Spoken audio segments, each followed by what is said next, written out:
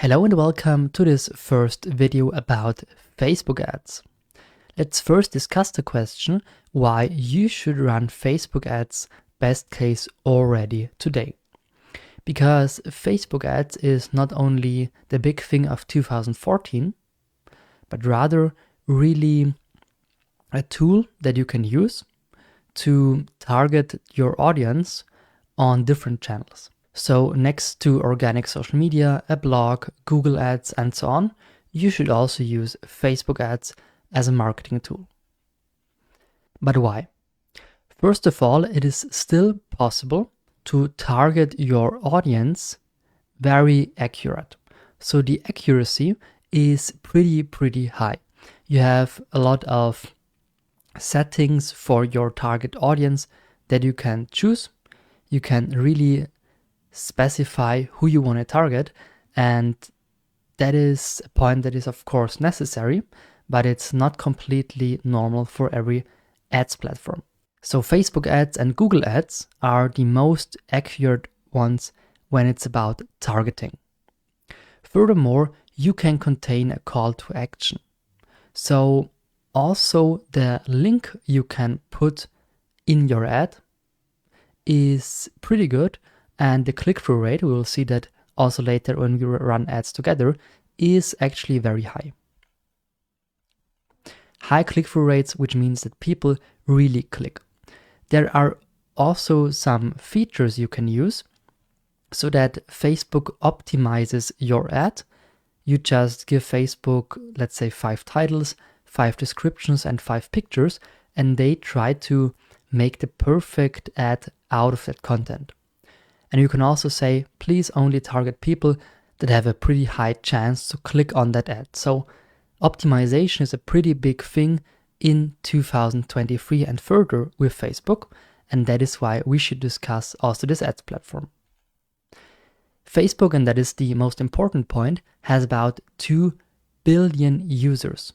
Of course, not all of them are active still, but it's a crazy number. So nothing can compare with Facebook, at least when it's about social media platforms. And the last point, the price performance is, I know that a lot of people say it isn't, but it is very good. If you, and that is the very big point that we will discuss in this course, if you have the right settings for your campaign. Okay, why Facebook ads? That should be clear. Let's now jump into the Facebook Business Manager and try to really set up everything we need to run our first ads. Let's start our Facebook ads journey by creating a Facebook Business Manager account. You can also use the Facebook Meta Business Suite, which is basically the same. I will also show you in the next video how you can switch between Facebook Business Manager and Meta Business Suite. The only difference is that the Business Suite, so the newer feature, so to say, is also pretty helpful when you want to plan content for your Facebook page maybe or Instagram profile, and you can also run ads directly with the Meta Business Suite.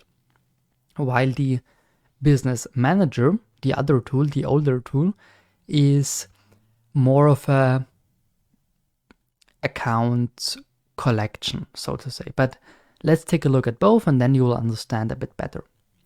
To log into the Facebook Business Manager, you already need a Facebook profile. You don't need a Facebook page yet, but a Facebook profile. So I click here on Facebook Business Manager, then I see something like this. business.facebook.com is the URL. And here it also says with Meta Business Suite or Meta Business Manager, as I said, nearly the same, you'll be able to oversee all of your pages, accounts, assets, and so on, and also the performance, of course. Here we click on Login with Facebook.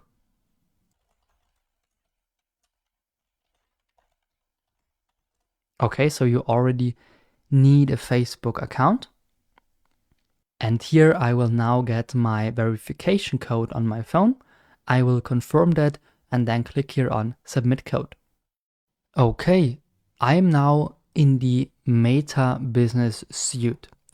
As I told you, here you have a better overview about your inbox, the content, the planner, and so on and so on. So here it's more about the content, while on the Business Manager you can reach with that button here, or by clicking on Help, go to Business Manager. You have more about the Ads Manager, the audiences, ads reporting, ad account, and so on and so on.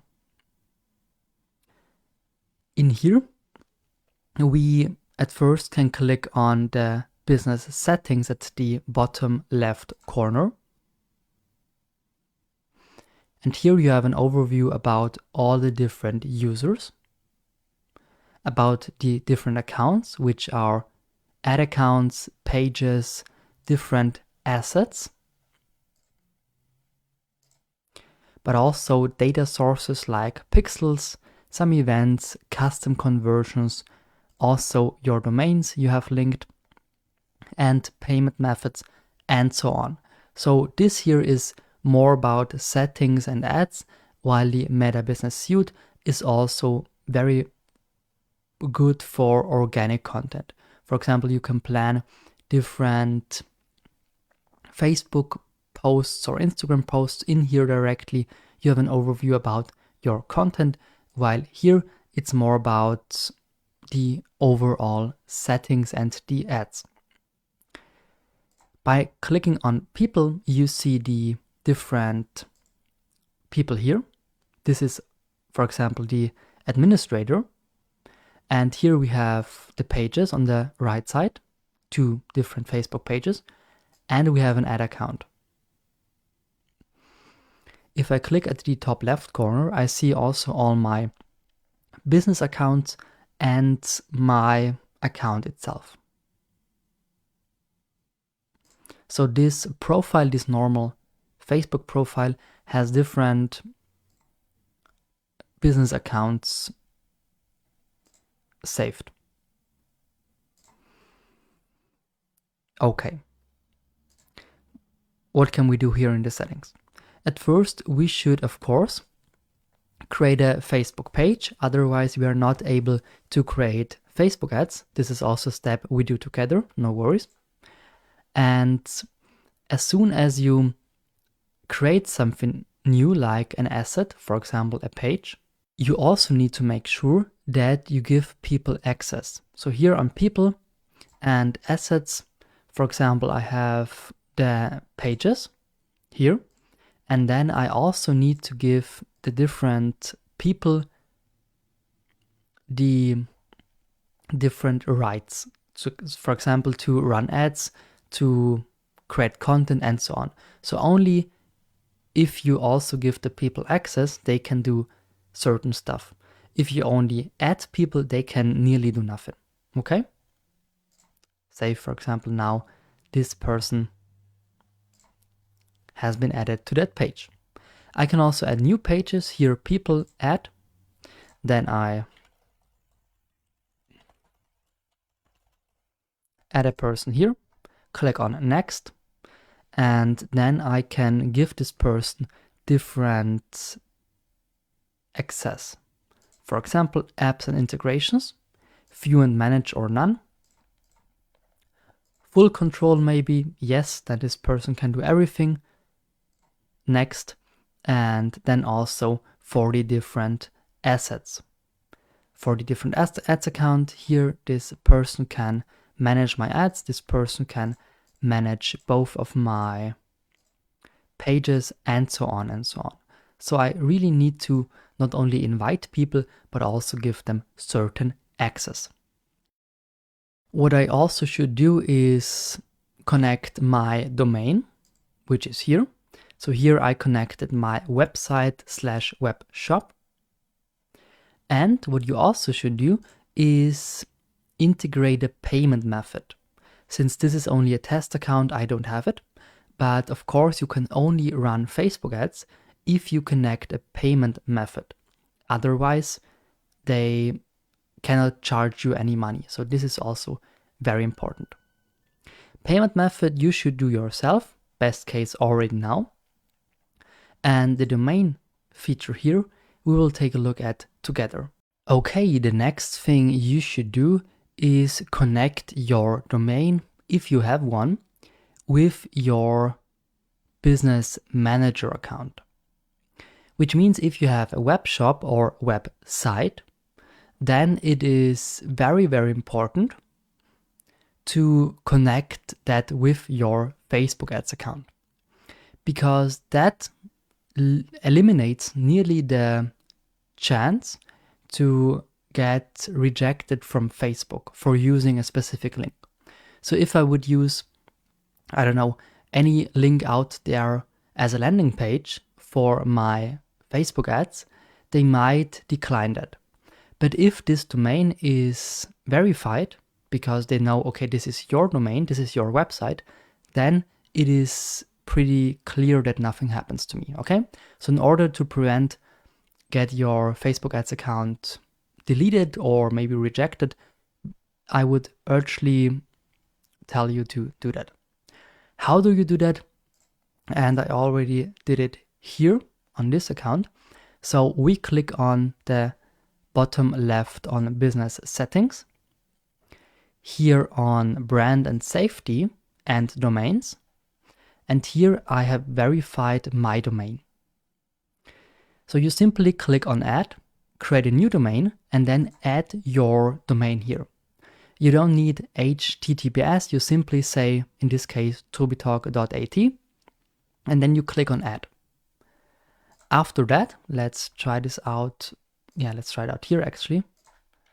With a fake domain in this case. Okay, it's not existing, so I cannot verify it, but still wanna show you how this look like. You see that here with not verified, that is clear. And then you get this meta tag. By clicking here, you copy that, and then you have to switch to your website backend, which can be WordPress, Wix, whatever. And then either you take a plugin for that, like a pixel meta tag plugin, or you paste exactly this tag somewhere in your header. So where you will find this JavaScript head, somewhere in between, you need to copy that in. Or you use a free plugin, which is also a good way. Depending, of course, on which provider you use. Jimdo, Wix, WordPress. I cannot show you that for all the different scenarios. That is why you simply have to try it out yourself. So copy this, put it in your head, or use a plugin. Okay, that's it. And then after a couple of minutes or hours, here it will be verified. If this doesn't work after 72 hours, so 3 full days, then you did something wrong, okay? So really give it a bit of time. Normally it takes like 1 minute, but if not, it can really take up to 3 days. If you have any questions, I'm here to help you, of course. You can describe me your scenario and then we can find a solution. Otherwise, just Google that step here, but it should be pretty simple actually. Just copy that, put it in your head, or use a plugin, and then you should be verified. An obvious point that is actually very important is to create a Facebook ads account first. That's why I'm on a business manager. And let me show you an ads account that we will use as a test account. When we click on the settings and then on accounts and add account, you won't see anything here. But it's pretty simple to create one. So actually it's here clicking on add. If you are not verified / don't have your billing account ready yet, you are not able to create a new account. So you need to verify all your stuff to create a second account, but actually one account is enough. Okay, let's switch to another business account here to show you that. We click on add account, add, create a new account.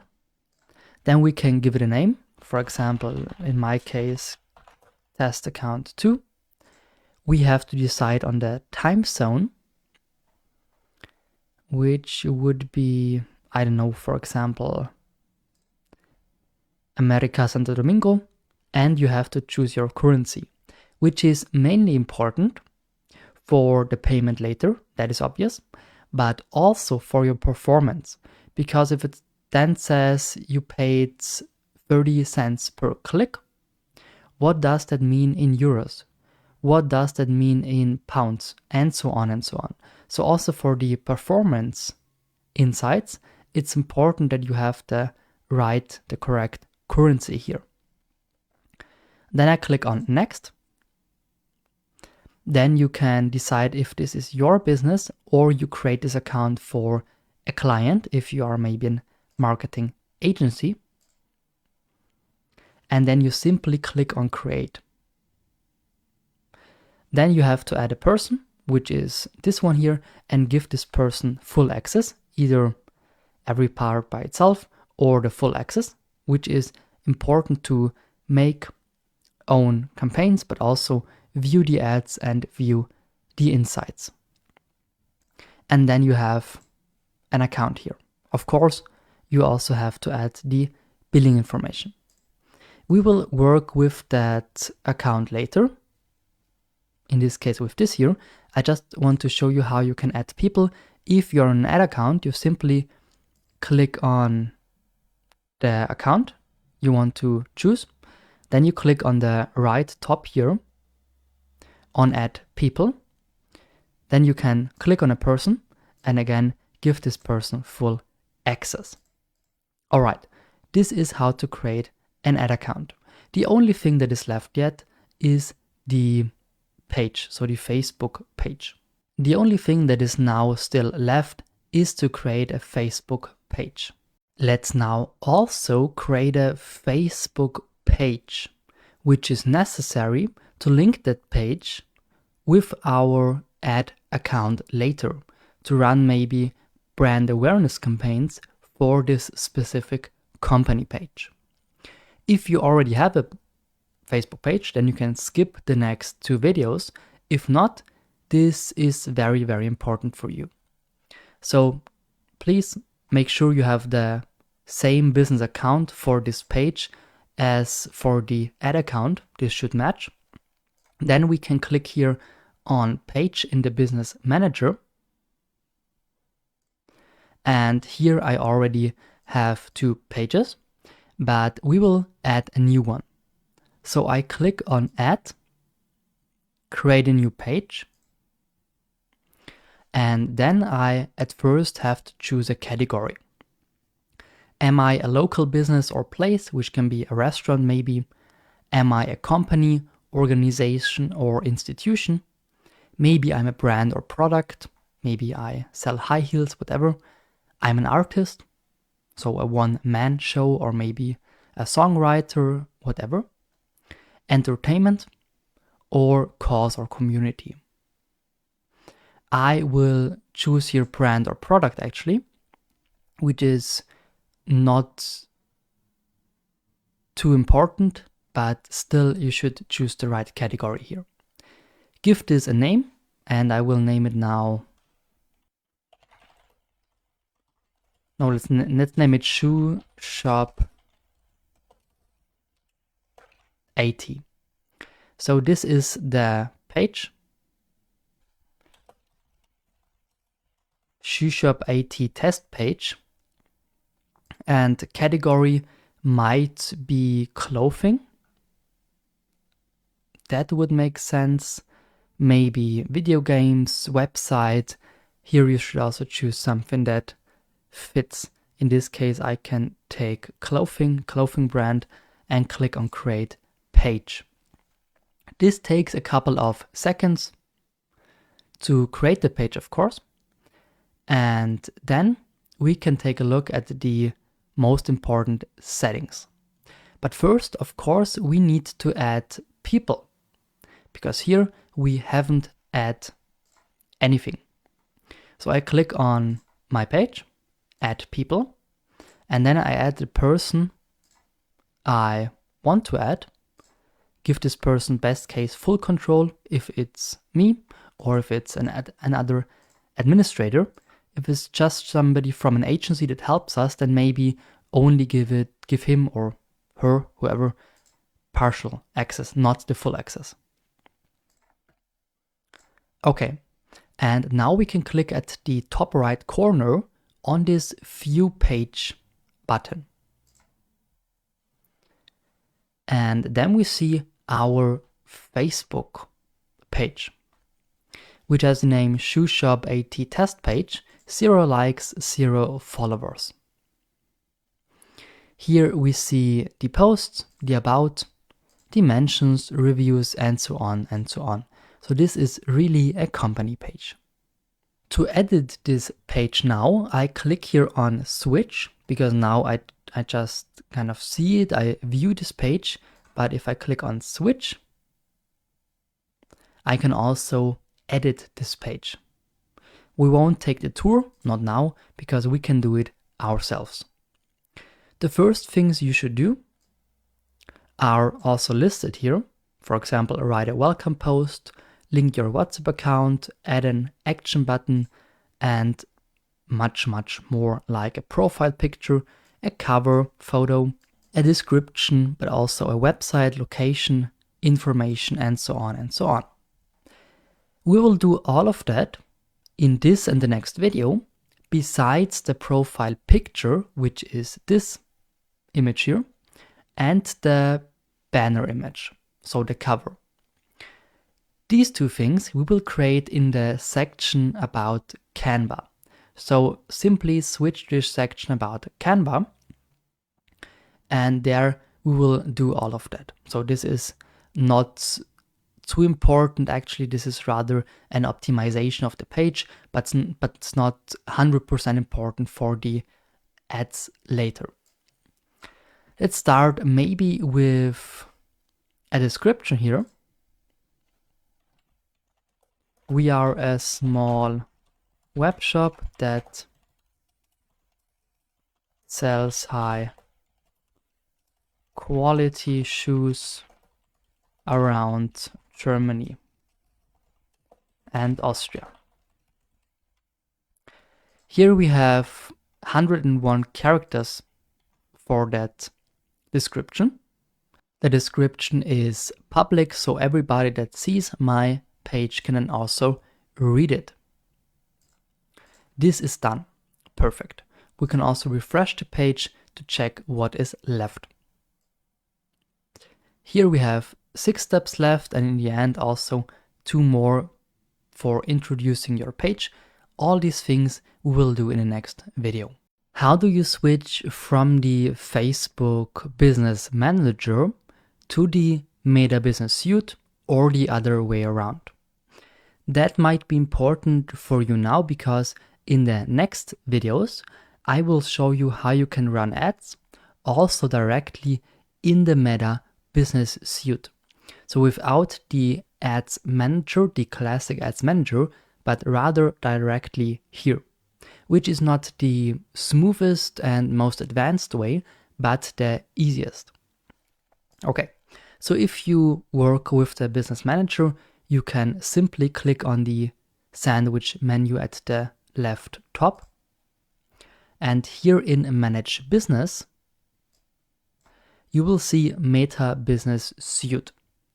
So we can click on that, and then we will reach this page.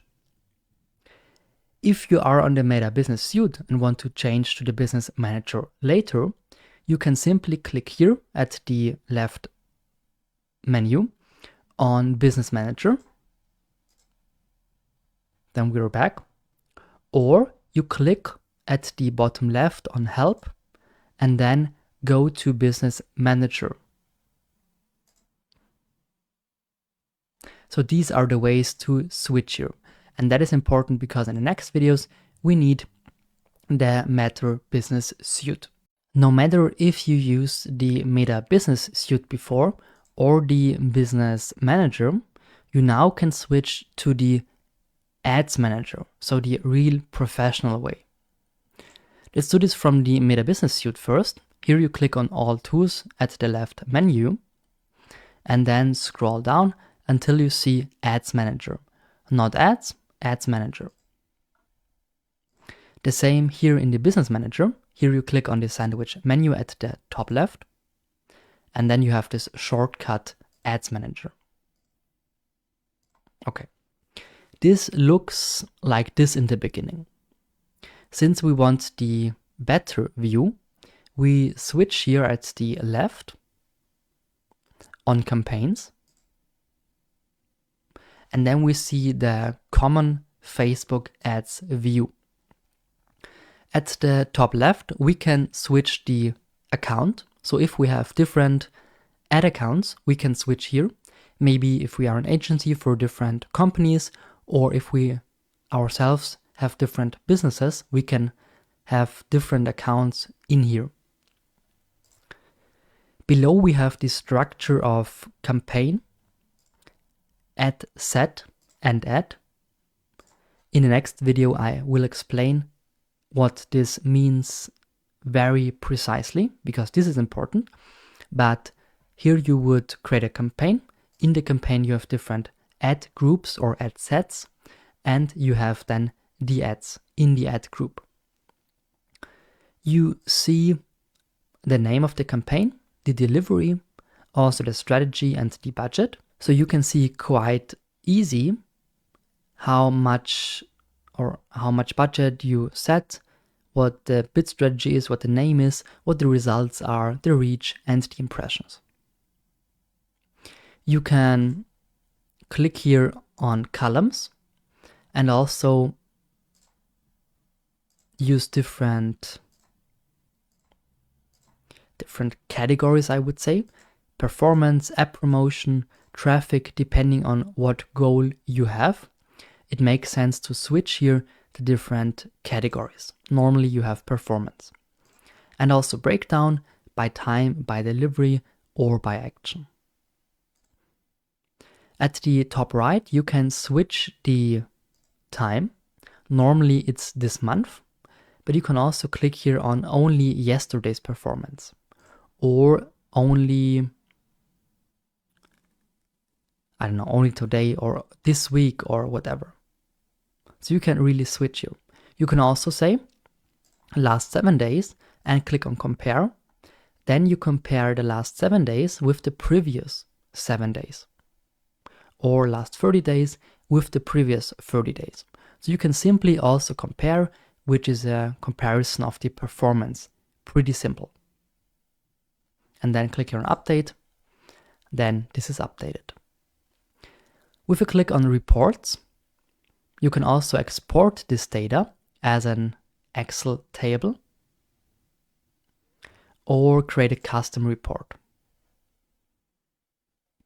But this is rather complex and not for now.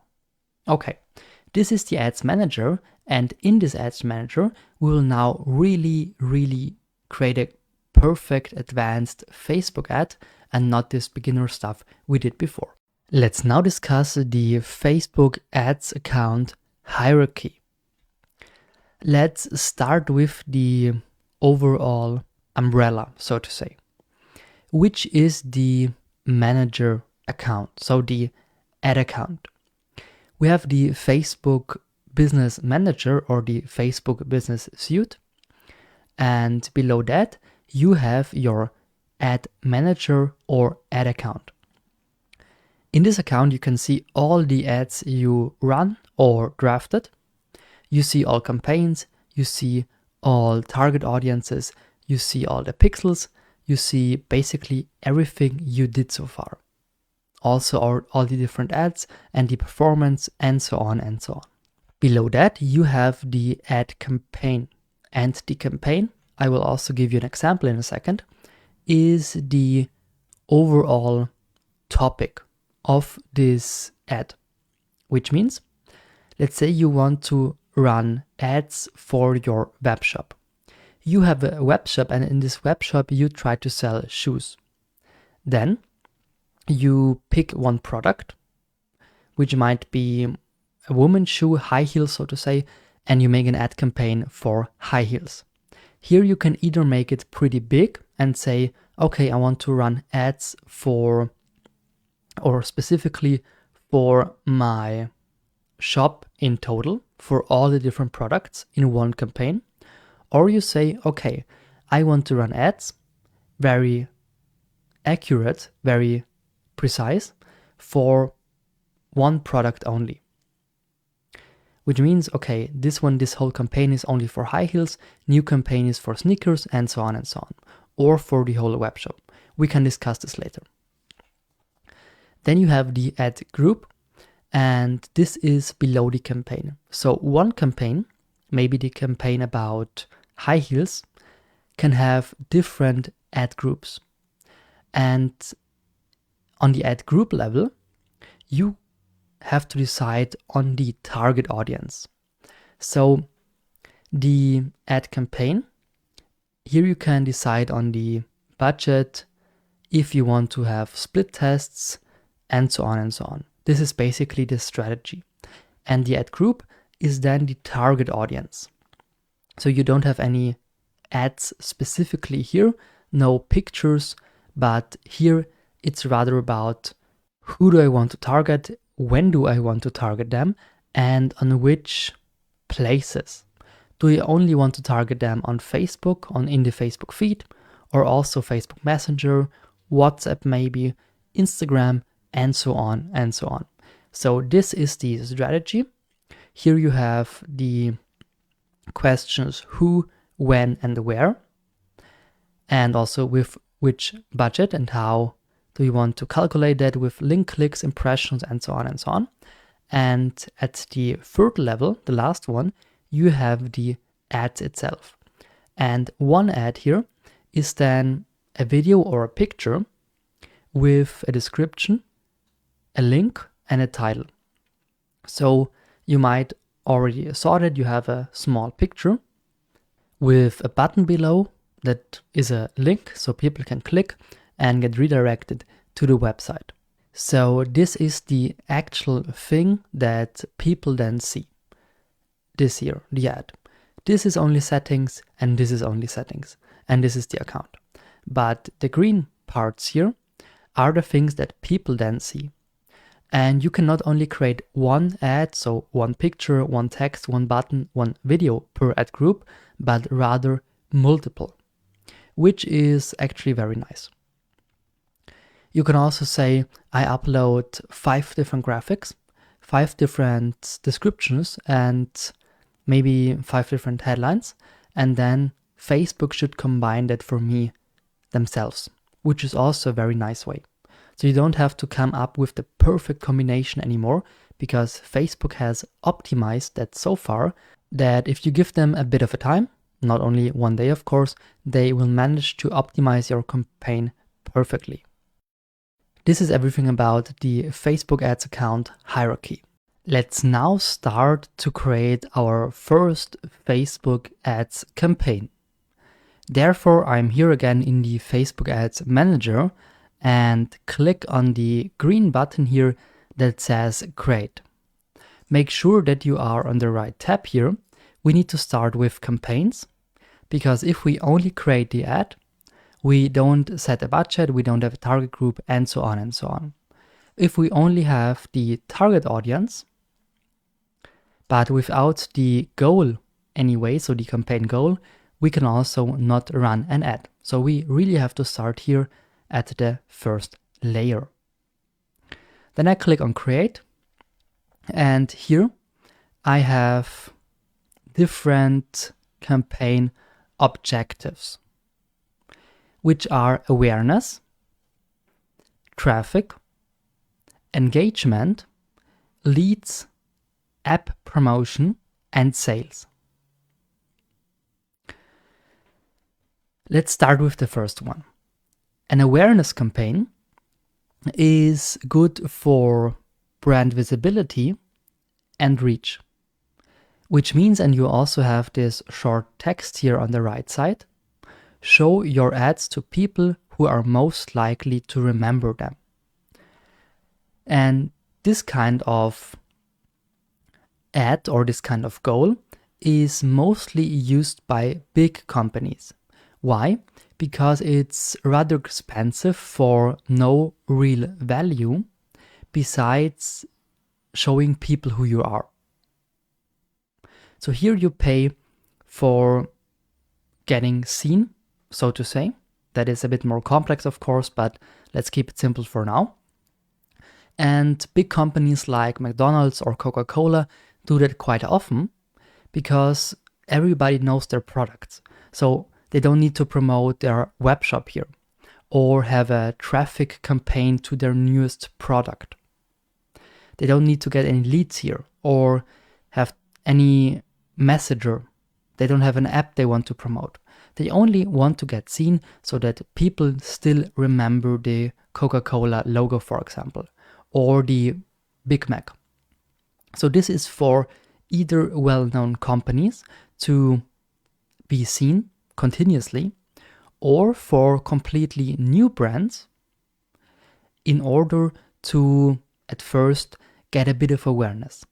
So you could make here a 3-steps plan. At first, you run an awareness campaign, and for the people that saw your first awareness campaign, you can then run a second campaign, a traffic campaign, to gain a few link clicks. And then for the people that clicked, which is then step number 3, you try to sell the product. So you can make this very complex or simply go in the beginning already with the traffic campaign, because awareness is rather expensive and is only for the reach, but not for clicks. But most of us, of course, want clicks on the web shop. Traffic means send people to a destination like your website, app, or Facebook event. Here it's about link clicks, landing page views, but also calls, of course. And this is the most often used one because it's the simplest one. You want clicks. You maybe have that in video or a picture with a product and the link says buy now or more information. People can click and then buy it. So here you simply want people to click. Third one is engagement. Here it's either about video views. So if you have a video and you want that video will get shown to a lot of people or a lot of people watch that video, then you can use the engagement here. You can also promote your Facebook page here to collect likes or event responses. Or you can use this kind of goal to get more messages on WhatsApp or in the Facebook Messenger. So a lot of different goals inside this goal here, depending on what you want. Also, if you have a post on your Facebook page, you can use this here to get more engagement, more comments, more likes. The fourth one here is to collect leads for your business or brand. So here you can either promote Facebook Messenger or your phone number for calls, or you can use an instant form, so a contact form that you create with Facebook, and there people can input their, for example, email address, name, and so on for your newsletter, or because they want that you contact them. So this is for leads, depending on you want to promote your newsletter or you want to have some sales calls. Could also be a good idea. App promotion, I think that is the most obvious one. Here it's good for app installs and app events. Find new people to install your app and continue using it.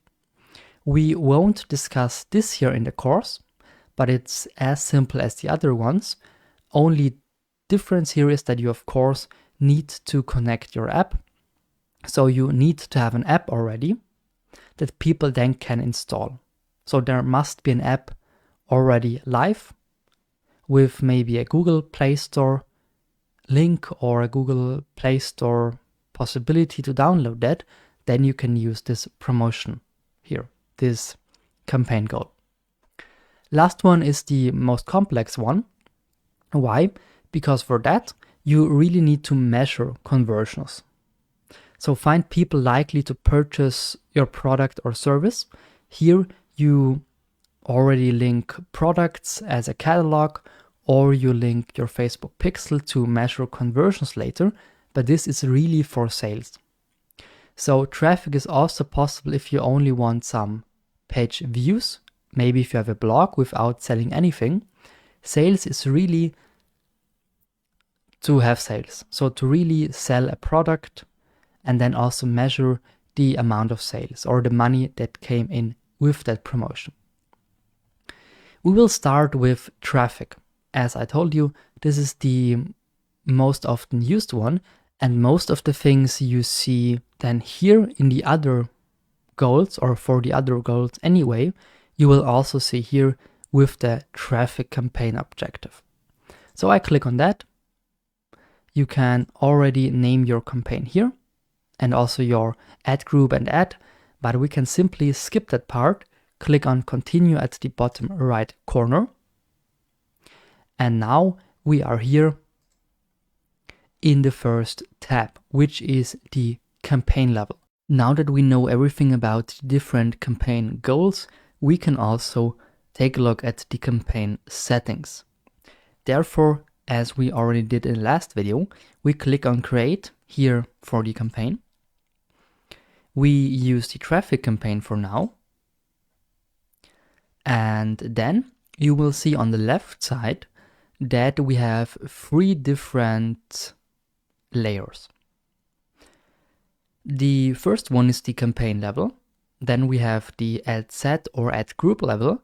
And then we have the ad level. And the blue one here, that is the one we are currently at.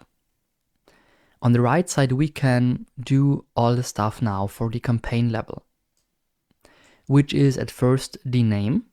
Here, the best thing you can do is write down what the campaign is about. For example, 2023 May, shoe shop, web shop. So I know about when this campaign starts. I know about the shop, and here in this case only the web shop, not the blog maybe, or not the actual offline shop, but this is the web shop. Then traffic campaign, and maybe also the budget if you want. So just information that you know a year from now what this campaign was about. Maybe it's only for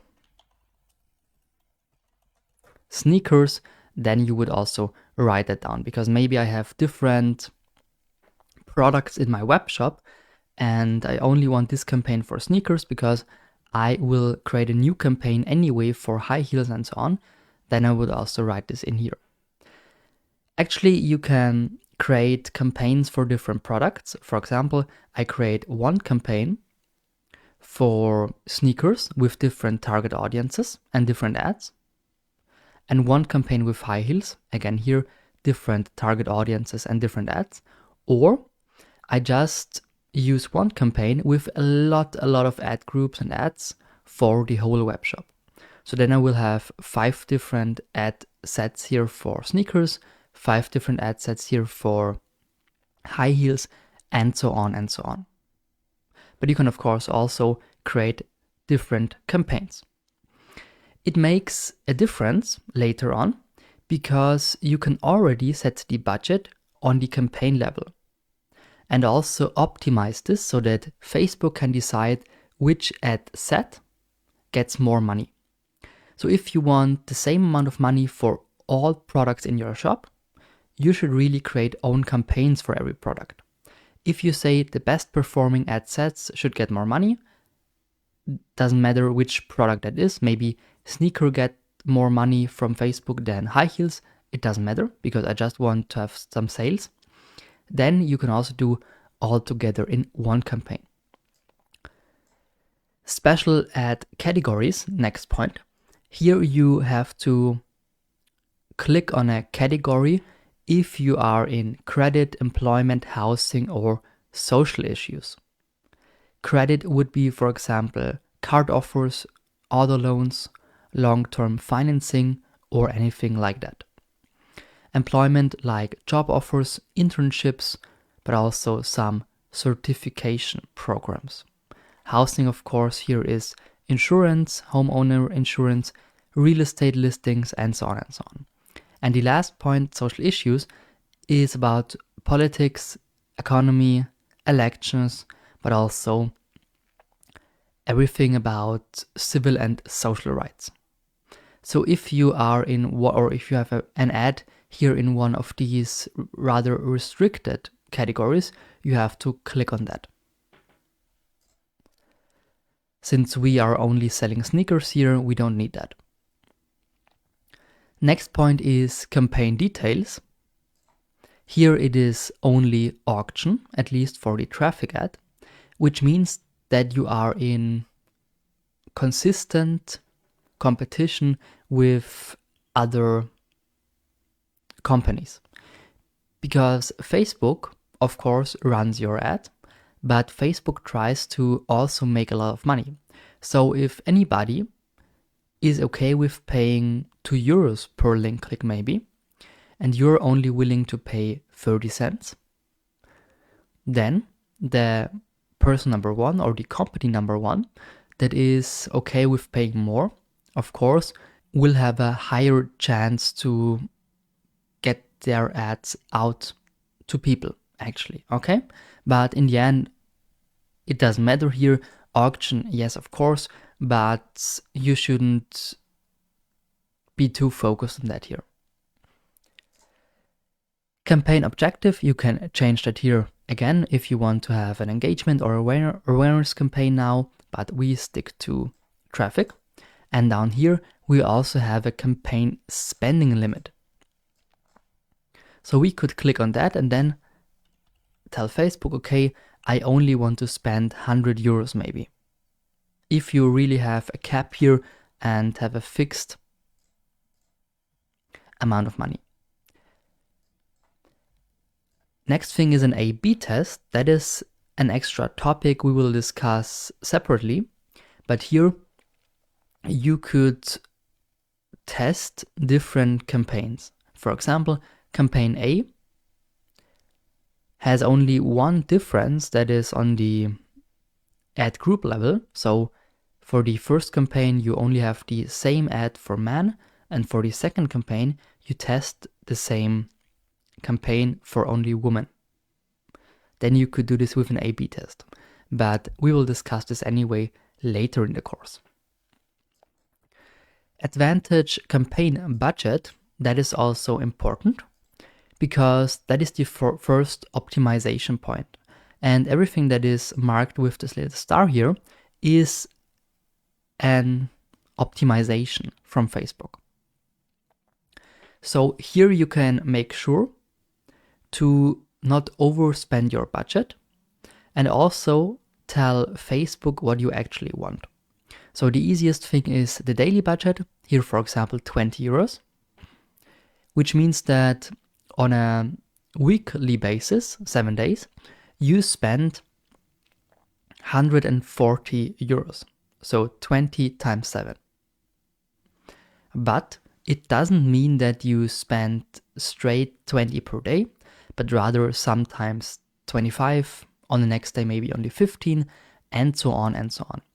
But you can use the daily budget if you want to make sure that you kind of have a fixed budget per day. Because the other option would be the lifetime budget. So you tell Facebook, okay, for this week I want to spend €1,400 maybe. And then Facebook can decide, also based on the activities, based on the competition and so on, how to spend this money. So they won't overspend it. They only spend 1,400, but they could decide to spend on Monday already 500, on Tuesday nothing, on Wednesday 200, and so on and so on. So it's not fixed per day, but rather simply your budget for the whole campaign. And if we want now the same budget as for the daily, then it would be lifetime 140 euros. I actually choose lifetime here because Facebook knows better when to run ads. So I don't want to tell them, please only use 20 every day. Because if Monday is better than Wednesday, maybe they can also use or run ads for 40 euros on Monday and no ads on Wednesday, because Facebook knows anyway when to do so. Also, the campaign bid strategy is important here. Here, normally it is highest volume, which is good because you get the most results for your budget. So they will spend all your budget, but that's okay because you have that budget, and try to give you the best performance with that budget. If you're a bit cheaper and don't want to spend that much money or try to improve the cost per click you have, then you can aim also for a certain cost per result. Result means impressions or clicks depending on what you choose then, while maximizing the volume of results. So it's basically the same, but here you also tell them to have a fixed aim per cost. Maybe the aim is to not spend more than 30 cents per click. Then Facebook has to kind of limit that.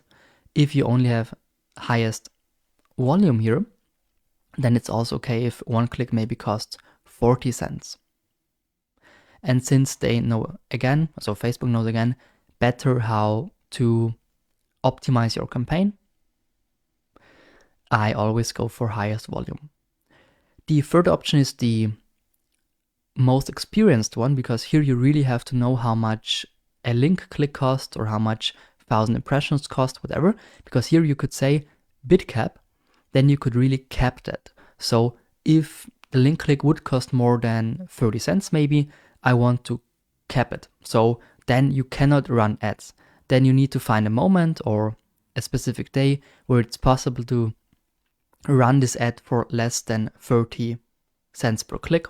But in the end, this won't give you the best results. Maybe it's the cheapest one, yes, but it's highly likely that you won't spend your whole budget, and it's also very likely that they cannot run your ads continuously because they always have to check if they are still in the bid range here. So go for highest volume if you want to have the least problems and just want to run your first ad. Then here ads scheduling, also interesting.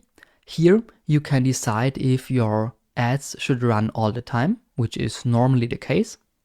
But if you have an offline business maybe, or if you only want people to see your ad on Monday afternoon, then you can click here on edit and click here on run on a schedule, and then later decide on specific days of the week or specific hours on the ad set level.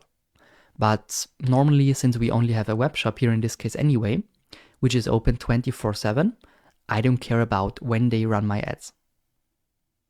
But if this is important, you can already do that here on the campaign level. Okay, so I always have this advantage campaign budget on, put in here my lifetime budget, and the very good point here is as well that they spend your budget later on the different ad groups, if you have different ad groups, like the performance tells them. So if they see that ad set number 1 performs way better than ad set number 2, then also ad set number 1 will get more money. So they can split the lifetime budget or the daily budget, doesn't matter, on the different ad sets if you already set the budget here for the campaign level. So you don't have to make this equal, every ad set gets 70 euros, but rather let Facebook decide how to split the budget on the ad sets. And the more Facebook can optimize, which we will also see on the ad level, the better your campaign performs normally. Okay, we click at the bottom right corner on next, and then we are already on the ad set level, which is a bit more complex and we have more things to do here. Now we are on the ad group or ad set level. And here I at first want to talk about the conversion and the performance goal here. But at first we give this ad set a name. And the campaign name was, of course, to know what this campaign is about. And the ad set name is to provide other people or myself in a year maybe with the information about these settings here. So for example, about the conversion goal, about the timing, about the audience and the placements. And to sum this up, the ad set is basically to specify who can see our ads later. So if we then say here, for target audience, only people from 18 to 25, of course, nobody above 25 will be able to see this ad here. Or if we only place that on Instagram and not Facebook, or the other way around, of course, nobody on Facebook/Instagram will see that. So here it's all about who can see our ads actually later. Which means we have, let's say, 18 to 35, Austria, Germany, this is the location, and interests are sports. So this is the target audience for sports. Maybe only basketball.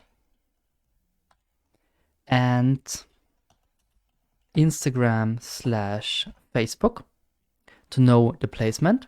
And the performance goal might be clicks. So this is about clicks. This could be a name. Of course, we can change that later anyway, because I'm not quite sure yet how the target audience will look like here. But when I'm finished, I should really change that name so that I know what this ad set is about. Let's keep it like that for now. Okay, conversion location. Choose where you want to drive traffic. You'll enter more details about the destination later. So you can run traffic not only on a website, which is the normal case, but also on an app or on the Facebook Messenger. Use this for WhatsApp or for calls. In this case, since we have a web shop, we want to drive traffic on that website. And then we also have the performance goal. And this is mainly to then have a look at the performance later. Because if we say we want to maximize the number of landing page views, then this is of course a different thing than maximizing the number of clicks here. So you also have other goals: maximize daily unique reach or the numbers of impressions. Link clicks is pretty obvious. Clicks on the link. Impressions is completely different. We'll try to show your ads to people as many times as possible. So that means that a person really can see my ads maybe 15 times a day. So really gets the ad a lot of times in his feed. While link click is more about people that are more likely to click on the link. Maximize number of landing page views. We'll try to show your ads to the people most likely to view the website. Okay, also pretty good. And the last one, maximize daily unique reach. We'll try to show your ads to people up to once per day, which means a lot of people, but only once per day. And here impressions can be that only a few people get it, but a lot of times a day. So different performance goals, which is very important and also for the reporting. So if it's about link clicks for you, you shouldn't go for impressions or you shouldn't go for unique reach, but you want link clicks, then just click on that, okay? So this is already important. Then we also have down here, show more options. And here we can decide if we want to pay for impressions or use link click. So you would pay per click or for 1000 impressions. In this case, since this is a new test profile, I cannot use link clicks now. Here it also says ad accounts owned by businesses new to Meta products can choose this option to pay for ads after several weeks of following our policies. So this you will be able to click on that after a few weeks only. Until then, you have to stick to the impressions or pay for impressions. In the end, I tested that quite a lot. It doesn't make a real difference. So if you pay maybe per click 40 cents, you pay for 1000 impressions probably the same amount. So how do you get charged? Normally it shouldn't make a difference, but if you anyway have the goal here to maximize your number of clicks, you should also pay per click. And if you have the goal to maximize the number of impressions, might be an idea to get charged for impressions. But in the end, as I said, the difference is not very big, but it's important what your performance goal is here. So this is more important than how you get charged. Okay, let's now talk about the dynamic creative here, which is another way to optimize your content. The next point is the dynamic creative. And this is one simple step, but actually an important one. So it is important to understand what this actually means. Dynamic creative. Provide creative elements, so you can later upload videos, pictures, and so on. And Facebook generates a combination of that. So if you have a picture, they are then allowed to change the background or change your picture into a video or the other way around, or use some audio for your ad. So that is a way of automatic optimization here, because if Facebook thinks that this and that song might improve the performance, that is good, or that another background color would be nice, then this is of course good. But if you have like clear guidelines, for example, you are a company and you have one main brand color, which is some kind of green, and now you activate that here, then they are allowed to change your green background into a red background maybe. This wouldn't be fitting then for your brand. Of course, this is an extreme example, but still, they could do that. So it's rather risky when you think about branding and when you think about how you want to be seen as a brand to use this here. If you click here on learn more, you will also see what they can do. Applying minor image enhancements, so they could change minor things on your image. They can crop your image or video. So maybe then your logo is not even on the picture anymore because they simply crop it. Expanding an image by filling the background with matching colors, as I said. Applying a template to your creative elements for stories. Creating a stories carousel ad based on a single image or headline. That is actually nice, but yeah, as I said, the other things are not so good. Playback speed for videos without sound. Creating videos from images. So if you have, let's say, 5 images, they could combine them and make a video out of it. Swapping text between fields. This is okay. But if you have a primary text and a headline, which we'll see later on the ad level, they could switch that. It could be nice, but could also be not so fitting. Select sounds based on your ad's content as well. Maybe I don't want songs, but then they are allowed to use them. So it's a nice way to optimize your campaign. But if you have any guidelines or rules, maybe you have a disclaimer on your picture or in your video, then of course there is a risk that this disclaimer will get cropped because of whatever. So it's risky to use it if you have high or very strict rules. If not, you can use it, okay? So it's, as I said, rather complex or a bit more than it might sound. It could improve your performance, but it could also lead to the point where your content doesn't look like your content anymore or looks not the way you want it to look like, okay? So an optimization you should know about, but to be honest, I don't use that at all, so I will turn it off now.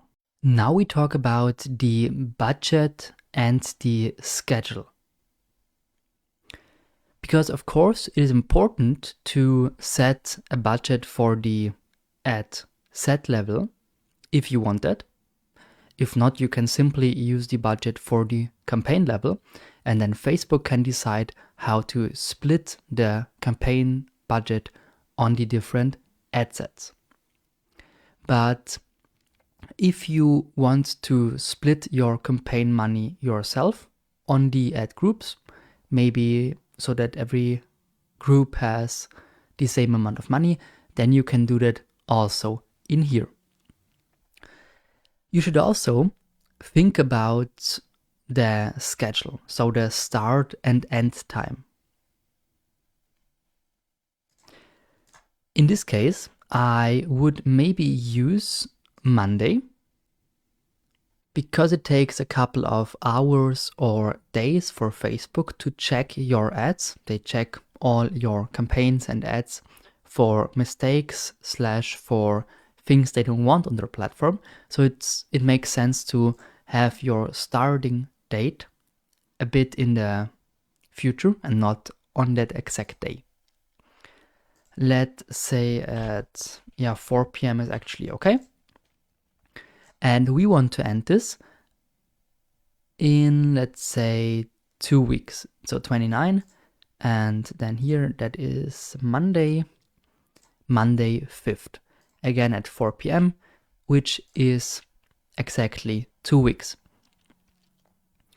The thing is, if you have a lot of ad groups or a lot of ads, if you make split tests or simply have a lot of stuff in here and a lot of optimizations that Facebook can do for you, like creating variations with different descriptions, titles, and pictures, or having different target audiences, different ad sets, and Facebook then tries to choose the perfect one for you, then this takes time.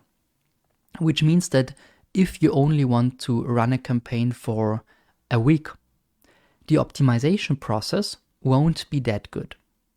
That is why my recommendation is to always run your ads for a minimum of 2 weeks. It doesn't matter in the end how big your campaign's budget is. If it's only 100 euros, okay, still try it out with 2 weeks. And that is better than simply trying to already spend your 100 euros in 2 days. Because in 2 days, Facebook is not able to test your ad sets or your campaign properly. So here I have 2 weeks now with this budget of 140 euros, I think. Okay. This is the schedule. Now you can click here on show more options. And if you now have a minimum amount of money Facebook should spend on this specific ad set, then you can click here on ad set spend limits and choose here a minimum lifetime. For example, 6 euros, which is nearly half the whole campaign budget. The whole campaign budget is 140, 60 is nearly 50%. So 60 to 75 lifetime, that would make sense, but only if you have then a second ad set. because you cannot say 140 for the whole campaign, but maximum 75 for this ad set, but without a second or third ad set, because then about 65 euros are left. Okay, this is also what it says here. Doesn't make sense if you don't have a second ad set. In this case, anyway, I don't need it. If I don't have that, Facebook can decide by itself how to split your campaign's budget on the different ads, or rather on the different ad sets, on the different target audiences, which is a very nice optimization that I would highly recommend. Okay, so I don't use this spend limits here at all, because Facebook knows anyway what to do here. All right. Now we have the timing, we have the budget, we also know our conversion location and the performance goal. Now it's time to talk a bit about the audience, which is the biggest part of the ad set, because here I tell Facebook exactly who should see my ad or who is not allowed to see my ads then later. When we now create a target audience, you will see that here on the right side, in this tab Audience Definition, a few things will happen. Because here you see the estimated audience size for the settings on the left side. So if I now tell Facebook, okay, my age group is only 18 to 30 maybe, then my estimated audience size is of course smaller, in this case about 2 million. Then if I have this on 18 to 50, then it's 3.8 to 4.5 million people. That is also changing if I make changes here for the location. Currently it's only Austria. If I also include Germany, then it's of course way, way bigger. So always have a look at the estimated audience size here. And you also have this green, which is middle, which is okay. Your audience selection is fairly broad, not too small, not too big. If it's red, it's rather specific or even too specific. So you should make your audience a bit bigger. And if it's too broad, it's also not good, because then too many people are targeted. So if it's here in the green section, then it is actually okay. What you also might see here is this estimated daily results. And this is only possible if you stop this budget optimization on the campaign level, this here, where we had a lifetime budget of 140, I think. I turned this off before, so 140, we had it like this. And if you have that on, Facebook decides on itself how to split the budget on the ad sets based on their performance. That is why Facebook cannot tell us the estimated daily results. Because for what budget? So if we then later have a second ad set, and this here, this first one gets 100 euros of the 140 and the other one only 40, of course the estimated daily results will be higher here. But Facebook can change that from time to time anyway, so that is why they cannot give an estimation. If you, what I wouldn't do, turn this off, so you don't have this optimization, you see here the daily results, reach and link clicks, only to show you that also in here there are some changes. When you change something for the audience, I will turn this off, but normally I work with this advantage campaign budget. So it is good, I would turn it on, but just for practical reasons, to see this estimated daily results, I will turn it off for now, okay? Here you see the reach, which is basically number of accounts, sender accounts, so number of people that will see my ad daily, which is 5,000 to 15,000 for this amount of money. So for 20 euros per day, you get these results. 5,000 to 15,000 people and about 120 to 348 link clicks. Of course, depending on your ads later, on your images, videos, titles, and so on and so on. So if you don't have this optimization on the campaign level, you have to set your lifetime budget in here for the ad level, okay? Then you really have to give every ad set a separated budget that will only be spent for this specific ad set. Then again, the start date and the end date, okay? And now we have for these 2 weeks with 140 euros, which is about 10 euros per day. These results, about 3,000 to 8.5 thousand people reached and about 28,237 link clicks. And as I told you, only for practical reasons, we will now work with that here, so without the optimization on the campaign level. Now it's time to create a target audience. So who should see or should be able to see our ads? In this video, we start with the location, the age, and the gender, so the rather easy parts, before we then in the next video talk about the interests and the behaviors, but also the languages. First of all, you can also use already saved audiences. Here, for example, I already saved 2 audiences that are named with topic, in this case, only females, only Germany, 18 to 30, and so on and so on. But we can of course also create a new one and then save this later, maybe for another campaign in a couple of weeks, so that I don't have to recreate it, but rather just save it and then click on that. If we have existing audiences, like a custom audience or a lookalike audience, I will explain that later to you, we can exclude them or include them. Here, either exclude or include.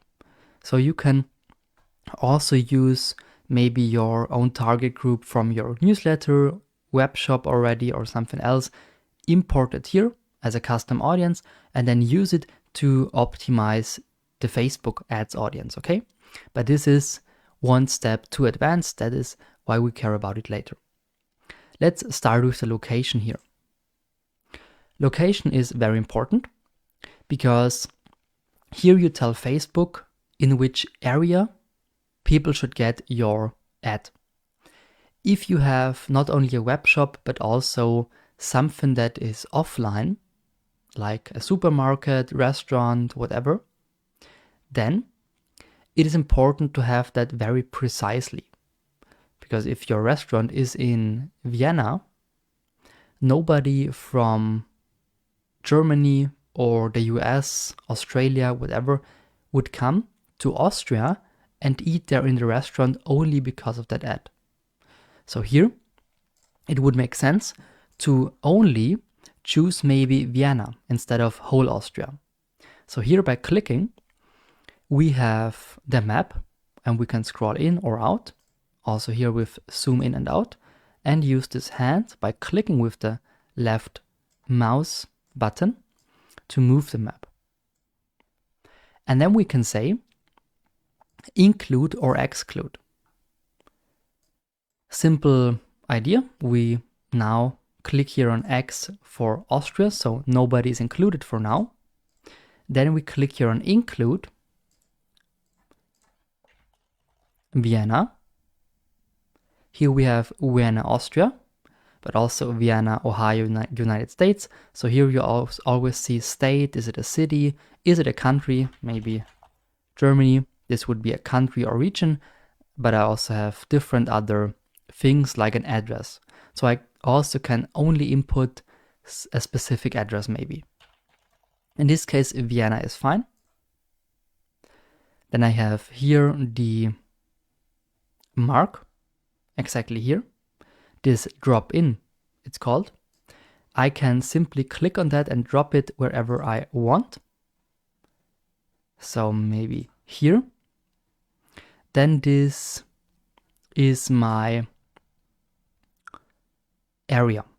So I can not only include here a city, a region, or an address maybe, but also use this drop pin to have concrete coordinates. And then tell Facebook also how much further this should get. So either only 2 miles or up to 50 miles from that specific point. In this case, only Vienna, which is about, I think, 5 miles. Yeah, Vienna is here, so 5 miles is actually okay. Put it exactly on Vienna, which is then the second pin here, and delete the first one. 5 miles, that is okay. Yeah, that is fine actually. It's not that big. 3 only. That's that. And you can have multiple of these drop pins with different areas or with a different size. But actually for a normal online ad like a web shop, it doesn't matter too much, because here I simply can say we are shipping to Austria and Germany. That is why I take Austria and Germany here. Perfect, that's it. So that is quite simple if you don't have any local ads. You can also, next to that, so you can include multiple things here, multiple locations. You can also exclude something. Exclude something that is actually included. For example, we have here Germany, and we have the capital, which is, let me zoom in, which is Berlin. And maybe, because whysoever, we ship to whole Germany, but not to Berlin. I don't know why, okay? Without any specific reasons, this is what we try now. Here you can again use the drop pin also to exclude something. Then this drop pin is red. We can try that. Here now it is Berlin. So we see Germany, but also 10 miles, which is nearly whole Berlin. Maybe use 15. This is excluded. Or we say exclude and search Berlin here. And now we see exactly whole Berlin is excluded with this red. Everything that is blue, or in this case green included, that is in Germany and Austria besides Berlin.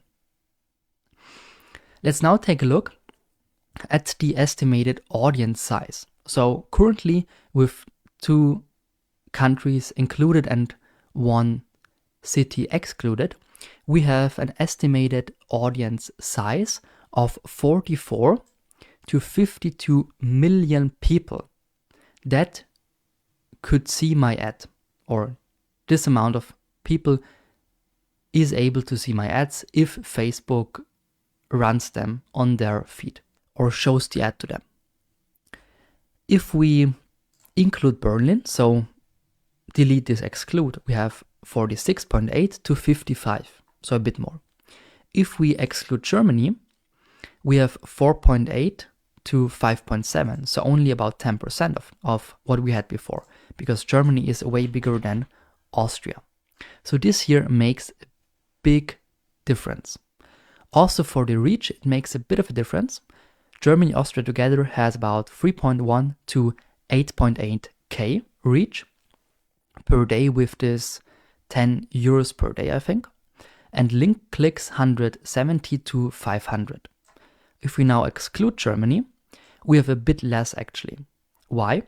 This might be because they cannot run too many ads because the target audience is too small, or people from Germany are more likely to click on links, whatever. So Facebook has reasons for this estimation. In the end, it is not too concrete actually, but it shows us that a bigger location or a bigger audience in total is actually not too bad. So this is quite okay. But there is one thing that, with the location, that you also keep in mind. And that is here above the include exclude. Here you have a drop-down menu with 4 points. Because who do you want to include in these locations?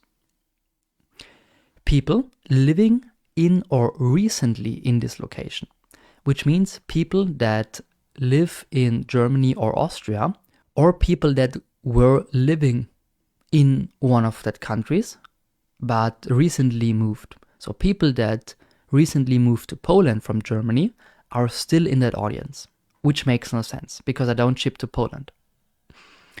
People living in this location, now we have 46.8 to 55.1 million estimated. And if we click here on people living in this location, we have 46.7 to 55. So only 100,000 less. But still it makes more sense because if I only ship to Germany and Austria, I don't need people that don't live in one of the countries anymore.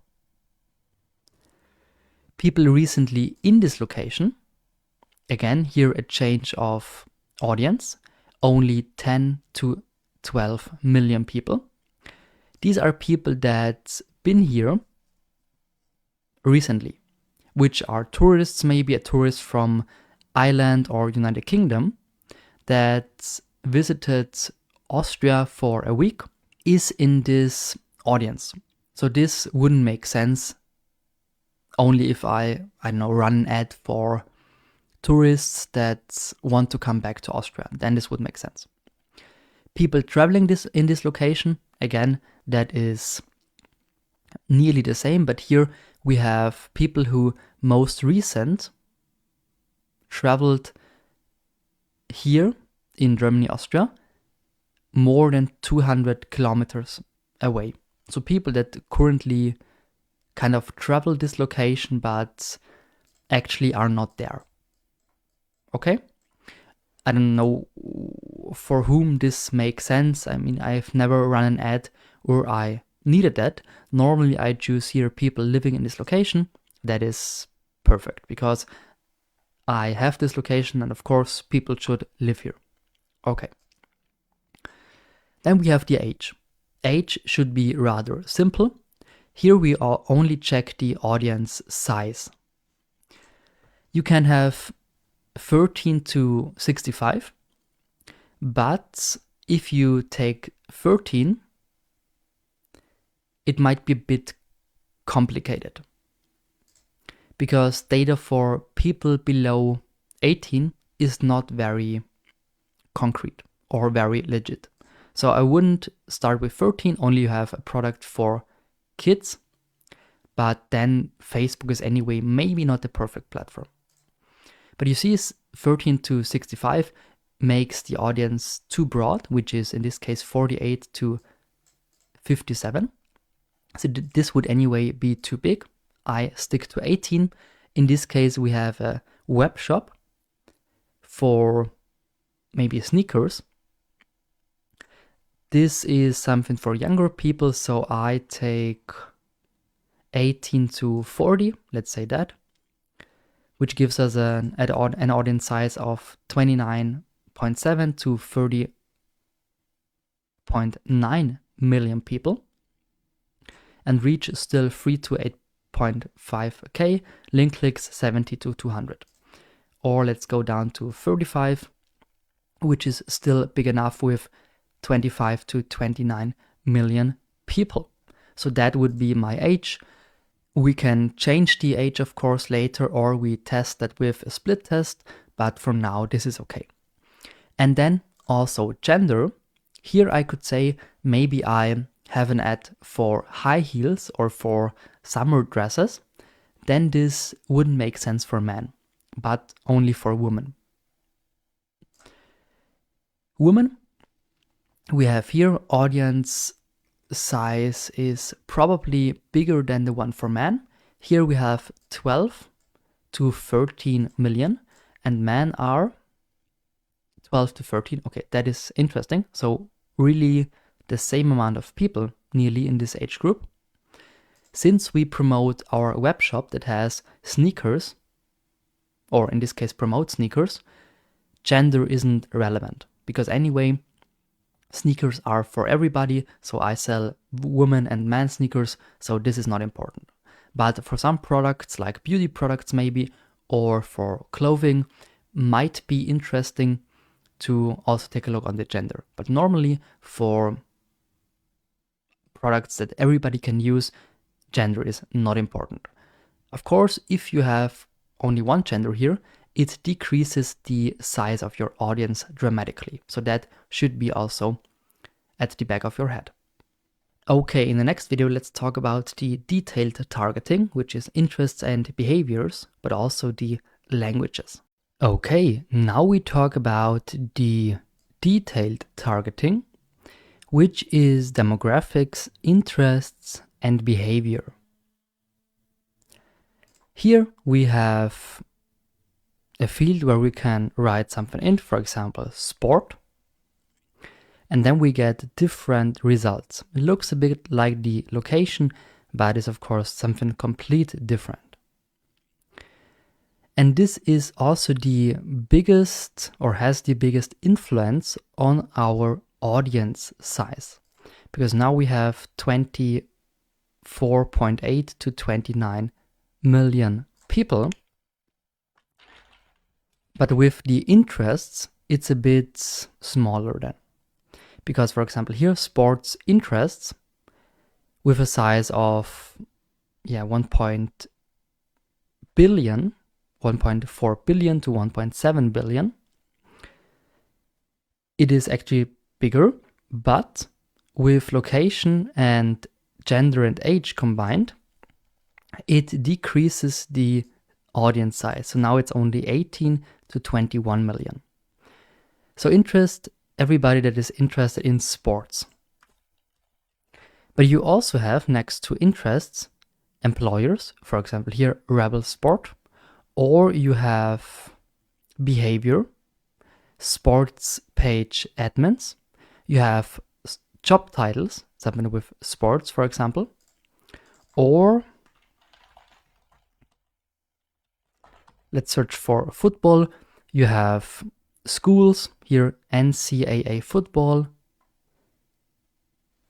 you have, let's search for that, here National Football League, so also like clubs, not only companies. And you have to be very careful what you take, because if you take instead of football here this year, employer, then you only have a couple of people that are employees of that company. So here you need to be very precise. If this search function is not good for you, you can click here on browse. Then you have the free categories. Here in demographics, you have education. For example, the field of study, economics, or I don't know, finance analysts, education, maybe if I have a book for finance analysts, then I can easily filter them by education. Or you search for a school, or you click on level, and I only want people here with a master's degree maybe. This could make sense for job campaigns. So if I have a job that I want to offer, then I can do that, of course, also with Facebook, but I only want to include people with a master's degree. So that is the education. In demographics, we also have financials, life events, parents, relationship, and work. In financials, we have the income. Maybe I have a high price product. Then I could say household income, maybe top 25 to 50% or top 10%. So the richest 10%. But this is a bit complex, of course, in this case for Germany and Austria. So this only makes sense for the US. We have life events, maybe people that are away from the family or away from the hometown. And when you simply hover on that field, you always see on the right side here size and description. Here it says people who are away from their hometown. Size is pretty big with about 136 million people. But of course, with the location, age, and gender filter, it's very small actually. We can try that. Now we have 25,000 people. When we click that, we only have 1 million left. So it makes the audience pretty small. Anniversary with 30 days or with 31 to 60 days. This could make sense if I have maybe something for marriage or partnership. Maybe I sell bracelets for couples. Then I could use this here. Also, what else? Birthday, upcoming birthday, or birthday only in November. Maybe if I have, as I said, bracelets with a specific date on it or with a specific month on it, so bracelets with November, December, October, I could make an ad set for every product, so for every month, and then click here on birthday in November to only show that to people that have a birthday in November. It's a lot of effort, yes, so you need to create 12 ad groups, but still, it is a way to go. Upcoming birthdays, only one click, also possible. If you have like things for a birthday party, balloons, cake, something else, you could run ads for people with an upcoming birthday. Friends of men with a birthday 7 to 30 days.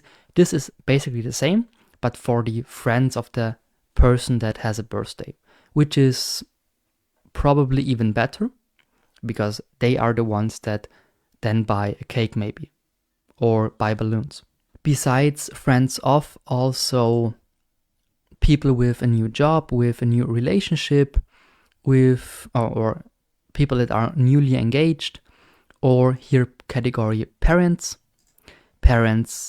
all, or with adult children, with early school age children, with preschoolers, and so on and so on. So you can really be specific here. Relationship, the status, if they are divorced, domestic partnership, engaged in a relationship, and so on. This is rather simple. And work as well. So the employer you could search here, or the industry.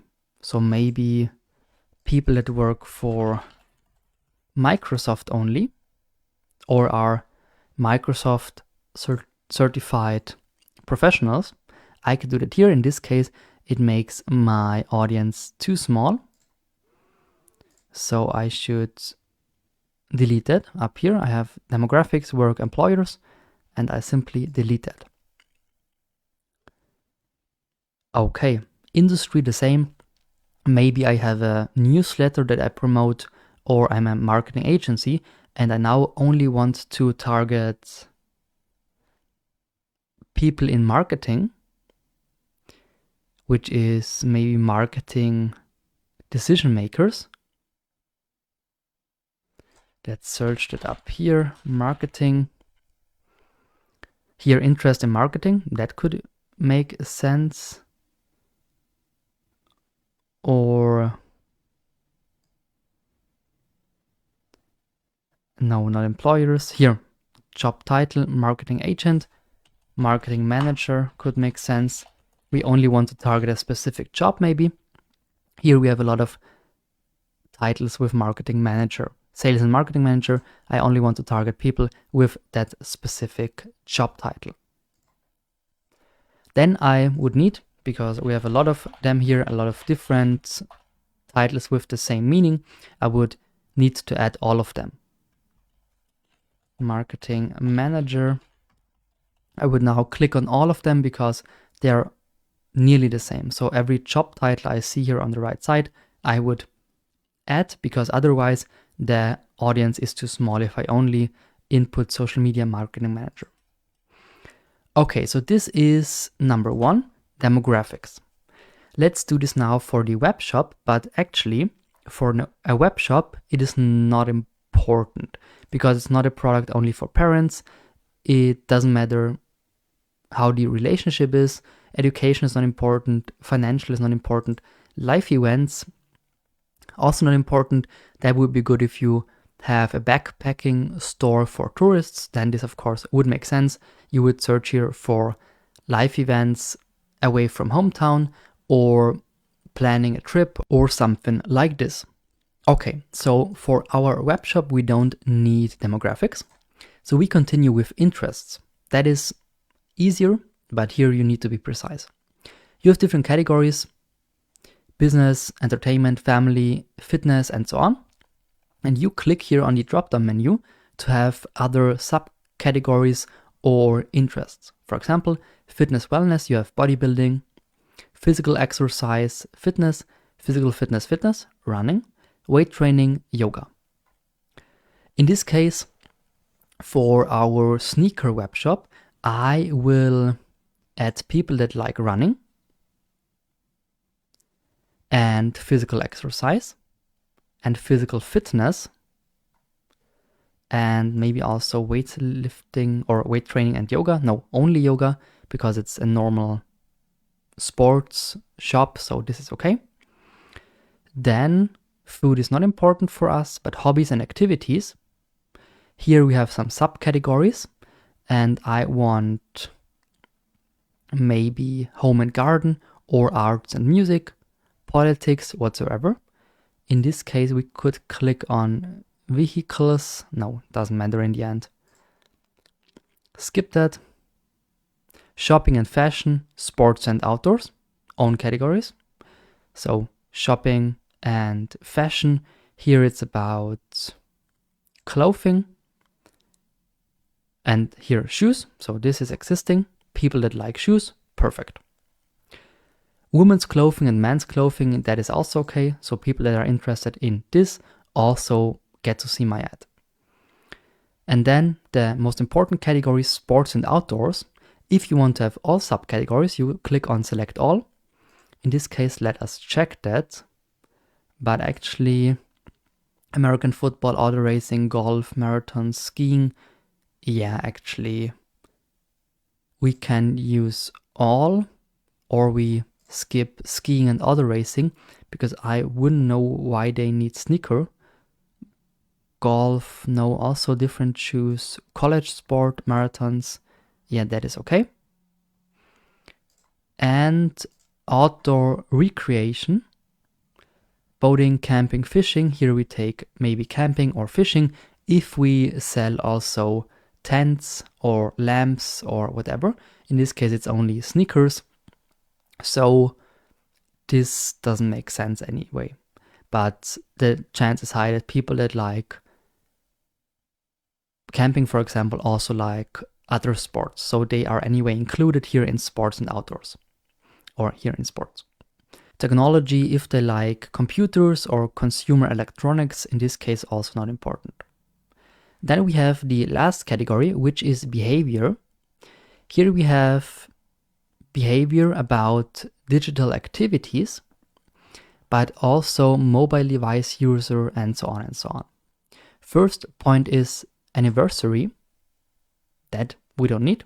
Then mobile device users, maybe people that have a recent detected device here with Facebook access, but in the end, also not important. Behavior, purchase behavior,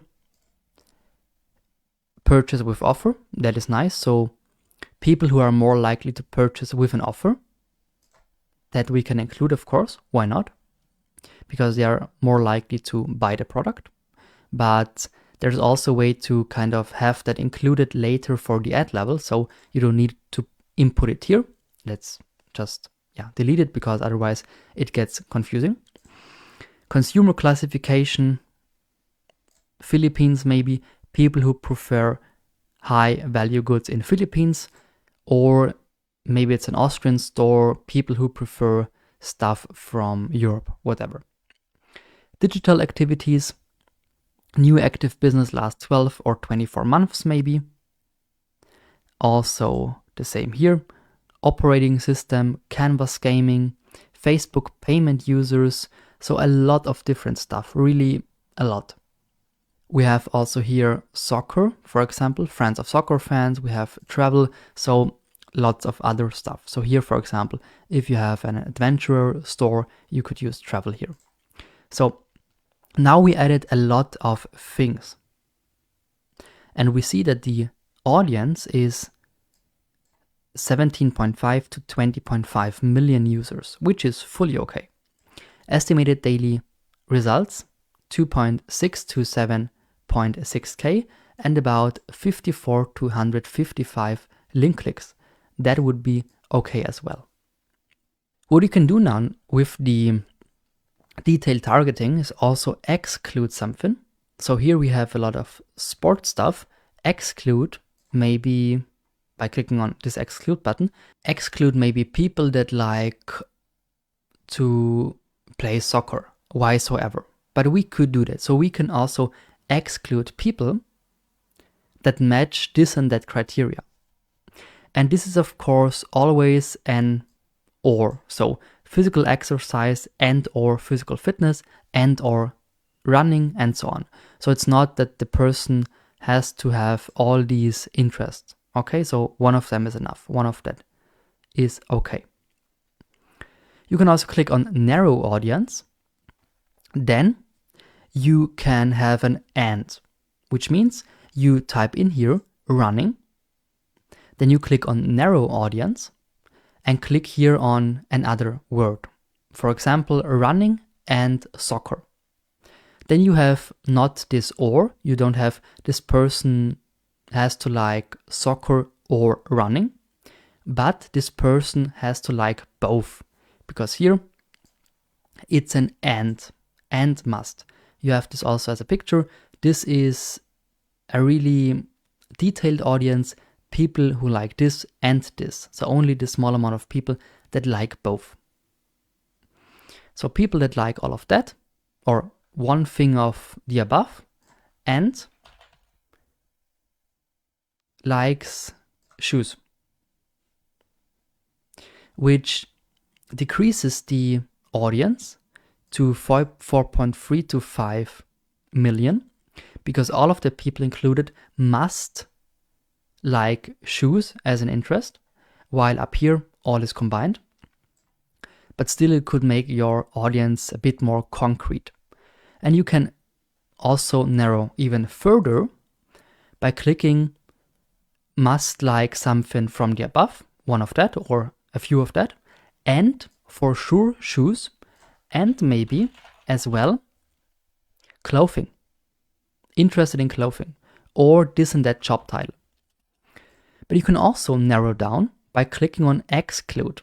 So they have to like one of the above or a few of that, and for sure shoes, but they are not allowed to like clothing maybe, which would make the audience too specific, but still it is possible to do that. So if your audience is very big, you can use that narrow function to use and exclude to make it more specific.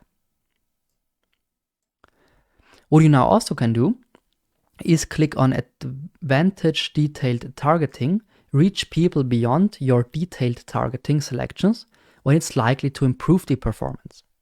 Sounds hard or sounds confusing, but actually it's very nice, because I don't know for sure if I now have included my whole target audience with these interests here.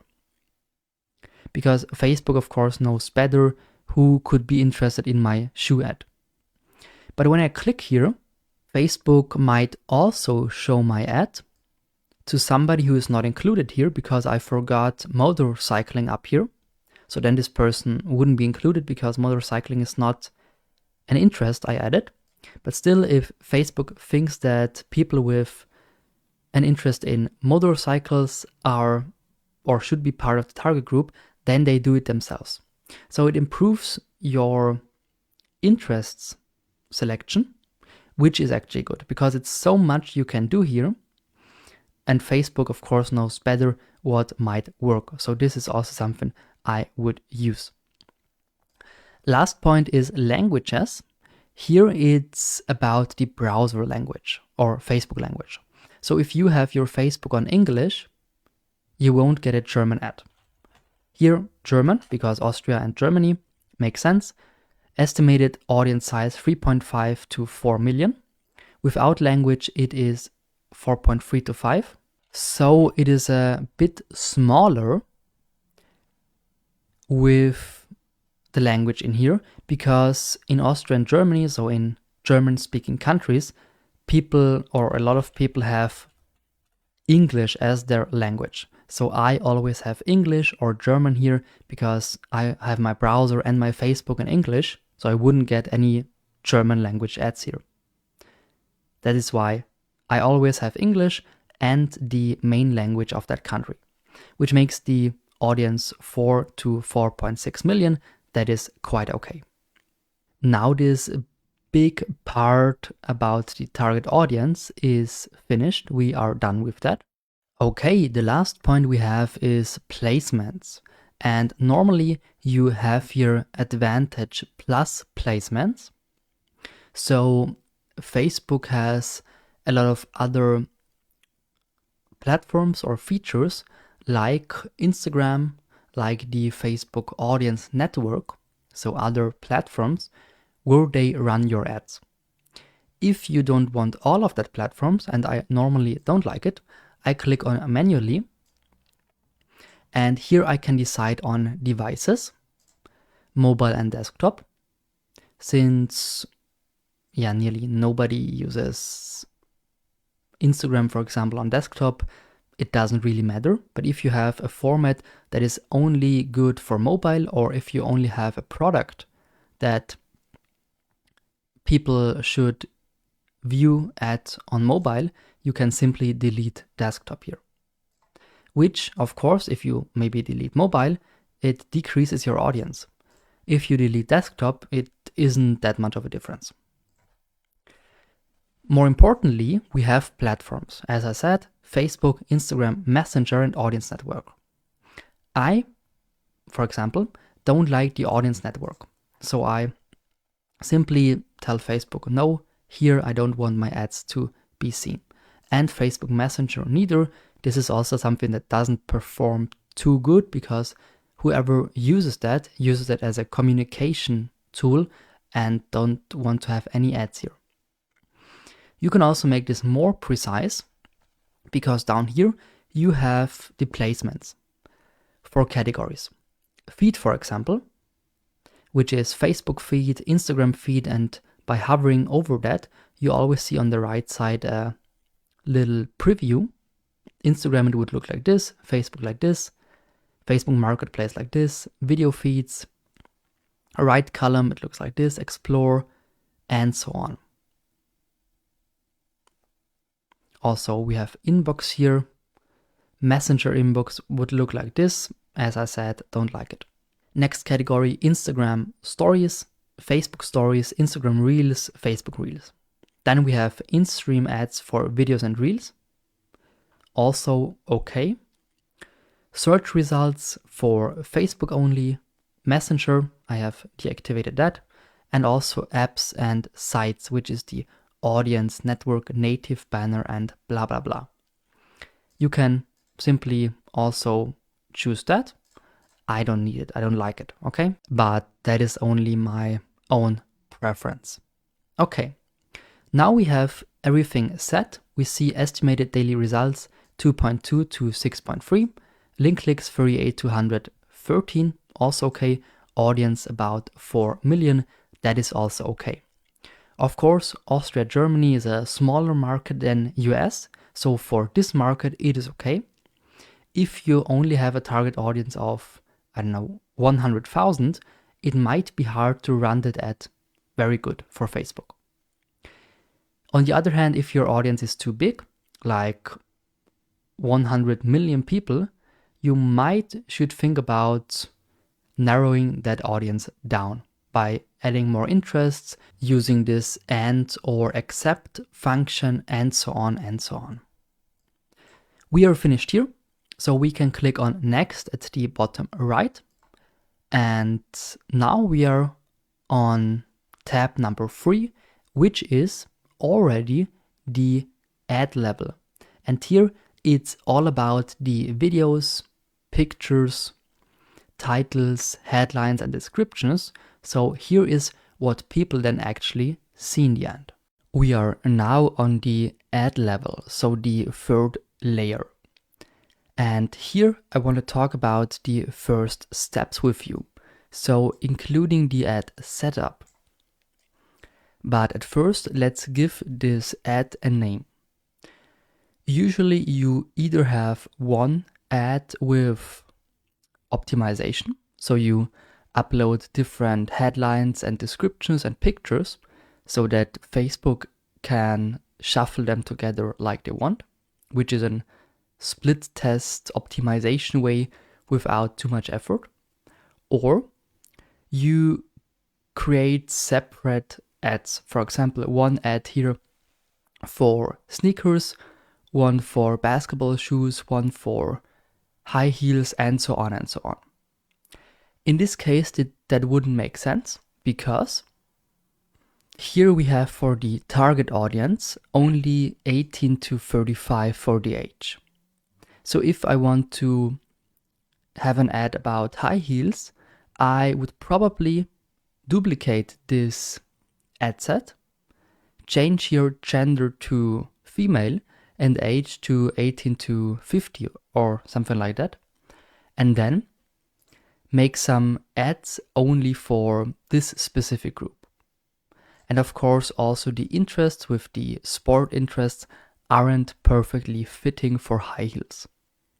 So with this target audience, we should only create ads that are kind of sport related for the younger generation. Which means here we will have the pictures for sport shoes, youngsters maybe, let's call them like that. Maybe we have different categories also in the web shop, then we can name it like this. You should simply know what this ad was about when you read the name. So that is the goal of the name, that you don't have to click into the ad to know what it was actually about. Here for identify, we now have to click on the Facebook page we want. I have a couple of them here, but we need Shoe Shop AT test page. So that is the Facebook page we created for this web shop. And you need also to link that here so that this Facebook page is the Facebook page you run the ad with.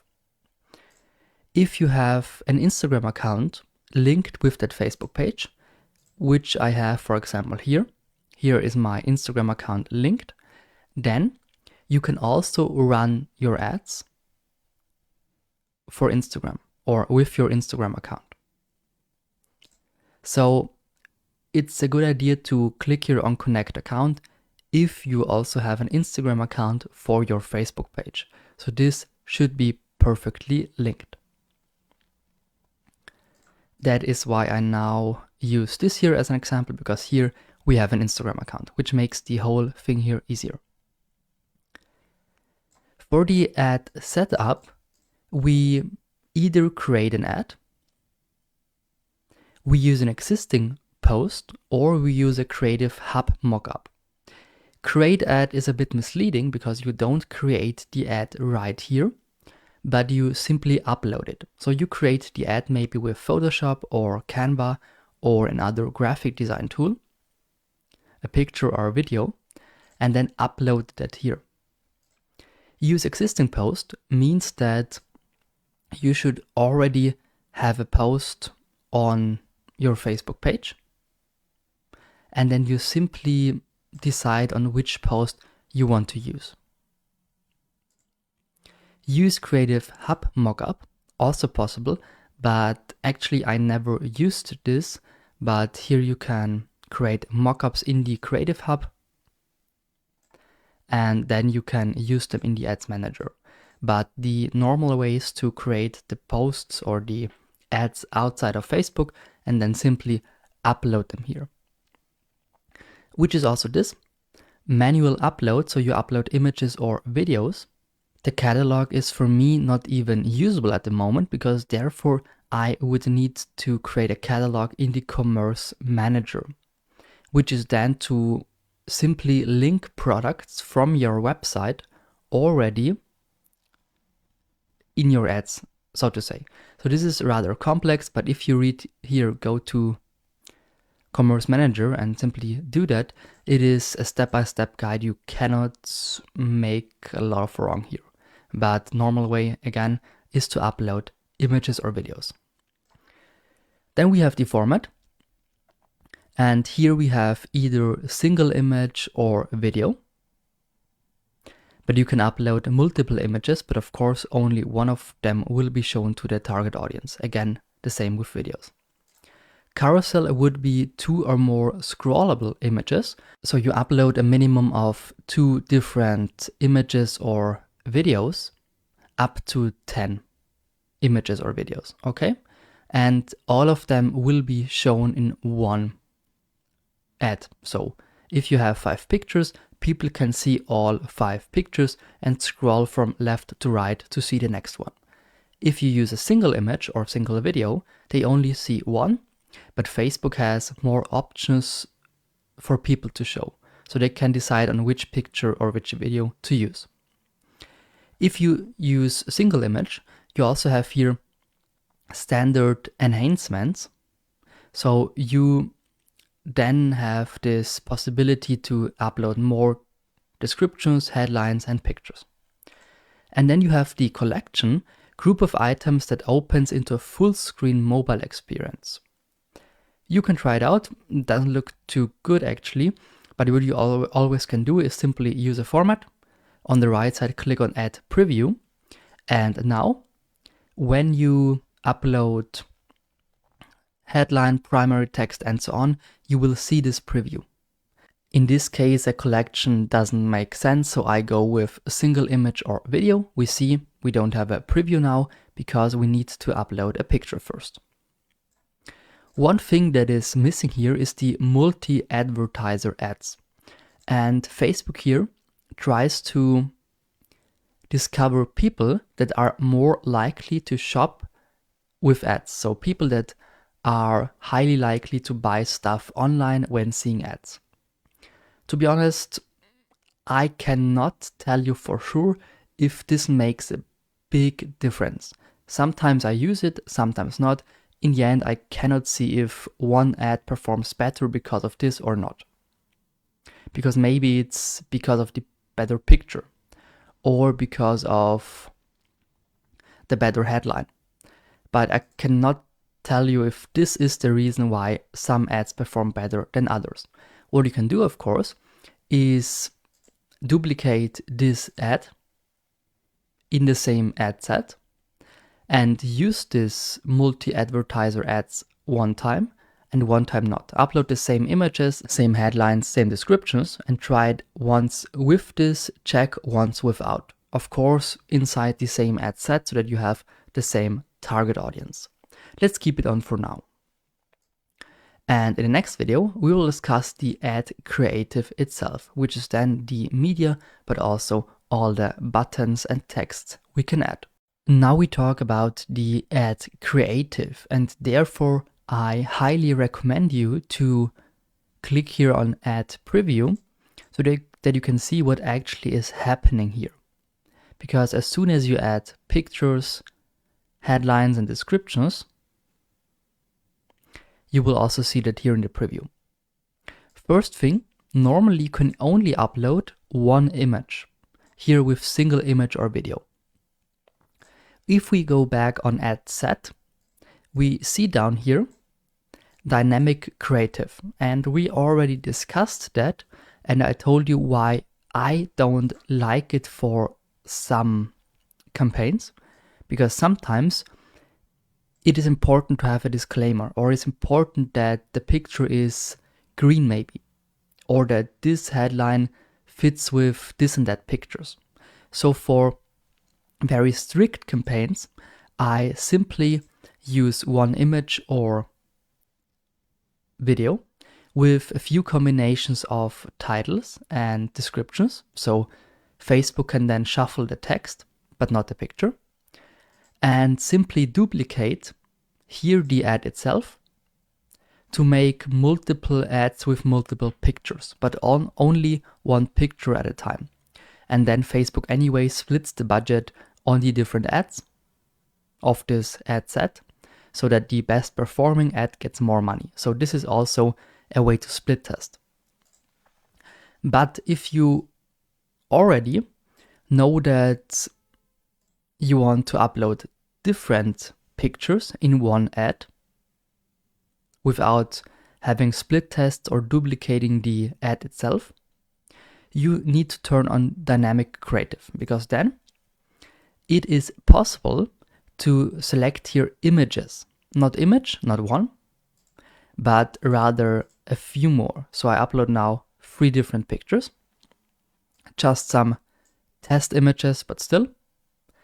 And then you can see on the right side how this looks like. But here you can upload up to 10 different images or videos, which is nice. So you can combine actually images with videos, which is pretty cool. And down here then for headline, you can also upload several headlines or descriptions by clicking here on add description options, okay? For now, to make it a bit easier, I will not click here on dynamic creative, but rather only upload one picture, which is then here. So add image. I choose this maybe, or this one here. I can crop it and I see how this looks like for stories, reels, and so on. And then I click on done. I see where the placement is or how this look like, feeds, in-stream, ads for videos, and so on. But we can also click here on the right side at the preview, and then we see how this might look like. For example, here, sponsored content, or like this in the messenger inbox, but we anyway didn't use the check for messenger inbox, so there shouldn't be an ad anyway. But here you see the little previews how this ad then looks like for the different platforms or for the different scenarios.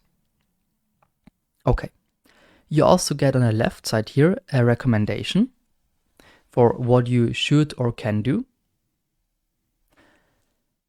Yeah, you can click here on edit and make these changes, but actually you don't have to.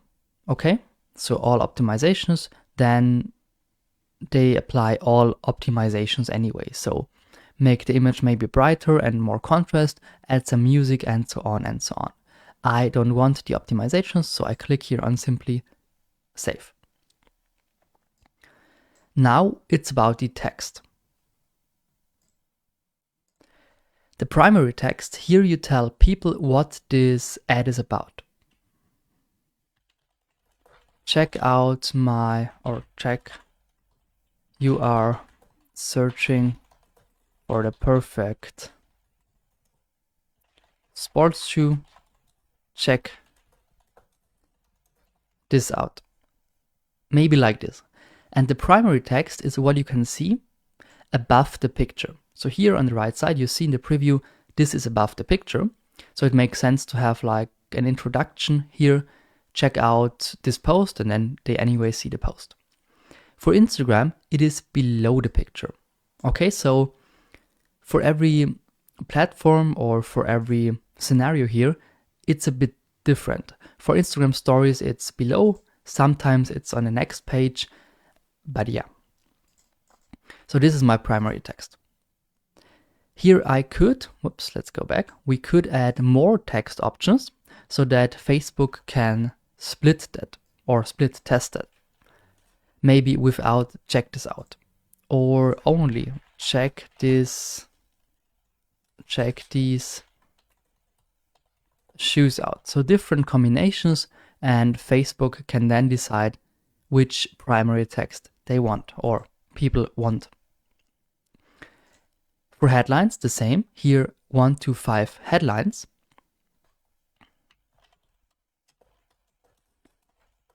shoe shop AT maybe, and this is the headline is what you see then for some scenarios down here, so below the image.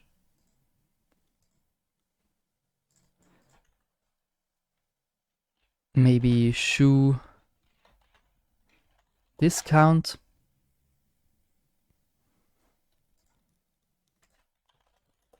shoe shop AT, so sometimes the shop title, sometimes something with discount, and so on and so on.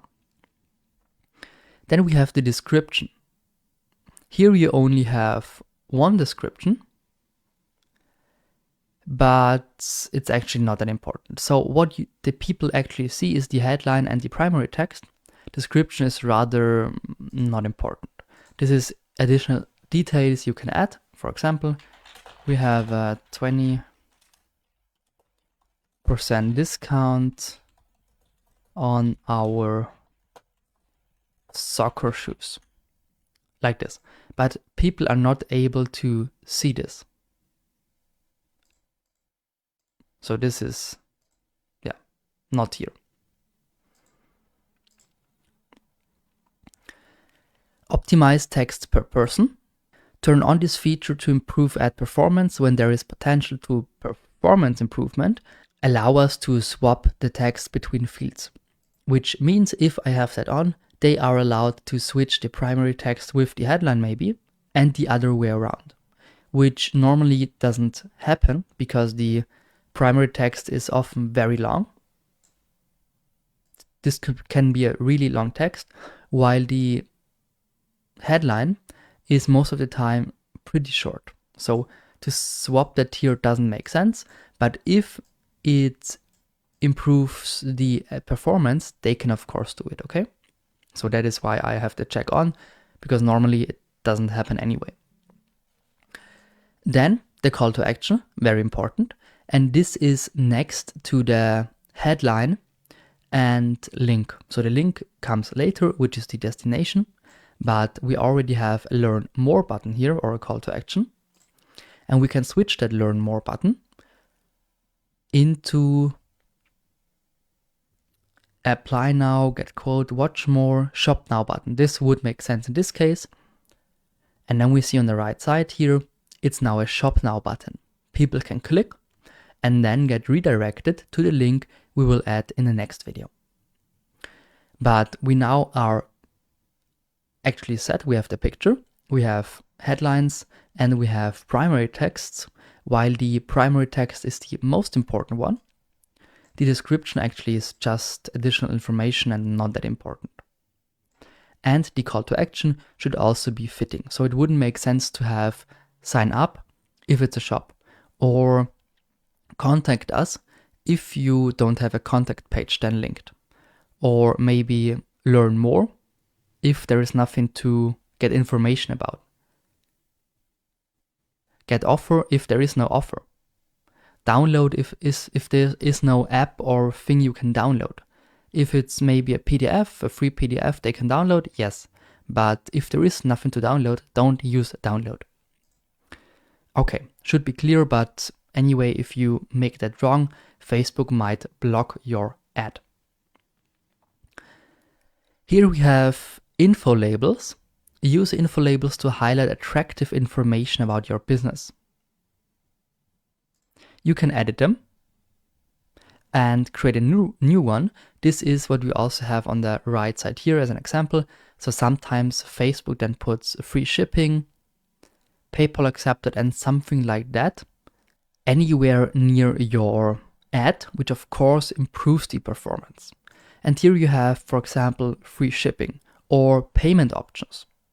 Free shipping would make sense if it is correct, either with a time frame for 4 days, or free shipping above 200 euros. Then I can simply add it like this, click on next, and also check here the business information that we did or that we set in the page settings. But this is of course also important, because if you are not a shop actually or don't ship anything, then this might be misleading here. So price range we can add, and store hours if we are an offline shop. And also here maybe page rating and page likes and Instagram followers that are also then labels they can show people. Here, for example, they show below the ad the number of likes for that Facebook page. Okay, now I have 5 labels here. Okay, we are good to go actually. The only thing that is missing is the link. So the most important thing actually, because of course with a traffic campaign, our goal is to have a lot of link clicks. So the link, the website URL is very important. Let's now talk about the destination, so the website URL. Here you have either instant experience, send people to a fast loading mobile optimized experience, which is like a landing page made by Facebook, but it's not your real website. That is why you shouldn't go for that actually, but rather for your own website and hope that this one is optimized. So you need a good website so that people then also buy something. Because if you have 1000 link clicks but 0 sales, it might not be Facebook's fault because they bring the clicks. But in the end, you need to make sure that your shop is optimized, your website is optimized, so that people really buy. Okay, here I add the link. Normally I would simply copy that. In this case, I simply wrote it because I don't know whose shop this is. This is just an example. You can also click here on preview to make sure that the URL is working. So that is the website. Here you can use your homepage, so just the starting page, or contact page, or your shop, but make sure that you then also have the right call to action here. So shop now would make sense for a shop. If you link the contact page, maybe call now or contact us as a call to action makes more sense. This is then the link, and you can also have the display link here. So let's choose that here. In the preview, you see that above the headline, you now have shoe minus shop AT, which is, to be honest, very small. But let's try to here show you that. Here you have above the headline also the link, which is visible. And I can now add a display link. So the link that should be shown, which is maybe shoeshop.at/shop, because normally they only show this first part of the URL. But if you want to make sure that this is the shop or the blog, whatever, then you can use that here. So this is then what really is visible on the ad.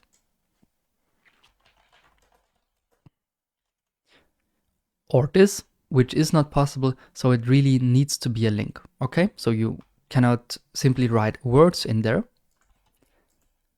but you can use exactly the link from above if this is better for you. But normally just the beginning of the website is perfect. We can add also further buttons like a call extension or WhatsApp, for example.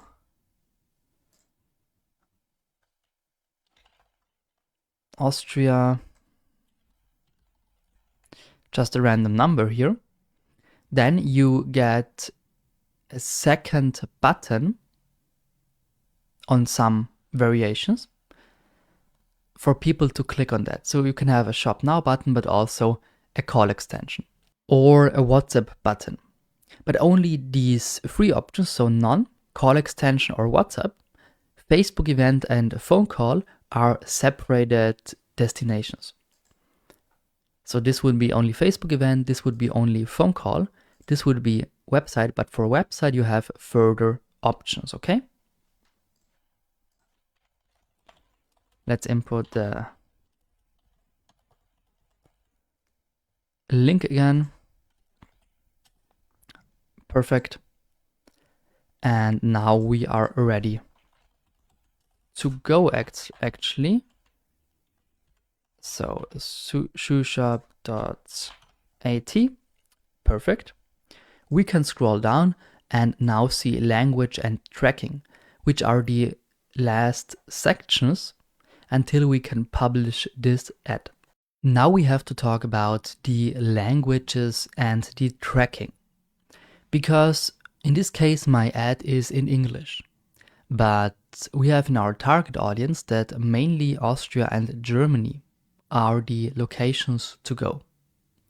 And of course, we also decided on the languages German and English for the target audience.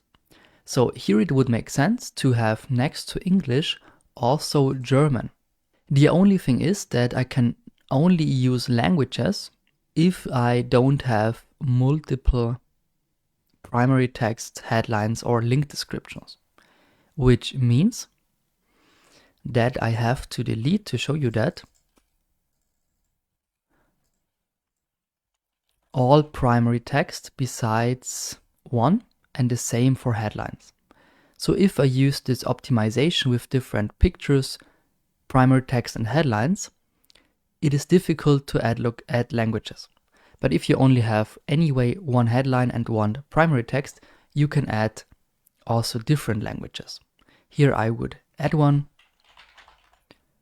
German.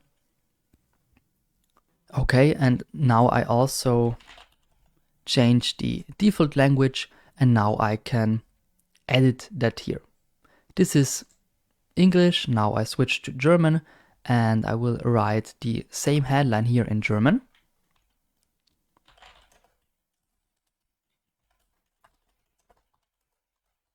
I write here discount for shoes, and in the primary text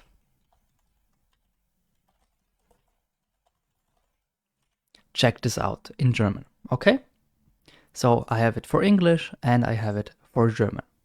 And I can add several other languages, which wouldn't make sense in this case because anyway I only have English and German as languages for the target audience. So I click on save. Now I have both languages in here. But actually I'm not using languages too much or translating them, because for me it makes more sense to have several primary text and descriptions. So what you can do instead is have the same ad set with only the difference of the language here languages,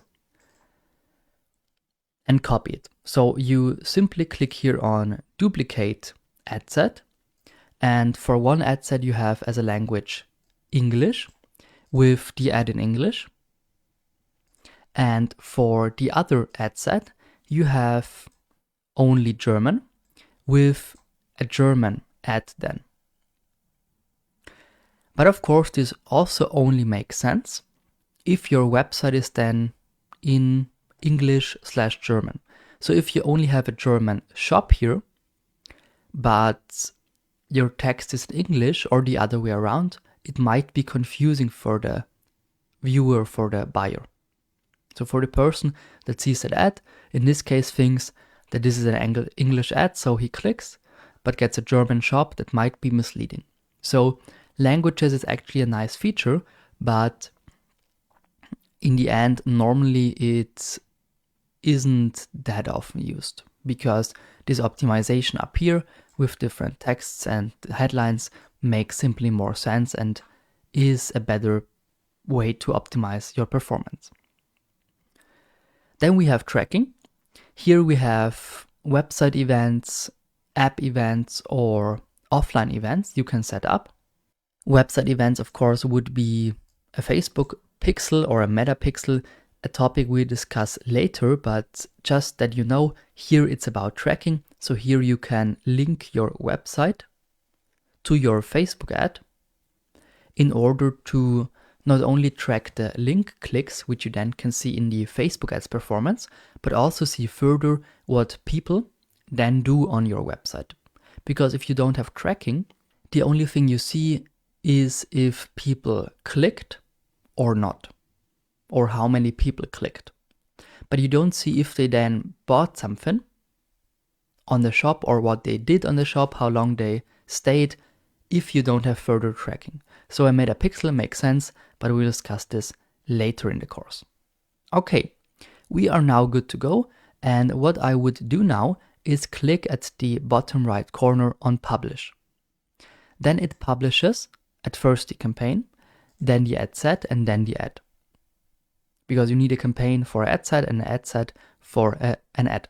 But sometimes it might give you kind of an error, which means that you did something wrong or not perfect, then you simply need to change that. For example, if you have this optimization with different pictures, different texts and headlines that you choose here with dynamic creative in the ad set, you can only have one ad. Which means if you want to split test further with other ads, you would need to duplicate the ad set and recreate the ad itself. So sometimes Facebook is a bit weird about some things, but in the end, they tell you anyway what you can do and what not when you click here on Publish. So might be that there are some mistakes still, but you can then simply change them. Let's now take a look at another format, just to give you an example here, which is the carousel. So you can also use a carousel here. Therefore, you need to upload at least 2 cards, so at least 2 videos or 2 images. Why cards? Because, let's make it like that, people can switch. So you again insert headline, description and so on, but they can switch here. So they see the first picture with your text above and your button, but they can also click on the next one. So they can swipe from left to right to see the different pictures with the different buttons, which of course makes sense when you have different products. So let's say you have 5 different shoes, then you make an ad with all of these shoe pictures, upload that here and make one ad out of it. So one carousel ad. Or you use the other way and simply upload multiple images with this ad optimization. Both is fine. So I just wanted to show you that. Carousel ads work also pretty fine, but are not that fancy on all platforms. For example, here, this format, Messenger Stories, isn't even working with the carousel, but all the others should work actually. Here for stories, so sometimes it's a bit confusing. Here you have show to more next to sponsored. So for story ads, it might be not that perfect, but for normal feed ads, it is actually a good way to promote multiple products. Whenever you have the preview here, you can also click on Edit above the preview and can crop an image or change the image or the destination. Let's simply change it here for that, but only for that specific preview. So that is possible. In this case, I used a picture that is not even functioning, so that shouldn't be happening. But let's change it into that and then crop it. You can crop it a bit maybe. If you see that for this and that variation, it makes more sense to have it cropped. So you can also edit all your pictures also for the specific variation on the right side, which is also good to know. Another thing you can also do is use different descriptions, headlines, and destinations here for the variation. So for mobile feed, for maybe Facebook video feeds, in-stream video, and so on and so on. So you can also change the text and the headline for the specific picture at first and for the specific variation. Okay? Here for 12 placements above, but for Facebook stories, since I cropped here the image, you can use a separated one. Okay, this is what I wanted to show you.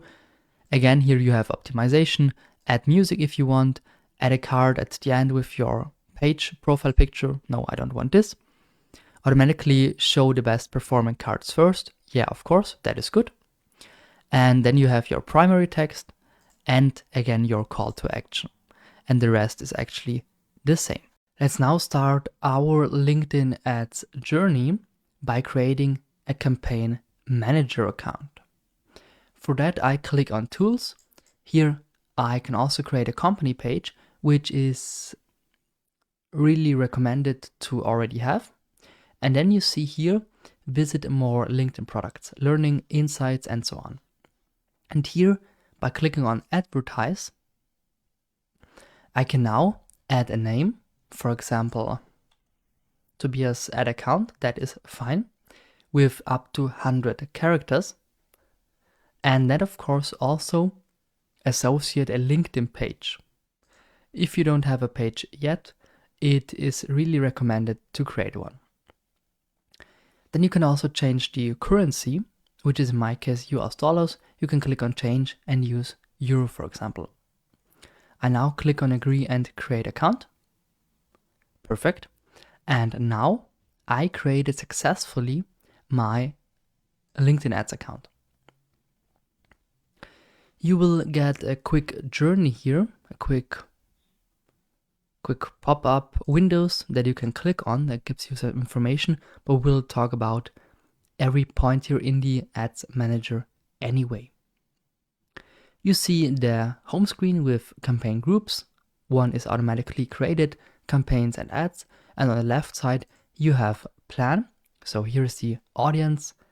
Here by clicking on advertise, that is that screen here, you can use A/B split tests, you can analyze your data with conversion tracking, and you have further assets like lead gen forms and landing pages. The first thing you should do before starting here with running ads is click on account settings and click on the billing center. And here add a credit card and the credit card information, because without this information you cannot run any ads. Ads are paid, so you need to confirm that you are able to pay the amount you have to pay, and this you do by adding here the payment method. Alright, let's now start to talk about the groups, campaigns and ads, so this structure of the campaign manager and also the different objectives. Let's now talk about the campaign structure in the LinkedIn campaign manager. This is actually pretty simple, but it's very important that you understand this structure. Because yes, you can run ads even without understanding this, but the performance won't be good, because this is the key structure of how this ads thing on LinkedIn works. Okay. At the top of this structure, you have the campaign group. And normally this is on other ads manager, let's say Pinterest, TikTok, Facebook, and so on. This is where you set your goal, your objective. Here on LinkedIn, it's only a group. So this is only grouping all the campaigns. And the objective of your campaign, so if you want a website, clicks, leads, or maybe brand awareness, you also set here on the campaign level. So normally you do this here, you only set the objective in the beginning. For example, I want website clicks, and for this goal, you set all the ads and campaigns. Here on LinkedIn, you do this already on the campaign level. But let's say the first thing is the objective, okay?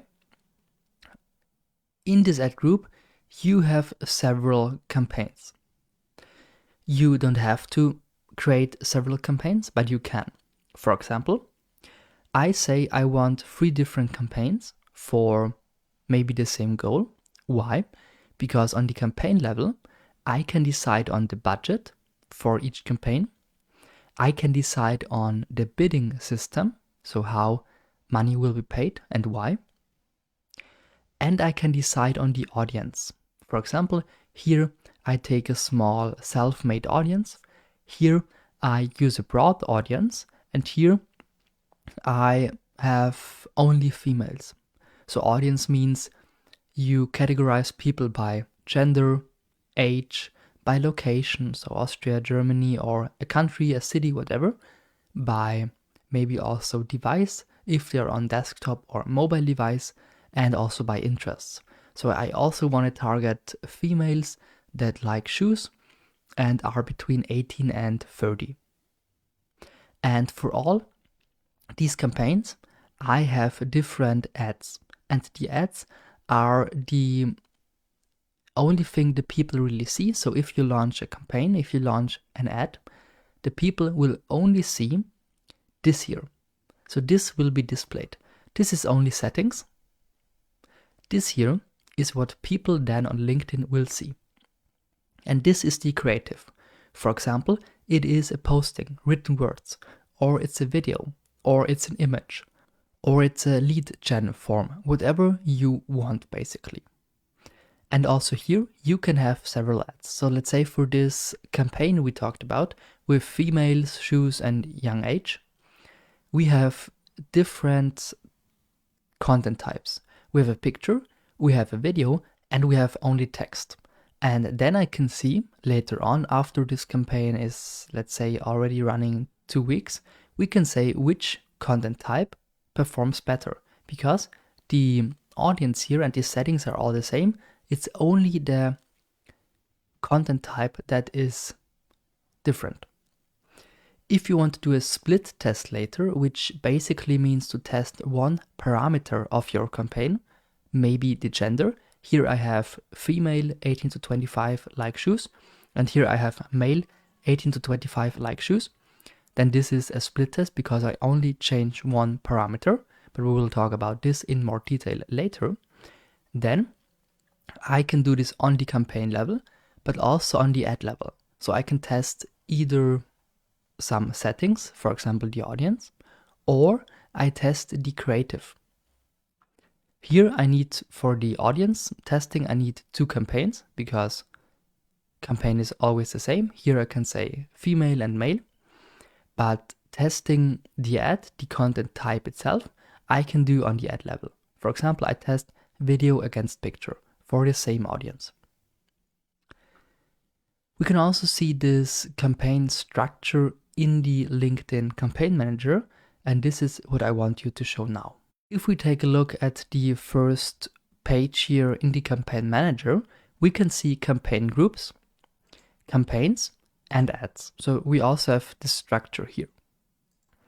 And the campaign group is basically the folder with all the campaigns, and every ad is part of a campaign.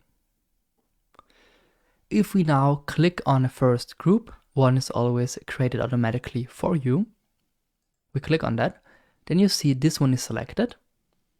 We can now click on campaigns. Campaigns for group 1 now it says, and we see, okay, here is nothing. We don't have any campaigns for this group and we don't have any ads. So we click on create and campaign for this first group. And then we see also the structure on the left side. We have the campaign group, which is already done, which is basically just this folder with a name. And below that, we have the campaign itself with, at first, the objective, awareness, consideration, conversion, audience, ad format, placement, and so on and so on. And then step number 3 is to set up the ad, which is then the creative itself. So we also have this structure here displayed on LinkedIn. Now that we discussed the structure of the campaign manager, we can go one step further and create a campaign and take a look at the different objectives. So this here is the campaign group. All right. And then we are on step 2, set up campaign. And the first point here is to choose an objective. And we have 3 different categories, which is basically like a funnel. Why? Because at first you need to drive awareness for your brand or your product. Then you need website visits, engagement, and video views, so consideration. People should keep you in mind. And then it's the conversion.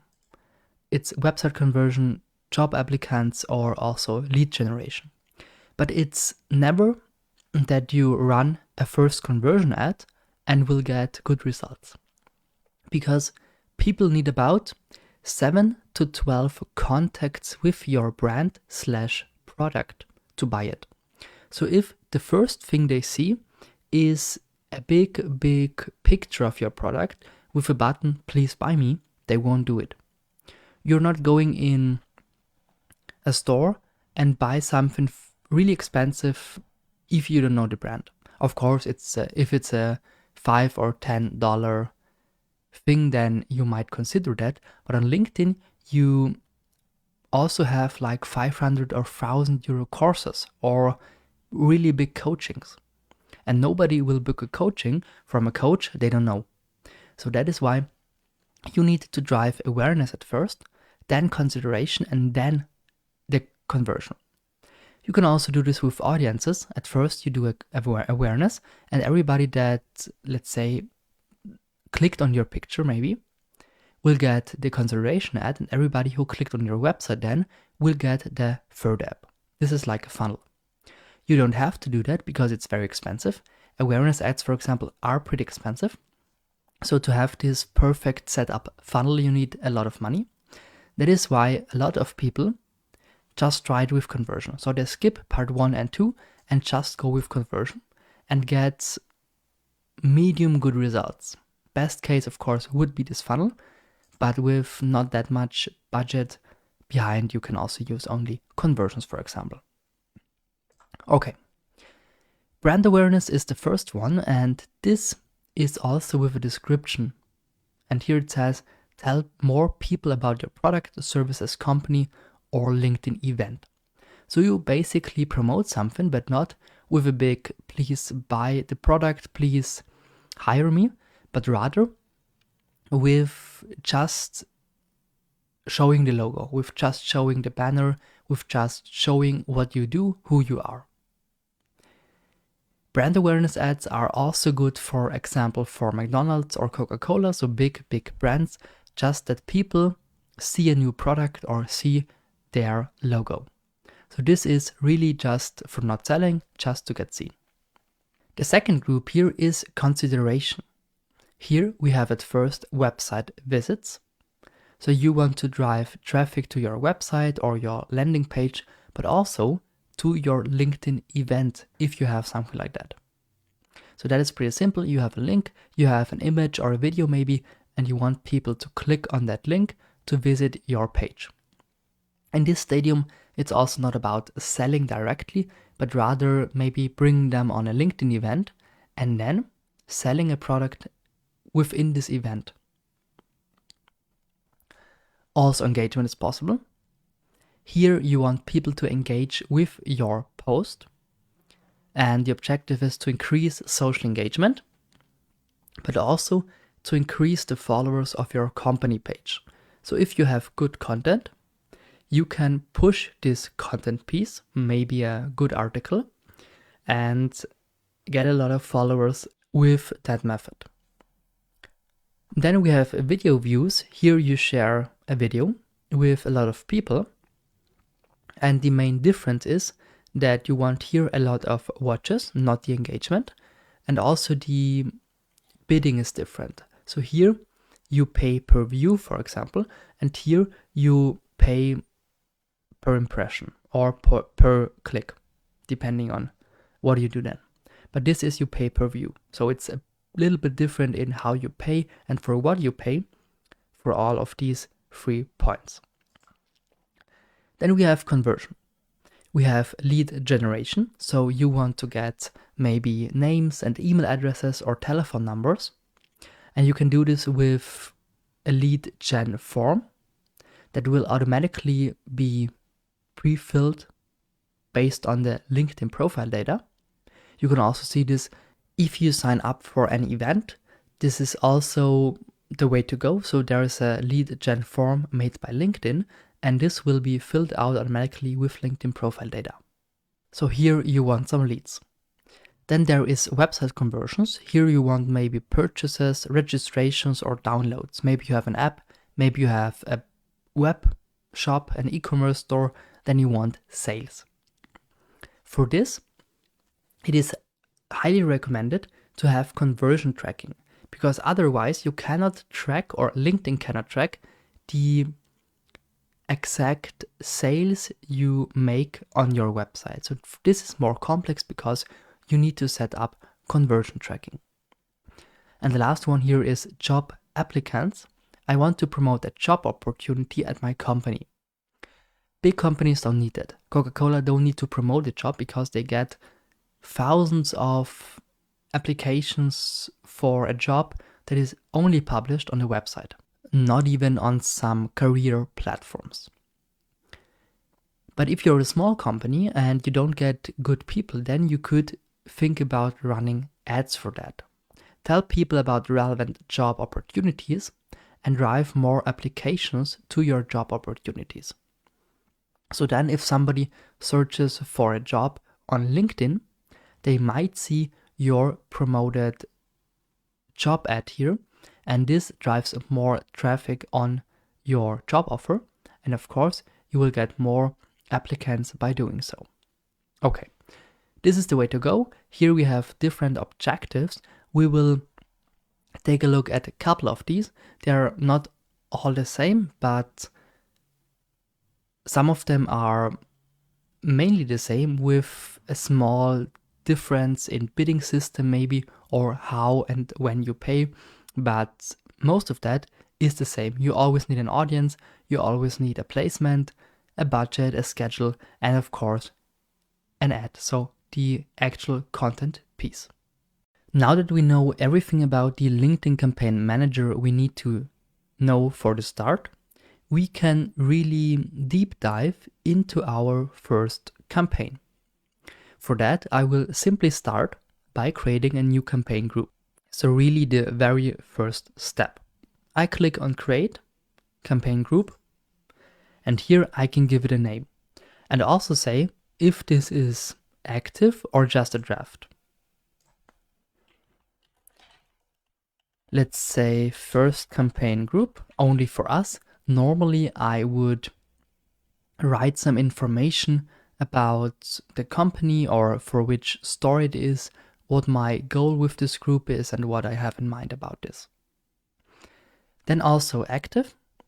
Then we can decide on the budget and schedule, start an end date, or run continuously, or start until the budget is over. So you can say with budget, without budget, or without end date. I will now make this a draft and click on Create.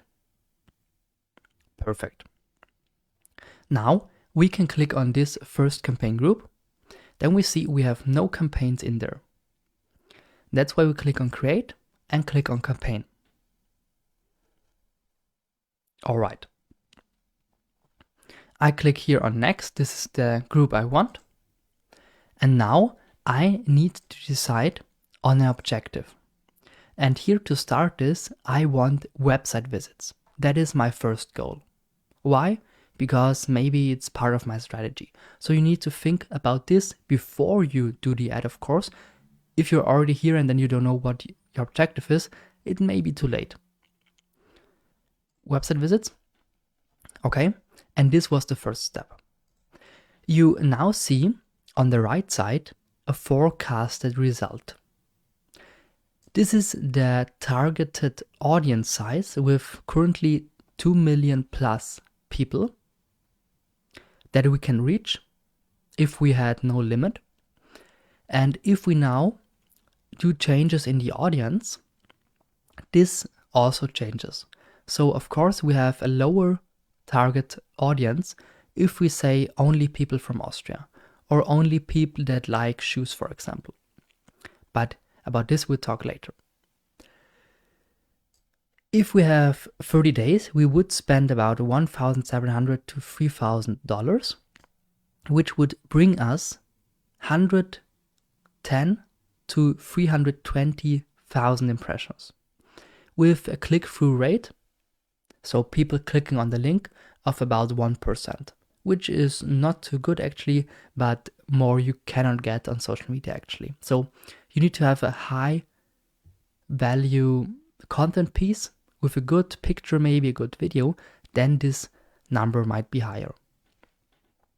This is your key result, the clicks, and you will get for this amount of money about this amount of clicks. So let's say for 3,000 euros we will get 3,500 clicks. If this is good or not, you need to decide on your own. You need to make your own KPIs. So if you say, okay, we want for every 1,000 euros we spend 1,000 clicks, then yes, that is a good result here. But if you want for every $1,000 you spend 10,000 clicks, then this is not a good result. Which leads into cost per click of about $1.17 up to $1.75. This is the cost per click on average. So every click on your web page costs about this amount if you have here these numbers. Okay, that was the start. Now we need to talk about the audience, so location, but also attributes, so job title and so on, but of course also interests. And then also the ad format, so do we want a video ad, spotlight ad, event, and then in the end we set budget and bidding system, but also conversion tracking. That is part of the campaign. After that, it's the ad itself, so the creative itself. So it's a long way to go, but we will start in the next video with the audience. Now we talk about the audience, and we start with the location, so where is your target audience? At first, a quick comment, you can use saved audiences or use LinkedIn audiences, so pre-made audiences based on a specific topic, for example, IT decision makers. And you can also save an audience that you create, okay? But this is an own section in this course. For now, we just talk about how to set up this audience. Always take a look at the right side here, because this forecasted results panel here will change when we make changes here. Okay, first point, location. At first, you need to decide if this is recent or permanent, or only permanent location. Permanent means people who permanently live or work in the selected location, for example in Austria. If you say recent or permanent location, this means also people that are here on vacation maybe and currently using LinkedIn, or people that only stay for a couple of days will be added to this group. That's why I only like permanent locations. We see currently no change in the forecast. Now we can type in a location, and I now want to promote something in German for Germany and Austria, but you also see Dach, which means also Switzerland, but we want only to sell to Austria and Germany. You can click here on the X to remove a location, and that's it basically. Also some recommendations here: United States, California, Texas, so overall countries or regions, but also cities if you wanted. For example, I can say I only want New York. Perfect. Good. Now we have a target audience of 17 million people. Cost per click is a bit higher. Why? Because it's higher for Germany than for Austria.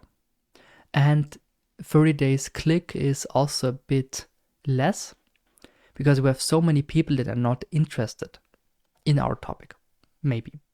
So the smaller the target audience, the better the results might be, because you really only have the people that like what you do if you do it correctly. But to start with the locations, it's always good to have a broader audience. What you can also do is click here on this exclude button below the location. Then you can also exclude people. For example, we have Austria and Germany, but we want to exclude Vienna, which is the capital of Austria. Now you see 1 million of people less, but no real changes here.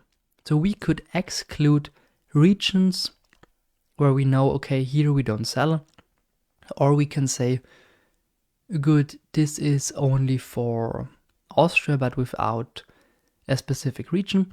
But you can also use this for offline businesses. They maybe only sell in Vienna. And if you know that a part of Vienna is not buying there or is too far away, then you can exclude this. So for offline restaurants maybe, or offline shops, it's also possible to work a bit with this exclude or minimize your location here with a specific city. Okay, that's it for the location. Now we also see the profile language of the LinkedIn users. And this is either English, or because we are in a German speaking region, it is German.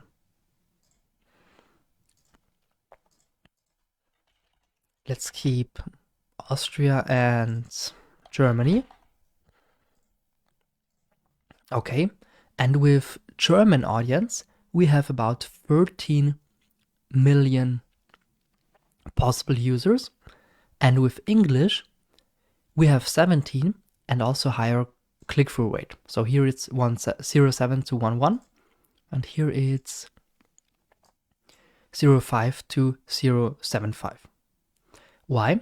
Because a lot of people that are using LinkedIn on a regular basis also speak English and have their LinkedIn profile settings on English.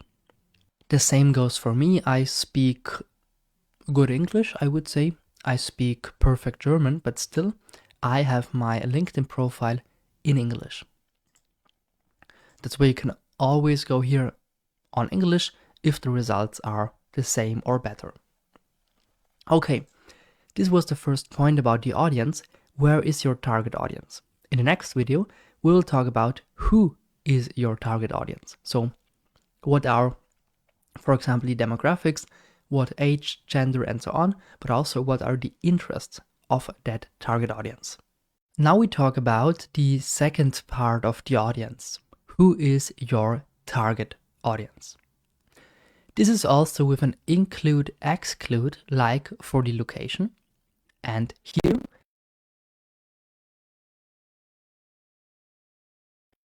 have two categories, which is audiences.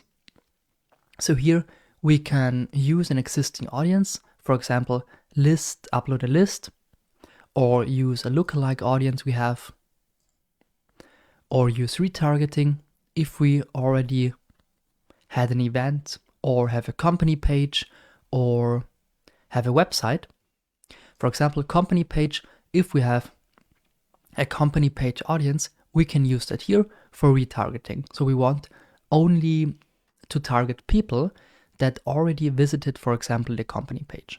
Or we want only people that took part on an event we had. So this is audience. but this is an own section. We will talk about it later. Then we have audience attributes, and that is the important thing for now. Here we can say company, demographics, education, job experience, and interests. We start by company and have company category, company growth rate, company names. So we only want people maybe from a Fortune 500 company, or people that work for top companies in Germany, or people that work for top companies Sweden. Let's go here with Fortune 500 companies. Then we see the target audience is pretty small. And we also see the segmentation. So some are in operations, some in sales, some in administration, and so on and so on. So this we can do. For this example, it makes no sense, but we could do that. Let's say we just want website traffic for our marketing agency. Okay, this is now the example. We don't need that. We need demographics. Yes, this is age and gender only. For example, we want 18 to 24 or 25 to 34 and so on and so on. You need to at first check this here, because with that you certify that you won't discriminate somebody based on the age.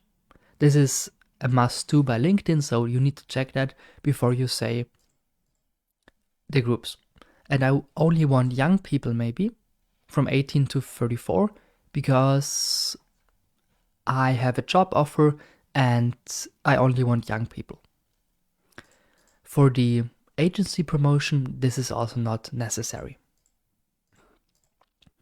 Then gender, this is the same. You need to check to not discriminate somebody, female, male. And here you see changes in the target audience again. Female is about 6 million, male is about 9 million, so more male people on LinkedIn, this we know. And this is maybe important if you have a product or a service only for women. For example, a course about pregnancy, or maybe for high heels, you sell high heels, or something else, maybe a book that is specifically related to females. Then we also have the education, which is degree, fields of study, or a member of a school. Degree, maybe only people with a bachelor's degree, a Bachelor of Science, or all of them. Let's click here on all of them because that's for me all the same. But this is a criterion to get this job maybe.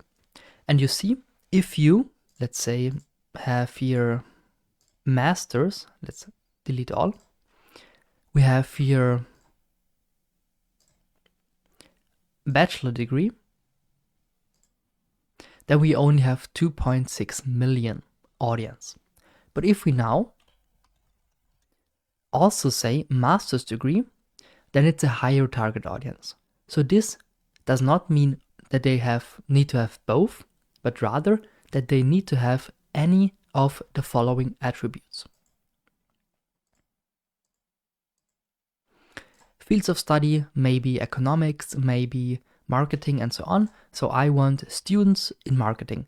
Then I set the age to 18 to 25 maybe. I say marketing, and I say maybe already a bachelor's. So this is for job offers pretty good. But I can also target people that are not working yet in marketing, but rather have an education in marketing. Member of school, same, University of Harvard, Stanford, or any other school. So you can really say, okay, for this and that school, I want an ad. And then we have job experience, which is maybe more important. So if we want to promote our marketing agency, we can do that based on job function. So here we want people from marketing only and from media and communication. Then we have 780,000 people left here. And also maybe job sanitaries. So what is this person? Is it senior, manager, or whatever? I only want people that are in a higher position, but here's the tricky point, because if I add these people, target audience is getting more. Why? Because now it is job function marketing or manager director. So it can be that this manager director is not in marketing, but he will get this ad because he's a manager. So this is either or. They don't have to be both marketing manager, that is not important, or marketing director, but they have to be director or in marketing. Of course, also both, but it's not necessary. So let's go with this senior manager director like this. And then we say job function and click on this little or. And we switch that to an and. And now we have job function is marketing media, and they have to be in one of these positions. Now it's not an or, it's an and, which makes the target audience pretty small with 500,000 people. Maybe also years of experience, if that is necessary. Member skills, for example, social media is a skill, then I can use this as a job experience skill, member skill, which is not important for now. Last point, interest and traits. For example, member of a group. A group is playing poker professionals, or playing badminton. Okay? So part of a specific group. Also different interests, general interests, for example, art and entertainment. So this is basically the overall topic. You can click on the overall topic, or you say, okay, only a specific interest. He is interested in digital marketing. And then also subcategories of digital marketing, pay-per-click, ad blocking, email marketing, and so on and so on. So you can be very specific here, but keep in mind again that it's an this and this or this. So the person is from marketing and media and either manager, director, owner, blah, blah, blah, or interested in digital marketing. Here you can also say again and, then the person needs to be in marketing, needs to be in one of these positions, and is interested in digital marketing. Perfect. Then we say maybe traits as well. Maybe he's a career changer, he's a job seeker, open to education, recently promoted, and so on and so on. Perfect. And now I want marketing with manager, director, whatever, and interested either in digital marketing or he got recently promoted. If I say here and, then it's a really small audience because marketing manager, digital, and recently promoted. But here I say or, then I have here this and any of these, either digital marketing or recently promoted. Okay, so it's rather complex to set this up, but if you have it once, you can be very specific. What you can also do to be more specific is to say, I want to exclude somebody. I want to exclude people that are in marketing media, but maybe let's go here with skill, have the skill, social media marketing. Why? Then the audience is pretty small, but why? Because I can do social media marketing. That is my field, that is my offer from the agency, this is the agency service.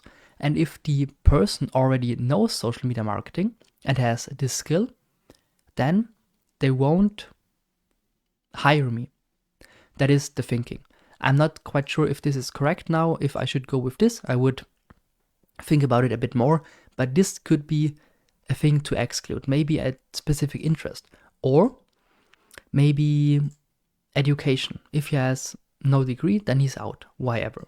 Or if he works for this and that company, he's out. If he is a member of this and that school, he's out. Reasons are on you.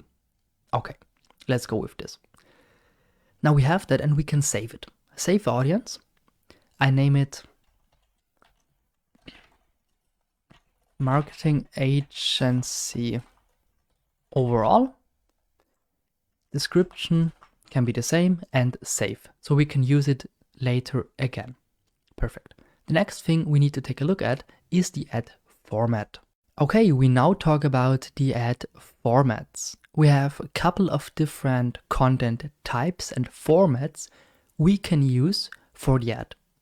And what you choose here is later important for the creative. So if you say here, I want a video ad maybe, then of course you need to then set up a video. You cannot use a picture. And you will also see that the results here in the forecasted results will change. We now have 72,000. I know in the last video we had a bit more, but I needed to set the whole audience up again because I refreshed accidentally. So that is why we now have lower target audience, because I made some changes here. But let's say this is the audience for all of them. So audience doesn't change, but of course the results are changing. Here for the single image ad, we have click-through rate of 1.3% maximum and about 900 to 2,400 clicks. Cost per click about $1.7 to $2.5. This is just a single image. For the carousel image, we have 2 or more images showing in the newsfeed. So, for example, if you have different posts that are basically connected, so let's say 5 tips for your business, then you make 5 different slides and you can upload them here as a carousel. Then you see clicks is less and cost per click is higher. So for this audience, a single image might be better based on the forecast. Then we have a video. Here cost per click is extremely expensive. You can see that $7 to $10 per click. That is crazy. And not that much clicks. So if you want to use video, I recommend to change the objective to video views, but the video is not good for clicks. Then of course the text ad. Here they cannot say anything, but they can only tell you the audience. Then we have the spotlight ad, so text ad is only text of course. Then we have the spotlight ad, create ads that are personalized using profile data. And this is also only for the desktop. Pretty good, yes, but really expensive with less clicks than, for example, with the single image, but pretty good impressions, but click-through rate is not so good. So you should either take a look at this or at the percentage. That makes also sense. Then we have the message ad, create ads using a single image that will show up in the newsfeed, just to have the opportunity to get some messages. But this is not allowed currently in the EU because of GDPR rules. So this I wouldn't use in the EU. If you're in the US, there are several other regulations. So here you should take a look at the regulations in your country, but in the EU, this is not allowed. Conversion ad, the same, wouldn't do it actually because of high GDPR rules, but also possible. And then we have the event ad, that is also good, really expensive, but brings actually okay results, I would say. Let's start with a single image ad because of a click-through rate of about 1%. Clicks are okay and costs are okay. So this is actually fine. Okay, this was everything about the ad format. Let's now go one step further and talk about the placement. Let's now talk about the placements. And this is rather a simple point because here you can decide where your ads are shown. Of course, the ads are placed on LinkedIn. Placed on the LinkedIn properties depending on website or mobile device or what ad format you have. So if you have message ad, of course, this is only in the messages. If you have video, this might be in the feed. Or if you have event ad, this is in the event section, of course. But you can also include the LinkedIn audience network. So LinkedIn has third-party publishers, and this also is kind of a network with a few more people from your target audience. You can see that here. By disabling the LinkedIn audience network, you're missing out on an estimated 123% more clicks and 23 lower cost per click. So if you put this on, you see that your forecasted results are way better. We have here 900 to 2,400 clicks and 1.7 to 2.55 cost per click on average. And without this LinkedIn audience network, we have less clicks and a higher price per click. So these third-party publishers are important. What you can also do here is exclude categories, for example, for mobile apps, and also upload a list of publishers where your ad should or should not be appear.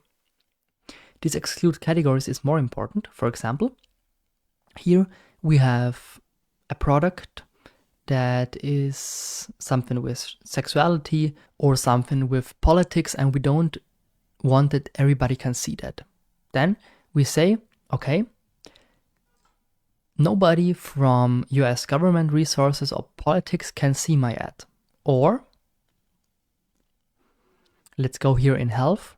This should not be published to people from AIDS or HIV or people with a bipolar disorder because it might confuse them. Or there's a lot of light in there, so it might cause some headaches. So people that have something to do with headaches shouldn't be included. You can do that here, so exclude categories from the LinkedIn audience network. That is also possible. If your product is high sensitive or has some problem with disease maybe people have. Okay. Upload a publisher list. I already told you that. I won't do that here, but you can do it. Okay, but please check if the LinkedIn audience network makes a difference for you. If yes, then turn it on. If no, you can turn it off, but it's no harm to have it turned on. Okay, let's talk about the next point here, which is budget and schedule. And here we can set a schedule and, as I said, a budget, which can be a daily budget, for example, of 100 euros, or it can be a lifetime budget. Daily budget is important if you just have maybe a starting point, let's say tomorrow, but with no end. Then you spend on average $100 per day. And that happens until you stop this ad. If you have a daily budget of 100 euros and a start and end date, then of course it's only for this time frame, which is here again the forecast about 3,200 euros because it's about a month. If we say we only want to run this ad for a week, then of course it's only about $700 to $800. But this of course changes the result. Why? Because the forecast results we had were for 30 days and now we only have 8 days. So of course the total number of clicks and total number of impressions are lower.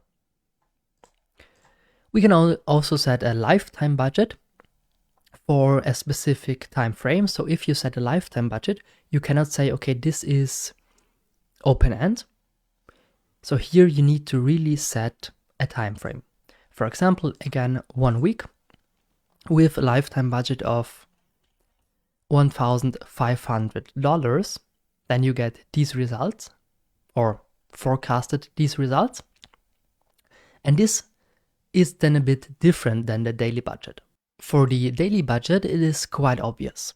Here you spend on average $100 per day until the end of your campaign. This might be 50 today, 150 tomorrow, but on average €100 or $100. But here it is changing so that it's on average 100. But this does not mean that it's fixed $100 maximum per day. But at the time of your, or at the end time, it should be approximately this amount. So on average 100. If you have a run campaign continuously, you will have also this note here that it is not spending more than 300 this week, because we only have 3 days left. So here it is rather fixed. It is a daily budget of $100, and it's not going over this limit within a week. So if it's 150 today and 50 tomorrow, that's fine, but it cannot be 150 every day, because then it would be more than 700 a week. Or if it's more than 100 a day for the, let's say, first 4 days, then there won't be any ads the next 3 days. But LinkedIn decides that on its own. For the lifetime budget, it's like this. They spend about €3,200 here in this time frame, or if we have 1 week with €1,000, they spend this, but they don't tell you how much they spend on average every day, because they don't know. If it's a good day for your ad, because prices are low, nobody wants to run an ad, whatever, or you have a lot of audience members active on LinkedIn at this moment, they will show your ads more often on the day. And maybe tomorrow nobody from your audience is active, then they won't show your ad that much. So here you have no idea what's the average spending per day, but on the lifetime of this time frame, it is €1,000 or $1,000. And that is what we want. Okay? So decide on what you want here. Do you want on average 100, or do you want just a lifetime budget for a specific time frame? That is all we need to know here. Okay. In the next video, we talk about the bidding system. Let's now talk about the bidding. That is also a rather complex topic, but I want to explain this to you in simple words. At first, it's about the goal. So what should be optimized? And we want website visits, yes. But we can decide on either landing page clicks, which is website clicks, or we can use here impressions. So people will see my ads, but it's not about clicks here on the website, but we pay per impression. Since we want website clicks, it only makes sense to have here landing page clicks as a goal. Then we have the bidding strategy. And here, by clicking on show additional options, we have 3 different options, which are maximum delivery, cost cap, or manual bidding. Maximum delivery means that they try to get as many clicks with my full budget. So they will spend, for sure, my full budget and try to maximize the delivery. We'll automatically set and adjust your bid to help you get the most results possible while utilizing your full budget. Which means we won't spend only $200 from our $800 budget, because if cost per click is pretty high at the moment, they still try to maximize the clicks by pushing with more budget. So they will spend for sure my whole budget, which is good. Why? Because I set this budget. Why should I say I want to spend €800 if in the end I only spend 200? So this is the way to go actually, and recommended by LinkedIn. But if you don't want that, you can also say, okay, cost cap, which means you can set your maximum cost per key result. in this case, cost per click. So our maximum we see here, forecast is about 2.7 maximum per click. And we say we don't want to spend more than $2.5 per click. They recommend using at least $11.8. We say, okay, more than $2.5 per click is not worth for us. Why? Because we sell a product or we have an email list that doesn't bring that much money. So if we sell a product maybe for 25 euros and one click on the landing page of this product costs us $2.5, then at least 1 in 10 people clicking on the website need to buy the product, which would be a 10% conversion rate, which is extremely high. That is why you can cost that cap. So maybe your product costs, let's say 250 euros, then only 1 in 100 people has to buy the product so that you are on break even. If you say, okay, I don't care at the moment, I just want traffic on my website because there I also have a newsletter which brings profit long term. I also have a blog and get readers and it helps my search engine optimization and my ranking on Google. So you're not only having a product, but also other services where it makes sense that people see that. Then you can go here with maximum delivery because cost cap is really only if you want to get break even as fast as possible. Then you have manual bidding. Here you can say, control your bids in the auction. So with other bidding options, our system will automatically place bids in response to the market, but not more than $2.5, for example, here. And here it is, I pay $2.5 per landing page click. That's it. Which is then here the range of 2.4 to 2.5, and I pay this fixed. If I would only have to pay 1.2 maybe, I pay 2.5, so that I'm always number one and I will get seen. To be honest, I don't see the main value of this because I would rather go with cost cap if I want to get break even or maximize the website clicks and really spend all my budget. But this, I don't see really a sense for it. You can also adjust the bidding a bit here with this. Then LinkedIn tries to make it up to 35% higher even, your pay per click if necessary. And if you don't have that, it's really 2.5. So you pay $2.5 per landing page click, that's it. And you can, of course, change that within the campaign. So later, 1 week later, you say, all right, from now on, I only pay $2 maybe. I don't see the sense, as I said in this here, use rather cost cap or maximum delivery, or if you find anything interesting about manual bidding, try it out. But it's rather a tool for testing than really something I would recommend. Okay, since we talk about conversion tracking later in this course, we can click on next. I will click here on maximum delivery, perfect, and click on next. Here it says just that the objective and the ad format, which means website clicks as an objective, here, and single image ad as an ad format, that these cannot be changed. I click on next, yeah, that is fine for me. Now the campaign is saved, and now I have to create an ad for my campaign. So in this case, the image, and that we will do in the next video.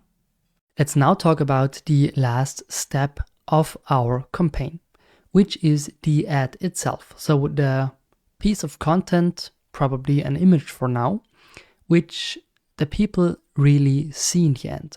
So all of this, all of the things we did here so far are only for LinkedIn and me.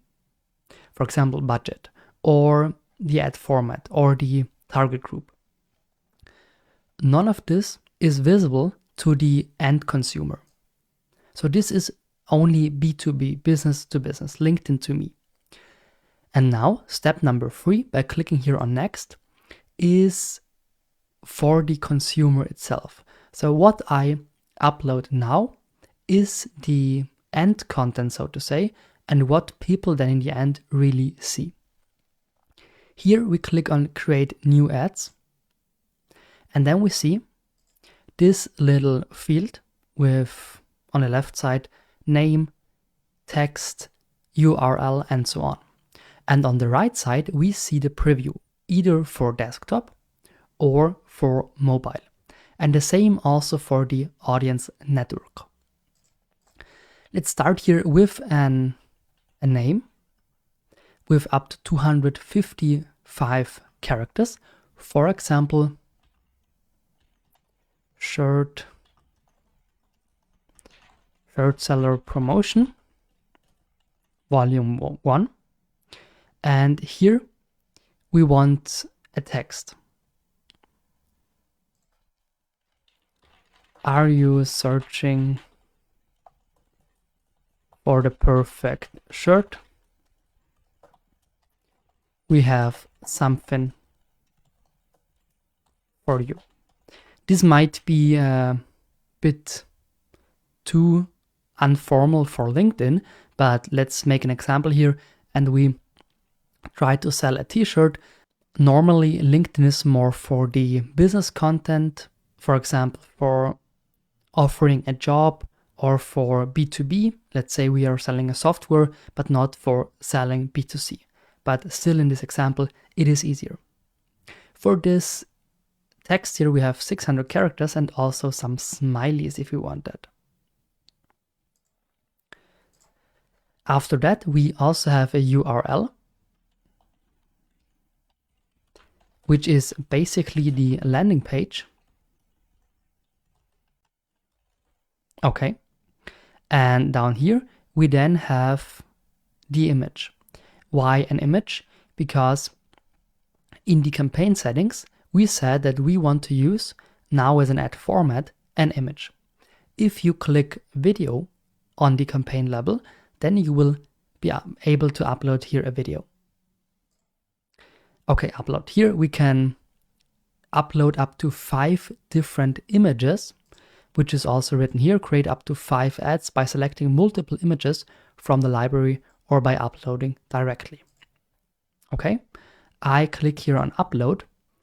Then I see all my 3 pictures I want to use for this. These are not with text for now, not edited, not created, just some stock images, just to show you how this works. But in the next section, we will also talk about how to create these things with software like Canva. Okay, my 3 images. You can change the name, but this is not so important. Then we click on add to library. So they are going to be uploaded. And after that, we can input them. Here, we can select now all of them or only one. Let's select, for example, only the first 2. And now we see, okay, we have the picture. Below that, we have the image alt text. What is that? That means that if you cannot see, if you're blind, you can click on please read the description, maybe for me, and then the computer talks to you. So this is a setting for blind people, and that is why the alt text is important. Alt text is also good for search engine optimization. Since this is a paid ad, it is not that important anyway. But still, you could say classic business or classic white business shirt. And here, casual orange shirt. Okay. Now we need a headline. For example, we can also use this here as a description later. We can say the best shirt on the market. or your perfect summer shirt. Like this. Okay. That's it basically. Now we can see the ad here. The preview is now loaded and we can see the description, which is here, which is this text up here. So if I make a change here, it takes a couple of seconds and then the change is also visible here. Yeah, now it's visible. So this is the introductory text. We see the URL here. We see the pictures. We can switch from ad 1 to ad 2 or the other way around. This takes a couple of seconds to be changed. And we see the headline, which is this here. Maybe this is a better headline, only summer shirt. And after that, we can also take a look at the mobile feed. Looks like this. We can see the medium rectangle.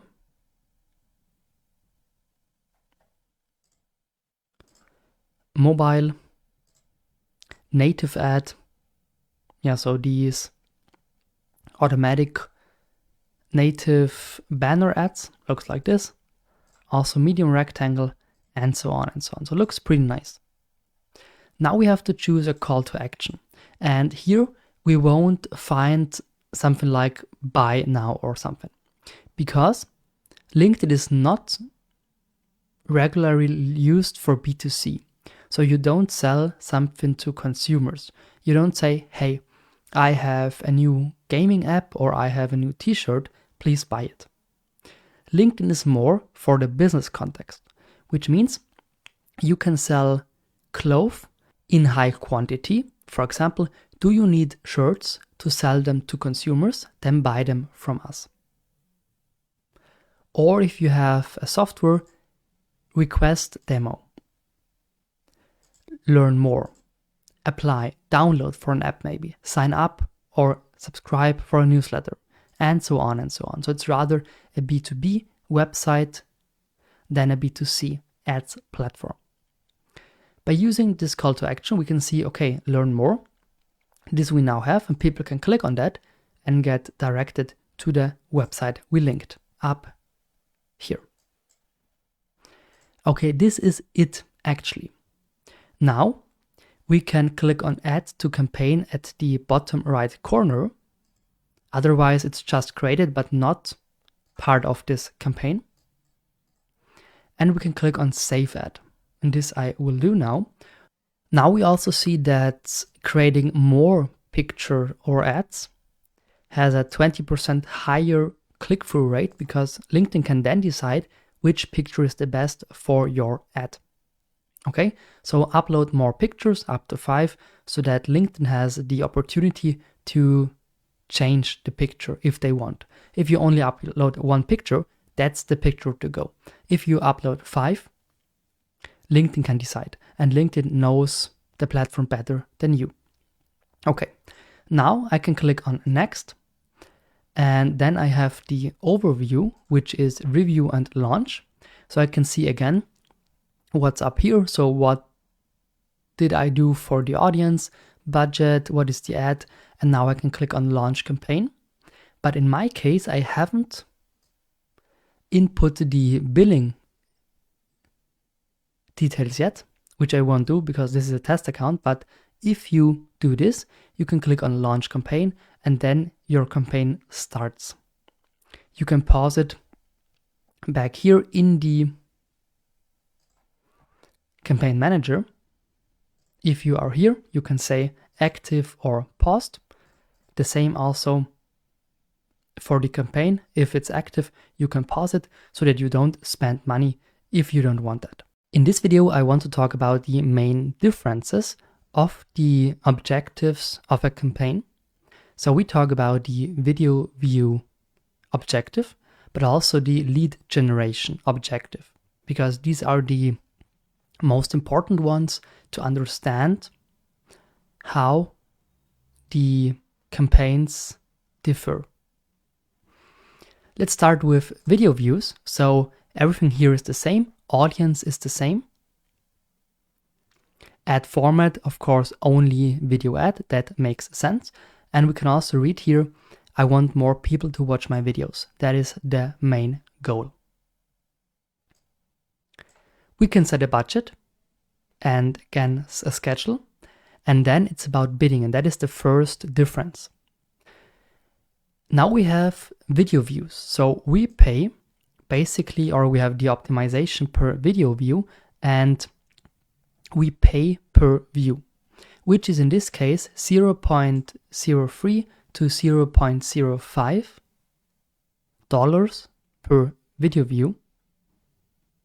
And in percentage, the projected number of views your ads receive divided by the projected number of impressions. This is how many people in percent will see this ad. We can use maximum delivery or cost cap as a bidding strategy. That is the same as for the other campaign goals. And if we would switch here to impressions, we would pay nearly the same amount. We would pay $40 per 1,000 impressions. But I would go here with video views as an optimization goal. Okay, that's it for the campaign level. When we click on the ad level, we also see a difference. We can create a new one. Let's just make this simple and put in test here in all the different fields. And now we of course need to upload a video with a ratio of 9:16 or 1:1. And if you remember, we created a Canva video upload with 1:1. Here, this is a 1:1 format, 15 seconds long. We could upload a thumbnail. A thumbnail is the starting image. So if people don't have this play my videos automatic feature on, then they will see only the picture until they click. So it might be useful to have a thumbnail, a first picture in these dimensions so that people see what will happen in this video, then they click. In this case, we don't have this for now, so I will only add the video without a thumbnail. Normally, you should also upload a thumbnail. So same format, but only one picture with maybe the ad's name or maybe your logo and what the ad is about. This takes pretty long to upload because it's a video. I now selected that, select, and now it will be uploaded and is in a couple of seconds here in my ad. I also need a headline. I need a destination link, of course. Perfect. And then I need a call to action. Learn more maybe. And this is now my ad. So this ad is the same like a picture, but with a video. The thing here is that a video can of course give you more information than a picture. So I would try both and just try out what works better for your target audience. But here you can show more pictures, more text, more everything, instead of a single image picture. That is why I most often use either video, or if we go back on, let's say, this campaign or create a new campaign, we can also, if we don't want video views, let's say website clicks, and then we choose here carousel image ad. There we have to upload 2 or more images. We only had one single image. Here you can have 2 or more to give more information. Because if we pay anyway for the ad, we also want good results. This is a bit more expensive. We can see that in estimated cost per click down here, but gives better results because, of course, with more pictures, you can give more information. That is everything that is different for the video view ad compared to the website clicks. Let's now talk about the lead generation objective here.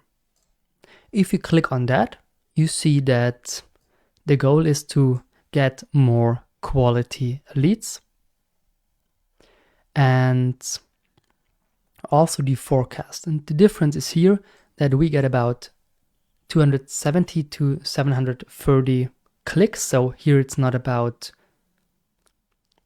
clicks on the website, but rather clicks on this lead gen form. The key result is now leads, of course.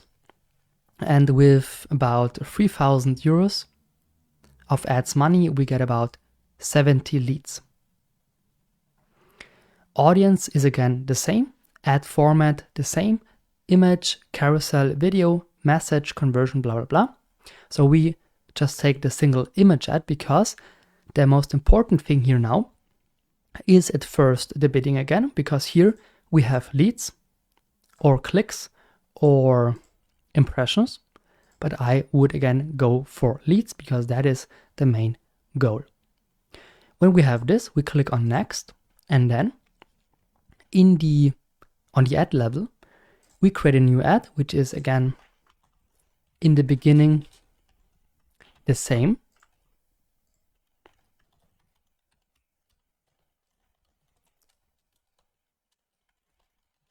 So here it's all the same. For now, we upload a single image. Okay, but then there's a second part. Now, number 2, which says form details. Because now if people click, they will see this form. And this form I need to create. At first we need a call to action, which is sign up or learn more, subscribe, register. Sign up is good. Then form, and here we click on create new.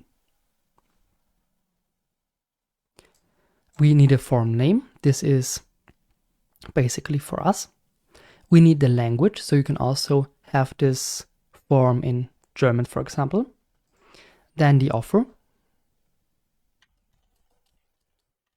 Get your chance for a free consulting call. This is now here the headline. Then also a short description. I am a short description, which is then visible below here the headline. Then we need to link a privacy policy, because this is again not completely GDPR conform. I would really read this, learn more here, because maybe you should take care of a good privacy policy URL. If you don't have one here, LinkedIn will block your ad, so you need one. It also says here forms without a valid privacy policy will be rejected. So if you don't have a privacy policy on your website that you can link here, you need to create one. This is important. Also here a text, again, maybe the same on the website in only 2,000 characters.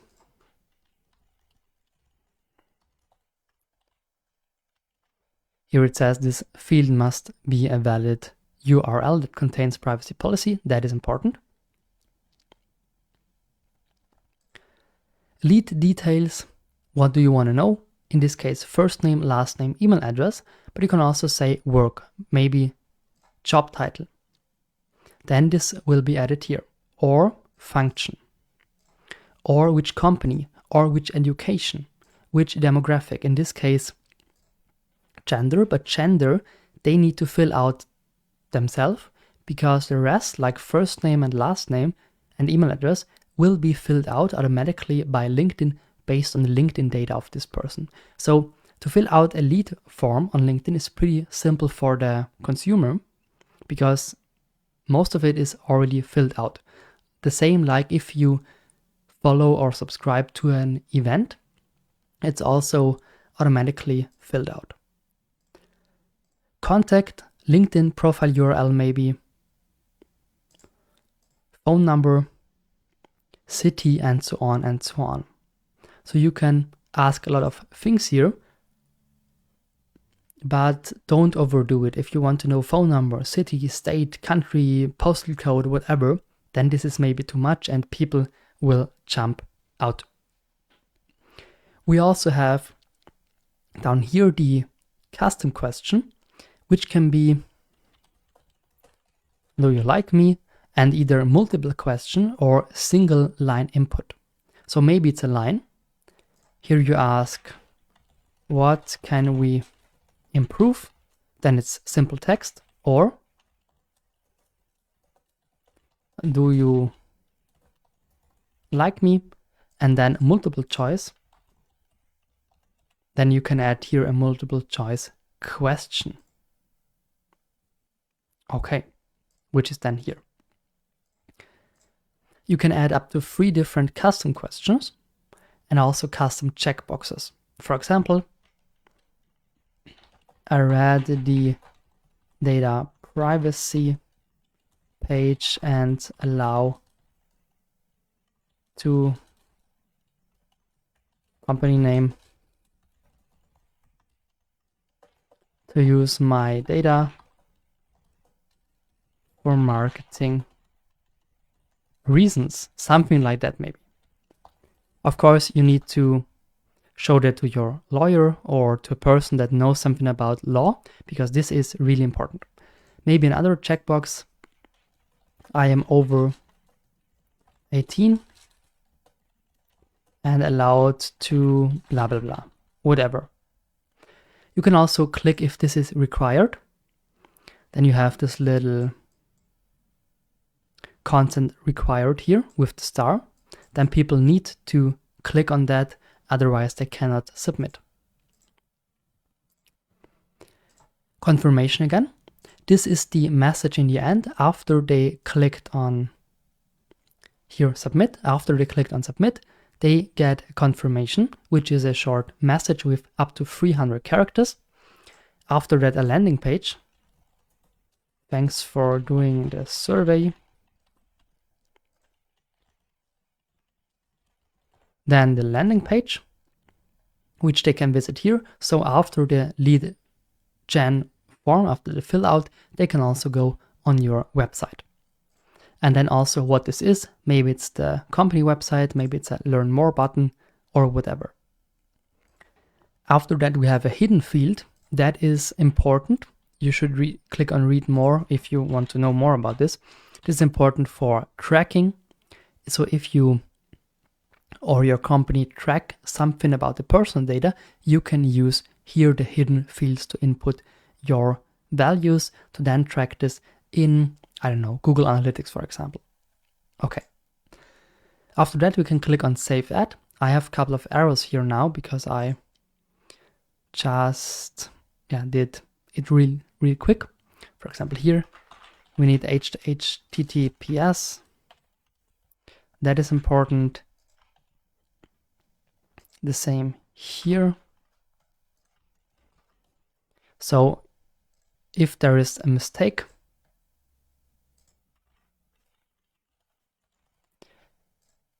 you cannot save this. All right. Here we need, again, a privacy policy, as I said, and LinkedIn is checking that. So if there is no privacy policy page, then you cannot save this. All right. But this is how to create a lead gen form that has in front of the lead gen a normal picture with a description and a title. We already created and saved an audience, but there are also existing audiences made by LinkedIn. And if you click on a campaign and then go to audience, you see here saved audiences and also this LinkedIn audiences. And if you click here on see all audiences, you have currently 26 templates with a specific ID, with a short description and the name. For example, the first one here is members with a bachelor's degree. So here we have all people who have or are in the process of completing a bachelor's or associate degree. but no graduate degree listed. Or expertise in biotechnology. So people who have expertise in biotechnology. Same goes for event planners, members with a current position as an event planning. So these are pre-made templates. Let's go for this here and then click on select audience. The existing one will be replaced, of course. And then we see the following. We have an enormous amount of job titles that have something to do with event planning. And this is basically the pre-made audience. What this tool cannot do is the location. So location you need to set for yourself. This is only for the second part of the ad, which is down here. And LinkedIn is also recommending 50,000 people or more as a size of an audience. So this would be a pretty small size for Germany. If you have that in the US, of course, it is okay. And you can also narrow the audience further if you want. So you can also edit this existing audience and then save it again. So you save it now as event planners, maybe event planners 2, after editing the pre-made one, and then it is your own one. Let's take a look at another one. Maybe members with a bachelor's degree. Select. Then we see, okay, here degrees, associate's degree, bachelor's degree. These pre-made templates are pretty simple, but still it is better than nothing. Master's degree, Master of Business Administration, Doctor of Philosophy, blah, blah, blah. These are excluded. Why? Because it said that they are currently in the doing of getting a degree or have a bachelor's degree, but they don't have anything higher. Okay, this is pretty easy task. We could have done that ourselves, but still with an existing audience, it is also possible. One last here. Page number 2, maybe nurses or new to the job market, members who have or are in the process of completing a bachelor's or associate degree, but limited job experience, which is then mainly the same as before. We have degree, associated, and the bachelor's, and we have 1 to 3 years of experience. That's it. So these pre-made templates are pretty okay, I would say, but only if you have the right location. So if I only have Austria, the target audience would be too small. If I have Germany and Austria, it would be okay. So depending on what location you have up here and what profile language, it is either good to use them or you should edit them. Here, for example, we could say, okay, 1 to 4 years. Then the target audience is already bigger. Or we go on Austria and Germany, then it's also bigger. Or here we say, okay, bachelor's degree plus master's degree maybe. So we can edit that as we wish. Now let's take a look at the matched audiences. That is basically a way to retarget users that either visited your website or visited your company page or engaged with your content. So people that did something organically on LinkedIn or your website, and then we want to retarget them, so target them again with a paid ad. For that we have on the right side here this plan, audiences, and here we have saved audiences with marketing agency overall, for example. And in matched here, we can click on create audience and then either upload a list, so a list of people and contacts or offline events, or we have retargeted. And here we can retarget them by company page, event, lead gen form, single image, video, or website. For example, we organized a LinkedIn event and hosted this. Then we have people that sign up for this. And based on the people that signed up, we want to retarget them again. So we tell LinkedIn, hey guys, here I had this and this event, and now I want to retarget the people from that event. So I click on event, give it a name, event 1, and now I have here people who marked themselves as attending to the event. Now I would click on the event I hosted, and then all the people that clicked on attending are in my new event 1 audience. Okay? The same goes for company page.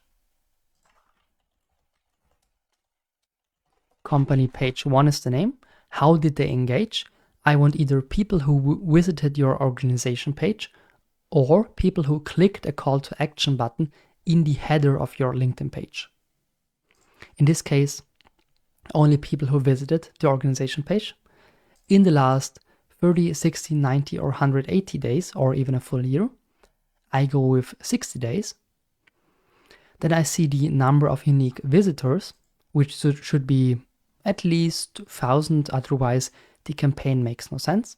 It makes no sense to make an ad for 10 people. And then we click on agree and create. And then I have a matched audience, which I can then use for a campaign.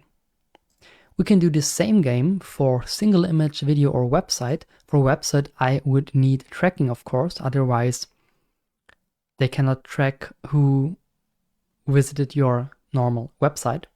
But here is the same game: name, days, and then the URL either equals to, so the exact link, or starts with, which could be my website. And then if someone visits the start page, it's a yes. If someone visits that blog, it's a yes. If someone sees post 1, it's again a yes, and so on and so on. And this for all the different pages if I want. The same for maybe a single image. If they interacted with one of my ads, or if they performed that chargeable click in the last 90 days, I want from this campaign, maybe this here that we created, I want the people that made an interaction, click on agree and create. I need, of course, a name, test 2, agree, and then I create this matched audience. They are still in the building status, so I cannot use them, but if there are people then either interacting with the ad or visiting my company page, so this audience is getting more and more, which is good because in a few weeks I can use this for one of my ads. Let's now discuss the conversion tracking, which is rather a difficult point compared to running or setting up an ad. You need conversion tracking if you have a website maybe and want to see if people really do something on your website or come to your website. Therefore, you have this Analyze tab on the left side, and here the conversion tracking. And here you can set up the conversion, either offline or online conversion. I would go with online. Offline is even more difficult. Here you have to give it a name. For example, you track the thank you page. Why? Because let's say you run an ad, and with this ad you want to sell a product. Then you can, of course, see in your LinkedIn analytics after running the ad how many people clicked on this link. Okay? But you don't see how many people really bought something on the site. You just see how many people clicked, but you don't see what they did on the page. Therefore, you can set up a thank you page which only appears if a person buys something from your landing page, and then you know, okay, by the number of people that clicked on the thank you page, I can see how many pieces I sold or how many of these people are from LinkedIn. You can also say here what your conversion behavior is. Maybe it is, let's say, it's a purchase, exactly. So then it's a thank you page. And the value is in US dollars. In, let's say it's 20 US dollars. So every thank you page visit is $20 worth, because then I know, okay, people bought one product for 20 euros. Clicks in the last 30 days, views in the last 7 days, and I only want the last touch of each campaign. Why last touch? Because if the same person touches that page 20 times, it would be misleading. Which campaign? So for which campaign should this be? Let's say for this here. And then again, the source. For that, I need the inside code. So I need to set up the code on my website, this inside LinkedIn inside tag. We talk about this in another video. And also we have to define the conversion tracking method, either by loading the page, so every time the thank you page is loaded, or with a specific event. For that I need another code, which I also need to input on my page. So as I said, conversion tracking is rather difficult. Page load is easier than event specific. Here you can say, okay, if somebody visits the thank you page of my website, if this one here is loaded, then it is a yes, and then it's worth $20, so to say. Or use the image pixel, which is less accurate. You can also use this here instead, which is an image also then shown on your website. But you need an inside tag. After clicking on create, this would be created. But let's first take a look at the LinkedIn inside tag to understand why we need this. So this is the conversion tracking. You need to set this up, but you also need the inside tag. Best case is to use the tag manager. Tag manager can be Google Tag Manager, Adobe, but also other programs. You have detailed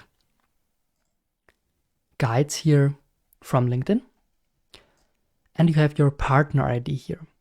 This step I will show you in the next video, but this conversion tracking method, this you need to set up here directly in the conversion tracking.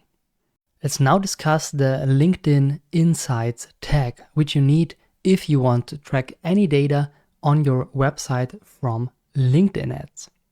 For that, you click on Analyze, and here you have the Insight tag, which you can either install yourself with this little code you need to input on your website in the body, or you send this to your developer, then you have it here.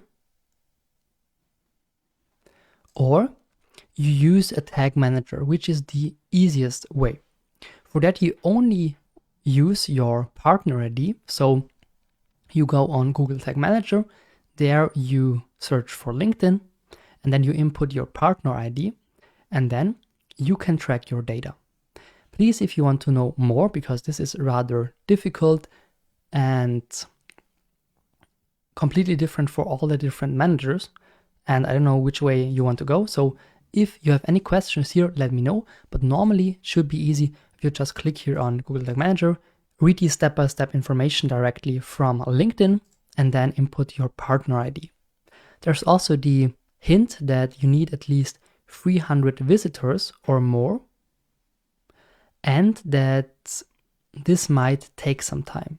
So you won't see data in the first minutes, for example, but rather in the first weeks. So don't be too stressed out if this is not working. You can check if it's working with the Google Tag Manager, for example, but if there is no data yet, it might be that you have to run an ad at first. Otherwise, of course, you don't have any data here.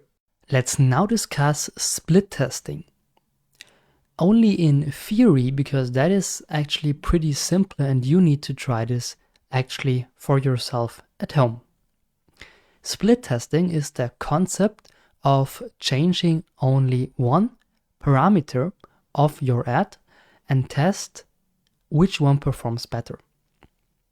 The parameter can be, for example, something from the audience, but only one parameter, maybe the age or the gender or the job title, but only one of these things at a time.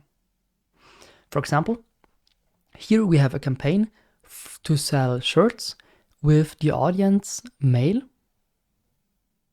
20 to 25, work in marketing.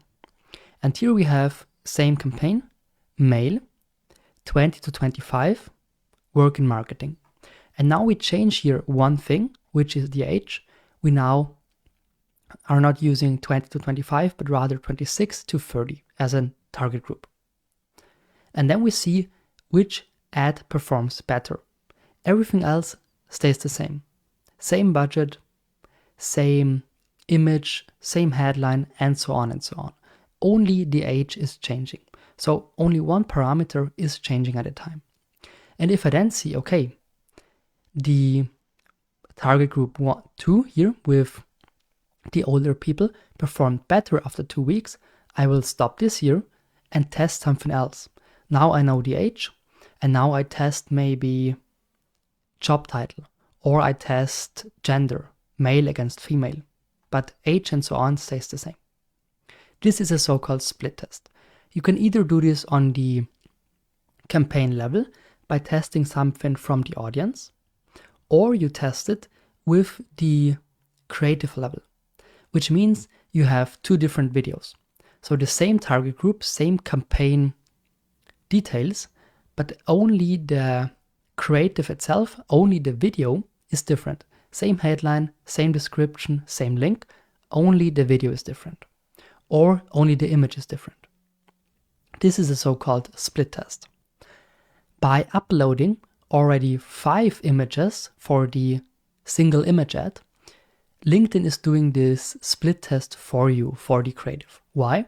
Because they only show one at a time, one image, but they're testing all 5. So they will know after a couple of days, okay, this picture of all the 5 performs best, so we only are using this one here. So testing on the creative level with pictures is not that important anymore, but on the audience level it is important. Maybe you don't know if this product is for a younger or older target group, or if it's for female or male, then you can test this. And by using this split test, LinkedIn will have all the people, let's say 100% of people, with 50% male and 50% female and all age groups you want. And then they will split this up. So it's not like all females go in here and all males go in here if I only test the age. So if it's here gender, all gender, but here 20 to 25 and here 26 to 30, then I still have this normal 50-50 split. So female and male here, female and male here, only the age is different, okay? But how do you find this in LinkedIn? Here in LinkedIn, you can simply create a campaign. Let's say we create this one here with one image, with an audience, and so on and so on. And then after creating this one, we can simply click here on the 3 dots and duplicate it. And now we have the copy of blah, blah, blah in the same campaign group. And now I simply change the creative if I want to test on the creative level, or I use both, so the same number of creatives with the same creatives. And after creating, I see, okay, here I can now edit the audience. So maybe I now test only the interest. So I test the same campaign without social media interest, so without having that in here. Or I test different job seniorities, or I change the location to maybe instead of Germany, only Austria, or instead of having both, only Germany, and so on and so on. So I test one parameter here of the audience, and then I also click here on next, and then also launch this campaign. So I have two campaigns at the same time with the same budget. Of course, if I only have a budget of 1,000 euros for these 2 weeks, I need to split the budget up 500 and 500 on the two campaigns. And then after the 2 weeks, I will take a look at the results, and then I will see, okay, this campaign or this campaign was better. Let's now start our TikTok ads journey by creating a TikTok Business Manager account. This is of course pretty simple and obvious, I have to say, but I want to guide you through every step of this TikTok journey so that even people that have clearly no experience in running ads know how to set something up, so how to set an account up and how to run ads. For that, we type in tiktok.com/business or TikTok Ads Manager on Google. And then we will find this link here, TikTok for Business. Marketing and advertising on TikTok. This is what we want. If the page looks something like this, then you are correct. You can also type in up there tiktok.com/business. That's the same. Okay. And here we have a quick overview about the ads and this ads topic. If you scroll with your mouse, you also get here different pictures with a bit of statistics. Let's go to this here. 1 billion active global users. We already talked about this, which is amazing. What is even better is that 92% of users globally take action after watching a TikTok video, which not only means that there are a lot of people, but also that it is highly recommended to use TikTok as an ads channel because people really like to convert. So they want to buy what they see, they want to interact with what they see. Make ads that are tuned into culture, like videos, make ads that are tuned into culture. Here also some trend. Easy to create, that is true. And then you get this, last slide here. Let's scroll down. Here are some ad examples for perfume, YSL, or for makeup. So it's pretty simple. You can use different styles. We will also create a video together, but of course not in all the styles that are possible here. Also some informations for small businesses, larger, or also creators, depending on what you are. And the rest is basically simple information which we don't need. We now click on this Create Now button at the top right corner. Okay. And then we see something like this. Maybe the page changes, but it should look like this. Somewhere should be written sign up.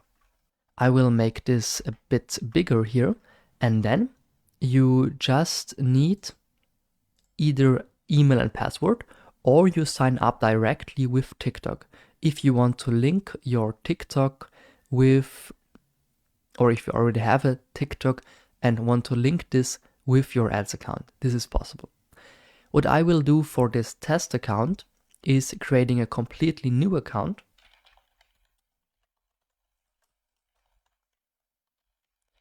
By just typing in my email. and a password between 6 and 20 characters. Something like this, for example, I wouldn't do. This makes no sense. So you need not only numbers, but also letters, best case upper letters as well. So just a good password between 6 and 20 characters. I will type one in, and then I click here on sign up, and then we see each other again. Of course, before you click on sign up, you need to click here and accept the data business privacy policy, which is important. And you can unclick here the newsletter, which is the second point, and then sign up. Perfect. Now there is some game if you are a robot. Select two objects that are the same shape. Okay, same shape should be easy. This is the 4 and this is the 4. Confirm. Okay. And now it's the next step. I get a code sent on my email address. So I need to put it in here.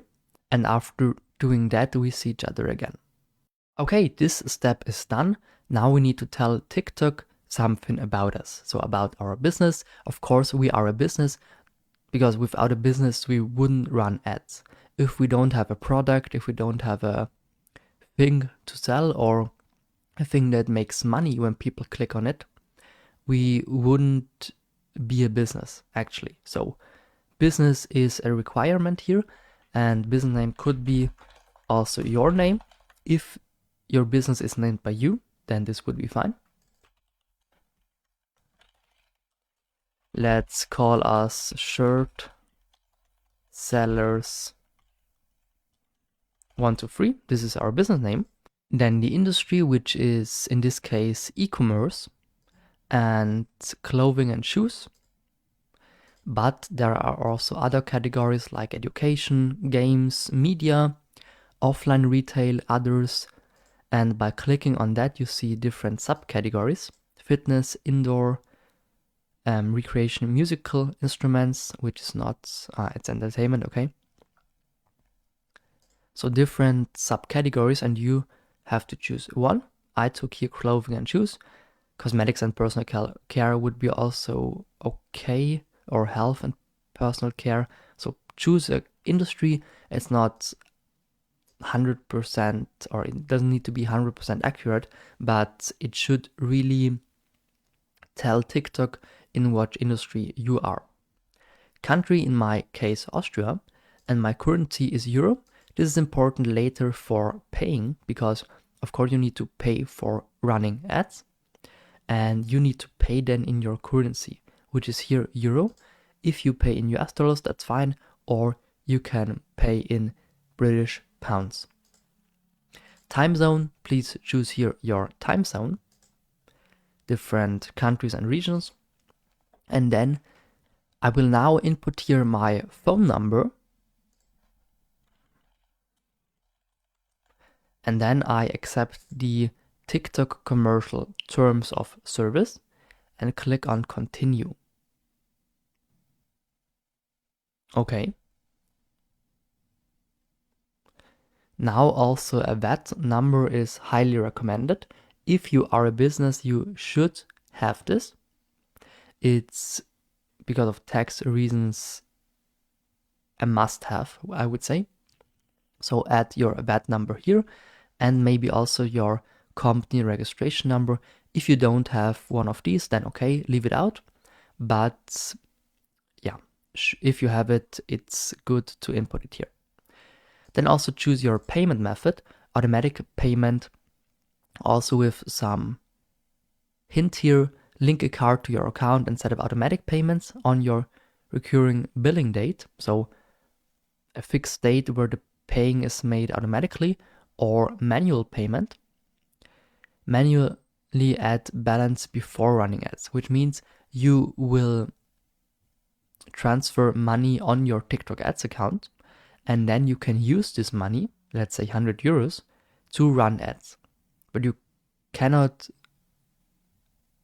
run ads for more money than this 100 euros.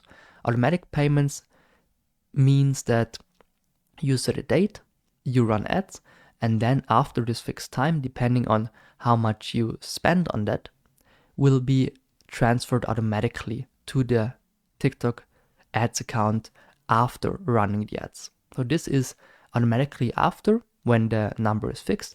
This is you transfer to your TikTok ads account beforehand, and then you can run ads for this amount of money. I go here with automatic because this is just a testing account and I couldn't test ads now if I need to transfer already money on this account. Okay, go to Ads Manager, I click on that. Now it is connecting, and here I am in my dashboard. We have different ways of running ads, simplified mode or custom mode, but this is already too much, I would say, for now. That's why I click on don't show this page again. Perfect. And then we can easily click on dashboard at the top left corner, or at first on our profile picture here to add account information and payment information. I would highly recommend you to add this payment information, otherwise you cannot do anything here.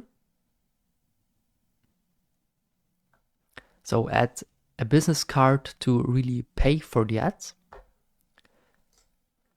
And also under account information, add further information or change it, like the account name, like currency, like website, postal code, state, street address. This all helps you to improve the experience here, but also to ensure TikTok that you are a real business and not only a scam account. Because there are people there on TikTok and running ads on 10 different accounts because they know their account is getting blocked every week, basically. So to not let this happen to you, please add as much information as you can here to really ensure and tell TikTok that you are a real business, a real person, and really want to make this serious. When talking about TikTok ads, there is a clear structure. And this structure we will now see in the dashboard, but at first I want to talk about it in theory. Because you have the big umbrella, which is the campaign. You have below that different ad groups. And in this ad group, which is basically the target group, but an example later will help you. And below that, the ads. Okay, so an example would be you have the campaign shoes. So you have a e-commerce online shop about shoes or shirts. And this shoe topic is the campaign. So the campaign is basically the topic or the business. So the objective. I want to sell shoes. This is why I have a TikTok campaign. Then you have different groups, and these groups are your product / your target group. On this level, we will basically only speak about the target group, because here we want to make sure that the right people see the right product. For example, for ad group number 1, we want to sell high heels. And for this, we create a target group of people that get to see this ad.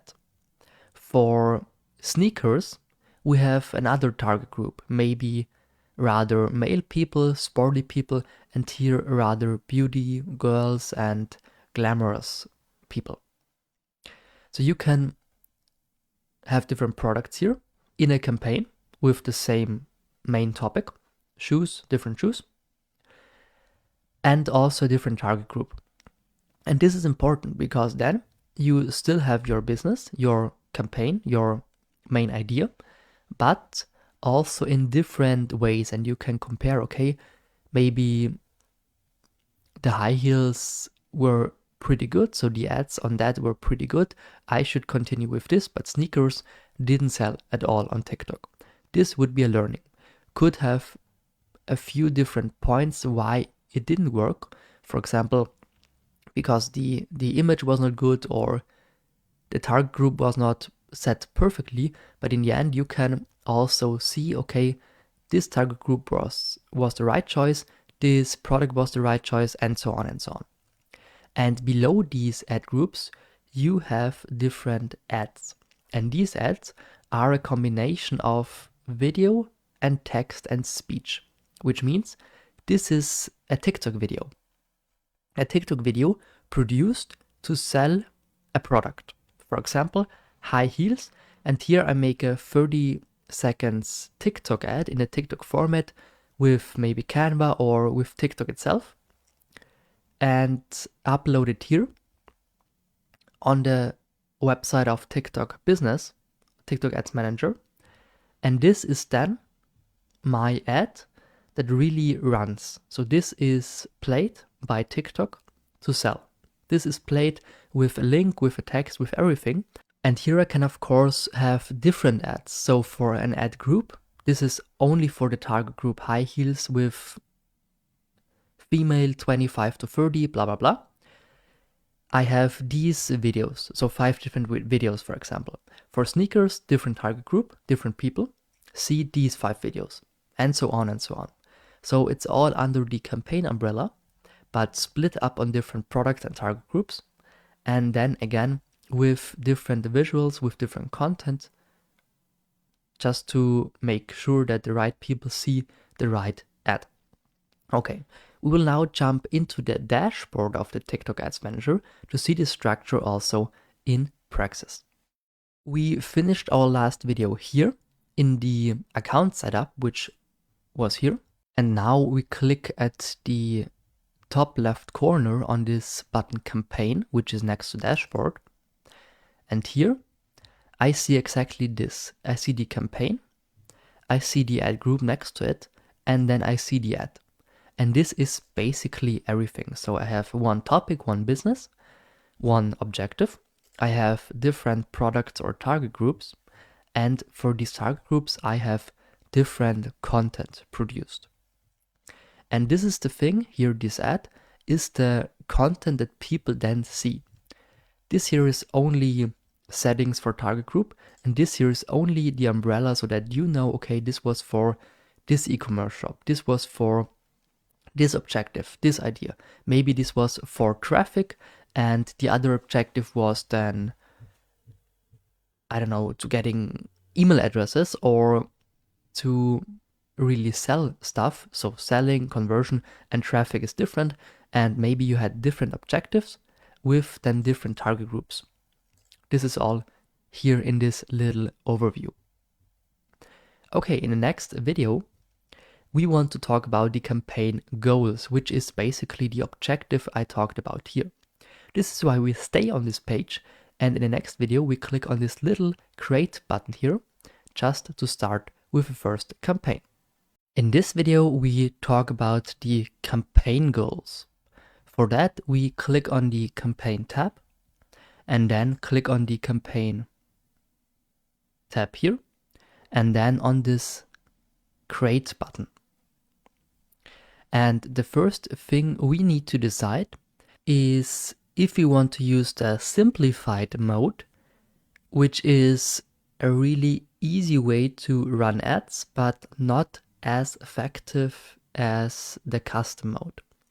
That's why we take a look at that later, this here, and go on with the custom mode. Okay, so custom mode is more advanced, but for that you have this course. So I will explain every setting there. And if this is still too complex for you, or if you don't have time for that, you click on simplify mode. But as I said, we will talk about this as well. Okay, so custom mode here. And then you see that on the left side, we have exactly what I showed you in the last video. We have the campaign, we have the ad group, and the ad, which means that we have to start with the objective. And the objective is one of these at the moment 7 things. Why at the moment? Because things are changing here. For example, website conversion or lead generation is updating and then it's named differently, or there's a fourth, fifth, whatever conversion setting, for example. So by now it's 7. If you see more or less, that's also okay, because the most important ones, which are conversion, reach, and traffic, are always here. Okay. Also here you have like a customer journey, because at first you want to gain brand awareness, which means that people are going to see the brand without any traffic or buying the product for now. So only seeing the brand, seeing the product, and getting to know the product with some informational content, with showing the product into the camera and so on. So this is the first step. Here we don't want to have traffic, we don't want to have conversions yet, it's only about the reach and showing the product to a maximum number of people. Then we have the second tab, which is consideration. And here we already want traffic, video views, or community interaction. For example, more followers, video views, or just clicks on our website or app. There's a statistic in marketing that says that people need about at least 7 contacts to actually buy a product, which means they need to see your product 7 times minimum, which could be 1 time here with a reach campaign, a second time with a traffic campaign, then twice on Instagram, 1 time on, I don't know, a poster, and then 2 times on email newsletter they signed up for. And then the chance is higher that they buy a product. But there is nobody out there who sees a product for the first time, for example, your new beauty perfume product, they see that for the first time and buy it instantly. This is never the case.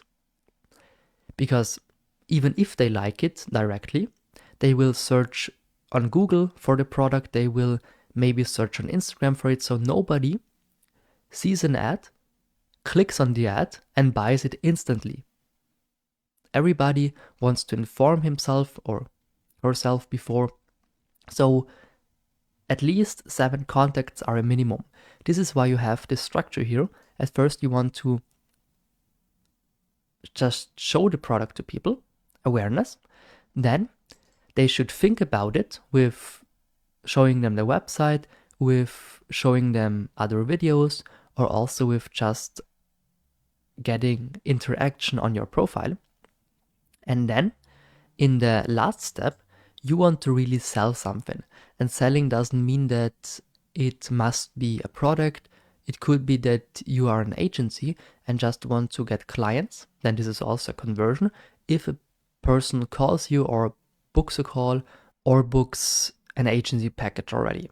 Or if you have a gym, then you want that people see your gym, that people consider going there, and then really buying a subscription for this fitness gym. Okay?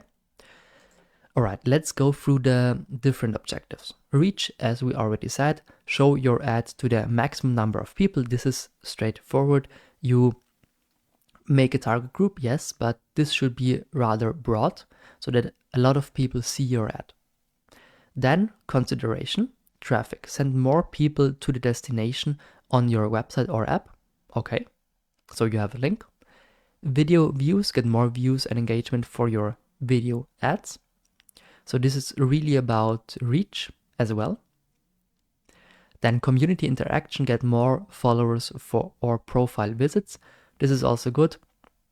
Just that people connect and people engage, because if they engage once with your profile and follow you, the chance is high that they really stay active.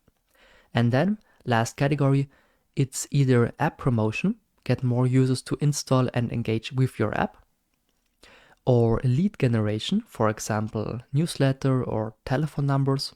So a way of then reaching them otherwise than TikTok, for example, via newsletter, or website conversion. Drive valuable actions on your website, which could be, for example, a sell in your e-commerce store.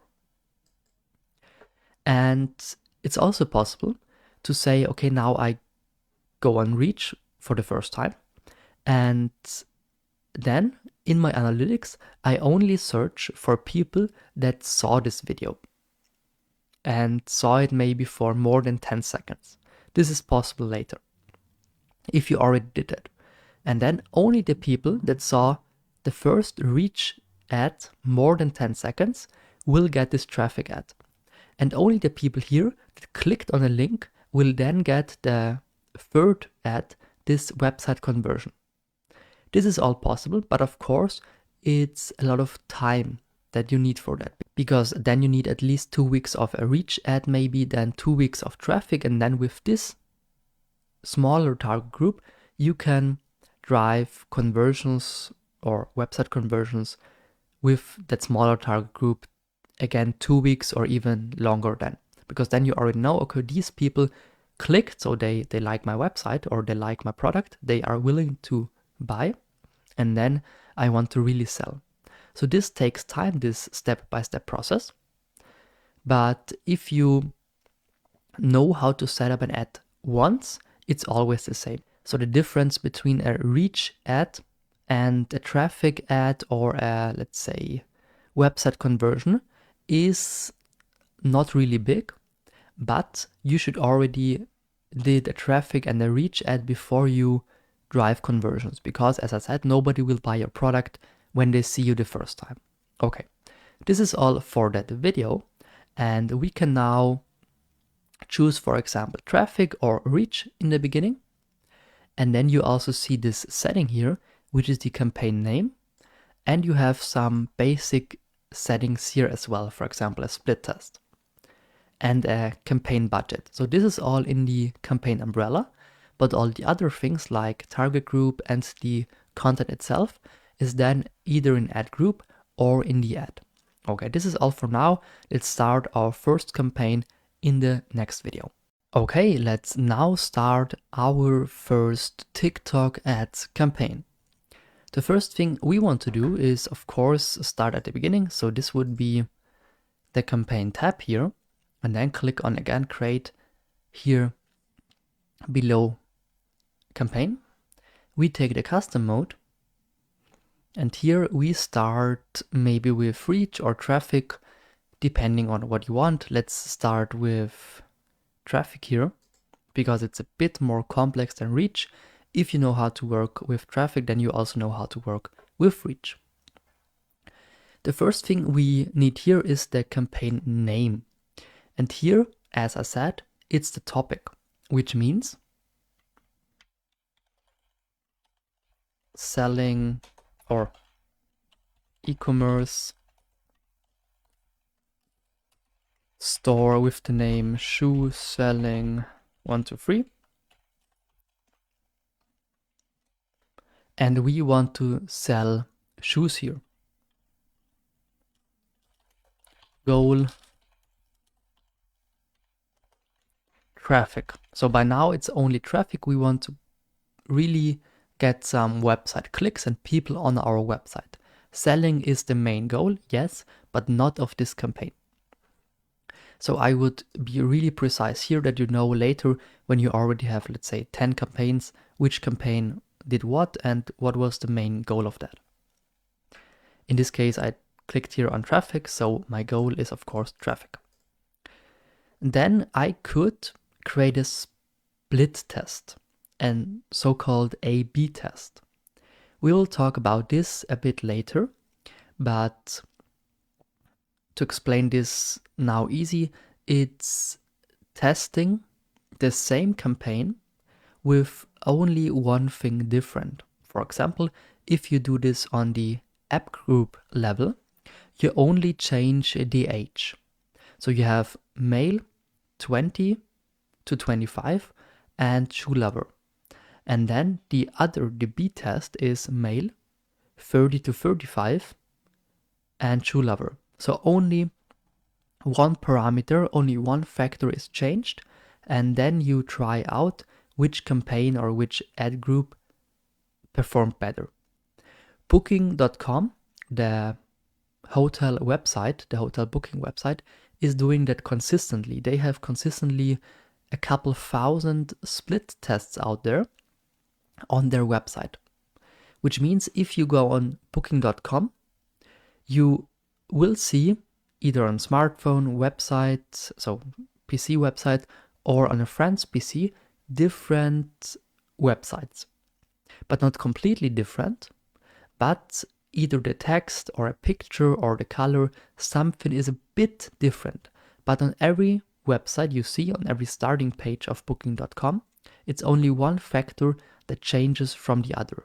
For example, it says instead of book your hotel now, it says another text like click and book now. So really just a simple change, but these simple changes could lead to a massive change in the performance. So this is a split test.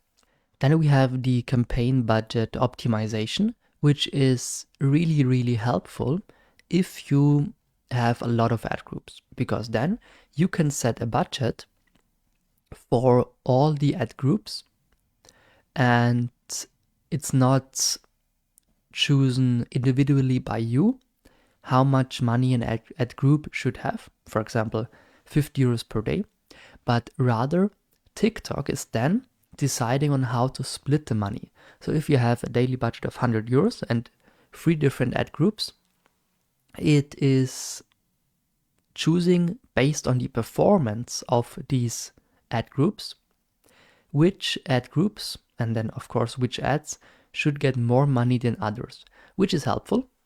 But let's don't do this now. Let's set a campaign budget, which is also possible. So either budget optimization or setting a campaign budget. I would highly recommend also reading this Learn More here, because that explains the CBO a bit better, which is campaign budget optimization.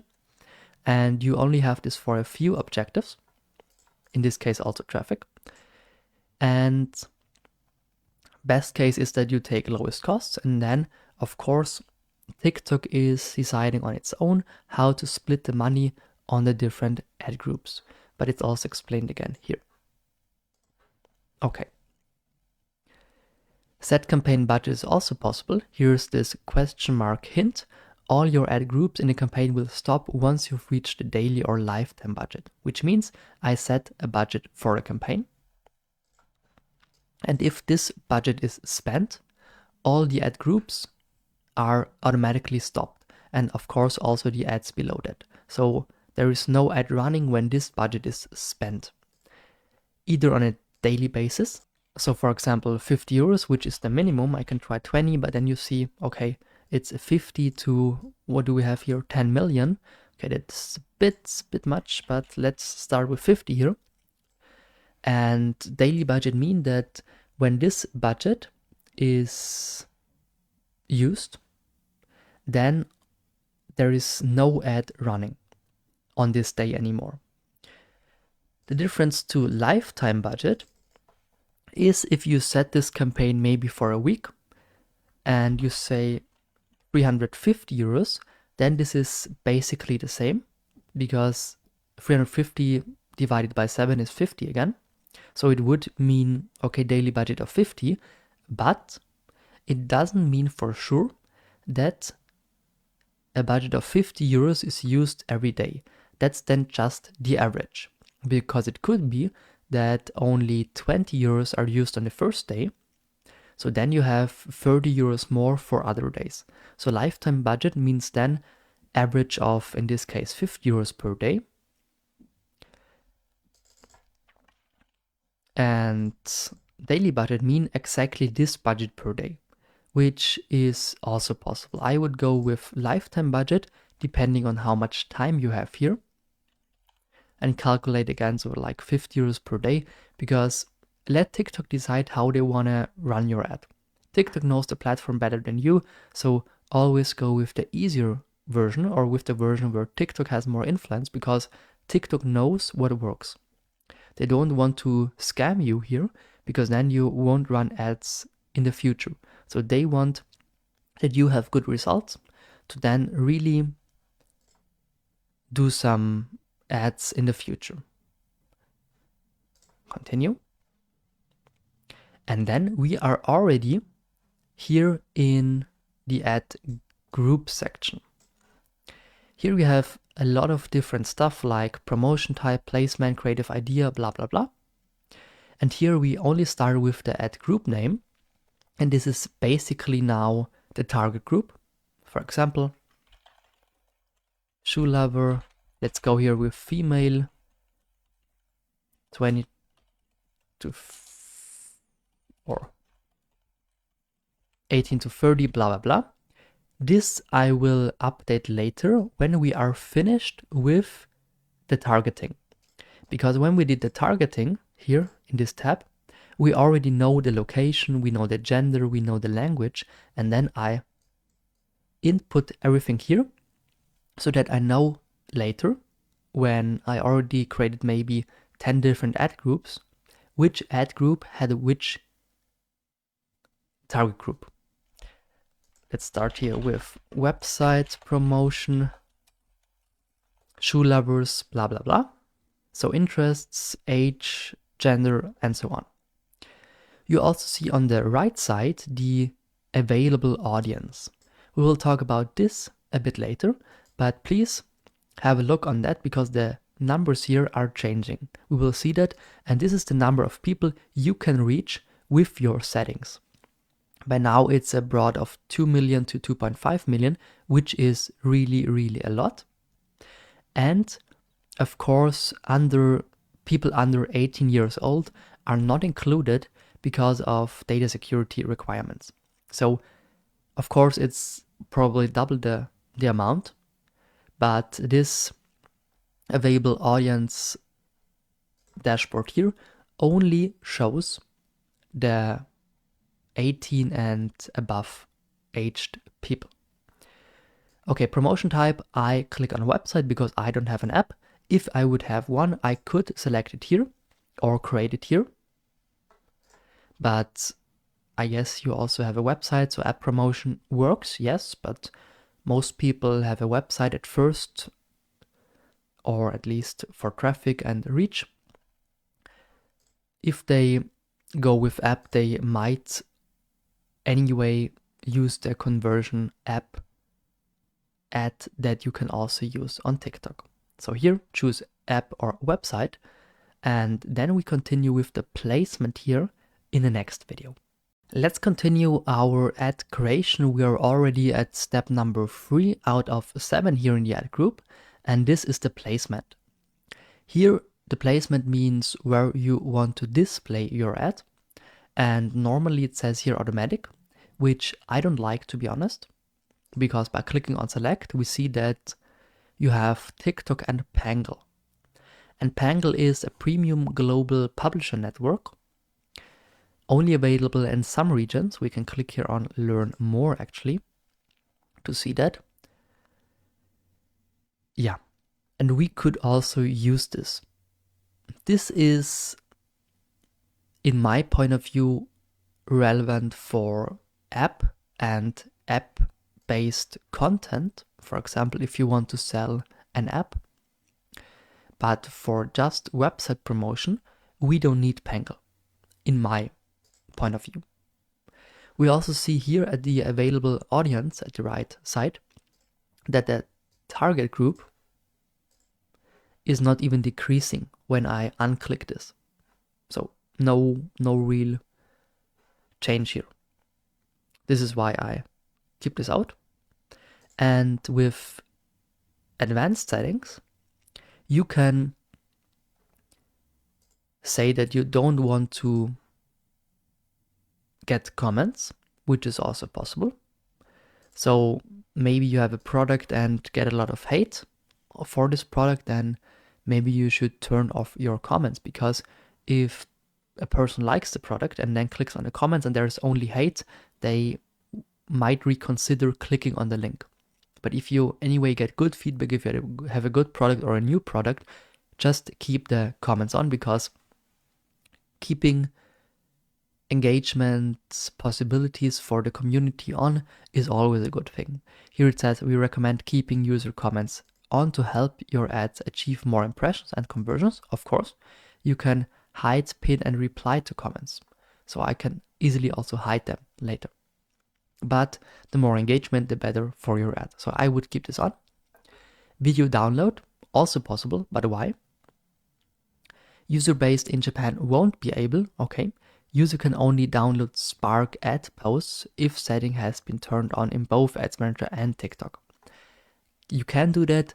I don't see the sense of this, to be honest, because why should anybody download an app? Maybe for, I don't know, uploading them somewhere else, but this I want to decide. This is why I turn this off. So I don't want anybody to download my videos. And video sharing, this is of course important. Turn on the toggle so users can share your video on TikTok. Which means that it's blocked if I turn this off for sharing the TikTok video link on Facebook, Twitter, email, SMS, or by just copying the link. So this is important to gain reach because people then can send the ad to a friend or can save the ad for later just by copying the link. This is important. So user comments and video sharing is important. Video download, I don't see really a benefit for me in that, so I turn this off, but that's your decision. It doesn't make any change for the available audience. It's just what people can do with your video. Okay. That's basically all we have to do here with the placement. Next step is creative type, which is this little bar here, but we will talk about this in the next video. Let's now quickly discuss here the creative type, which looks like a small thing, but is actually pretty amazing. Because you can activate here automated creative optimization, which means that you can upload a couple of text, videos, and so on, pictures, whatever. And then TikTok decides for you how they combine it. So you can upload, let's say, 5 different texts and 5 different videos, and you don't have to test yourself with an A/B split test. With a split test I explained a couple videos ago how you want to combine them. Also with this learn more button we can see that I can upload images or videos with some text and select the call to action, perfect, and so the button, and then TikTok combines this for you. So I can forget, let's say it like this, A/B testing, and it saves a lot of time because I might have already 5 different videos or 5 different call to actions, but I'm not sure how I should combine them. Then I let TikTok do it. Why? Because TikTok knows the platform, TikTok knows the target group, so they make a better job than I could do. And the thing is, they can recombine.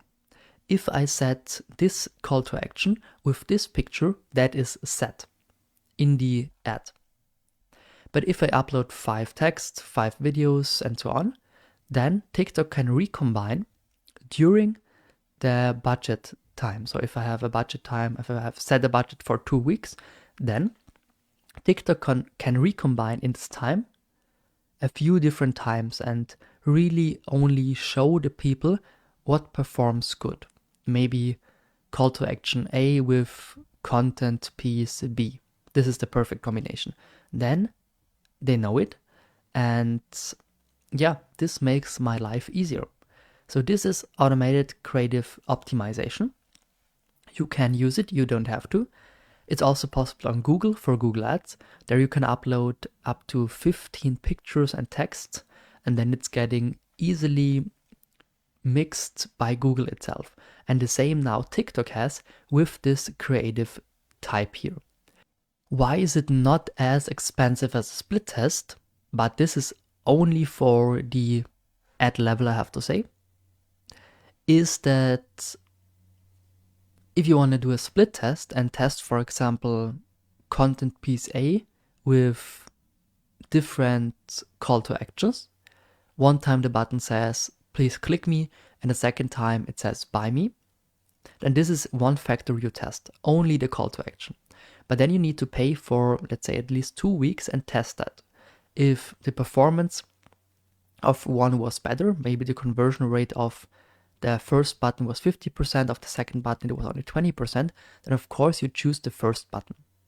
But then you test another factor, maybe the video. You test 2 different videos, or you test 2 different texts, or whatever.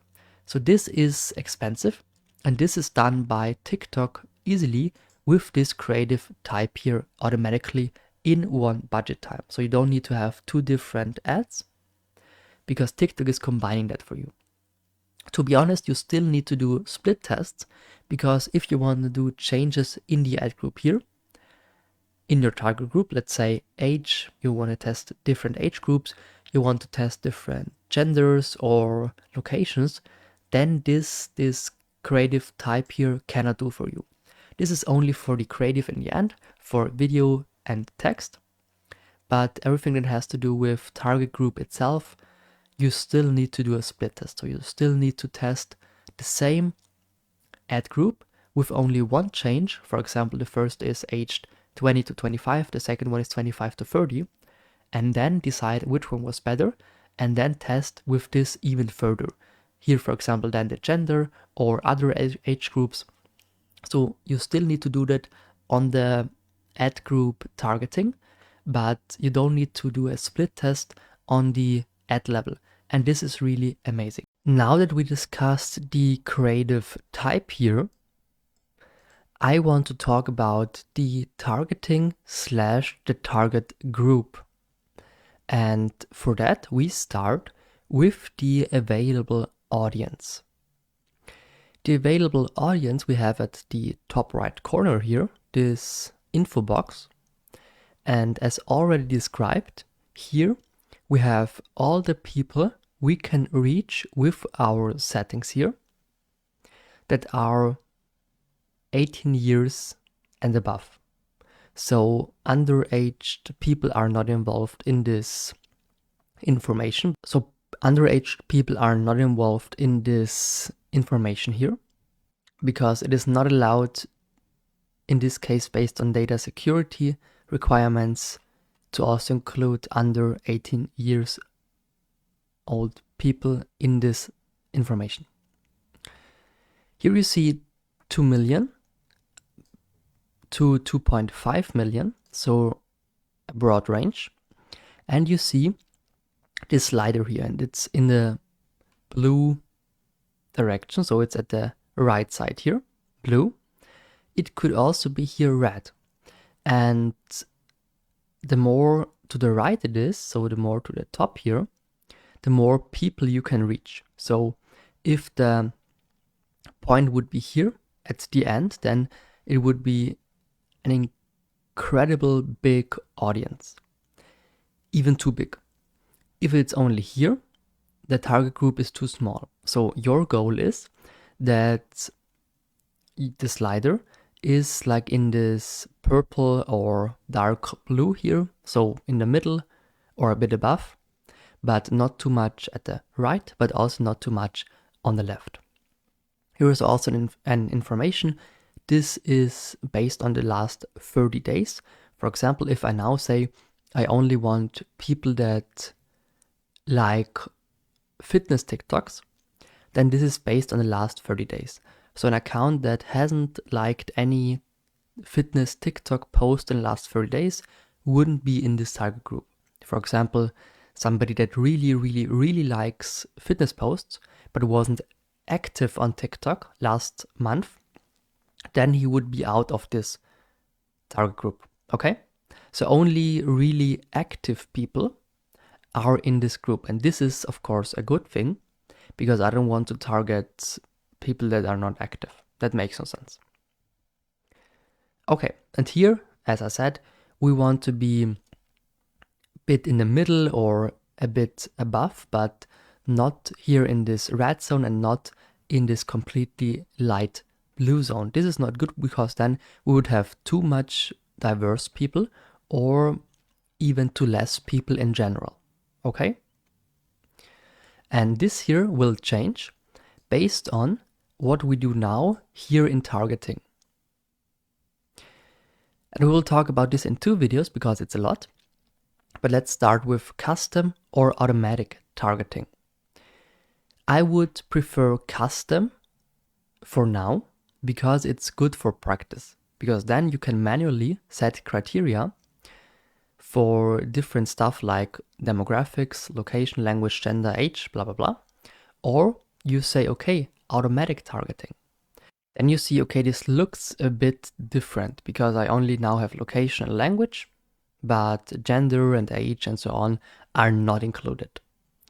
The automatic way is pretty good. Everything that is automatic in TikTok ads is actually not that bad. So TikTok knows their platform pretty well, but only for practical reasons, I would stick for now to the custom targeting. Okay? And now let's also start with demographics. Here you can use the slider, then you see demographics, audience and interest and behavior and device. So 4 categories in this targeting, really a lot.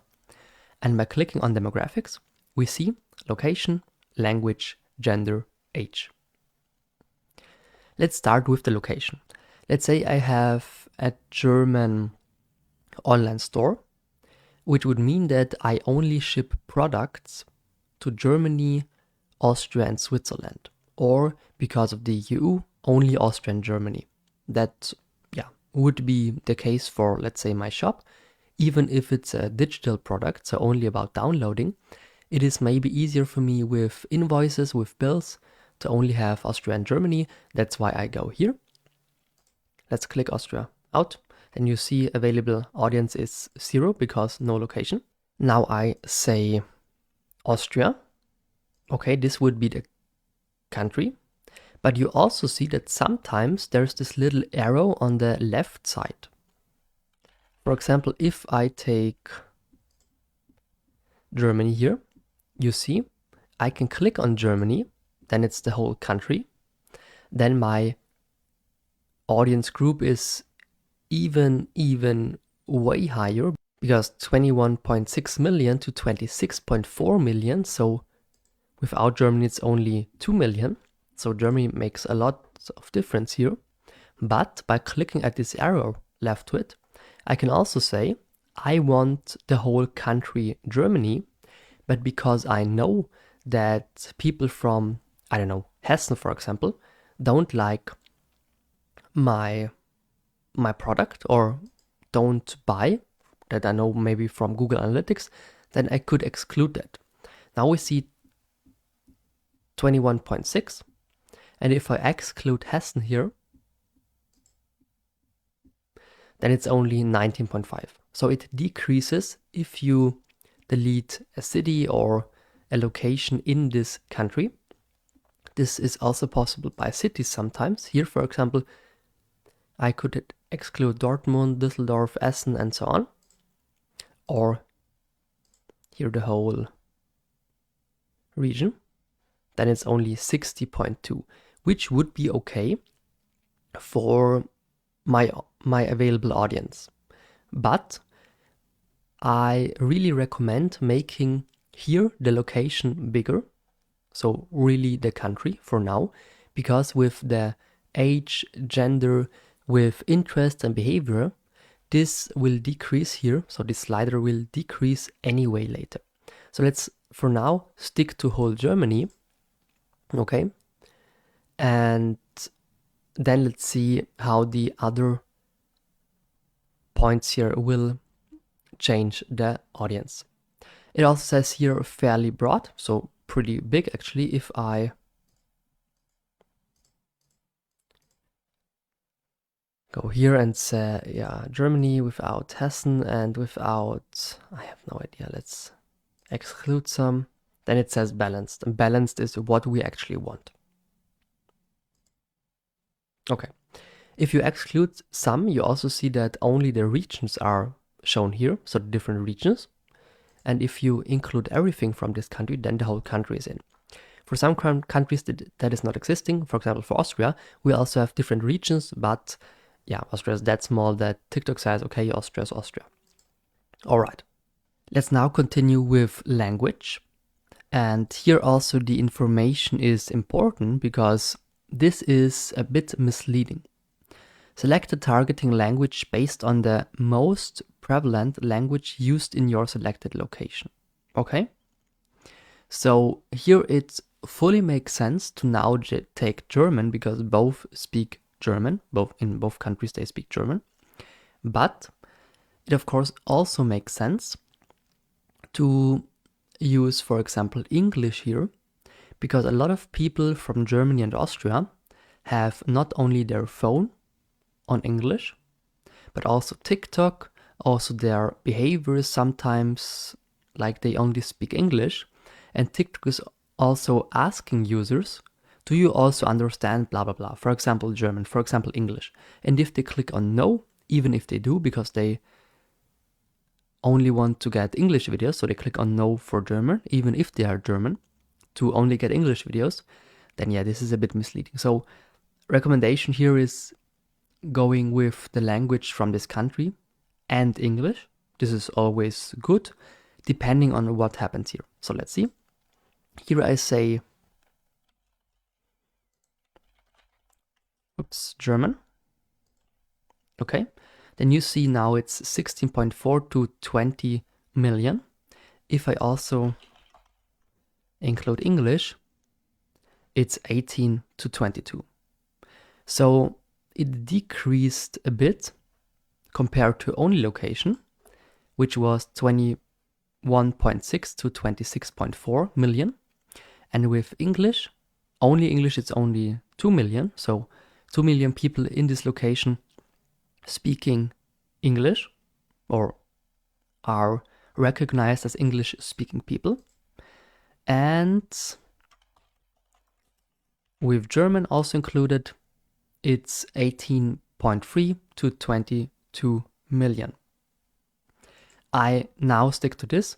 If we see that the audience is way too big, also later in the end, then I could also exclude here English. But for now, it is okay. Then we have gender, male, female, or all. This is only important if you have really a product only for women, for example.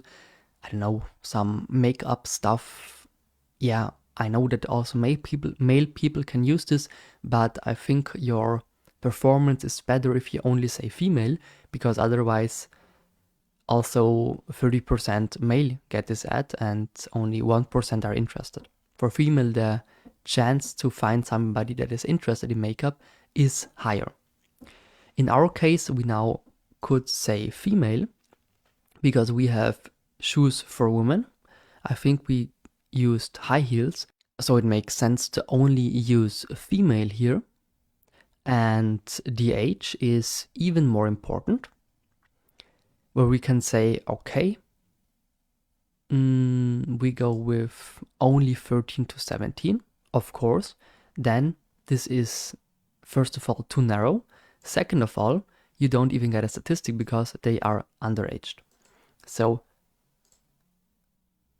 we want to go with 25 to 35, but also 44. Actually, for high heels, there is no limit here. It doesn't make that much of a difference here to X or include the last or the oldest people, but it's a million, or no, it's 600,000, so it makes a bit of a difference. In my case, I don't care, really. We have high heels for every age group, so I can say here all, or I want to exclude the youngest group, then this is also fine. But I go to all, and then I am good here. HFSS product/brand. Checkbox if promoting or prominently featuring product brand classed as high in fat, salt, or sugar. So if you sell a product which has a lot of fat or a lot of salt or a lot of sugar, for example candies, then you have to click here and mark it as an HFSS product. Okay? In our case, we only sell shoes, so this is not important. All right. The next thing we have here is the audience. Here's also a question mark for information. Choose audience to include or exclude. And this is pretty interesting because now we can include audiences or exclude them. So here we can say, okay, I create a custom or a lookalike audience, which means I want to have this specific group of people. Here it says, or create a lookalike audience based on who you'd like to show your ads to. Okay, this is fine. But we can also create these later when we already run some ads, which means then I know which groups are really clicking, what is the statistic of what is my result basically, and who really clicked on this link, who really watched the video to the end, whatever. These people I can include or I can exclude them. For example, I now want only people that didn't click the first time.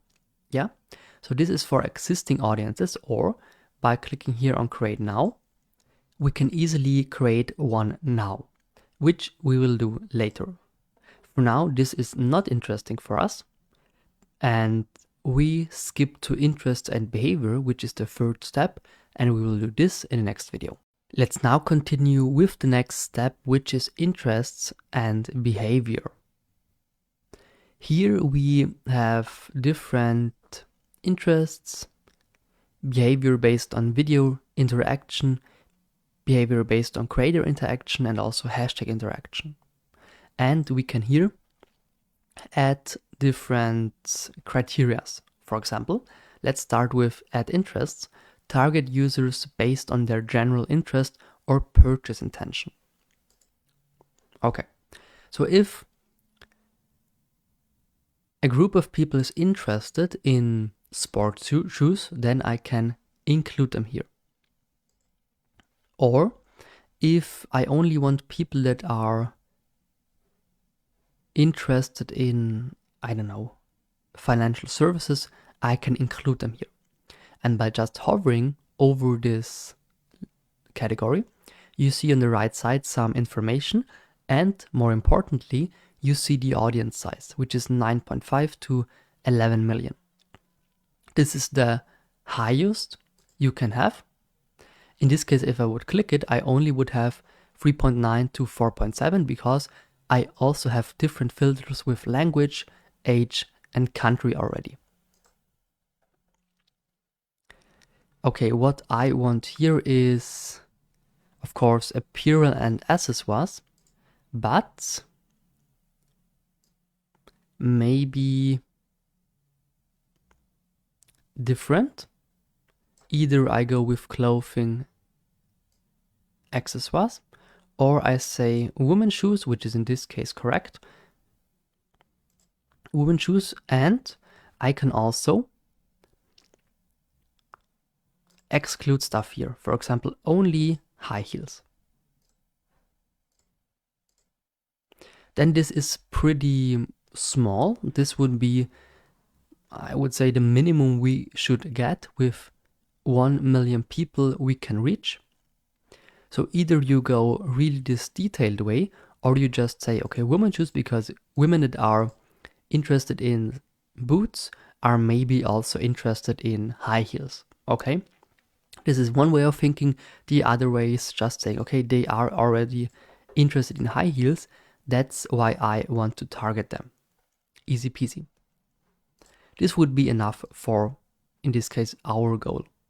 But if you have also e-commerce, non-app, then we have big box retailers, we have food and beverage, we have live service, vehicles, baby, kids, with a lot of subcategories, also for babies, apps, home improvement, games, tech, pets, travel, education, and so on. Also maybe sports and outdoors, maybe equipment. Okay, in this case for high heels, not perfect, but still it is possible. All right, now I defined the interest, and only people that were interested in this in the last 30 days are included here.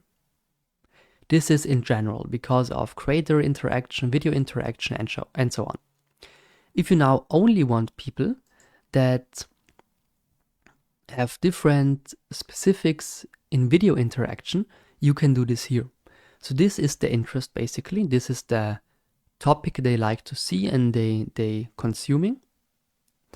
Here you can say what they do with the video. For example, I want people that watched videos till the end.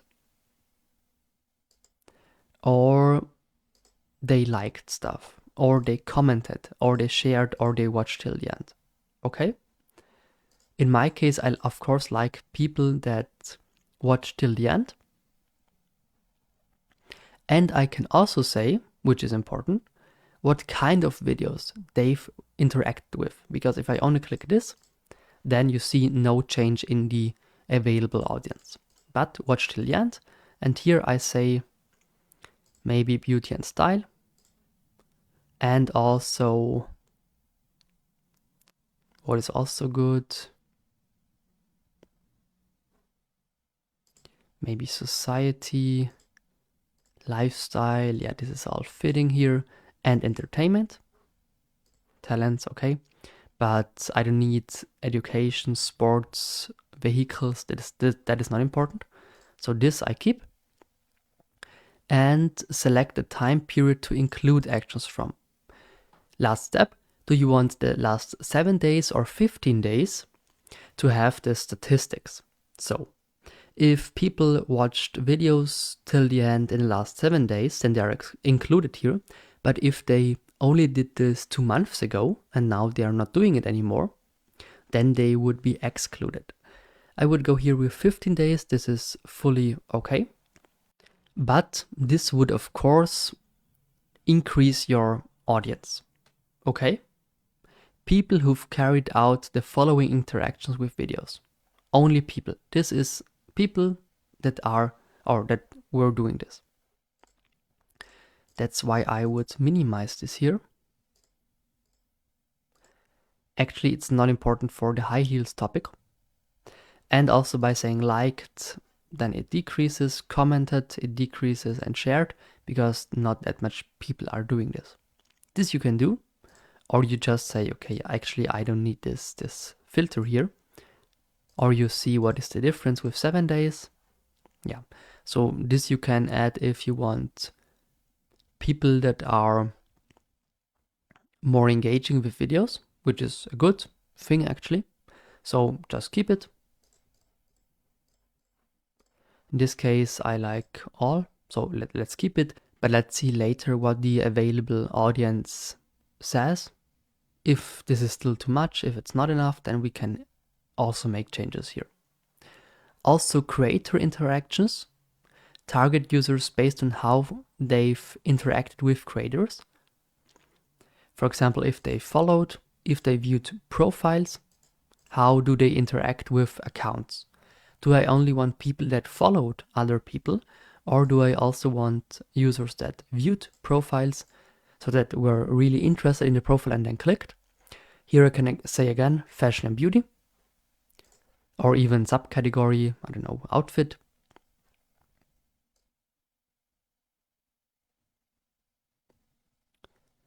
Okay, yeah, this is fine. And then I say followed and viewed profile. Yeah. So I can make some changes here. Like you saw before, by adding here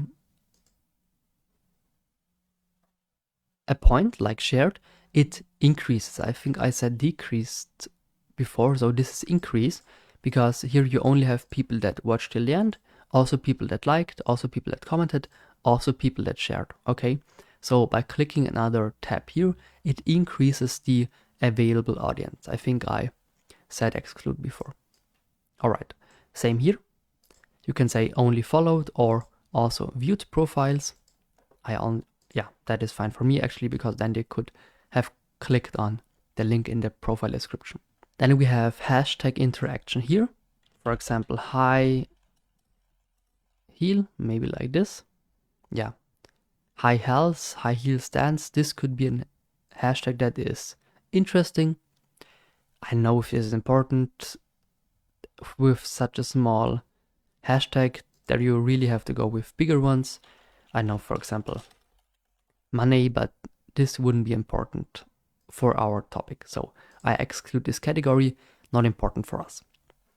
And then it's about the device, which is actually interesting because here I can use this to either say, yeah, I only want people from iOS, because there are statistics that say that iOS people are more likely to buy high priced products because they have a high priced product in their hand, their iPhone. Or I say, okay, I decide on one or the other system because my app or my website is only working for one of these systems, or because my product, for example, Android phone cases, are only for one type of operating system. And here you see all is 7.9 to 9.7 people. Android is only 3 million to 3.7, and iOS, of course, would be 4.9 to 6 million. In my case, for high heels, it doesn't matter.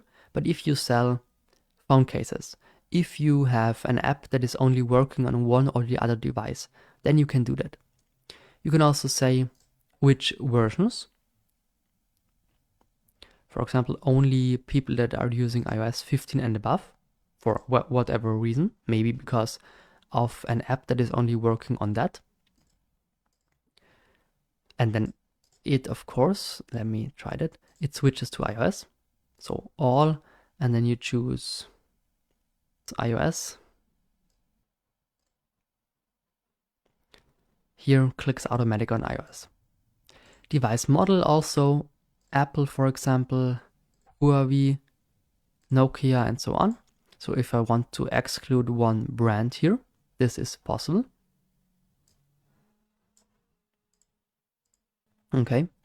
Connection type also only with Wi-Fi makes sense. Why? Because if I have videos, this is more for Instagram or for YouTube than for TikTok, but if I have videos, it is more likely that people watch it at home because of bad internet connections in the public transport or whatever. For TikTok, they for sure know that they only will see videos or TikTok videos. So here they cannot say, I didn't know that I see videos. Yeah, whatever. So just to be sure that they really can watch the video, you could say Wi-Fi, which would mean that they are basically at home, or go with all, which is, in this century fully okay because people have enough internet. Carriers, also possible, but for me, I don't see the sense of this actually. The only sense would be if I am telecom and want to sell to Vodafone users. This would make sense, but yeah, the rest I'm not sure about. And then also device price. So instead of saying here, iOS users have a high price product in their hand, that's why they buy also high price products, I could say the device price must be pretty high, 600 to 1000 plus. Okay. Then you see the available audience decreases, but then I only have people with a high price Samsung or iPhone because other phones are not that expensive. In my case, for high heels, also not important. Okay, this was it with the targeting. You also see with the slider here a short summary. We have location Austria, Germany, gender female, language English, German, interest and behavior high heels and behavior beauty and style, and also some age and device model settings.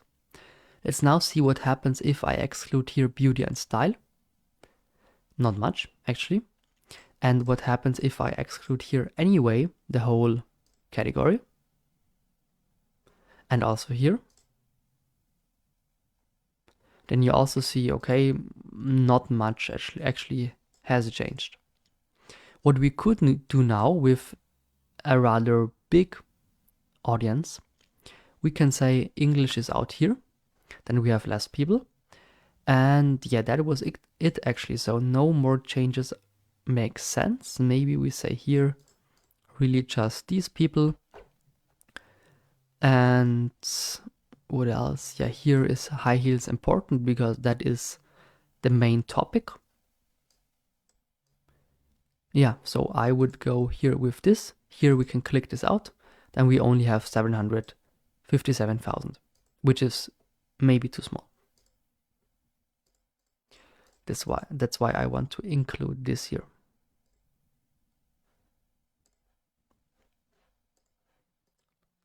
Yeah, 15 days. Okay. So this is balanced. This is fine. Creator interaction is for me not important. Video interaction is more important because it's for now about the video itself and yeah, actually also the brand, but nobody cares about the brand, to be honest. It's always about the product and what the product can do for them. So I want in my first ad only show them the product and that they really watch the product. So watch till the end, which decreases here a bit the audience because I don't want people that only share, but watch till the end. And here we stay with high heels. So balanced audience, like I said, a bit more than the half. So here in this purple dark blue range, this is perfectly fine. And now we go one step further and click on budget and schedule. Let's now talk about the budget and schedule. And here we have to go one step back at first because we already had a budget, but on the campaign level. So let's go back on campaign level. And here we set a campaign budget of 350 euros lifetime or daily with minimum of 30 euros. And here it also says that all the ad groups will stop once it reached the daily or lifetime budget, which would mean if I want 2 ad groups, I should make sure that the lifetime budget is not split completely on only one ad group.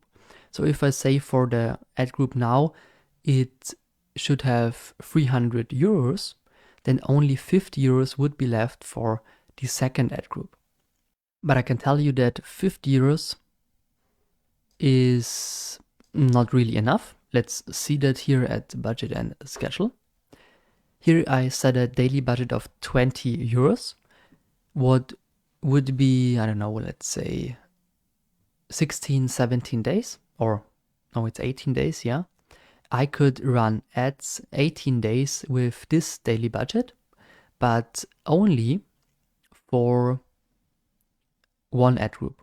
So if I want this, then I should say here, okay, starting time is, yeah, of course today, or it is within a date range. For example, only from today to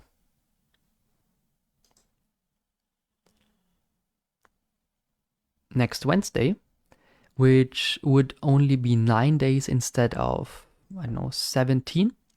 So I could also use the other budget to run another ad group in the same time. But if I really want to spend all the budget from the campaign level on one ad group, then I can do it, but this means that I cannot use any other budget from this campaign for another ad group. Okay? So either I increase the campaign level budget or I decrease the daily budget. But since 20 euros is the minimum here on the ad group level, I have to stay with this anyway. And here I go with continuously after scheduling start time, because then it runs automatically until all the money from the campaign is spent. So campaign level is then the maximum and it is distributed or splitted on the different ad groups. In this case, I only have one ad group now, so it would only go for this year. I can also say lifetime, but here I can only use a date range. Maximum is, of course, 350. Why? Because yeah, this is all the budget I have from the campaign. I would say 400, this is fine, but in the end it makes no sense because the campaign budget is less. Let's say I want 180 euros for this ad group, so I have left 350 minus 180 for the other ad group. Lifetime budget here makes sense. Or we say really give it a daily budget, all of your ad groups, and then let's see what performs better. Here I need a date range, and this would be now only, as we discussed, 9 days. So starting, let's say tomorrow at 8 a.m. to, or let's start 1st of March, makes it easier, and go 2 weeks here. Whoops, this would be possible. Or only go 1 week, also possible. And then it ends automatically, even if the whole campaign budget is not used fully. Yeah? Okay.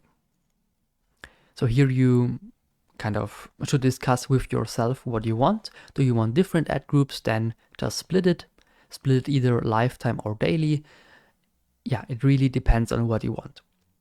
Important for me is to set a date range actually, because then I can ensure that the campaign ends when I want it.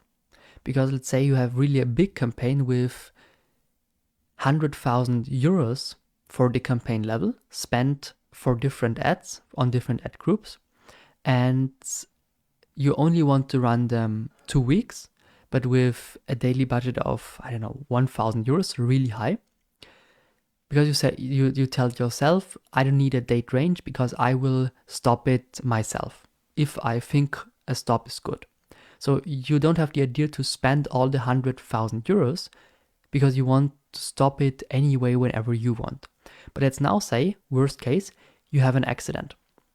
You have an accident and are in the hospital and cannot go on your computer, or because of, I don't know, a headache or something, you forget about it.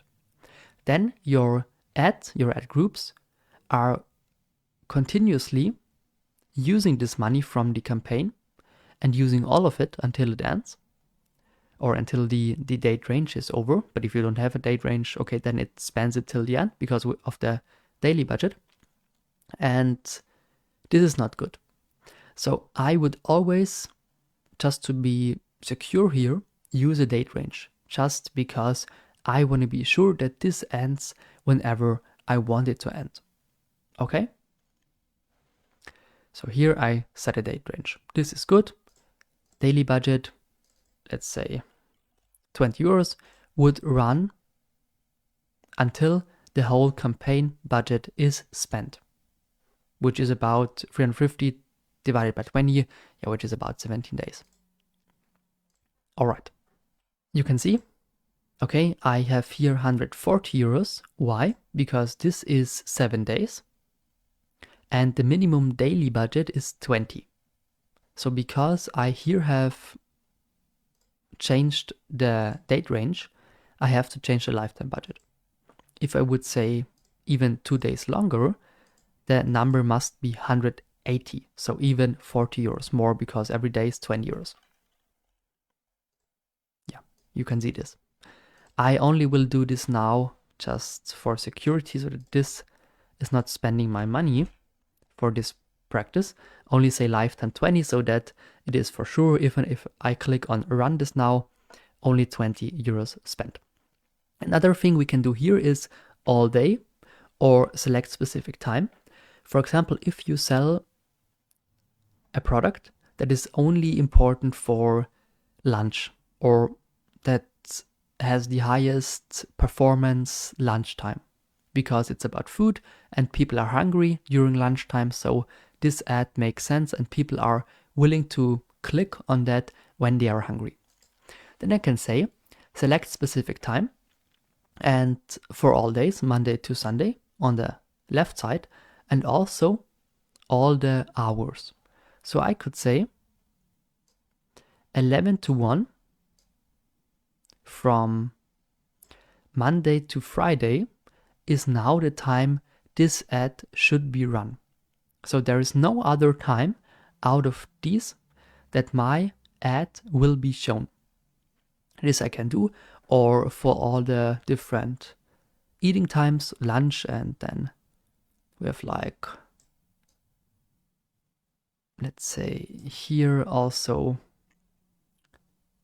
dinner and maybe breakfast. Breakfast is even harder, but 6 to 7 about this. Okay, then only where I have the highest chance that people are eating currently. Saturday, Sunday I exclude because people sleep longer, people eat in different or on different times, so this is even more interesting here. So I include the whole weekend, but for in between the week, in the working week, I say, okay, only the times where people are more likely to eat food. If I would sell, I know, a book for cooking, or I'm a delivery service and delivering food, then this kind of makes sense. In my case, don't forget, we have high heels. So high heels are not binded on a specific time. So I go here with all day. All right, now we have the last point in the ad group, which is bidding and optimization. Then we are already finished with the ad group and only have the third level, which is ad. But let's now finish this with bidding and optimization. The last thing to discuss on the ad group level is the bidding and the optimization. Here we have the goal to gain clicks. Why clicks? Because we have a traffic campaign.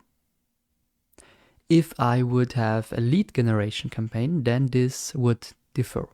So then we would here have leads, for example, or we would have conversions for a conversion ad, or video clicks or video watches or impressions for the reach campaign, so different optimization goals. This we cannot change here anyway, but what we can change is the bid strategy. Because to run ads here on TikTok, you have bidding. So you bid money against other companies so that your ad is actually shown to people. So if a lot of people are willing to pay a lot of money, of course you also have to pay a lot of money. This is why Facebook ads is currently not that interesting for a lot of people, because it is really, really expensive. A lot of people are there and running ads. On TikTok, it is not that filled yet. And also on Pinterest, for example, it's still on a okayish level, I would say. But the more people are willing to pay money, of course, the higher the price gets. Okay, and here we have lowest cost or bid cap. Lowest cost means maximize your numbers of results. Here we also have a statistic or like a graph. It is best for spend your budget fully and get the maximum possible results. So if you really want to spend your fixed money you have for this ad group, then easy peasy, you use this, because TikTok tries to get as many results as possible for this money. So they try to really minimize the costs, in this case per click, just that you have the best result. And don't worry, TikTok really tries that. They don't want to scam you, as I already said, because they want to keep you as a company. They want that you are spending money on their or on running ads. And if you don't get any results in the first practice here, then of course you would not consider keeping that up. So TikTok really tries to help you with your performance. The thing to consider, it also says that your cost per result may rise as your budget increases. So it could be that your costs are higher per click than with bid cap. Bid cap is a bit different. Keep your average cost per result lower than your bid. We can see this here. This is if you really want to have your cost per result below your bid, then this is possible. So really making a cap on it so that this cannot get higher. So even if a lot of people are bidding currently, then you are just excluded, but you're not willing to pay more than it should actually be, which means you keep the average cost per result lower than your bid. And you may not spend your budget fully. Why? Because if a lot of people are willing to pay 5 euros, but you are only willing to pay 2 euros, for example, then of course your ad won't be shown, but the other ads, because TikTok takes whoever pays more and performs better, that, yeah, as well. But if somebody pays double the amount of money per click, then of course they are not willing to run your ad instead of the ad from the other company. So here, for example, 2 euros per click, this is my maximum, and I have a product that costs, let's say, 100 euros, so which means 50 clicks. So from these 50 clicks times 2 euros, one person needs to buy the product, which is a conversion rate of 2% only, so this should be possible. From 50 people, one person that buys, just to have a break even, so that costs and the money you gain from this activity is equal. Okay, so here really think about what are you selling, what are the prices, does this make sense? If the product costs, let's say, 10 euros and you're willing to spend 5 euros per click, yeah, then of course this won't be a success, because then 100 people click to buy, then you gained 20 euros, but you also lost 500 euros, and this makes no sense. So keep either the click price here low and hope that your ad will be shown, or keep it up and try to sell a high price product, or try to use the group you get from that otherwise. If people are clicking on your blog, try to really bring good content on the blog so that they stay automatically. But if you have a bad product, if you have a bad pricing on your page, then yeah, this makes no sense. Then I would go here with lowest cost and see what TikTok is doing. This is more the automatic way. This is like really saying, okay, 2 euros is my maximum per click, because otherwise it doesn't pay off for that product. And then I need to hope that the ad is actually shown to people, because 2 euros is, yeah, it's a lot per click, but still there are companies out there paying 3 euros, for example, per click. Okay, so this is important here. What do you want? Do you want really a cap, or do you want just the lowest cost and spend all your money and see for the results? Depends on different things, like also the product price. You also have advanced settings, like the billing is click, so CPC, cost per click. So you pay in the end per click, determines when you pay for the ad, and also the delivery type. Your budget and ads are distributed evenly based on the business traffic during the selected advertising period. If traffic is heavy, your ads are sent more frequently, and vice versa. Which means if a lot of people are currently using TikTok, then they show more ads than on times where people are not active, or not that many people are active. And yeah, this is for 24 hours. Okay, we can click on next here. Ad group is done, and then we are on the third layer here, on the third level, which is the ad. And here we have ad name, identify, ad details, and tracking. Okay, perfect. A lot of things to consider here, but let's start with the ad name and the identify, which is not that difficult for now, in the next section. We are now on the ad level, and here we have 4 more points. They are named ad name, identify, ad details, and tracking. I don't want to stay with this structure, but rather go with the ad details for now, so the format and all the other things we need to really have the creative ready, and then talk about more advanced points on this page. The first thing we need to do is to add a name. Of course, it is the creative name, so the name of the video you upload, and another name if you want, or you can exclude the creative name and just name it like high heels at, for example.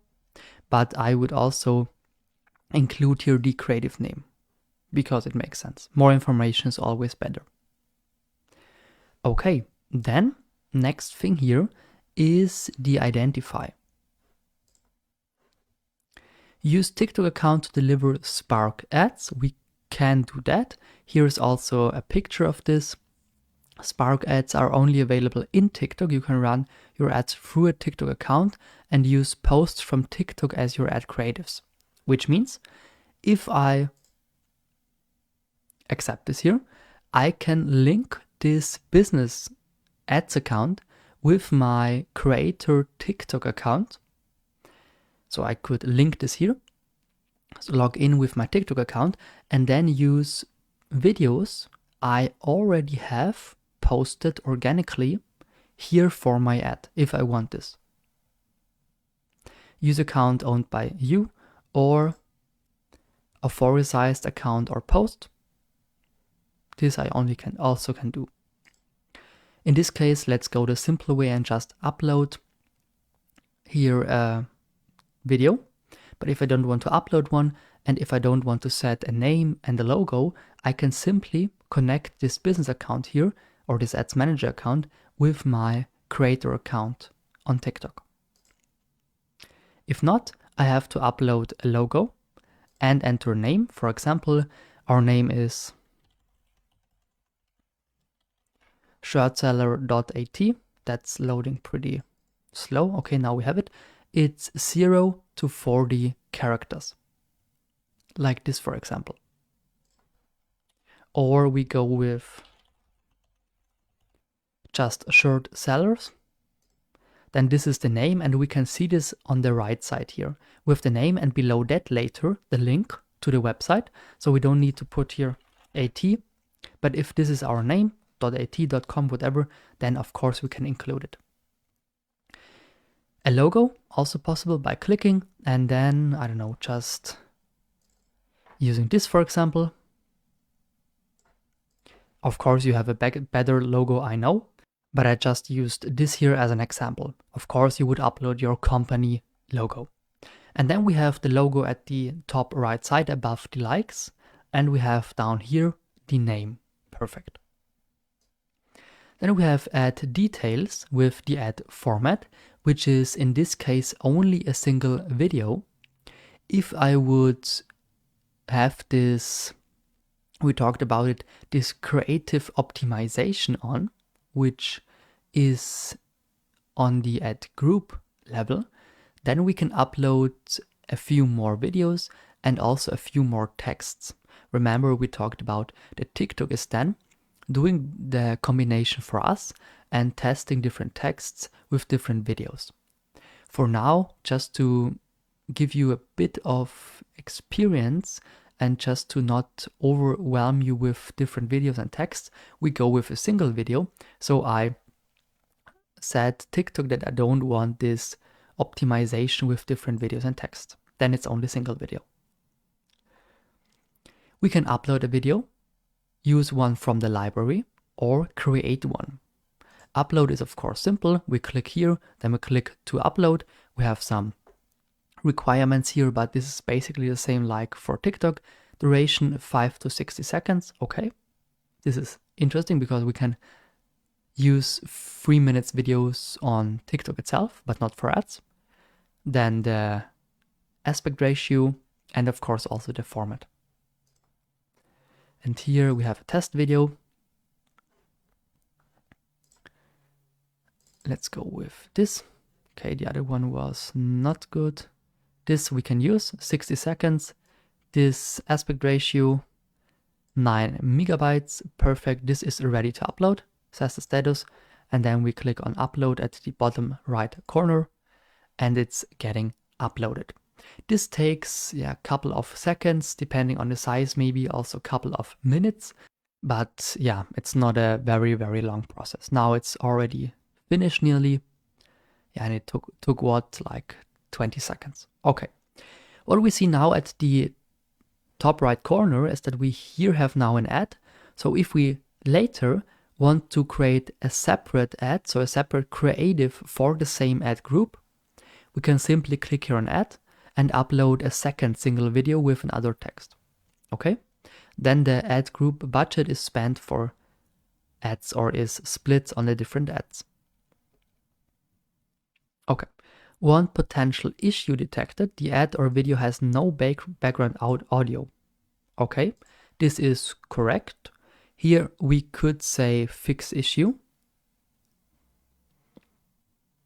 and kind of put some audio on that.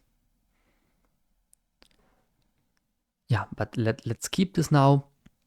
What is not so good here, I have to say, is that the video is pretty white, so it's not possible to read name and also then not the link. So here I would go with a darker video.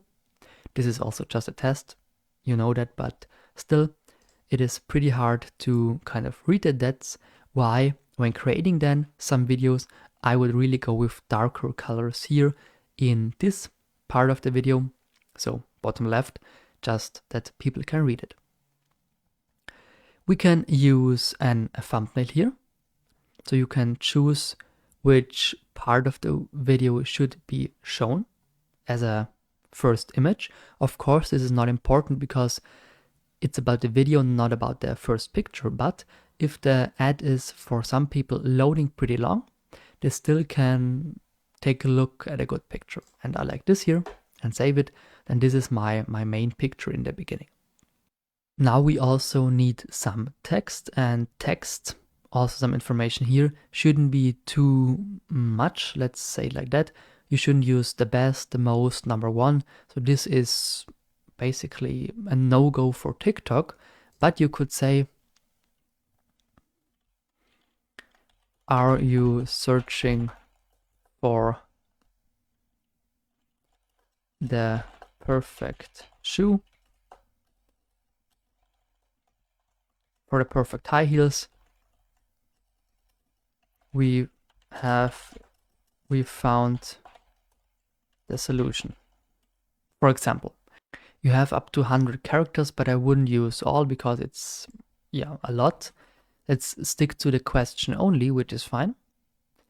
And this is shown here. I know it's pretty hard to read. That's why I show you that again later when we create some ads.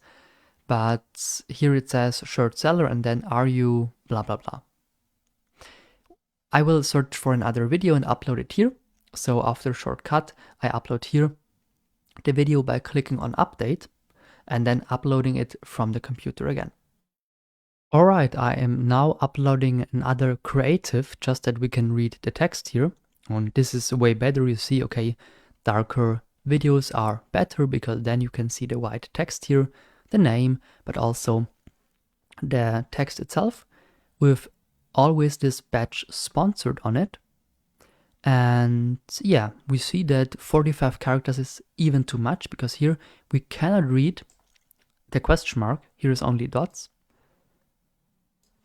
That's why we write, do you search? Which is a bit shorter. 41, okay, for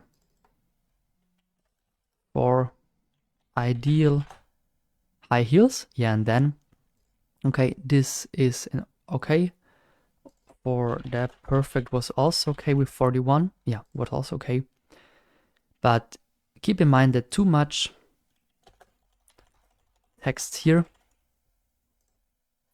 will lead into these points, so dot, dot, dot, because TikTok cannot display that much text. What you can also do is use smart text here. By clicking, you can add a language, English, add an industry, for example, clothing and accessories will be fine for us. I think we go with this. Yeah, we do. Keywords are, for example, high heels. And we can also enter multiple by just using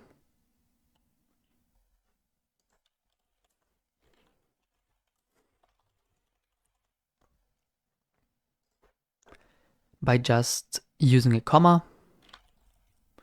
shoes like this, for example, and then we click on generate. For now, I stick to high heels, which is fine. And then TikTok tries to give me some examples for a high heel text.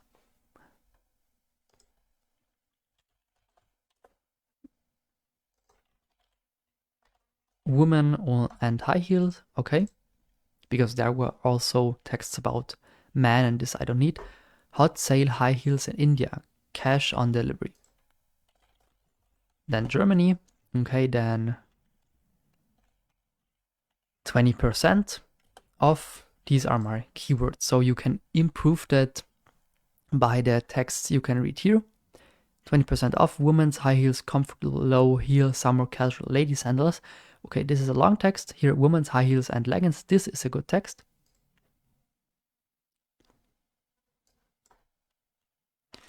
Women's top quality high heels. And then you get further ideas, but let's stick to that here. This is perfectly fine. Of course, you then need to also offer 20% discount, otherwise it would be lying, and this is also not recommended here. All right, in the next video, I want to talk about the TikTok video editor before we go one step further and talk about the interactive add-ons and the destination page. Let's now talk about the TikTok video editor. For that, we already had to upload a creative, and then we can click here on TikTok video editor. Okay. And here we have a broad range of things we can do. I just want to discuss that shortly, but so that you know, but in the end you can do and try it yourself. Here you have different material. Material would be videos and images I already uploaded, or I can upload now. For example, a logo or different video parts. We had this black one, and we also had this white one, and this video in the wrong format that I tried to upload. Music we can add if the video has new music for now. Text we can add. Transitions we can add. Effects we can add. And stickers we can put on. For example, we have this bar down here, this timeline, and here we can cut. So we can use this slider and say here, split and split to simply delete one part maybe. Make this longer. Use another video here.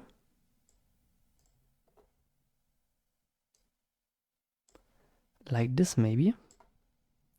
And also here make a split. And then delete this part, so we have black video, white video, black video, which would mean, okay, we can really also create here content.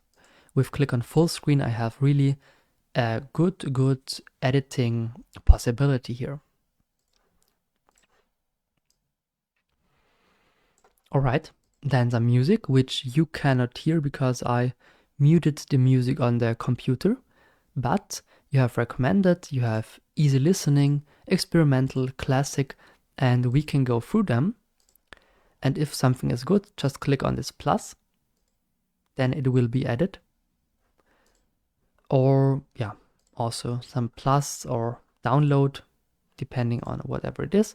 Some you have to download, but most of them you can simply click. The music will be added just here.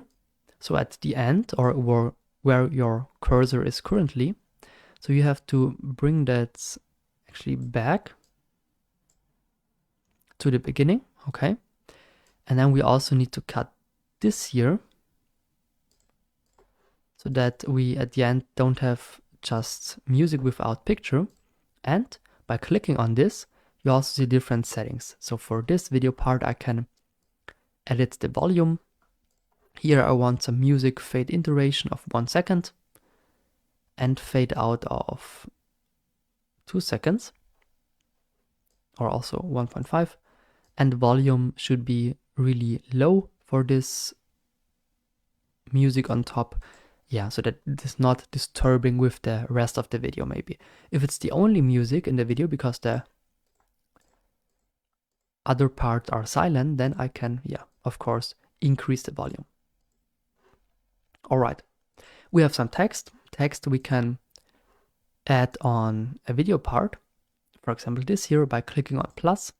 Then you see it here, but that's actually not good because the video is already black. So we take yellow text.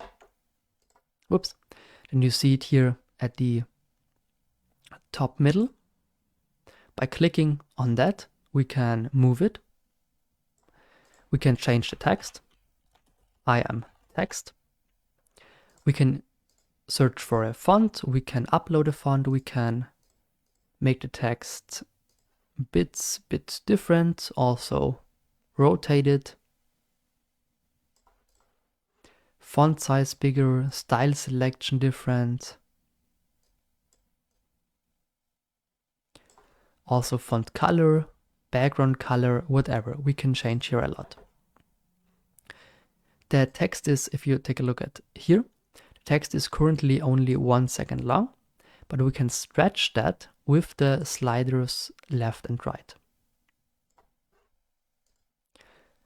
With basic transition, we can use a transition, which is important for example, between this and this part. Here a transition makes sense. Then we say to screen vertical cut or to screen up, to screen display, so whatever you want. I want maybe this here, then I need to put the video, because it's a transition of course, put the video up here. And then you see plus transition. I take this here, and here I want this here. And now by taking a look at the video, we see that this video now has a transition. So this is a simpler way to create an own video, like in Canva, but maybe also a bit easier and with already prepared TikTok elements. Also mirror transition looks pretty nice. So really nice transitions actually, and also special effects. Then we have effects like shimmer, light, static, noise, whatever. These we can use if we want that, but actually, yeah, I don't need that. By simply taking that and dragging it down on the video part. And then we see we have here some effects by just taking and dragging on the layer. Last thing is sticker. Sticker also pretty simple, I would say. This boom maybe. We can add this here. It already gets a new layer. Then we see here this boom also, which we can move easily. If we are happy with this, we can say confirm, and then this video will be saved as a basically new video. Why is that? We can also see here it is a new ad. So the first one stays, but this is then a new ad, and both would be run. So both would be considered by TikTok. So we have now one ad here, the normal one, and the one here created.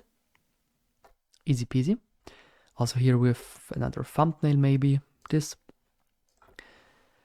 In this case, I just say the first one is now not interesting for me anymore. So I delete it so that I only have one ad. This is the new one here that we created with the TikTok video editor. Let's now talk about the interactive add-ons. We just created a new video with the TikTok video editor. Of course, we now need to add a text as well. Since we already did that, I will just write a test here. Okay. And now we have the interactive add-ons, which you don't have to do, but you can do. By clicking on create, we will see here different cards and stickers. Cards are not really important. Yeah, you get this introduction, okay? But the stickers are the things that really sell. Because you have once engagement, which is like a question, for example. What is your favorite daily dressing style? So you can create like a question here. Do you like high heels? Yes, yes, but in blue, for example. Then you have once yes and once yes, but in blue. You can have the sticker rotated a bit, and you can have the sticker size bigger. And of course also the placement here with X and Y axis instead of just dragging that around. And it should be inside the safe zone. Why? So that really every phone can see that, because some phones have smaller screens and then, yeah, part of that is cut out maybe. So keep it in that red box inside the safe zone, so called, and then you can use this voting sticker just to kind of get more engagement. You also have at the top right corner here some best practices, which is a link that shows you some success stories. Basically, you can go through that if you want. Yeah, so that's it with the voting sticker actually. And we also have that with this left CVR sticker here, a gift code sticker, where you can highlight a gift code that they can copy for your page. Or also here a countdown sticker if you have, for example, only 5 hours left until the 20% discount is off. This makes sense. But then you need to ensure that this ad will renewed by you every day, for example. Because it cannot be that you say here only 10 hours left and this sticker stays like it. I mean, this makes no sense. So this would be then tomorrow, 11:28, so really in one day. Or you say, okay, 6 p.m., then it's only 19 hours left. Or even today, then it's only 7 hours. So you need to really renew that every couple days or hours, but it is a good way of increasing your traffic or increasing your sales, whatever. Because people are then like scared because they want that offer and they see, okay, I don't have much time for that left, so I buy it rather now than none or than never. This is also a possibility like with the voucher code you can give them here. Use it if you want. Of course, you need to make sure that you have enough space for that, so plan it for your video, because if you don't have space, for example, for this question button here or for the buttons here, because the picture is already filled like in our example, then this is just too much. So plan this beforehand. It is possible and it makes sense, but you need to really plan that. The next thing we talk about is the destination page. And this is basically your website with a call to action or a TikTok instant page.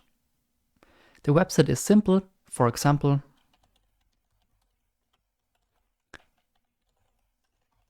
my website, which is currently not existing anymore, but still, www.website.com, IT, whatever. So this is your URL.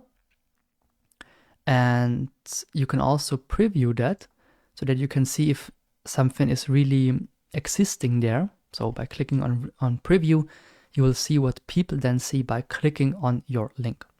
It is currently loading both. Also a call to action we need for sure. Okay, an error occurred. Let's go with something else. If this makes an arrow because the page is not existing anymore, that is true. For example, YouTube. TikTok should find that page because that actually exists. And we also see dynamic. And dynamic means that it automatically shows different call to actions, okay? Or we can edit and can say standard.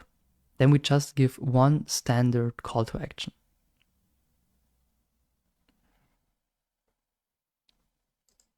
For example, sign up, play now, contact us, whatever is in this case suitable. I would say in this case, visit us, order now, shop now is good. Yeah. And then you see this link here is hidden with this box, with this call to action box.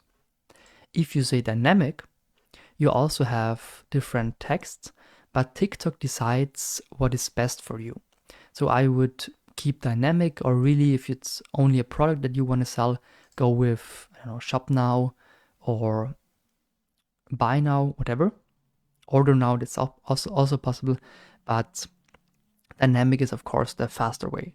So you see you have your company name, then the description, and below that the URL hidden with a call to action.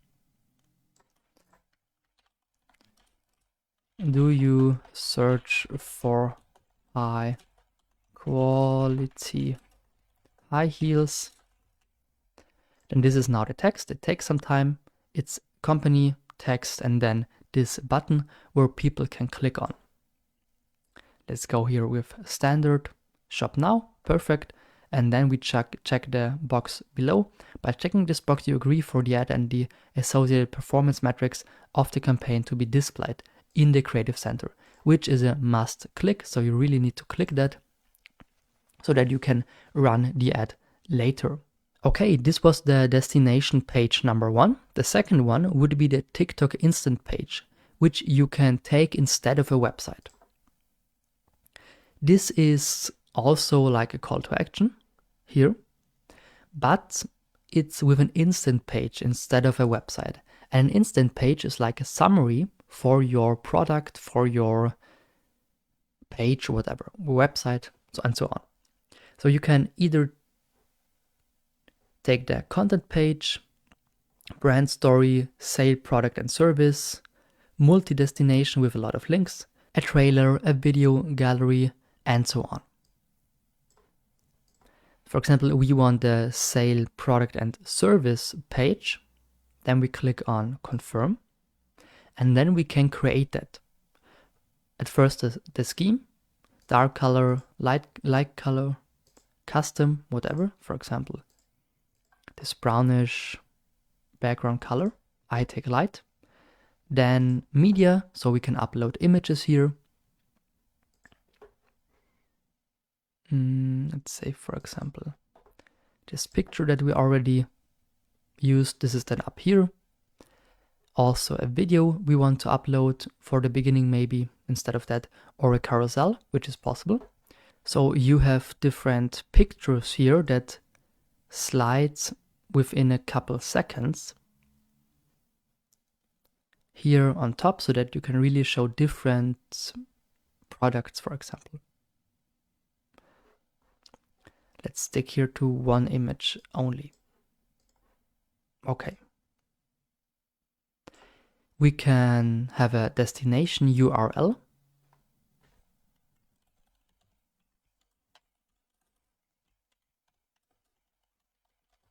youtube.com. Okay, this is the website we want, and if they click then on shop now, then they get on this destination URL. We can have a description, product sales, it says here, high 20% off high heels text is, are you searching for the perfect shoe? We have the solution for you. Okay, then you see this text, you see the picture text and the button below. Also media, which is the which are the things below the text. So media means videos, again, images, carousel, whatever. So different product stuff again. If you want to add this, also, you can have here then, instead of, where we are, here media, instead of further media, product and services, horizontally or vertically. I like actually vertically. And then a picture of the product, and below that, the product name and the price tag. Price tag with the current price and the original price, so that it looks like really 20% off. So let's say original was 10 euros, now it is 8 euros, and it looks like this. But as you see, you need really to write everything in here. So also euro and so on, so that it looks good. Or instead of price tags, product details, also possible. And then a destination URL again, if you want that.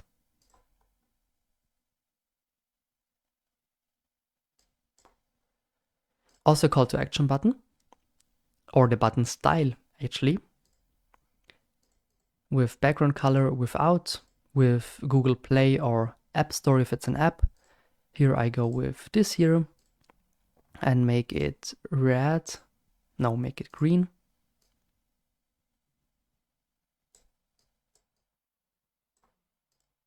Yeah, now it says shop now, perfect. Show hand cursor, this is also a possibility here. Set the button to the bottom of the page, then it's really at the bottom here, yeah, if you want this, or even below. And add a component, for example, video, another call to action button, a carousel, a coupon, a header, whatever.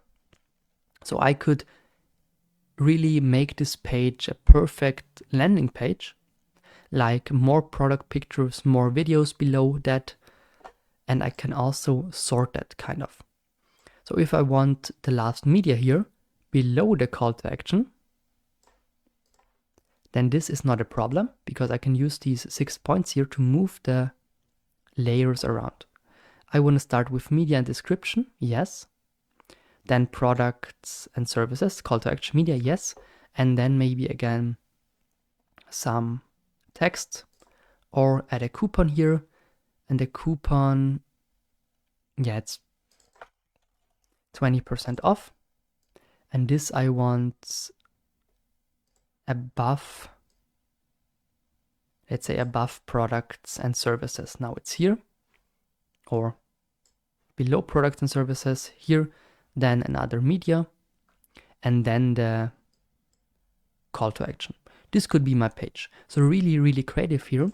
By clicking on complete, whoops, here's a mistake. Yeah, here we forgot the URL.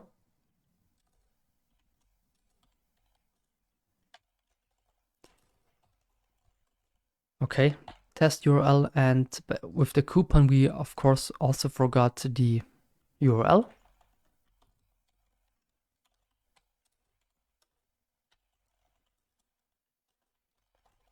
All right, and now by clicking on complete, this is complete. Here I forgot the coupon code, okay, but still it is working.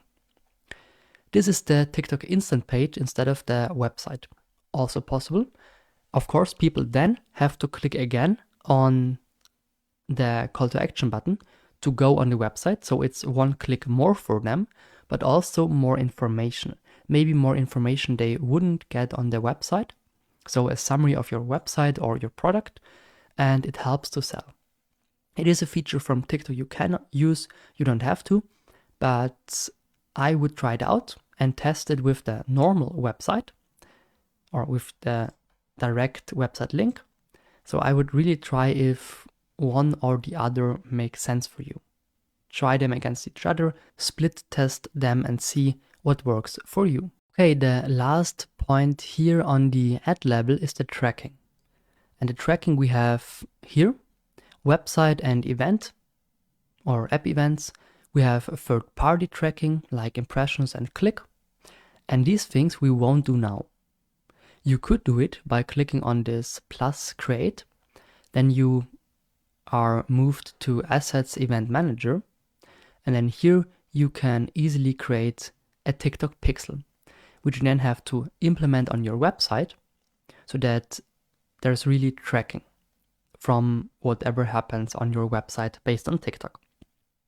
For now, we leave this out and just check if this box is checked. Okay. Then we click on submit down here at the bottom right corner. And then let's take website here. Our ad is going to be launched, basically. Submit. Perfect. This takes a couple of seconds. TikTok is checking if everything is correct here. And then, latest now, you need to add a new payment method. For example, credit or debit card or PayPal.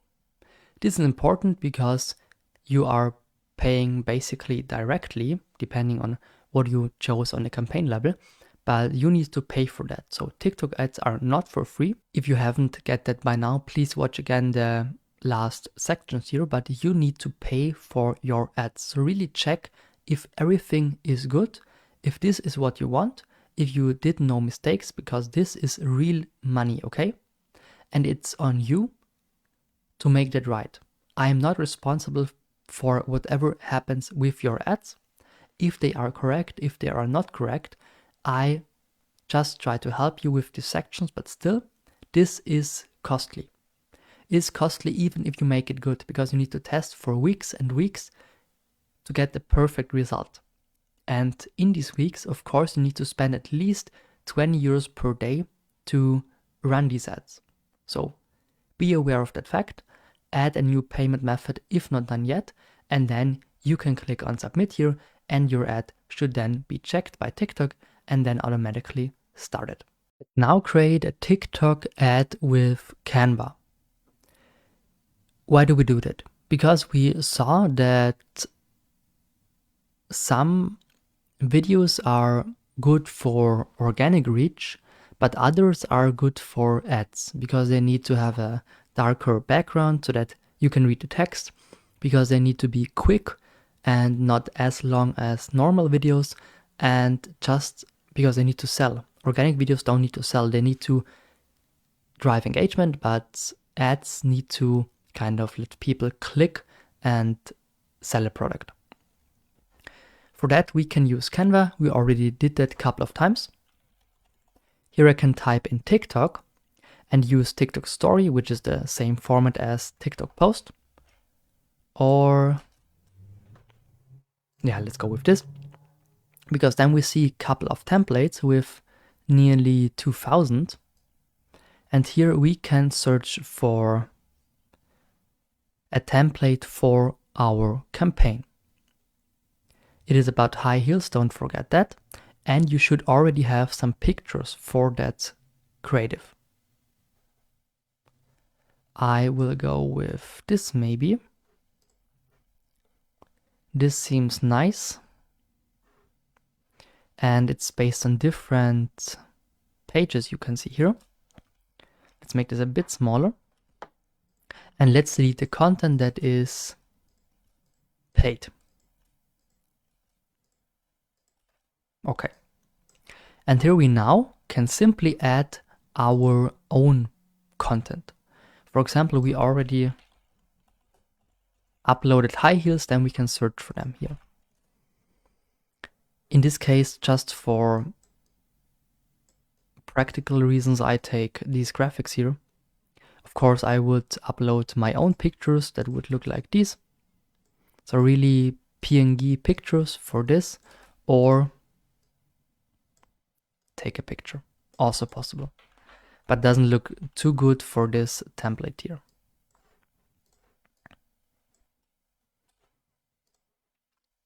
Okay.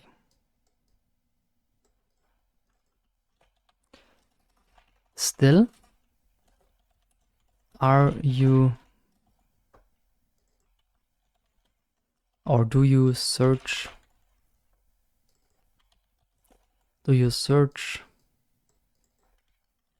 for high heels? Question mark.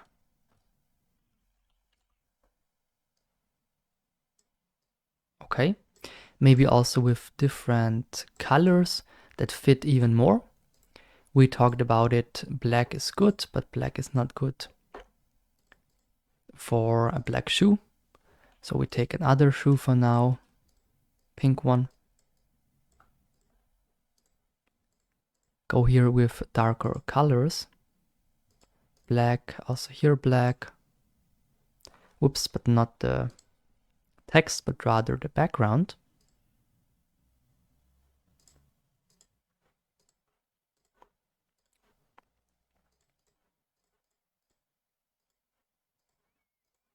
Okay, and here we take green.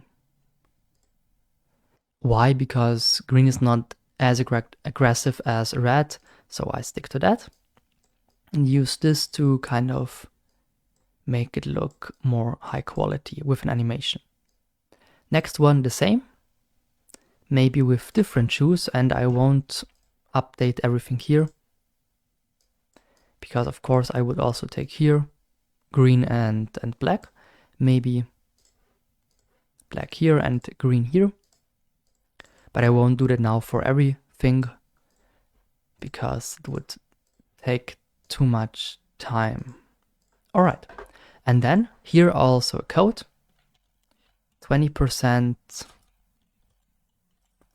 or a summer 20. Let's take a look.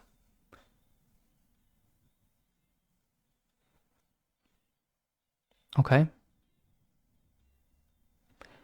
Working with this looks actually good. We have also some music. The music we need to delete. Then we take just music in the TikTok Ads Manager directly. So there we can then choose music. So we don't have to do that now. And let's take also another pair of shoes here. So I like it. Maybe the pages are too long. Only go with 3 seconds. But also not too short. 3 seconds, apply on all pages. Yeah, this is better. And you see a lot of movement here. And what we also can do is simply go here on the animation, because here we have some page animation, which is party or disco or corporate or fun or chill, rise, fade, pan, whatever.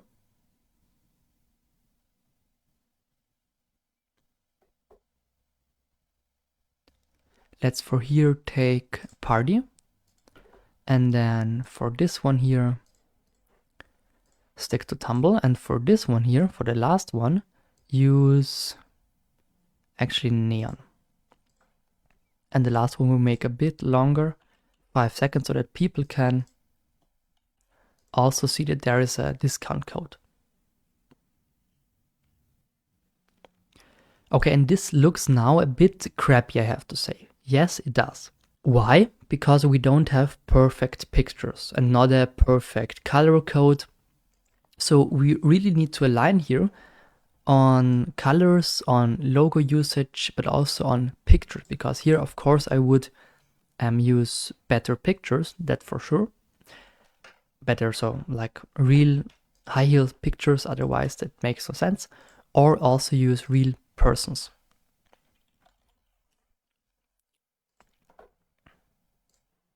Like real shoes here.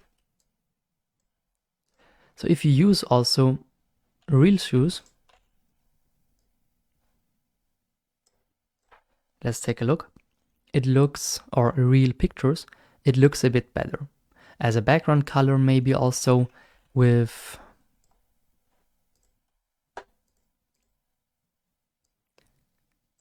something like this on top. Since we already talked about it, this shouldn't be a problem. So this is really simple Canva usage to have a good quality video here. And then let's keep this out. Let's combine these two. So yeah, then we have a better video by just using high quality pictures. So it's all about using really good animations and pictures rather than having the perfect text on that actually. But you will learn that for yourself. Just practice a bit. You can, as I wanted to show you in this video, also use Canva for ads, or you use the TikTok video editor in the ads manager, which is also fully okay to create a first ad. To kind of show you the differences between the different campaign goals, I want to go through the brand awareness campaign and the video and lead campaign, just to show you what is different here. So real quick, click on campaign and create a campaign. And here we want to go with the reach campaign, so the brand awareness. Why is it called that? Because brands use that to get seen. For example, a McDonald's is using brand awareness campaigns just to show their logo. Not to sell you anything, of course, they also have traffic or video views campaigns or community interactions campaigns, but they just want to show their logo so that you don't forget it. And if you see their logo twice a day, you might consider going to a McDonald's when you are hungry the next time.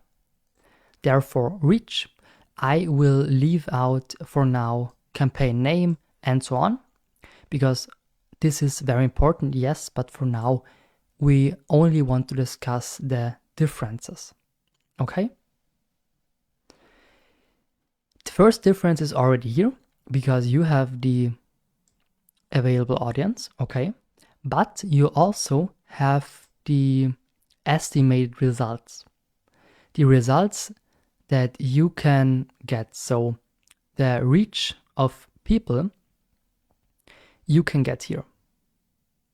Doesn't include, of course, 13 to 17 years old, but only the full-aged people. Let's see. Let's go here with Germany and Austria, like we did in the campaign before. Then we have a broad available audience. We want only female for our high heel brand, for the brand that sells high heels. We go with these people. Then language is German. And if we already have an audience, we can input this here. If not, we skip that for now. Interest is, as we know, beauty, personal care maybe. Yeah, let's take this, or Appeal und Accessoires. Here, women's shoes, or directly high heels. Like this, perfect. And also video interaction, watch till the end, last 15 days. This is what I like in beauty and style. Then we also have the devices. Here I go with all, perfect. And then we see content exclusions, which is not possible in Germany. Here it says is not supported in your chosen location, but still, if, for example, you have a product that might disturb the community guidelines, then yeah, this is here good to enter. In this case, it's not even possible. Then it's about budget. Budget we know. let's say $30 per day. And also from when on, this is today, or I say in this date range, which is also possible. This we already know. Now comes the new part, which is bidding and optimization. Because here we don't have traffic as a goal, we have reach. So the goal is to show the ad to the maximum number of people. And therefore, we can set the frequency. Because I don't like to spread the same video or let the same person see the same video from me 20 times a day. This is why I can say show ads no more than 3 times every week, every 7 days, or show ads no more than once a day, which means 7 times per day, per week, or custom frequency, for example, 10 impressions every 7 days. Like this. In my case, I like this no more than once a day. This is perfect, and they see me once a day. And I can then also say bid control. How much do I want to pay for 1,000 impressions? So here I don't pay per click, but I pay for 1,000 impressions. An impression means that if one person sees my video 10 times, then these are 10 impressions. So one person can give multiple impressions. Here they suggest to bid 2.16 euros or more. I would go here with 250 for 1,000 impressions. Also, advanced settings, we have here the CPM, cost per mille, so cost per 1,000 impressions. And we can decide on a delivery type. For example, standard, your budget and ads are distributed evenly based on the business traffic during the selected advertising period. So if the traffic is heavy, more ads are sent, or so that they are most effective. Depends on your behavior and what you want. Mostly it makes sense to have like standard here, but if you want really that TikTok maximizes that and that your ad is really pushed out, so to say, and that your budget is well spent or even quicker spent than in standard, then you take this one here. After that, we can click on next. Then we see the ad level, and the difference is here only that by default, the destination page is not on. We can simply make this or activate this basically. And then I can also input a URL, but rather than that, nothing here is really or has really changed in comparison to the traffic ad. Okay, let's skip the rest here for now and go to another campaign goal, which is named video views. So let's discuss this in the next video. In this video, I want to take a look at the video views ad, which we have here below the traffic ad. And the goal here is to get more views and more engagement on my video ads. So it's basically about having really a lot of views and a lot of comments and likes. All right. I will skip again the naming, the targeting, whatever, and just go to the difference here, which is again in bidding and optimization. Because here I pay for a 6-second view. And the difference here to the reach campaign is that it is not about impressions, but it's rather about people watching my video. So if a person watches my video for 6 seconds or longer, then this is called a focused view, and then I pay. You see here also the daily reach. I can reach above 9,000 people daily with that. And I would pay here it is bit control only, I would pay here 0.04 euros per view, per 6 seconds and more view. Let's calculate that for a second. So we have 0.04 euros times, let's say, 1,000 people doing that, which means I would pay 40 euros for 1,000 people watching this.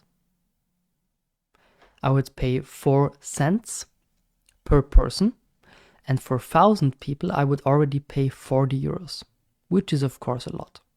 Compared to the reach, there we had at least 24,000 impressions. But impressions, as you will see, is really not as good as here the 6-second views. So 6-second views is not that often as you think, because a lot of people are just scrolling and scrolling and scrolling. To improve your experience, we have changed the bidding values from costs per 1,000 views to costs per focus views, CPV, which is more expensive, yes, but also better performing. Here again, the delivery type, where we have standard or accelerated based on your behavior. By clicking on next, I have again the ad level, and here basically no difference to reach or traffic campaign. That's why we jump now to the lead generation campaign and talk about this. Let's now discuss the lead generation campaign. This campaign we have here in conversion, and we want to collect leads for my business, for example, email addresses or phone numbers. I will skip again the similar parts to the other ad types, but starting with the promotion type, because it's the first difference. Here you can decide on website or instant form. So do you want to drive people or let people go on a website that is tracked with a TikTok pixel? That would be the first possibility, because then TikTok can really track how many people got there. Or do you want an instant form? And you also see with this audience of 2 million, you will only get about 11 to 34 leads per day. Okay, let's check that. We have here bidding and optimization. We can either choose cost cap, which we already know, or lowest cost. I would go here just with lowest cost and try it out. But of course, I could also make a cap on that and say, okay, I only pay, 5 euros per lead. But it has to be clear that this ad type is more expensive than, for example, traffic, because here people really need to take some time, you will see that in a second, and really type in their private data. Also advanced settings, in this case impressions, but only in the end for the leads. So we pay for every lead. Next, and now we have a difference, because yes, we have a video again, yes, we have a text again, but we also have an instant form. And this we need to create. So people see the video, people click on the call to action on this button, and then they get redirected on this instant form. And this is either an advanced one or a classic one. I have to say I'd like the classic one because it's simple, but the advanced one is more complex and better for the consumer. So let's go with this here. First, we have to select the language. Then we have to make clear which type we want, either more volume, so the volume of leads, or the higher intent. So is it really the quality or is it the quantity of leads? Is it only about email address or is it really about a lot of content? Then again, the color scheme. We have a banner with a banner image. For example, this here.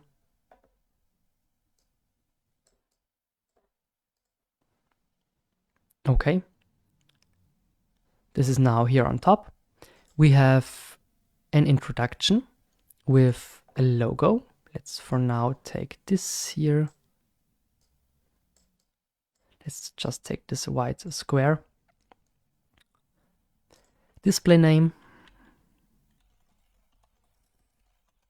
Shirt sellers. Our or your high heel.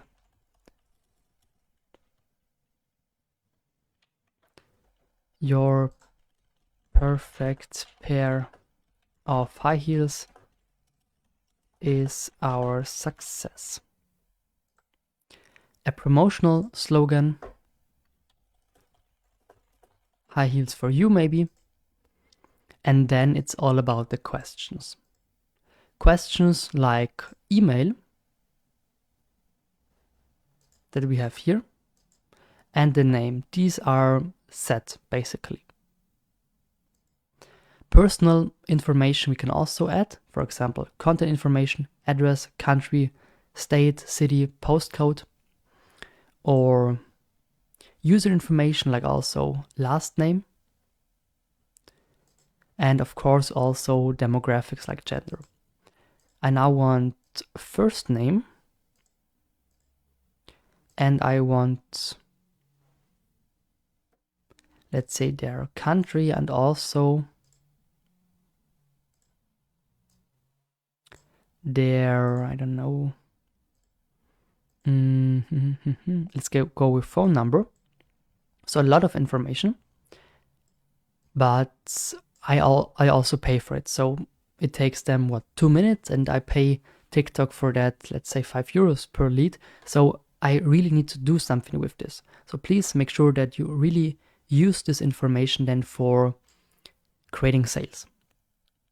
We can also add custom questions, for example, with short answer, multiple choice, or appointment scheduling, and so on. Short answer would be, let's say, what is your favorite color? That would be short text. Multiple would be, do you like basketball? Yes or no. You have that always here on the right side. Appointment scheduling, also possible. Do you want a free call? Then they can input here the day and the time. They have time for you, like this. And then you can call them. Of course, for that, you need to let them input their phone number.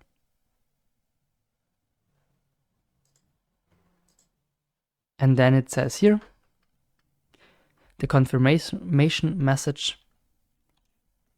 Thank you for letting us know when you are free.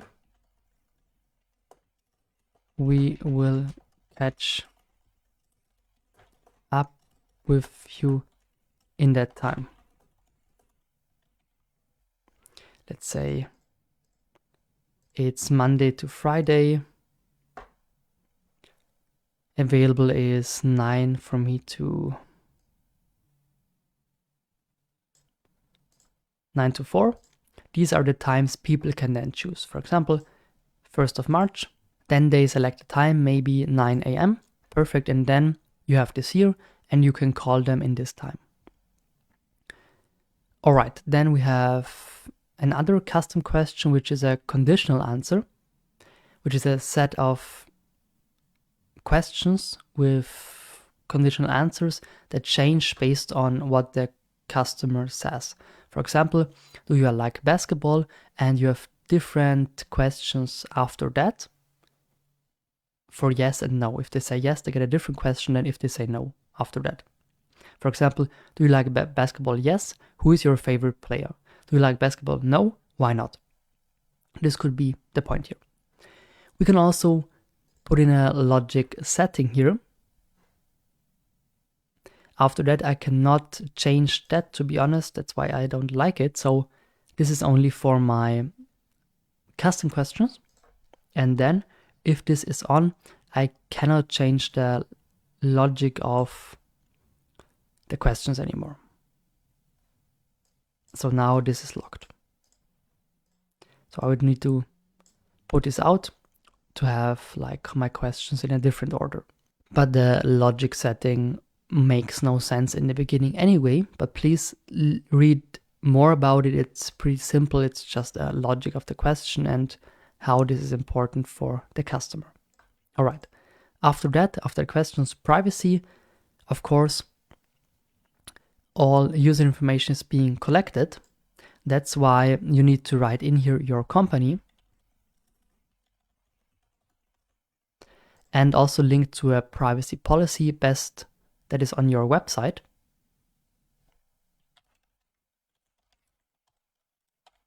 So some privacy policy website here, and then also a custom disclaimer if you want that. We cannot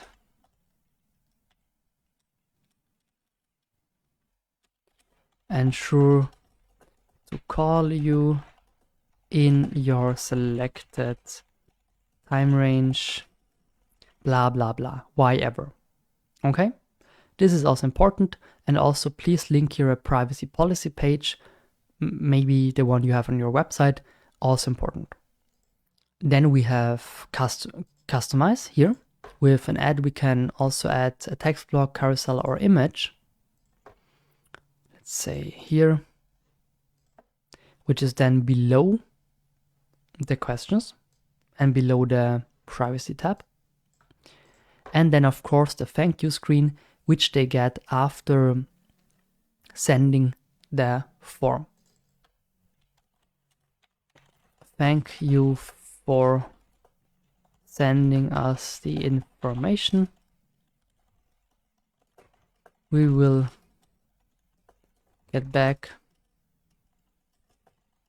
to you as soon as possible. All right. And then we click on complete. Here are some mistakes by now. Of course, the privacy policy, which is not inputted. Also here a purpose statement in the questions. We would like to collect some informations to create the perfect product for you. And one last mistake I saw exactly on the thank you page, you also need a website URL so that people can click directly on your website. So for this lead generation ad, you simply need a website, not only for data privacy page, but also here for the call to action button. All right, that's why I cannot complete this here. I will save it, or I can save it. And then cross this out. And then it's a draft that I can continue to edit that later. This is the biggest change here in the lead generation campaign. After that, people will see a video that you uploaded. Then they click on the call to action, and then they will get redirected to this form, which they can send us so that we can call them or write them an email. Please make sure that you can really use these leads, because if a phone number has no value for you, then why should you pay 5 euros or more per lead? Okay, it's hard work for the consumer, because they normally only experience to scroll through videos very fast, and now they have to really type in things, which is hard work for most of the TikTok users. Okay, so please make sure that this money you pay here really pays off for you. Let's now discuss the fast way to run a TikTok ad. For that, we will discuss the creation of a campaign, but by clicking here on top, on the simplified mode. Okay, so simplified, which means it's not the custom mode anymore, but rather a 4 steps mode that really helps people that want to sell something create an ad in 5 minutes. So if you don't have any time, if you just want to try TikTok ads for a couple of days, then you choose this because it is easier. You only have 4 advertising goals: traffic, community interaction, lead generation, and website conversion. So you can still create a traffic and then a conversion ad, which makes sense. Let's go here with traffic. Then you select the audience, which is location, for example, Austria and Germany. Then demographics, like we had that in the custom one. Languages, also the same. And interest and behavior, here include people with any of the following interests: high heels, and people who've carried out the following interactions with videos. Watched to the end in the last 15 days, that is fine for me. In beauty and style we said. So this is basically the same we did also in the custom one. So for me, actually, for what we did, the small one here, the fast one here, would be enough. I also only want TikTok as a placement, so this is also fine. I click on continue. Then I have my budget of at least 5 euros. And also the date range. Let's say here from 1st of March, 2 weeks until March 15, or start now with no end date.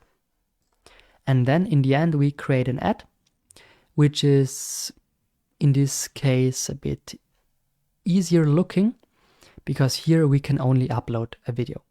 I mean, we can upload also images, but then we need to convert them into videos.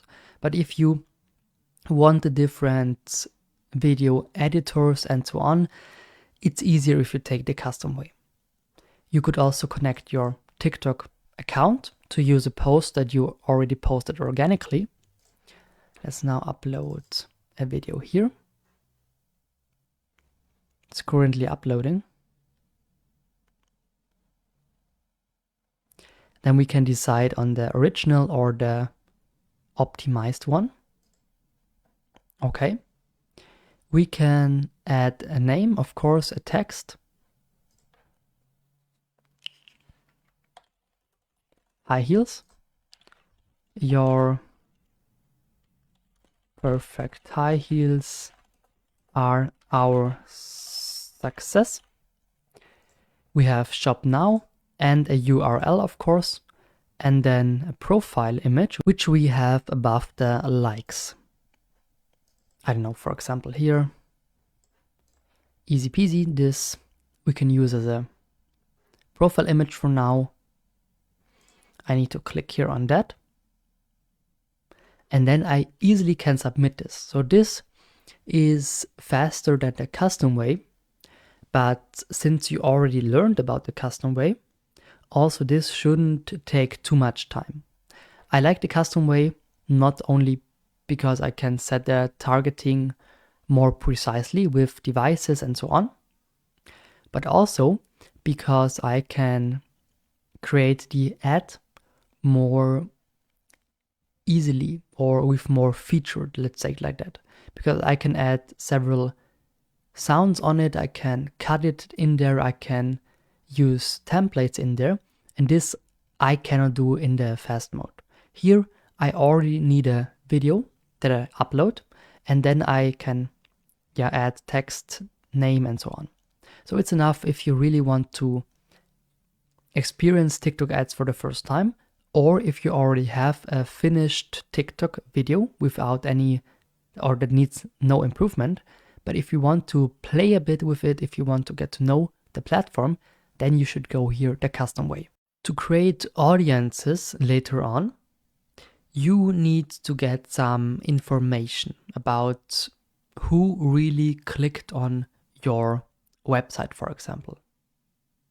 And for that, it only makes sense to install a so-called pixel, a TikTok pixel, which means that you have a code snippet, which is from this account here, and you input that for your website, which can be a WordPress website, for example. And then everybody that clicks on your website is tracked based on TikTok here. So if they come from TikTok, if they come from your TikTok profile, then we get this information in here.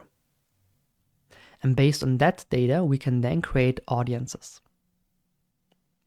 For that, I click on Asset, Events, and I will only show you how to create the pixel, because inputting that on your website is different from website to website, so from hosting to hosting. For example, Wix and WordPress are completely different. But in the end, it is simple, and I would also recommend you a tool which is most often paid, but it is then data safe, so to say. So it really matters to have all the requirements from the data privacy regulations in the EU, that you really have that set. And for that, a tool that costs about, 20, 30 euros per year can really help you. But let's start for now with creating the pixel. We can decide on app or web event. In this case, we want to track a website. Okay.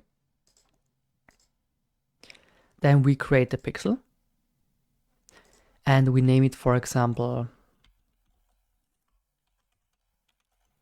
Toby Talk High Heels website. And we want a TikTok pixel here. Send events and parameters through web browsers. Do you want manually or automatically set up? This is for copying, for example, the snippet, the code in your website yourself. If you are using the Google Tag Manager or Shopify or other third-party platforms, click on more to learn more here. You can also use this. But let's stick now to manually. And also here, event builder or custom code. Here I would go with the event builder. Next. Okay. And then we have now the pixel code, which we can copy here, which is a long text. And this we now need to paste in the header section of our website. So you just go on your website and paste it in the header section. So this head and head end, here you paste the pixel code in between. It's also possible to use that with the Google Tag Manager, as I told you, and it's like the same method like you would input a Google Analytics ID. As I said, there are tools like, for example, DevOls, where you can easily input the code in the WordPress plugin, and then it is safe based on data privacy regulations, because this might be a bit difficult to really be then on the newest standard with data rules and whatever, but yeah, this is also a possibility, but please make sure that you also care about data privacy. All right, manage cookies. Allow first-party cookies, yes, of course. And then we click on next. And here we can now create events, which are URL and click events. Track every time someone visits a specific web page, like a product details page or an order confirmation page. Therefore, we can use keywords. Let's say every time someone add something to chart. And then we need to input here the URL, for example, the add to chart URL, thank you page, whatever. Okay. Also then here, the alias, whenever this happens, or let's say on the click button, and here we then say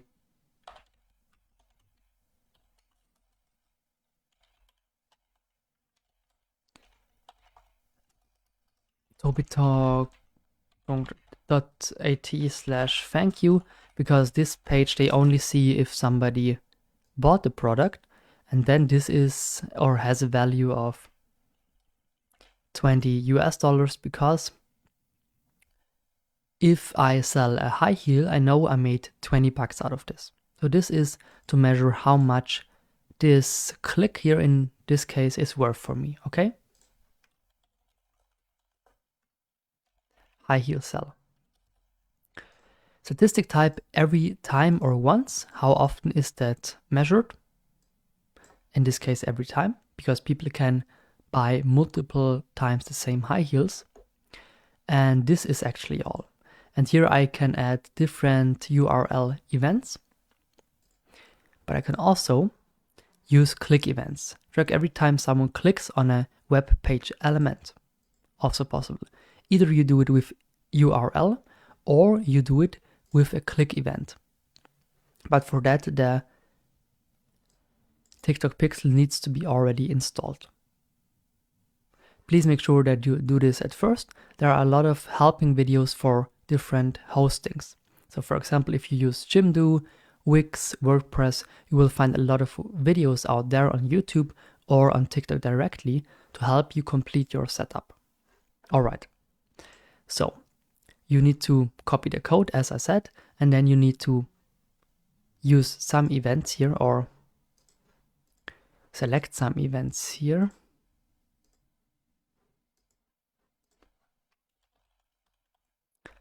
Let's do it like this, and then you can say complete setup. This takes a while, and then you have your TikTok Pixel ready. Here it is, your code you already have. By clicking, you see the event ID. And by going out of this, you see Toby Talk High Heels website. This is the current code which you need to input on your website. What is split testing? Since we can also split test with TikTok, I just want to explain that to you real quick. Because a split test is actually pretty simple, but of course it needs some explanation so you don't make any mistakes. The first thing here is that we have a campaign with an ad group and an ad, okay? So you have everything ready and set. And now you want to know if, for example, it makes a difference if I only take female as a target audience or male. So I choose one criteria, one factor, and this factor I test, but only this one factor. Which means I have to choose at first on which level I want to do that. Do I want to test on the ad level, so the creative or the text, which TikTok can do automatically for you. So there's this feature that we discussed before where TikTok is split testing your ad level automatically.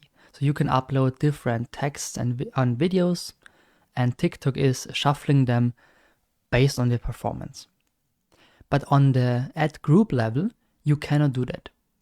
So to test if there's a difference in, let's say, gender groups or a difference maybe in locations, you need to test it yourself.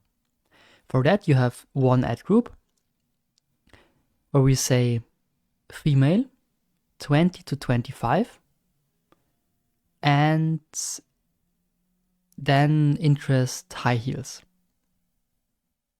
Okay? This would be one target group.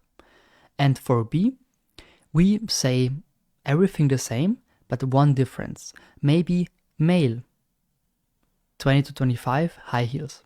High heels is not the perfect example for this, I know, but rather, for example, big companies like booking.com are doing that because everybody needs vacations, everybody books vacations on booking.com, and they are testing their pictures, their videos and pictures on the landing page consistently. So if you go on booking.com on your smartphone and then with another IP address via the computer maybe, you will get different results. But maybe you don't even see them because only it's a small text difference, it's a small picture difference, but in the end, this is testing. So here we say we only want female, and here we only want male. This would already be a big test. Maybe we only change the interest. Here we have makeup and shoes, and here we only have shoes. Or we say this is only Android, this is only iOS users. So this one little difference here, which I put in red, this makes the difference. And then TikTok is showing the two different, or the ad to two different target groups, to both ad groups, 50-50. So the split is still 50-50 with the same amount of female and male in each group, of course only if it's still in the targeting. So if we only test iOS and Android, then everything else stays the same. It's again split female-male, like here. It's same age groups in both groups, and so on and so on. But the results may differ only in slight percentage points, and then we can test further. So if we found out, okay, Android users clicked more often on my link, then we can test another feature. Then we only keep Android, perfect, and then we might make a split in age, or in gender, or in interests. So we test multiple times, but always only one factor at a time. Okay, this is important. All right, this was the split test, and you can easily do that on TikTok. And this you can see already on the campaign level by creating a campaign. Custom mode, of course. Here we see that we can use here a split test. And it also says complete the ad group and ad settings for your control. Then select a variable, only one factor, and create your test ad group. So basically the copy with only 1 point different. And then view the results. So you really need to run both ad groups, and best case, of course, in the same time range, just so that not the timing or the weather made the difference. So that really only this one factor was the reason for the different result. Okay? And then with this setting done, you create your ad group, and then TikTok will ask you automatically if you want to create another ad group, and then of course you say yes and only change one variable. Let's now create an audience. And I want to start with a custom audience. For that, we click on Assets and Audiences, and here on Create Audience. And we can either create a custom or a lookalike audience. Here we have different possibilities, like upload a customer file, for example, a TXT file with a lot of information. We can simply upload here with up to 1 GB. And also app activity. For example, we can say, okay, people who have carried out the following actions in the last 30 days, in this case, installed the app. These are included in this statistic here.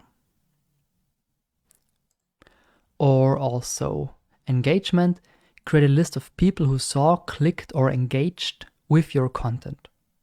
This is more for video content. For example, you want an ad group, so you already run an ad, and you take an ad group here, and you say these people had a, I don't know, 75% video watch rate on your ad in the last 7 days. So you can really say, all right, I run an ad, and now based on these people, I want to run another ad.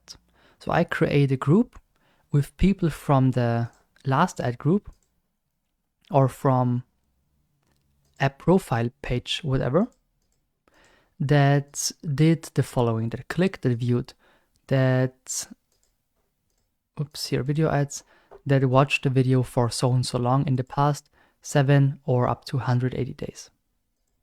Also, rules are possible. Do you want a broad audience or a narrow? But this is rather specific then. Website traffic, herefore you need a TikTok pixel to create a list of people who visited or took specific actions on your website. So most importantly here is actually engagement, but also lead generation. Or business account, create a list of people who followed or interacted with your business account. Yeah, I would say TikTok pixel and engagement are the most interesting. Here with the pixel you can say people who've carried out the following actions. For example, visited your page or add something to cart or place an order in the last whatever days. Through this pixel, for example. Then this needs to be tracked on your website. The engagement, on the other hand, is based on an ad before. So therefore you don't need to use a TikTok pixel, but rather already need some result from a previous ad. So because you need here to choose the ad group, the ad type, and then the action, click, impression, whatever. For example, you want to target the audience from the high heel ad we had for traffic, and they clicked on the video ad. They had a click in the past 30 days. These are the people I want now for another audience, for a separate stage 2 audience based on my first traffic ad. And this is the way to use the custom audience. So you had already an ad running. So you already have some data. And based on these people, you want to make the target group even smaller and really send the second ad now to people that liked the first one or that clicked on the first one, whatever. Okay? Audience name. Also, the auto refresher is important so that this audience gets updated automatically within new data, because maybe from the first ad, from the traffic ad, still new data comes in, then this gets updated automatically. And then you can click on confirm, and then this is done. Of course, it's not possible here because I need to choose an ad group first. So I need to run an ad first, basically. If no specific ad group ID is filled in, the audience will be created based on all ad groups. Also possible, but I need an ad group existing before I can do this. And this is how to use the custom audience here. This audience I would then, in the campaign, let's create an ad group.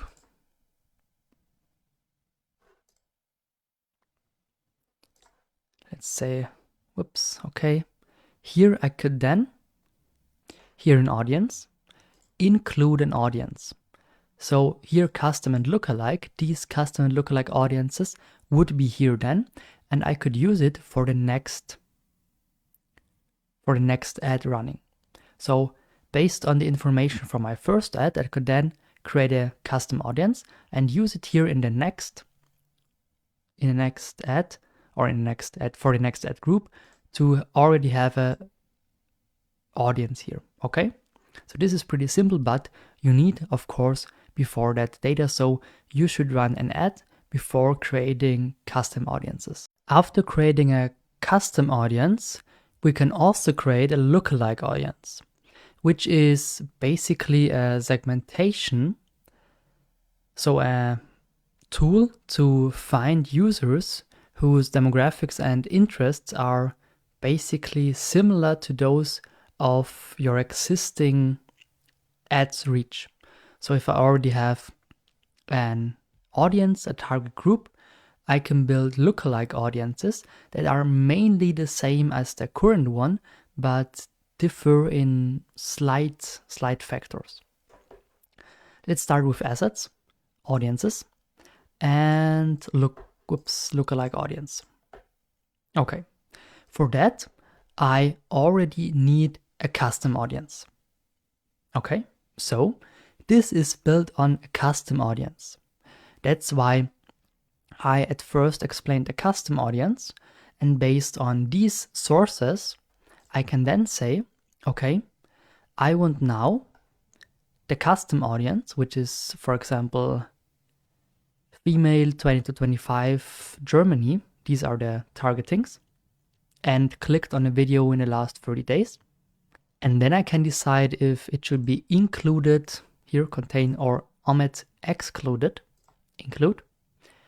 I can decide on the systems, Android or iOS, on the placement, of course TikTok, on the location. Maybe I want now only Germany, or in this case, same audience, but from Switzerland, because that we didn't have yet. Audience size balance, that is good. And then the name. So really not that much of things we can add here, but it is a build on based on the custom audience.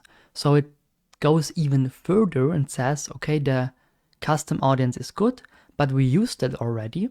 Now, please TikTok find people that are basically exactly like my custom audience, but a bit different. Maybe the location is different, or maybe the placement is different, or the system is different. Here with location, it also says we recommend this is the same as the location where you want to advertise, of course, otherwise it makes no sense. You could also say, no, I have an audience, yes, a custom audience, but now I want to find people that are exactly not in this audience. So omit, also possible. All right, then we can click on confirm.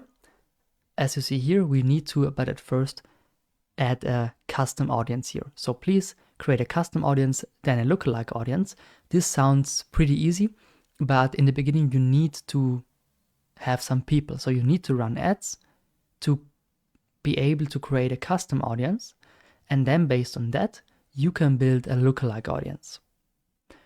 Yeah, so the step-by-step guide is simple, but it takes really a few weeks to be able to make this process.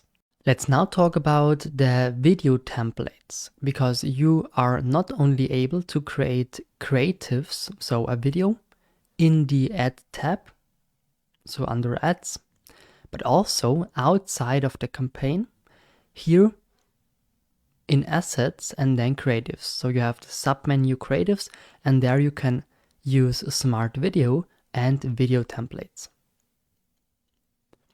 Here you have all the videos already uploaded, in this case the 4 ones we used so far. And by clicking on Create, you have here video templates down here and Smart Video up here. This layout changed quite often in the last couple of months, so this might look different for you, but we want video templates. So search somewhere here for this name, and here now you can click on recommended, e-commerce, gaming, or trending. I click on e-commerce, which is only this first filter, so you can also cross it out. And what we can do here is, like in Canva basically, use templates and edit them. You see on the left side the filters and on the right side the categories, for example, all, holiday, favorites, and so on. And you have always below the video the number of texts, 2 in this case, number of pictures, 6, and number of videos, 0. Okay? So we want only for e-commerce something, we want that only for North America or Asia, in this case all, because yeah, everything is good. And the video duration is also important. In this case, I want only videos with 10 to 30 seconds, nothing below 30. Also advanced filters like number of images, like number of videos, and like the format, if it's vertically or horizontally, or a square format.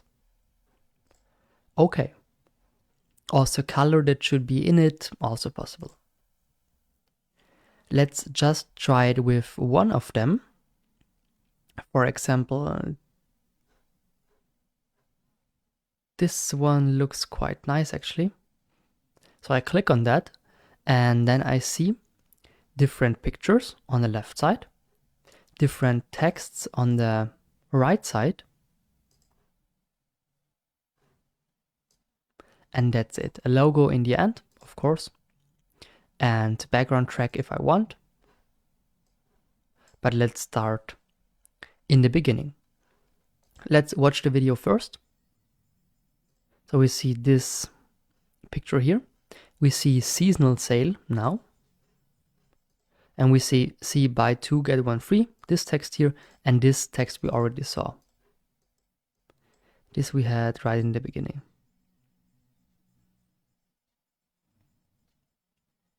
So nothing special. And we could now say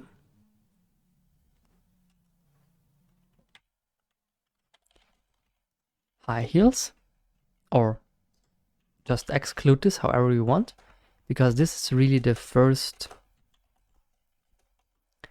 thing in the video. But let's cross it out. Then we have high heels, 20% off on the website. Okay, that's too long. 20% off, that's enough. And of course, a different picture, maybe this here. And this we do for all the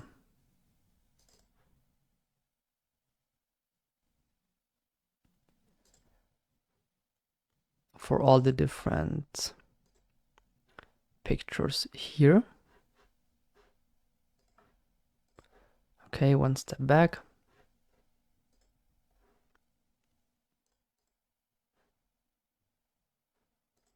So we can here easily upload some pictures if we want that, and or use the current ones and crop them, also possible. And by using this template, we now have our own pictures with text here, with text here. So easy using this exact template here. And it also has some background music on it, but the music you cannot hear. Why? Because I muted the audio of my computer for the course. So it has some music, which we have here. We can select music easily here, which we already did also in the ad, on the ad level for the ad. So you can also select some music here or select on music. So this template would give you the possibility for 7 different pictures and also, of course, some text. In the end, you could click on confirm at the bottom right corner, and then this video gets created. This takes a few seconds or even minutes because, of course, you have a lot of pictures that must be or must get mixed together, so to say.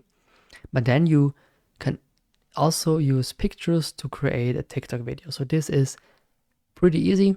if you don't want to use Canva, but if you don't want to use any external software, you can simply use this and keep the whole creating process in the TikTok Ads Manager directly. I will go back here and delete everything because I don't want to wait, and check another template with you. This here, for example, you have some text possibilities and some picture possibilities. And of course, also update the assets from your computer, best case. Or also bulk. Bulk means a lot of pictures all together, like this. Then I upload a couple of pictures that I can use then here directly without uploading every single picture itself. This would also be a possibility. Okay, that's how to use the video templates. I have to say I'm not a big fan of that, but you can use it if you don't want to use external software. Because for an ad, you shouldn't just stand in front of a camera, but rather give information and make this pretty simple. So just talking into the camera is not enough for an ad most of the time. All right, I confirm this, so I skip the creation process, and now we will also check out the smart video. Now let's also take a look at the smart videos. For that we click on create, also here in assets and creatives, create. Okay, and here we don't want to use templates now, but rather this generate video button here that says generate with smart video. And the thing is here that we input some filters and information, upload some assets, and then TikTok tries to generate a video on its own. E-commerce we want in this case, or other industry, then I also need to put in the ratio. So e-commerce, I need to upload some pictures or video content. I will just upload, let's say a couple of images. All right, these are okay, perfect. And what I can upload as well is an opening frame. Opening frame I could upload, and a closing frame I could upload. But I can also select one. For example, a slogan.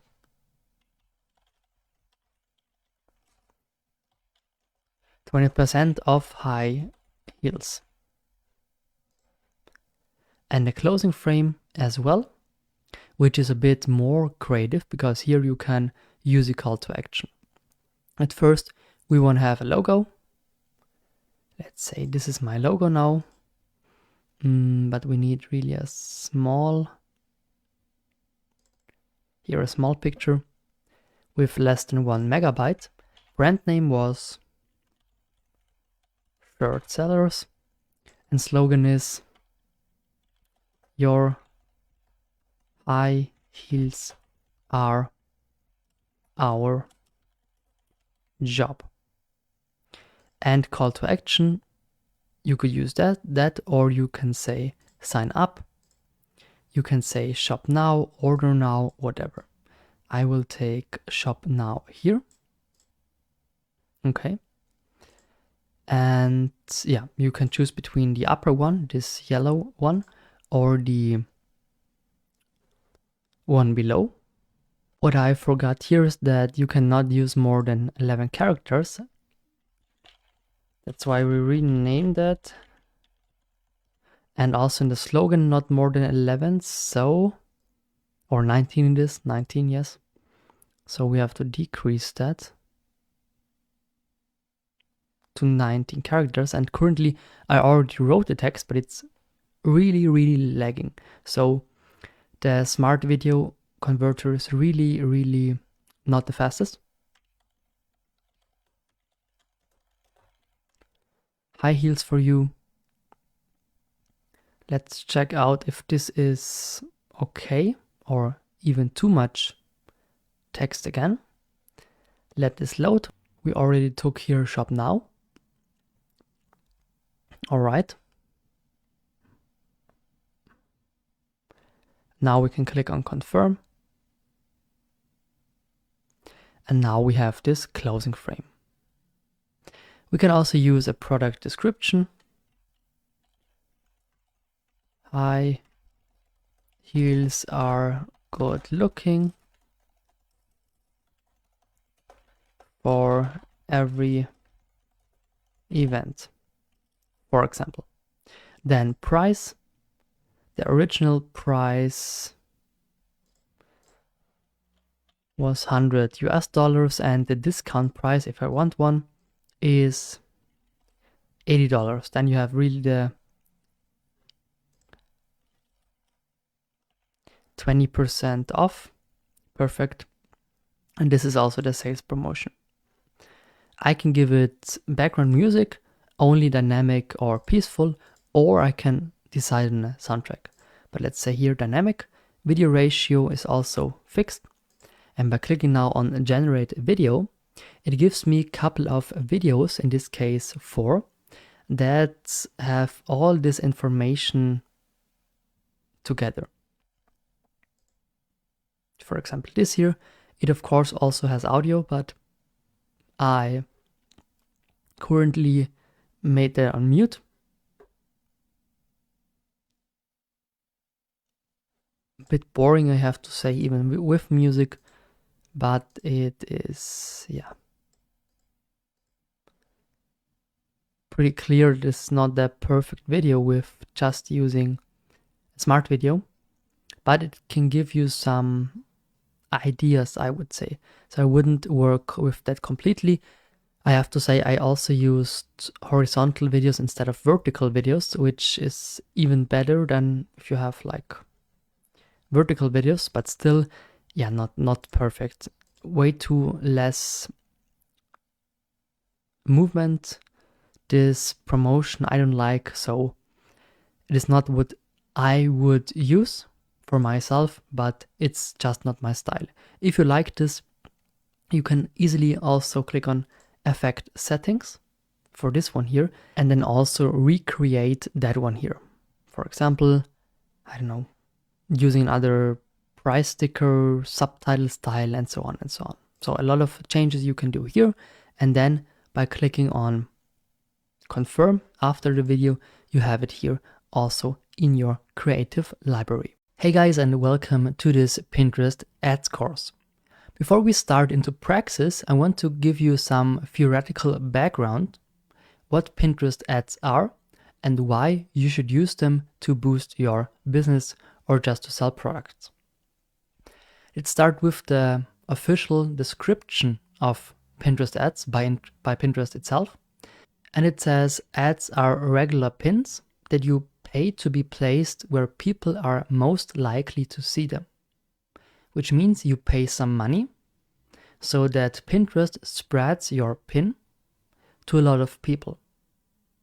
These pins will surface in your desired audience's home feed, category feeds, and relevant search results, which means if I create a pin about summer dresses, so a dress for girls, and then promote this pin by paying some money, people that are interested in summer outfits or search for summer dress see this paid pin or are most likely to see this paid pin, this ad.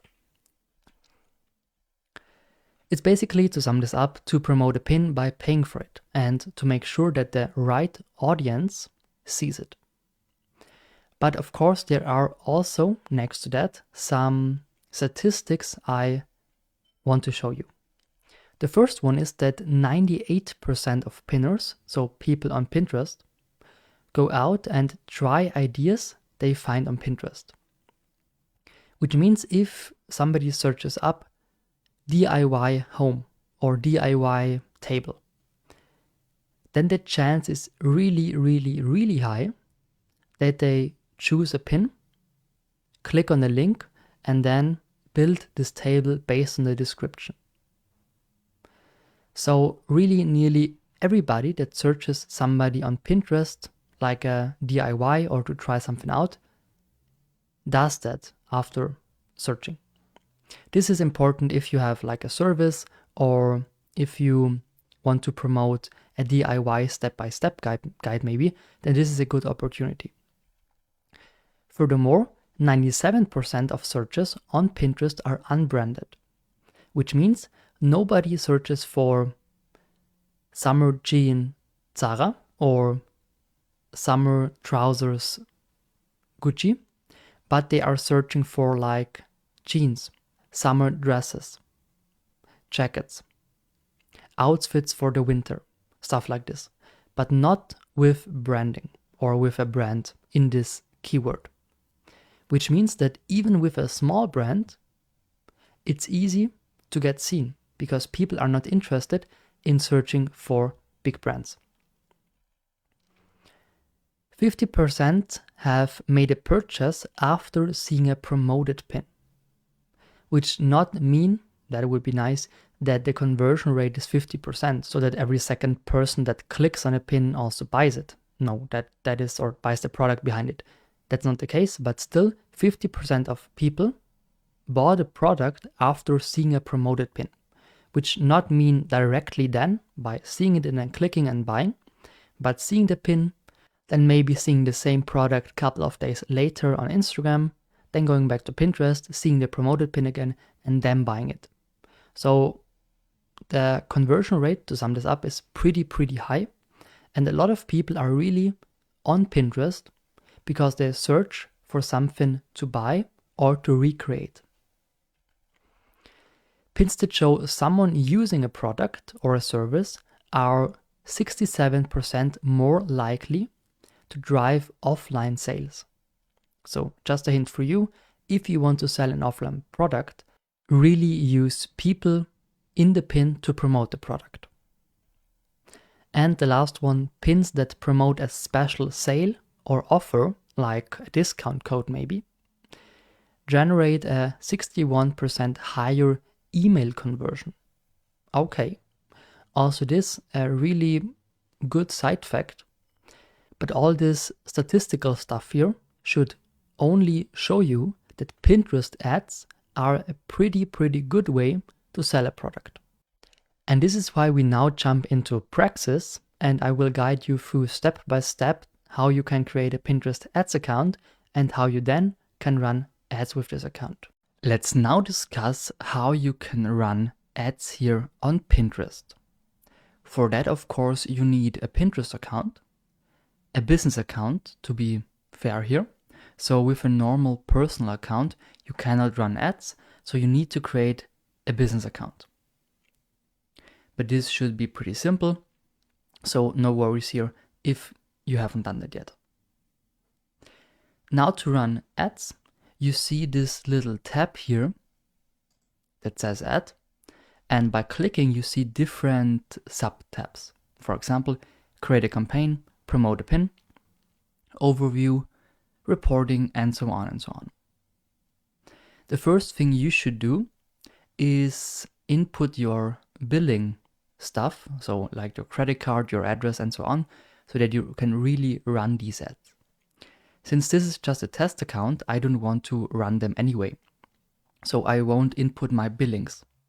But still, if you really want to spend money and run ads, then it is important to really at first put in your credit card details. By clicking on overview, let's take a look on that. We see the account activity, and here it also says please add your billing information. Okay. Here we see the spend, and you can also always put your mouse on this little information here. Total amount you've spent during the reporting time, the impressions, the paid pin clicks, cost per mille, which means cost per 1,000 impressions, and CPC, cost per click. And here you can create a campaign. So compared to Facebook, Google, or even TikTok, Pinterest ads are very small, so to say. Not small in reach, but rather small in this dashboard here or in how to create the ads. If you compare it with Facebook, you have way more possibilities. In Pinterest, it's straightforward. So put in your billing address information, and then you can click here on create a campaign or promote a pin, which would be the faster way. If you already created, let's say, a pin that you also want to use for promotion, you can also use this way here. In this dashboard, we can also have a look at maximum 60 days and take a look at the numbers here. And also the metrics we can change. For example, we don't want the money we spend, but we want to see the return on ad spend maybe. So we have a maximum of 5 numbers here, and we can decide which one we want to see. Okay. Let's now discuss the campaign structure of Pinterest ads in the next video to just give you an overview how this ads thingy here is actually structured. Because it's not like you upload a pin and then it's done, but there are several stages, so to say, and you need to be aware of that fact to really create good ads and to really make no mistakes. Alright, let's now discuss how this campaign structure in Pinterest, but also let's say in Facebook or for TikTok ads is built up. At first we have the highest level, the highest stage, which is the campaign level. At the campaign level, there you can select an objective, for example, brand awareness. So there you input your goal, basically, your strategy. You want more video views, you want conversions, so sales, or you want maybe only impressions. So here you can input your objective and also set an optional campaign spend limit. So here you also say, for the whole campaign, so for all the paths below, I only want to spend 1,000 euros. So this whole objective here is capped at 1,000 euros.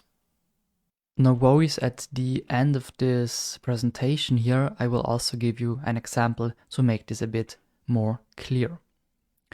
Below the campaigns, you can have several ad groups, and the ad groups are basically the target group. So at the ad group level, you can choose where your ads will be shown on Pinterest and also set a budget, bid, run dates, and targeting for all the ads housed within them.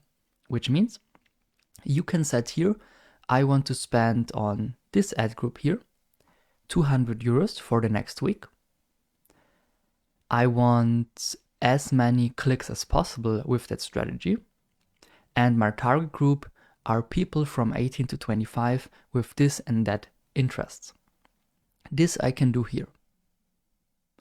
And the little ads here, so the real creatives, the real images, the pins or videos, they are below the ad group. So they are basically housed in the ad group. So the ad group let you address the different regions, product lines, and also target audiences. It also allows you to test the performance of different targetings and objective strategies without creating multiple campaigns. So here you can say, yeah, let's try maybe different age group. So here we have 18 to 25, here we have 25 to 30 maybe. Let's check without any further changes if this or that ad group makes more sense. Okay, so that's basically a split test. We'll talk about this a bit later. But so you can test without creating different campaigns, and you can, of course, also make different, for example, products or promote different products within the same campaign. So maybe the campaign goal is to drive conversions. Then you can say, all right, I want sales basically, but here in this ad group, I will promote shoes, maybe shoes, with this and this ad here. you can also have more. Here it's sneakers, here it's ballerinas, and here it's high heels. So the goal for the shoe shop to gain conversions is set, but the ideas and how to do that and with which product, that's on you, or that's on the ad groups. And below that, you have the ads that people then really see. So the red here and the green here, people don't see. This is only for you and for Pinterest. But the blue ones here, these are the real creatives, so images or videos. You can also create, as I said, multiple ads in a single ad group, like here, 2 or 3 or 4, to test which variations in creative works best for your target audience. So basically what is normally done, you have one goal, maybe to promote your e-commerce store or your brand, let's say brand, and you only want video views. Then you say, here I go with a younger target group, here I go with an older one, and here I go maybe with a different region. And here I have now also different ads, or maybe the same creatives, but the target group is different. So I can use here the same creative every time, two different, but only 2 in total. And because the target group is anyway different. So this is also possible. Okay, let's now check that also in Pinterest to give you a short overview how this structure here is displayed in the Ads Manager. Okay, I am now in my dashboard and I can click on Create Campaign, either here with the red button or by clicking again on Ads, Create Campaign. Here you can choose automated or manual. We go here with manual, and then you see on the left side, you have the campaign details on the first page. Then it says continue, and then you will be redirected here to the ad group, which is the second level. And at the end of the ad group, you see this little thingy here that says ads. And here you have the creative. Okay, so this structure is also displayed when creating ads. Just that you know that it's not like a theoretical construct, but really that is how it works in practice. Alright, let's now discuss the campaign goals. Now that we know the structure of Pinterest ads, we can go one step further and discuss the goals, because we said for the overall campaign, for this umbrella, the first level, you can set a goal. And for that, we click on Create a Campaign, a manual campaign, and then you have here the objective of the campaign. Your campaign objective determines how you bid in the ad auction and what ad formats are available to promote, which means that based on what you choose here, you will have to pay basically differently, or other that sometimes you will have to pay for impressions, sometimes like here for video views, sometimes for clicks, and so on and so on. So the auction is then different, but also the available ad formats are sometimes different. Why? Because video views, of course, you can only upload a video.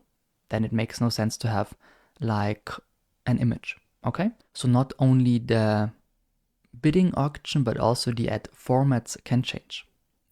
We have here 3 different categories. Why is that? Because it's like step by step. At first, companies want to build brand awareness, which they do if nobody knows their brand, or other if they are an existing brand like McDonald's or Coca-Cola, so big brands, and just want to get seen. Because let's say you are McDonald's and everybody knows your products. Now it's enough for you to make a video view or brand awareness campaign. Why? Because when people see your logo again, they might consider buying a product or eating at your place the next time they are hungry. But also for new brands, it can make sense. I have to say that these two are very, very expensive. So brand awareness and video views are very expensive. But the thing here would be that you start with awareness. So you show people your product, you show people your logo.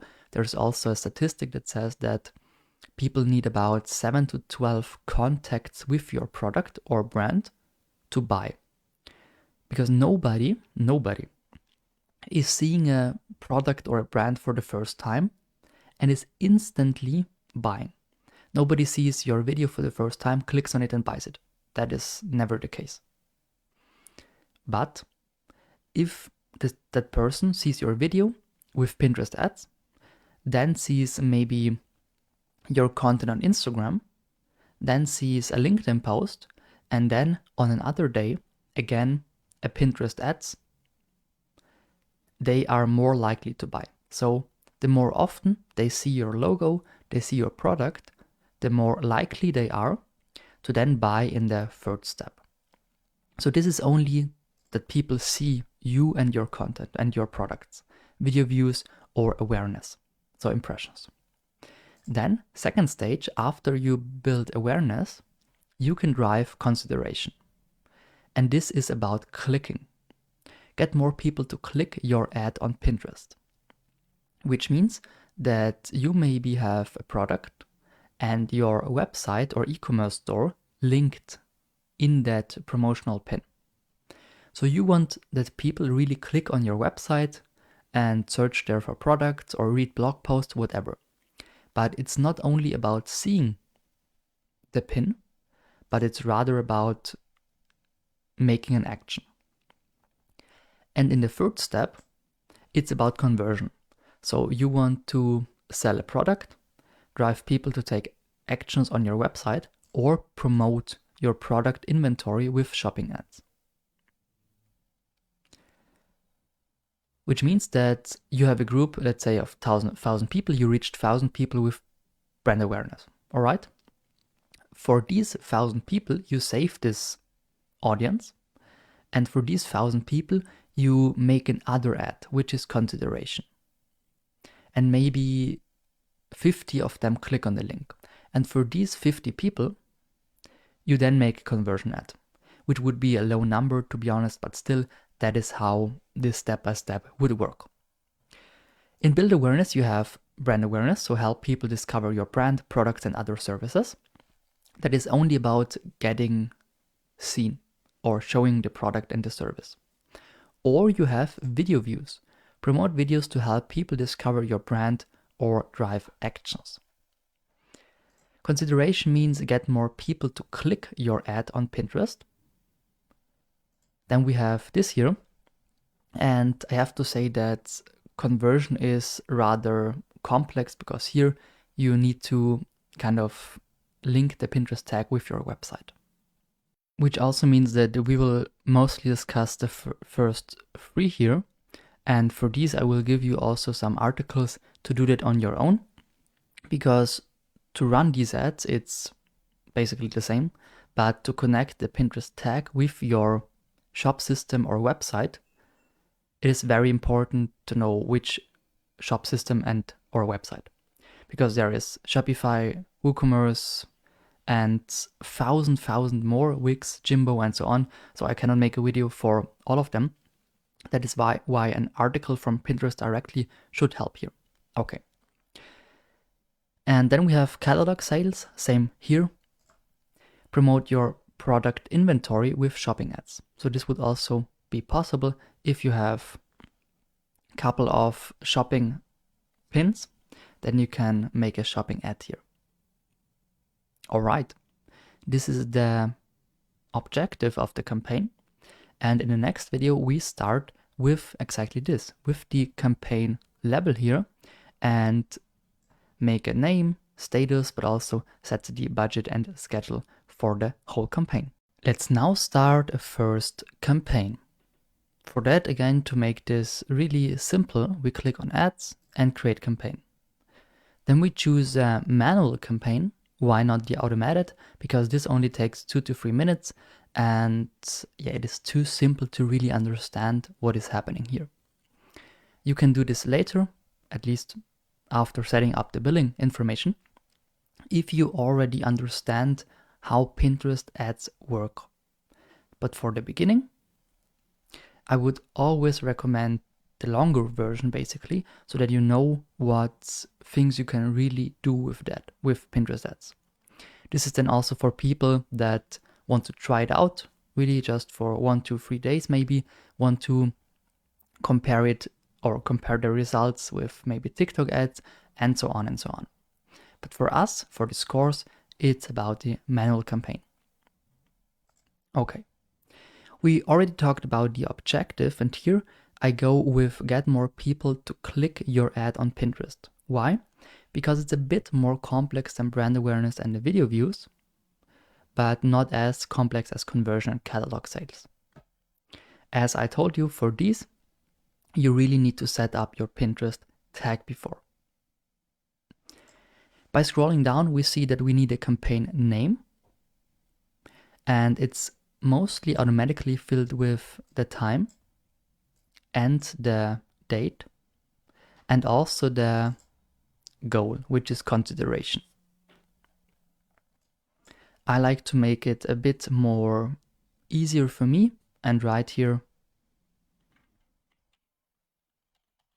e-commerce shop summer dresses. This I know. Consideration at 1K or 500 euros. Then I know, okay, I spent here 500 euros for the whole campaign. So for all ad groups combined, this is for my e-commerce summer dresses shop, and this is the goal. Then the campaign status. Of course, it should be active if you want to run it. In my case, since this is a practice and example account, I will pause it so that this ad will not be served. After that, we have the budget, and here we can say either we want a daily budget or a lifetime. Here it's also important if you run this continuously or on a specific date. Because if you say, all right, I now have here, I don't know, 20 euros per day for this whole campaign, but I don't stop it, then this is also a lot. And it also is important how many ad groups you plan. Because let's say you have 10 different ad groups here, then each ad group would on average only get 2 euros per day. This is not enough. But if you only have one ad group anyway, then 20 euros is also fine. So choose if you want to run this continuously or on a specific date, and also think about how many ad groups and ads do you want to have in this campaign. Let's go here with, we said 500 euros lifetime. So this is, for the whole campaign. If we have lifetime, it is clear that we must input here a specific date so that Pinterest can spend this money in this time, which is a bit more flexible for Pinterest, because they can say, all right, today we spent, let's say 100 euros, the next 2 days we spend nothing, and on the third day we spend, I don't know, 20 euros. So they can decide even easier if they know the dates or the date range and the budget. With daily, it is more fixed, because if you say 20 per day and that for, or 50 per day for 10 days, then yes, on average, it should be 50. But Pinterest cannot say then, all right, today we have 200, tomorrow we have nothing. That is not possible. Because the 50 here are the maximum. This is the maximum budget they can spend per day. They can spend today 50, tomorrow 40, but not more than 50 per day. Lifetime with 500, they can decide if they spend 100 today and 0 tomorrow, but in the date range, they will spend most of it or all of it, but not more. So this is always the maximum. Here it says your campaign can spend no more than 500 euros across any of its ad groups. So the budget will be split on different ad groups based on their performance. So if Pinterest sees, all right, this is achieving good results, then we give this ad group more money, for example.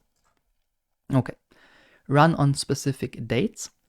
Let's say we want to start that next Monday at 9, and the end date is 2 weeks later,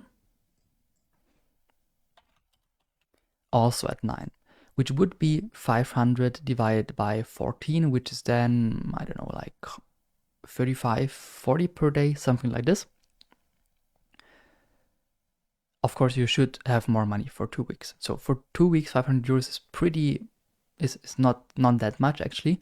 I would go with 30, 40 euros per day as a minimum if you really want to achieve good results. Otherwise, it's just practicing. And yes, ads are very expensive. So you see that now 2 weeks, 500 euros is not much. Yes. And that also gives you a slight insight in corporate ads structure where you really have 20,000 per month maybe.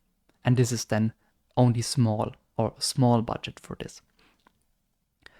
Okay, this is the campaign level. We now click on continue, and then we are automatically on the ad group level. And here we will start with the targeting in the next video. All right, let's now start with the first details here in the ad group. At first, let's give it a name. For example, we already know our target group. I always do it like this, that I input here my target group, because I then know later who I am targeting with this ad group. For example,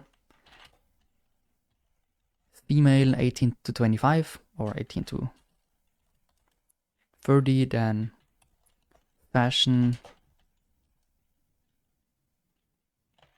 and beauty as hobbies or as interests, and US or Germany.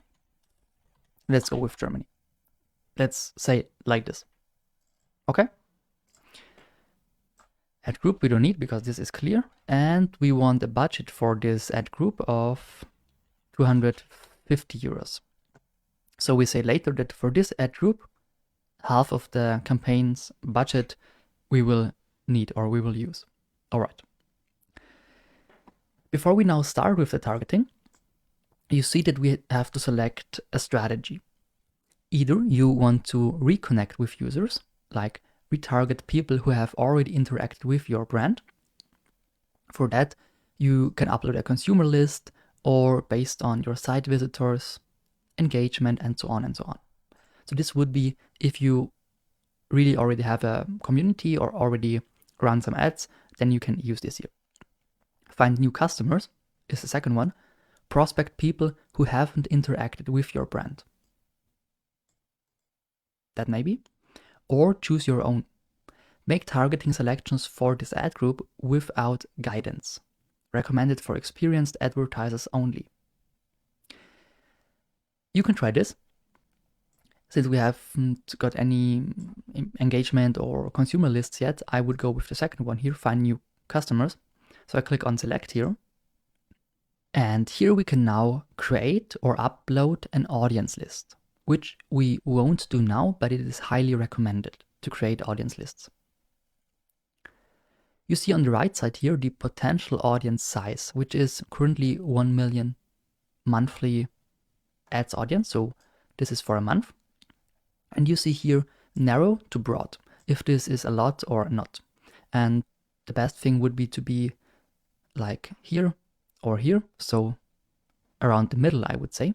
This is good, but not too broad and not too narrow. And now, by clicking here on, for example, interests and keywords, we enable this. We can add interests, and by doing so, the potential audience size will change. Pick topics related to your brand so you can reach people based on other pins they engaged with. So if people engaged with, for example, beauty stuff, then they might see my ad, or the chance is higher that they see my ad. Let's take a look here. We have maybe women's fashion. That's what I searched for. And here we want maybe subcategory women's style.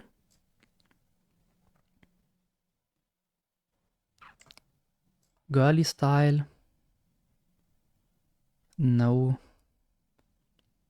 Global style, also not. So we search here for interests that might fit. Sporty fashion, that is okay. Seasonal fashion, yes, we want a summer. And then you see, okay, the audience is pretty small. Street style. Let's exclude sporty.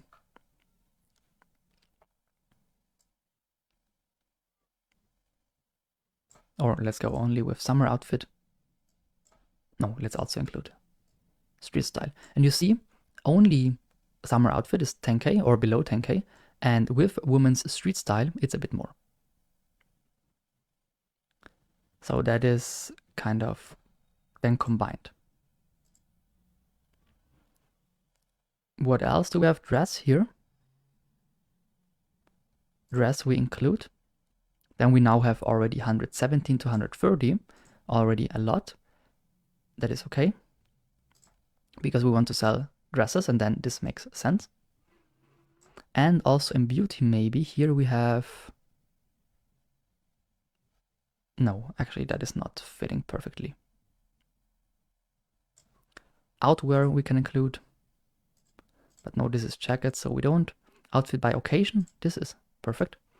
Maybe here we go with casual, club, date night,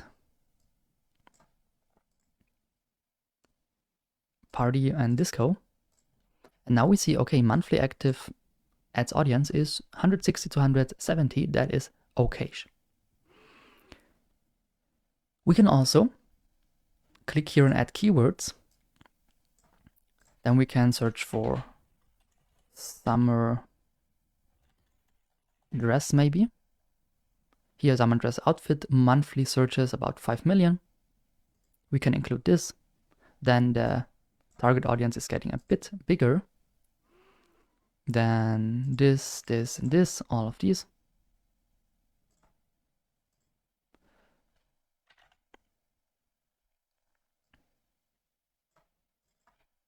Summer outfit maybe. Summer outfit fashion. Summer outfit ideas. Women summer outfits and outfit. And clothes and casual. Okay, these keywords I include. Perfect. That is already a lot. And now we can go on.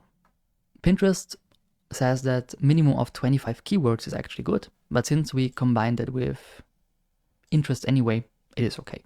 But yeah, a bit more keywords, because all of them only have like a couple of thousand or million search results, then yeah, more is of course better. Alright, what you also can do is format own keywords. And here broad match, phrase match, or exact match. Or also negative or negative exact. This is quite advanced. So you click here, in here, press enter to write a new keyword, and let's start with broad match. Broad match would be, just to make that clear for you, broad match means if you have summer dress, then these two words have to be kind of in the keyword. So if somebody types in, let's say, summer outfit dress, then summer and dress is in this keyword. It's kind of split by outfit, but still it's in, which means that is a broad match. A phrase match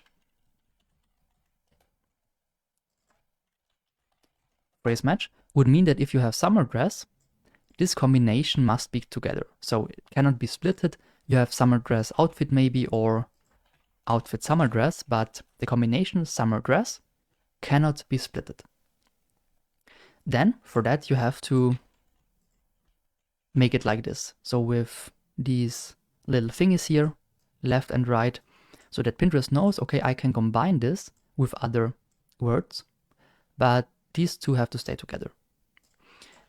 And the last one would be the exact match, which means I want summer dress, and then I only get summer dress. So Pinterest won't combine my keyword with other ones.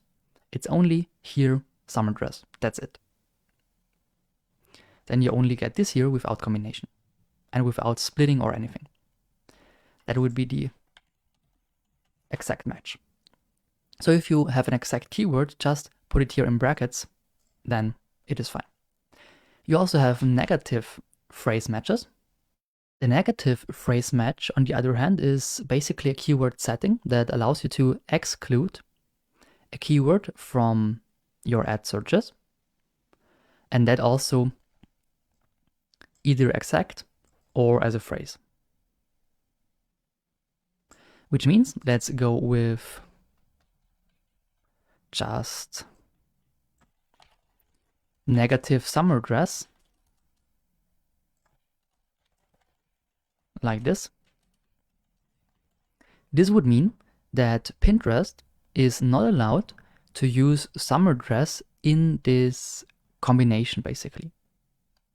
So they could use summer outfit dress, because here the keyword is splitted, so it's not exactly this. Or they use outfit dress for summer, because here it's again splitted by 4. But they are not allowed to use summer dress outfit. Why? Because this is still together, and we said please exclude this combination. With negative exact match, it's basically the same. We have exact summer dress with a minus, which means they cannot use this like it is. They can use maybe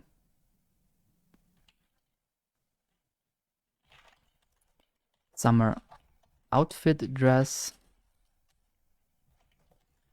or summer dress outfit. So they can use this combination, but it should have something else here. So it cannot be just summer dress, okay? Okay, and that's basically it here. So you can also use, instead of searching here, use broad match, phrase match, or exact match.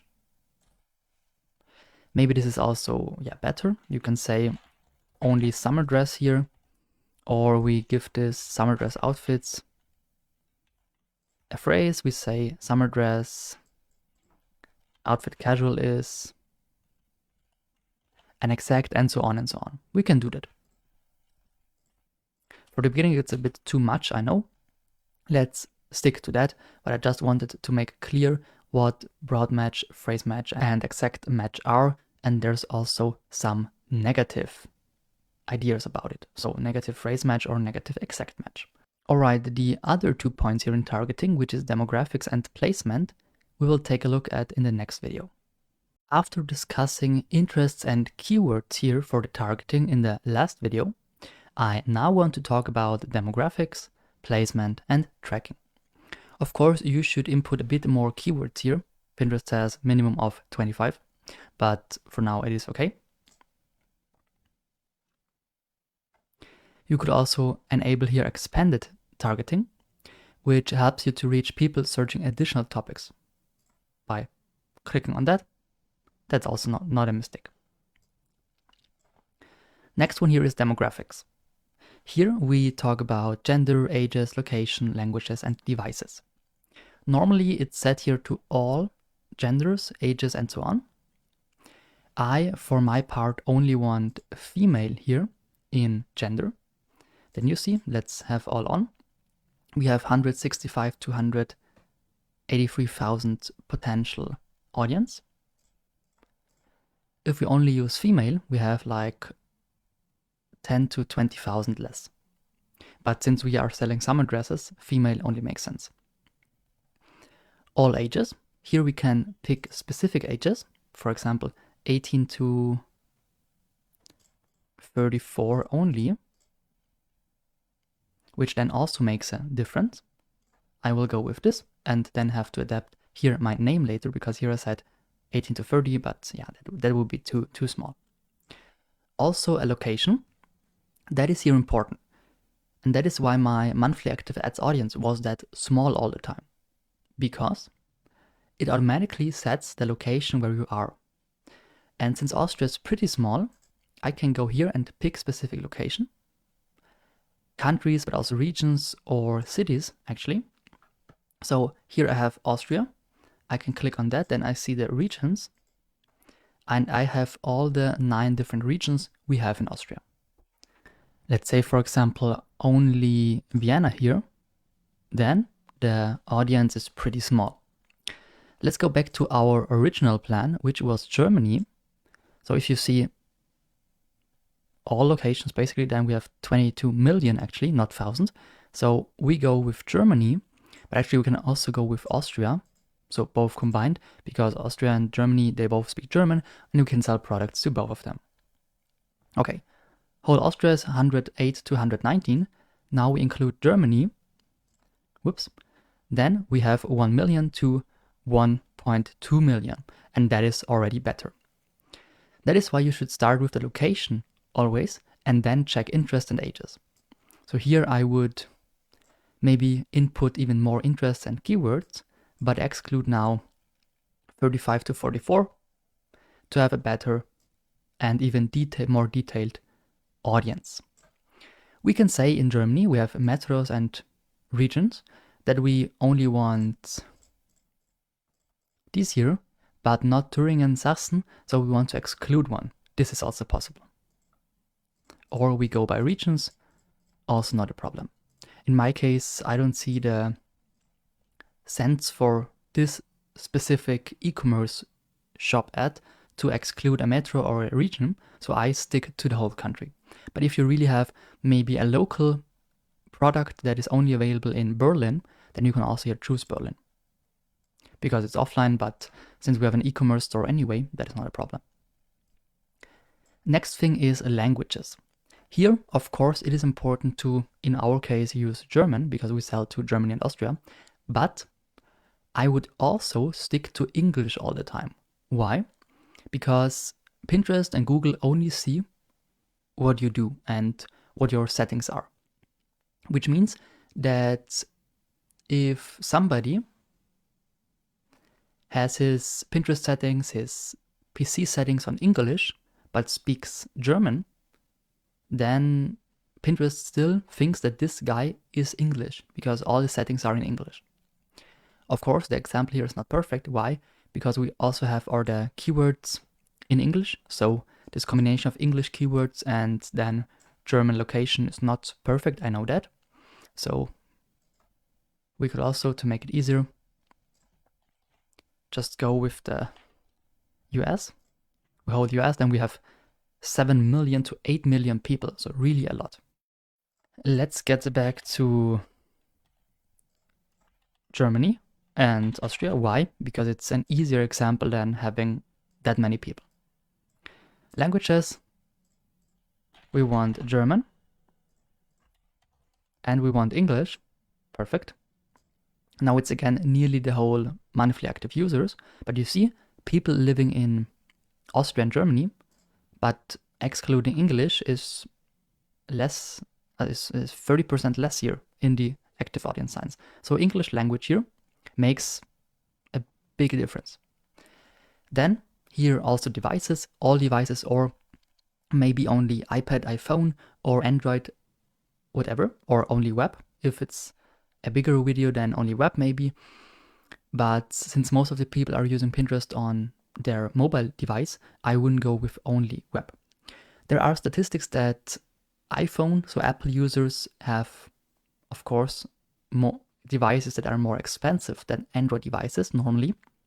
And because of that, they are more likely to spend more money or to buy high price products, to spend more money in general to buy products that are a bit more expensive. So if you have a really expensive product or something that is only available like an app on the iPhone, then the devices here make sense. I go here with all devices. Last point, we have placement and tracking. Whoops, here. I recommend you all, or you say, okay, only in browse or only in search. So only if people search for a specific keyword, they see me, or if they browse in the home feed and so on, they see me. These are the options. You see also in the information, your ads will appear as people browse their home feeds and related pins. Search means your ads will appear in search results and related pins. Since both is fully alright with me, I go here with all. And then you would have the possibility to track a URL. So you have impressions or pin clicks, and then input here the tracking URL. Add third-party click and impression trackers for ad group level reporting. So maybe you have like Google Tag Manager or any else tracking tool, any impression tracker, whatever, then you could input this here either for pin clicks or for impressions, which is highly recommended, but a bit too much for now. Okay, in the next video let's discuss now the budget and schedule, but also the optimization. Why? Because in this, or for this specific campaign goal, the budget situation is pretty simple because we cannot change anything. Why? Here it says this ad group is part of a campaign that is using campaign budget optimization, which means on the campaign level, we have budget optimization. This is different from campaign to campaign and also campaign goal, but it makes fully sense. Why is that? Because if I know I wrote here 250 euros, which is the average basically if I have two ad groups, but we can actually delete that because it won't be completely true. Because if I have two ad groups, yes, the campaign budget will be splitted kind of for both or on both, but not equally. So if one ad group or one ad performs better than the other one, the first one will also get more money. So this is on average, let's say 250 and 250 if I have two ad groups, but it's not fixed because we have budget optimization. So if you want to change anything on the budget, also for the ad level, for this here, you have to do it on the campaign level. Here we see the overview again, lifetime 500 and also the duration of 2 weeks. And down here, we see optimization and delivery. And that is how we want to bid here. The information also always gives you like kind of a short summary. And you basically have automatic bids and custom bids. Automatic is that Pinterest decides on how much to pay per click, but in the end, they try to make the best out of it. So you pay here in consideration, because you want to have link clicks, per click. First one is to aim to get the most pin clicks for your budget. Second one is that you make a custom bid or a maximum, or so you say, all right, I'm not paying more than 2 euros per click. That is my maximum. The problem here is, if I do so, it can happen that I get no clicks and spend no money, because 2 euros might be not enough. For Pinterest, it's not enough maybe, because if other people are willing to pay 5 euros per click, why should they run your ad?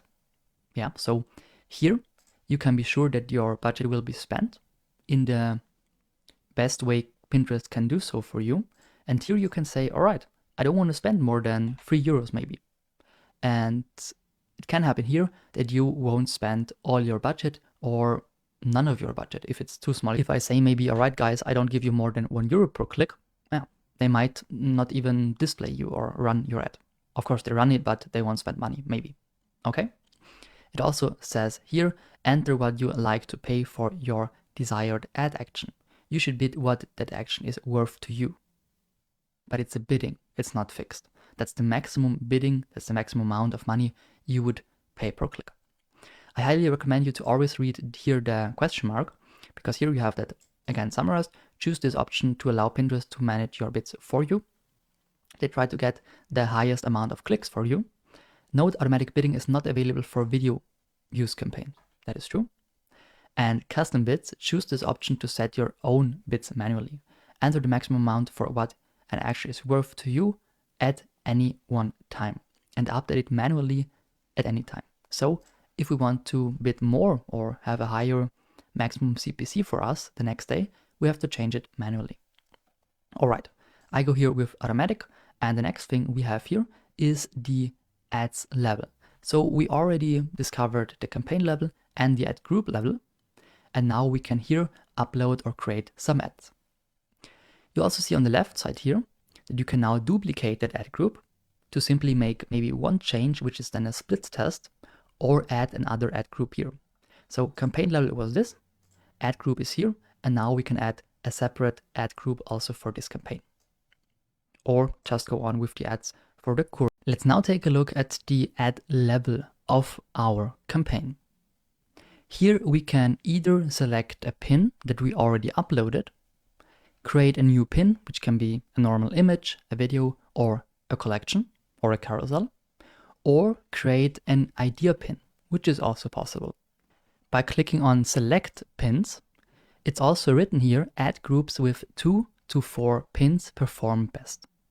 Which means if you not only use one ad here for this ad group, but rather 2, 3, or 4, it's a higher chance for you to have better results. Why? It fully makes sense because your budget from the campaign will be, or from the ad group in this case, will be spent on the ads, but not fixed. So let's say we have 100 euros and 4 different pins. Not every pin gets 25 euros, but it's rather based on performance again. Which means if the first pin gets most of the clicks, then more budget will be given to this pin, which is of course good. So Pinterest then has more content to work with. That's why you should here not only use one, but rather more. Here you can all pins or in search and boards. I will go with the create a pin here with the second one, which also looks exactly like we already had that. Here you can upload 1 or 2 different pins, even more, by clicking on this plus here. Let's go for the first one. Here we had maybe this with a title.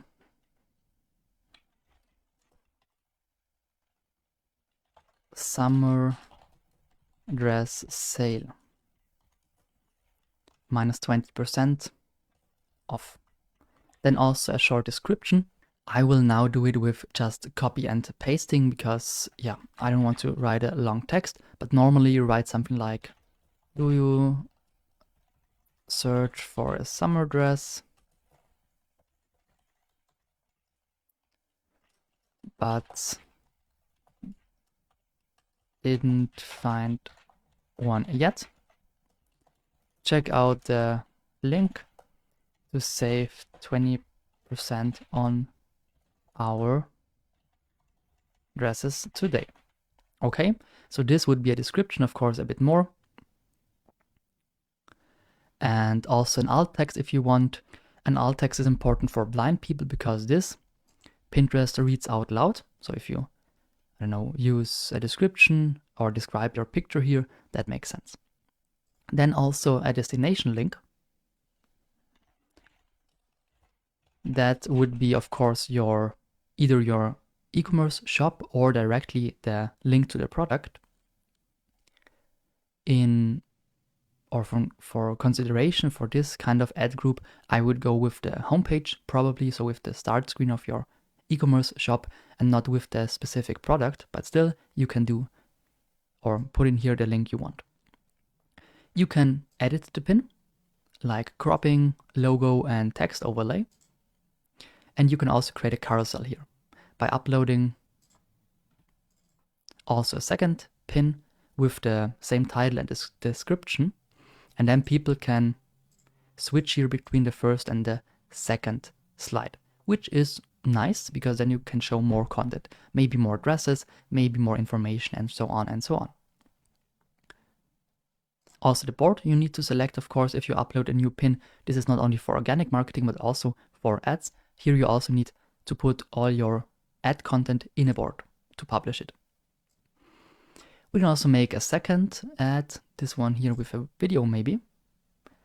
Let's go here with the same title and description. We only want to change the creative. Okay, I select the board. Also here, perfect. And now I can select both, of course, because I want now to publish both, and then click on publish selected. And now you see, all right, here I have uploaded 2 different creatives. These creatives are now also saved in my board. Here was an error now, but now it's here. So while loading, it can happen then that some errors appear, but now we're good. Here it says choose a format, standard video ad that we can see here. And this is a carousel ad, so no way to change here anything because carousel and video are pretty fixed. If I maybe upload just one image,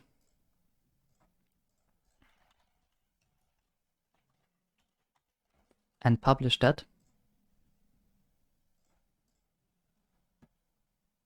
then we see here now, all right, this is a standard ad. This here is a, where is it? This here is a carousel, and this here is a video ad. So we have 3 different ads basically. Here we have the name of the ad. Summer dress sale minus 20% off. So I take the same name like the original pin name. You don't have to do this, but you can. And also the destination link you can put in here. If you want different tracking URLs like we already discussed. If you want to remove the pin, then you can do this here. Then it's not part of your ad. And if you want to preview that, you can do it, but it says here by clicking, check your Pinterest mobile app for your preview notification. So you need a Pinterest app for that. Here again, a name. Let's just write test here for now. Or let's go just with the ad name from here. And you can have different links actually for the carousel. And that is important. Because yes, we have the name here, but since it is a pin with 2 slides and people can then switch, you can also have different URLs. So you can create a carousel pin with, let's say, 3 different images with 3 different dresses on the images. And for all of them, a different URL. Maybe this is my website, and then we have product 1 here and product 2 here. So people get directed to different subpages of your website. Last one is the standard ad. Here again, ad name and destination URL like with the video, but this is only a normal pin and the other one was a video. Okay, if we are happy with that, we click on publish, and then these 500 euros of the campaign budget will be spent for this ad group on all the free ads when it starts, so next Monday, for 2 weeks. So it will be split on all these ads, not fixed like I told you already. So it's not fixed that this one gets the same amount of money as this one, because maybe this carousel performs better, then this one gets more. But just in theory, the campaign budget will be spent on the ad groups. Since we only have one ad group, it will spend fully on the one ad group, and then it will be spent on the different ads of this ad group. Alright, now we clarified that, and now you can click here on this little publish button to publish that. Okay, then you will be directed to the billing information because this needs to be set before you can publish anything. Until then, until you have this, you can save it as a draft, and when you come back, you can always click on resume or create new, click on resume. Then we are still here in the campaign, but you need billing information to run your ads. Let's now create some Pinterest pins, in this case a carousel ad for our ads. because now we know how to set up an ad, but to create an ad creative is a bit different than to create a normal organic pin, because here it's more about really selling and promoting. I'm on Canva and I can type in Pinterest carousel. Then we have this carousel ad here. Also the same for a video or for a normal pin. And here we have about 116 templates only for the carousel. And I now want to create one like this based on a template.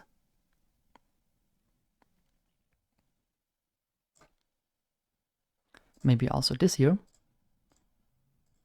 Okay, these two we create based on a template.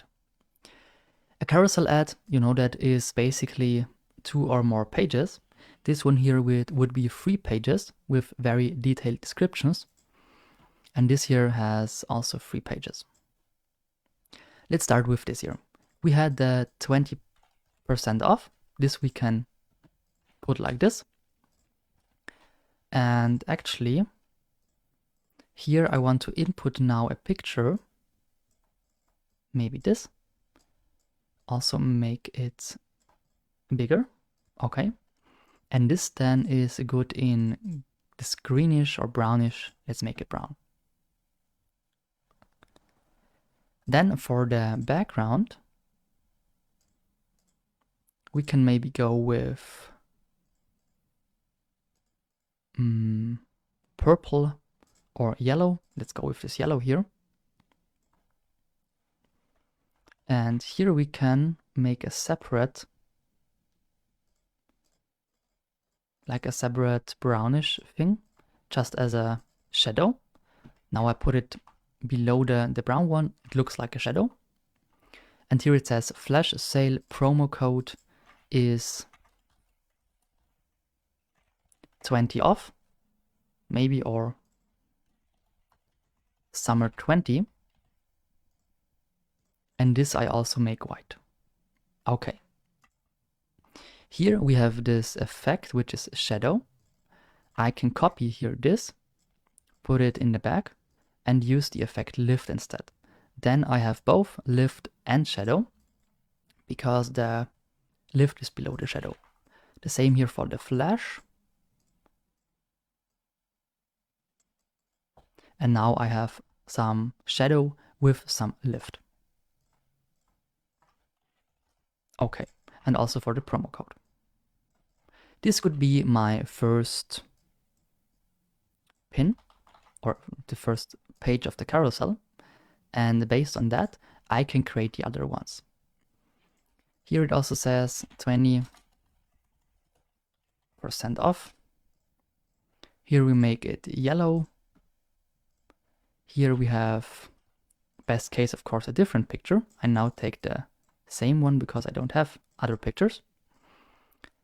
And this here again in brown. And also again this here in black. So it's just redesigning what we have, but it actually looks pretty good.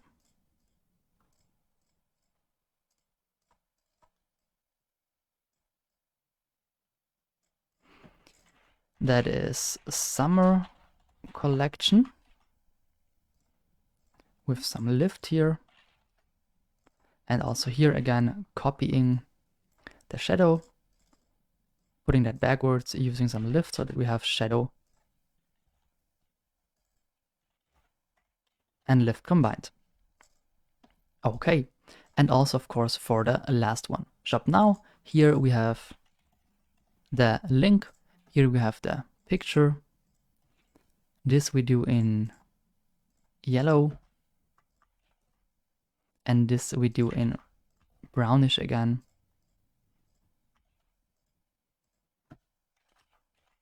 Perfect. That's it. That comes into the back. That comes to the back. This one here we do in white. So this was rather a quick designing with some explanations, I know, but still you can do that. I know that you can do that. It's not that hard. With templates, it's even simpler than doing it on our own. And now we could name it. For example, summer collection carousel ads 20% discount. Click on share, download, and download all pages. You will get a zip folder with that downloading method. Please choose PNG or JPEG. And then you can extract this folder and use that for your ads. This is the simple way and the way how to work with templates. I have to say that templates are not the 100% best way. Of course, if you don't have that much time, it's okay. But since a lot of people work with Canva nowadays, a lot of people also have seen these templates. So if anybody sees, for example, this template here with only a different, let's search for maybe shoe, with only a different image here, like this, with only these shoes instead of the headphones, then of course it is pretty clear that this was made with a template. It looks good, really, it looks very good with the shadow here, with the shoes here, of course, an own product of yourself, please, with this circle, but you can redesign it. For example, by choosing here sparkle, then we have some sparkles we can use here.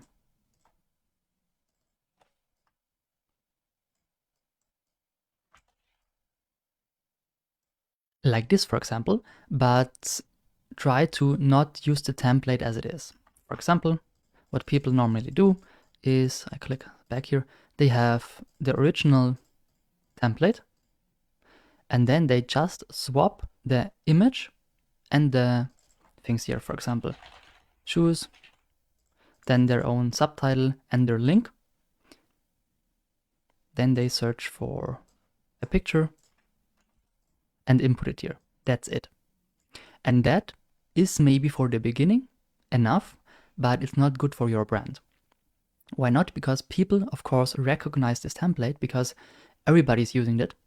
And then, yeah, I mean, if people know that you create an ad within 1 minute to be quick and not work hard on get customers and so on, or not take your time to make a good ad for them, that it doesn't look too perfect also for your brand in total. So I would really use different elements. For example, use the idea here, but use different elements. Keep the text, keep the image here, use another button here, not this shop now, but maybe a sale button or something like this. We can have something like this here, I don't know, but don't use the template too much as it is, but rather edit it to make it your own. Now that we created a Pinterest carousel ad, let's take a look at the pictures real quick. Looks pretty nice. We can go one step further and also create a video ad. For that, I search again a template here, and we have either a square or a pin, which is 1000 times 1000 times 100, so a proportion of 2 to 3, or we have the video that is a square, which is 1 to 1, 1000 to 1000. I personally don't like squares on Pinterest because they are too small to get seen, so I go here with this, but you can also use a square for that. Here we have about 250 templates of Pinterest videos, and most of them are either paid or premium. That's the problem with videos on Canva. Most of them are simply not free. But let's search for a free one. Maybe just this here, which is only a 1 slider with 14 seconds. We can take a look at that. Save up to 50% this Sunday afternoon. That's it basically. And the video in the background. I like this, but I'm not totally happy. Get your 20% discount now, like this maybe. We can do it like this. Then we need a video. Of course, I would upload a video from myself. But maybe just for this example, we find something with fashion. Maybe this here. And then you always have the possibility to add a page here for your video. So this is basically my second slide. And here I want some animation maybe. Either some animation for the text or for the whole page. Let's say maybe here pop or whip or breathe. Pop is fully alright for me. And for the first page, we want that a bit differently. We take the font, which is Allegria San whatever. We play with this, okay. Search for a summer dress.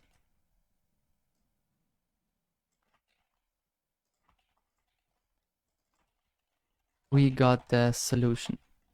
That might be too much text, I know, but still let's try it out. Always depending on which video you are using. Video maybe here. This. Then we already see, okay, black text is not possible. We take some white and use some lift here. Also here I want some lift, but that is okay already on. We shorten the video to only 8 seconds. And in the video, of course, something should happen. And here for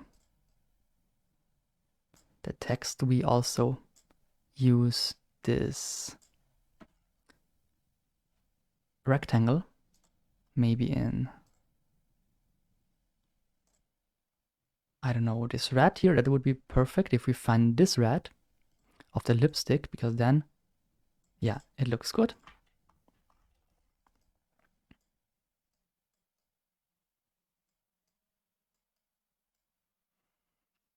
Okay, back. Like this. And then maybe also copy that, put it in the back to have like a shadow. Yeah, now it looks like a shadow. Perfect. That is actually nice. I put this down here. And up here is then some promo, some video that shows the dresses. Or we make it like this here.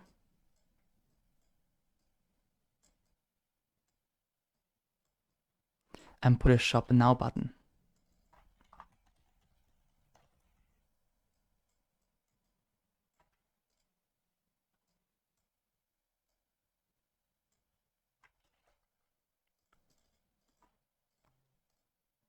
Okay, would be nice.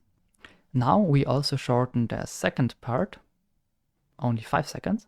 And what we also can do is to use for this here either an animation for the different texts or for the page. And since it's a lot of text, I will also go here with pop, and then we have this video. Yeah, it's a bit too much text, so I would shorten that. Okay, and the shop now button comes here actually.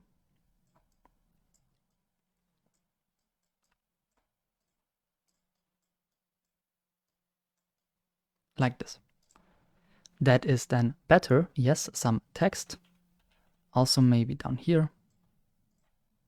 Yeah, I like it like this. Some text, some video where the addresses are presented. And then the code with the Shop Now button. Perfect. That is a short video and would be a good ad, of course. Okay, now we need to name it. Video at 13 seconds, 20% discount summer dresses. That's it. Share, download, and please download it as an MP4 video, and also make sure that all pages are selected. Because if you only select, let's say, page number 2, then only the second part of your video, so only slide number 2, will be downloaded. And then it's not a combined video. But if you download it together, like we are doing currently, then it's a combined video in the end. So slide 2 and slide 1 are then combined to a full video. Okay, the video is now downloaded. Let's take a look at that. Let's make it full screen first. And we see the text down here. People have enough time to read this, maybe too much time even, so I would make it shorter, and then they see the 20% discount. Perfect. That is a quick and short video ad. I don't like, to be honest, video ads not as much as carousels, for example, but it's all about combination. For example, create an ad group with a specific target group and then make a video, a carousel, and a simple image and test them against each other. Because Pinterest, anyway, has this optimization feature that they split your money on the best campaign. So if the video is achieving more clicks than the carousel, the video also gets more budget. So I would go with different strategies, different ads, and of course also different ways, like only video, only carousel, and only images is not the way to go. Let's now take a look at the brand awareness campaign. In this section, I just want to show you different aspects of the campaigns, or at least different campaign goals, and also the main differences. Because if we now create a campaign, the difference between consideration, brand awareness, and video views is not very big. But some slight differences, mainly in the auction settings, I want to show you. Let's start here with the brand awareness. Here you just type in campaign name and budget. This is the same. Then you click on continue. And then you also need ad group name and some targeting details. So here you select a strategy for your targeting. You can upload an audience list, interest and keywords, demographics, and so on and so on. And then, so this is all the same. And then we have here the optimization and delivery. And here we have the first and last difference. Because here we have the ad group frequency targeting. Because we want to gain awareness. And awareness means that Pinterest tries to show our content, our creative, to as many people as possible in the target group at first, and also as often as possible. So if you, for example, see my ad, that does not mean that you won't see it again. It's a continuously seeing so that you really get to know the brand. If you see the pin 5-6 times, you will recognize the brand. And that is here the goal we want. That's why you can set here how often a person can see your promoted pin. For example, on a weekly or monthly basis, a frequency target of, for example, 5 times. So a person should see your promoted pin 5 times. And monthly here, we basically only need when we set also here monthly, then it is important, otherwise it is not. But also here you have between 1 and 20 as a monthly frequency cap. But let's say we want weekly. Weekly we type in here 5, so the goal for Pinterest should be to show our brand awareness campaign 5 times a week to the same person. Bidding is the same, automatic, so that you get the best result, basically, get the most awareness out of this. Or you say custom, and now you not have the CPC, cost per click, you don't pay per click, but you pay per mille, so per 1,000 impressions. Which means, let's say we want to pay €2 for 1,000 impressions, then this is my cap, so I won't pay more than this. Again here, the same with the CPC. If this is your cap, then it might be that your budget won't be spent fully, because some other guys are willing to pay €4 for the CPM, and so on and so on. And then of course, it is not possible for Pinterest to show your ads because your bid here is too low. That's why you should go for the automatic way if you really want to get seen, if you really want that Pinterest promotes your content. If you are more on the cheaper side, so if the budget is really important, and also to kind of have this maximum bidding maybe, then do it, but I would recommend the automatic way. This here, the custom way, is also if you have like guidelines from your customer. Let's say you work for a big company and they say, okay, guideline is to not use more than €2 for 1,000 impressions, then of course you have to go with that. But if you don't have any guidelines, and if you want to have good results, go here with the automatic way. All right, this is everything about the brand awareness campaign. Of course, you need a creative and then publish it. But the most important difference, or the only difference actually, is here in optimization and delivery. Let's now take a look at the video views. Here's also a slight difference compared to the consideration ads. And we are also here in the build awareness tab, like with the brand awareness campaign. I have to say that building awareness is pretty expensive. So if you are here or here, you really have to pay for your awareness. That's why I highly recommend you to go with the conversion ad here. If you have a website, if you can link your Pinterest tag to your website and your e-commerce store. Let's now go on video views. Here we can set a lifetime budget of 1,000. Okay, then again targeting, and here the first difference, we can set a budget and a schedule. Which means we can say here that for this ad group, we only want €20 per day maybe, even if the campaign budget is way more. We didn't have that in the brand awareness campaign and neither in the consideration campaign.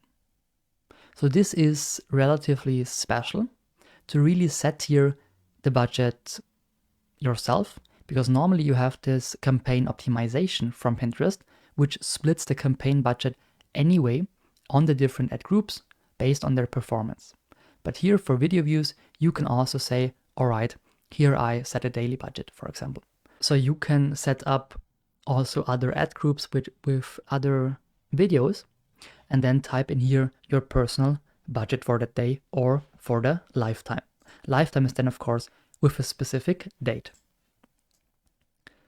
Then we also have a difference here in optimization, because here we have maximum cost per view, so CPV. It's not CPC, which is cost per click, which we had with consideration, because there we want people to click. We had then CPM, cost per mille, we pay for the impressions, for 1,000 impressions. And here we now have CPV, cost per view. So we really want views, and one view maybe is worth €1 or 50 cents, for example. I'm here made a mistake. I wanted to put in this. That's not possible. So you have to go with a dot instead of a comma. So this, for example, would be the maximum cost per view, which is 10 cents. Maybe a bit too low, but you have to put that in here. Enter what you like to pay for your desired ad action. You should bid what that action is worth to you. So maybe 20 cents per view, which is probably too less, but let's see. Then we also have the pacing, which is new here, or new for us because we never had that before.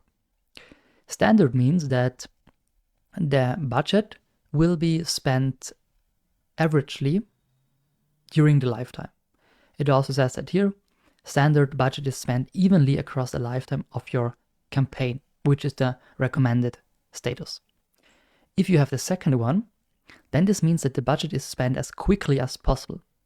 This is for brands, for example, that want to push a product launch, and the product launch is maybe in 2 weeks, and they really now want to push with a lot of video views to have a lot of people that already saw the product before it's out. So build awareness for a product, for a service, for a brand before it is really starting, actually. That would make sense. I wouldn't think of another case why this could be important. If you have one, all good, then use it. I would go here with the standard way to have it on average, on every day, on the lifetime. Also here, of course, select a pin or create one. Let's go back here. Here we take a video and then we pay per video view. All right, this is the so-called video views campaign, also part of the awareness campaigns. If this is all too complex for you and you just want a simple, fast way to your Pinterest ad success, then there is a way for you. You can click on ads and then promote a pin. And this only takes, let's say, 2 minutes instead of 20 maybe. And here you can either select an already published pin or create a pin. So you need an existing pin to promote it. We go just with this here, okay?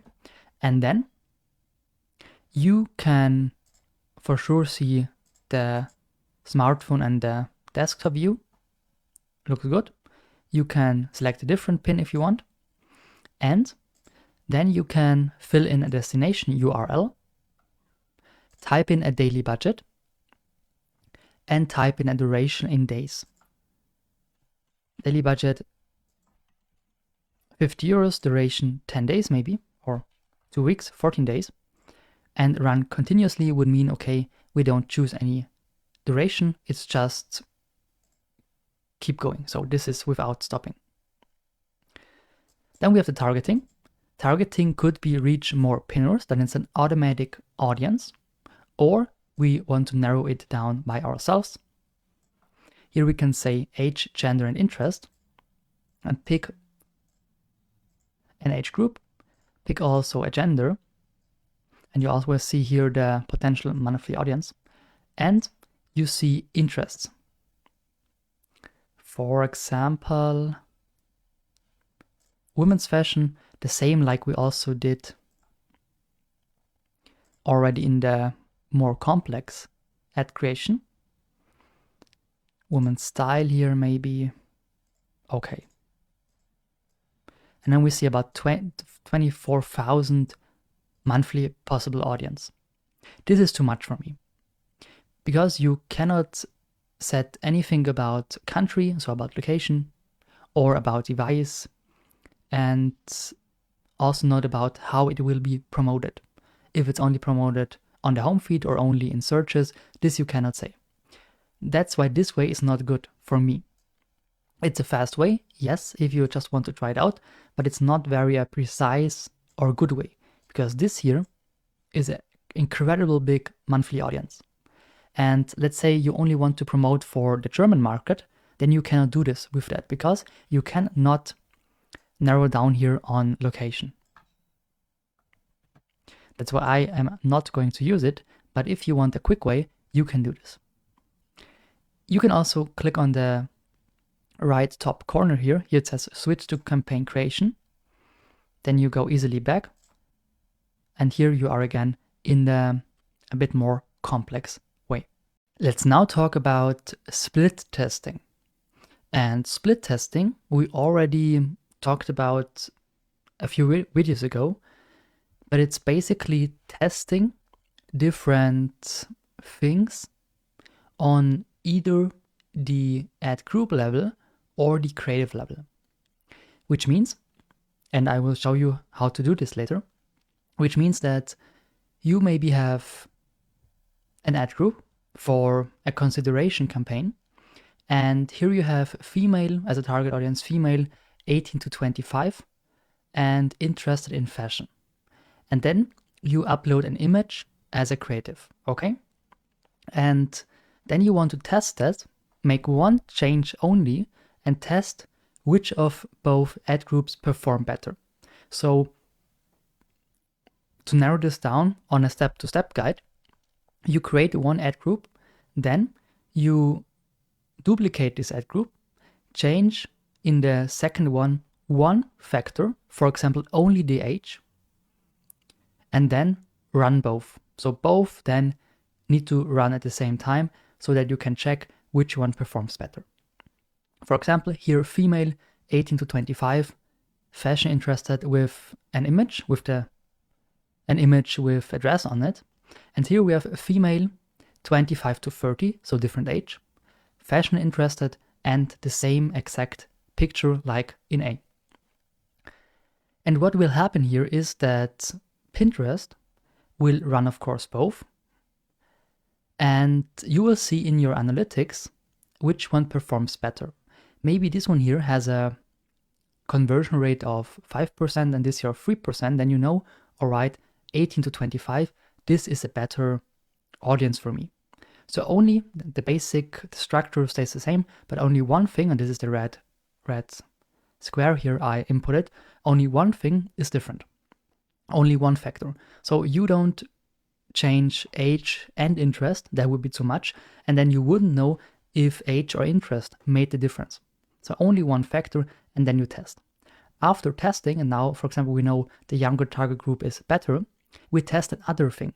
Maybe now we test the image. So we say female 18 to 25, fashion interested, but for the first campaign, we have an image with a dress, and in the second campaign, we have a video with this dress.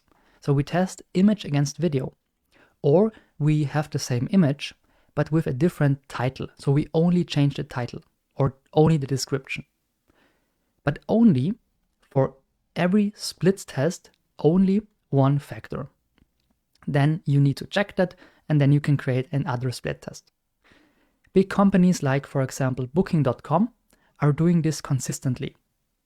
So if you visit Booking.com on your mobile device or PC, you won't see the same home screen a second time because it's currently split testing, but only with small changes. Sometimes you have maybe Booking.com get now your summer flight or something, or hotels for your summer, and on the next page, same images, same logo, same everything, there's just one different word in a sentence, or it's just a different small text. So only slight changes. Maybe here you have a picture of Barcelona and here of Vienna, and then they split test which one performs better. Or here of beach and here of a city. Or here it says 10% off. Here, no discount. Just split testing which one performs better. Normally in split tests, it's like this, that you have your people, let's say 100, and 50% sees the first one, 50% see the second one.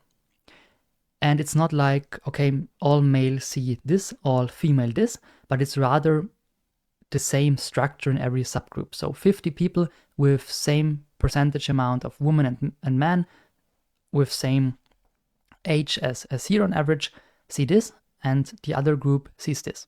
So there's not I split male and female. This wouldn't make any sense. Okay? Since Pinterest is optimizing anyway, we don't need this. We need a split test, yes, so we should use the same ad group in a campaign, but with one slight factor different.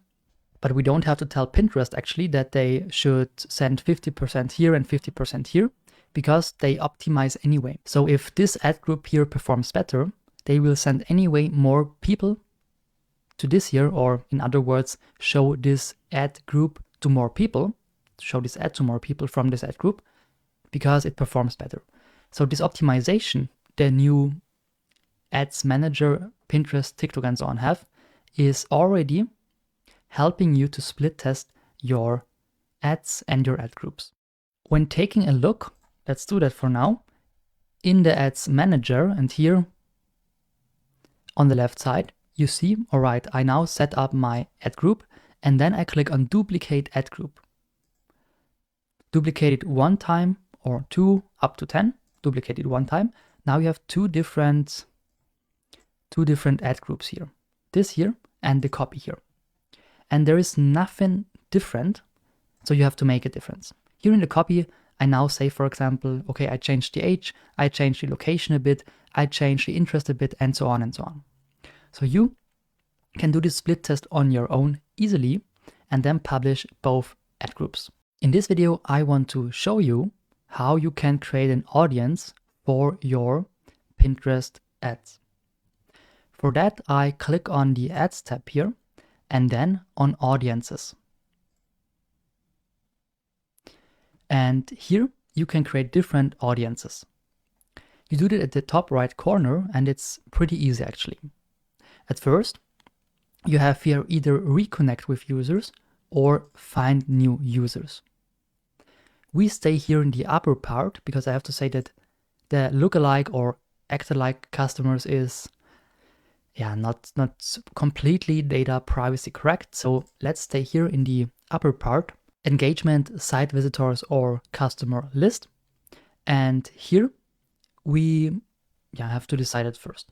Engagement means target pinners who have engaged with your content on Pinterest, okay? And we want to reconnect with them.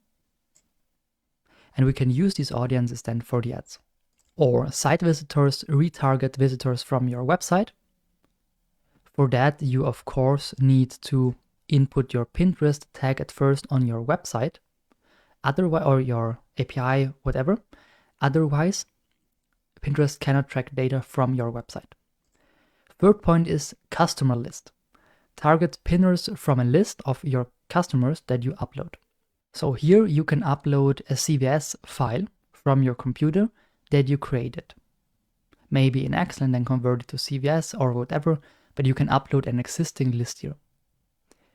I will explain you the engagement here, because that you can also do without any list, without any website or anything, just by having a post that you created. At first, we have to give it a name. Test group maybe. For summer dress. Also description. This is a small group of people that saw my summer dress pins. Okay? Step number 2, engagement audience type. Either any engagement or optimized. Here you can go with any engagement if it's a small audience anyway. And then a third step you can do, which I recommend because you maybe have different pins for different topics. And here we only want summer dress, but we also have marketing pins. So we should tell Pinterest here which engagements they should count. So maybe only pin ID. And then you click on your pins. You copy your ID here, which is this long number.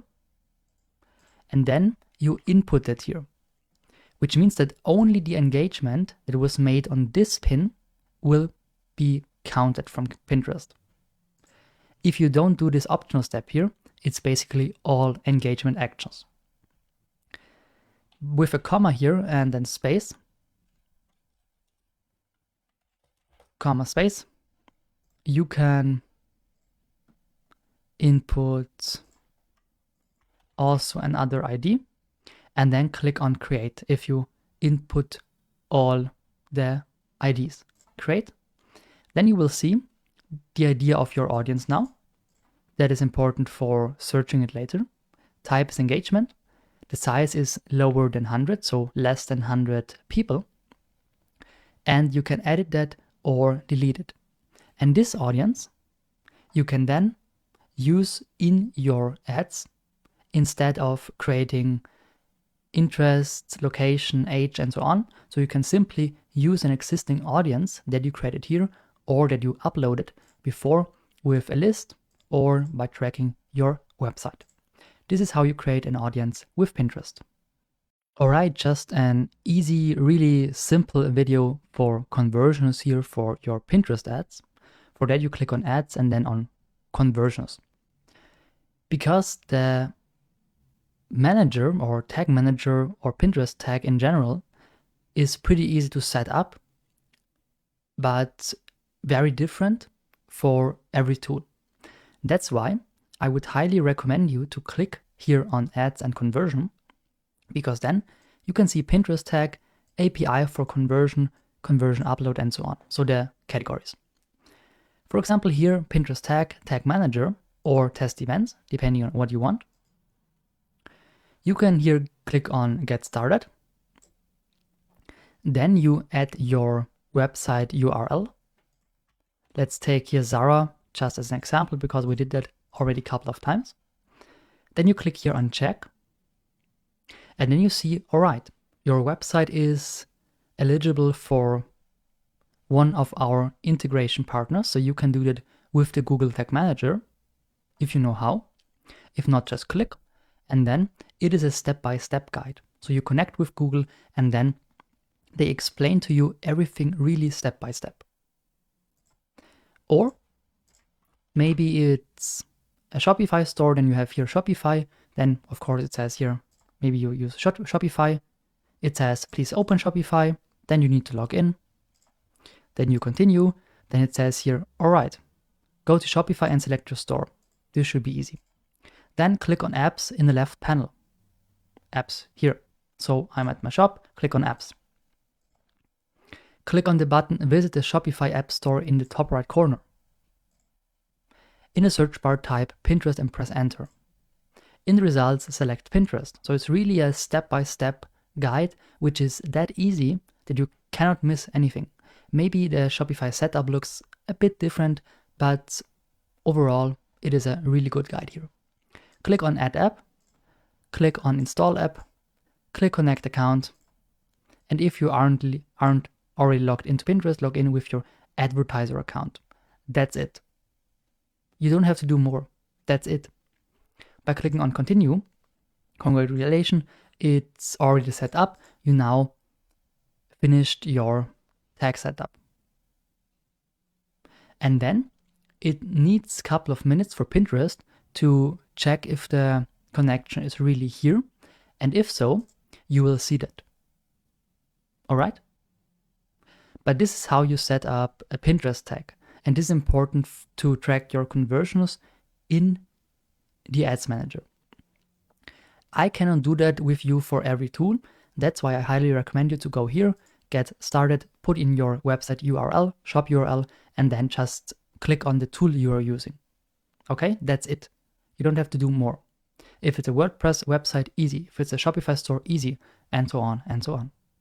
Let's now talk about how to use ChatGPT for paid ads, which means for Facebook ads, Facebook ad campaigns, but also Instagram ads, Pinterest, LinkedIn, Snapchat ads, TikTok ads, and all of them.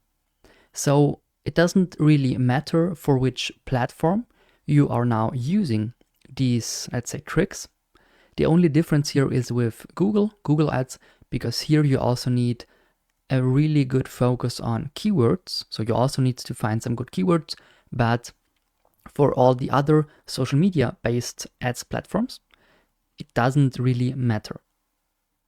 Which also means that you can save approximately 20% of your time creating these ads simply with a few different tips for ChatGPT. I also created a test company here for this section. We are the Healthy Habits company, and it is specializing in the manufacturing and distribution of healthy snacks.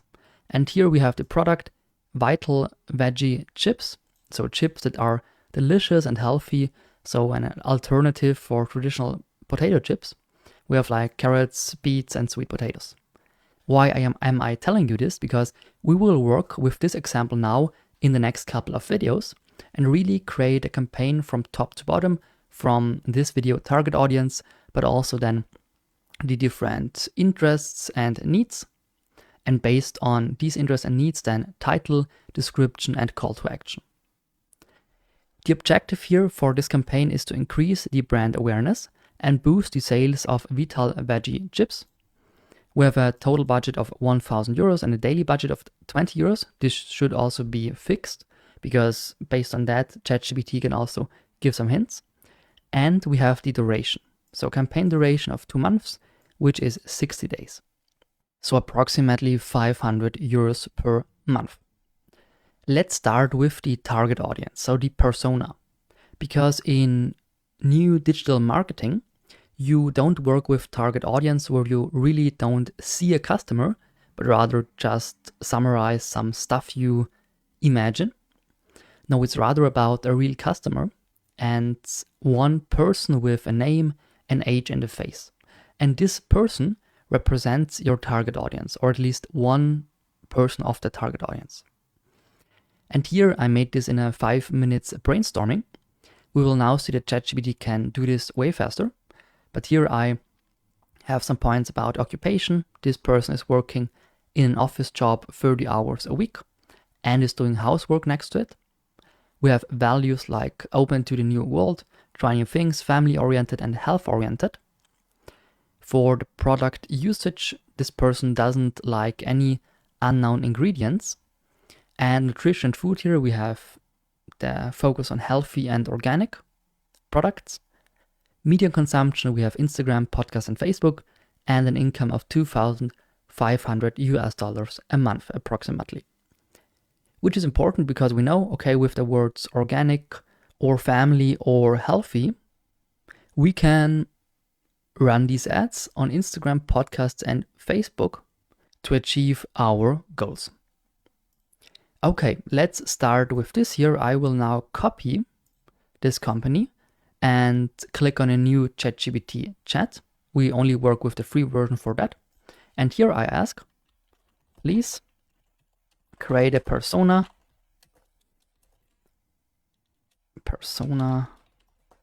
for my product based on this information.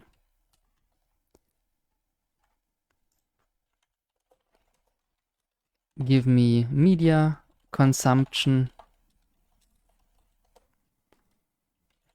product choice, but also basic stuff like age, gender, and like work and income. And then I simply run this. Then you see that ChatGPT is actually pretty good in doing that. We have name, so you also really get a name for this actually not existing person, but here we have Emily Greenfield, 32 years old, female, occupation is marketing manager at a tech startup with an income of approximately 50,000 a year. We have social media, lifestyle and blogs, cooking shows and podcasts. So social media is good. She is especially on Instagram and Pinterest. Also that is valuable for us. For product choice, Emily is health conscious and values nutritious snacks. Okay, perfect. Natural and free, low in calories. So these are all already keywords we then also can use for the title, for example. So for the headline of our ad, or maybe for the actual copy, so the primary text, which is then also important. You also get an advertising strategy. You should go with social media advertising. This is what we do. Sponsored content on lifestyle blogs, okay. Social media engagement, yes. Podcast sponsorships. Let's now go with social media advertising only because the ad things we will now do are exactly for that, for these online ads. Okay, so now that we have a target audience, let's also talk about the wishes and problems of this person. Because only if we know the different problems we have to solve with our product, we can actually do that. Okay, now that we know our target audience based on this persona, we want to go one step further and talk about problems and wishes. So we want to ask ChatGPT what the problems of our target audience are that our product can solve, so that we can really put the focus on that. Because we can then use these words or these things not only for the advertising texts, like the headline and the primary text, but of course also for the pictures and videos we might use that we still have to create. We won't do that together, so picture and video and visual creation, all in all, is not part of the section. So that's part of content creation. But if we have the words, we know what we have to put on these pictures. And nowadays, these ads platforms are that good that you can really be here more creative and don't have to be that selective, because you can upload, let's say, 5 titles, 5 descriptions, and 10 different pictures, and Facebook or other platforms mix that however they like, based on performance. So we don't have to then really say this is the headline to go, but we can decide on 5 different maybe and choose all of them, which is of course helpful. In this video, we need 4 different prompts. The first one is, what are typical problems our product can solve for our target audience? In brackets persona, so that ChatGPT get it right, but in the end, ChatGPT should know that persona is target audience. So here we ask for typical problems. Of course, healthy snacking. It should be a healthy snack, so this could be something we really communicate in that way. Maybe also balanced diet, cravings, social sharing, weight management, but also variety and flavor. So these things are problems, or people have problems with maybe the basic potato chips. There's no variety, there is a lot of craving around it, but also kind of you can't balance your diet with these potato chips. So you go with the Vital Veggie chips. But of course, you as a marketeer need to communicate that.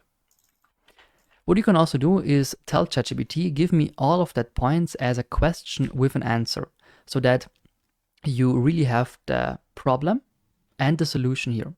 So for example, how can individuals like Emily, which is our persona, our person from this target audience, enjoy snacking without compromising their commitment to health? So they like to snack, but still want to stay healthy.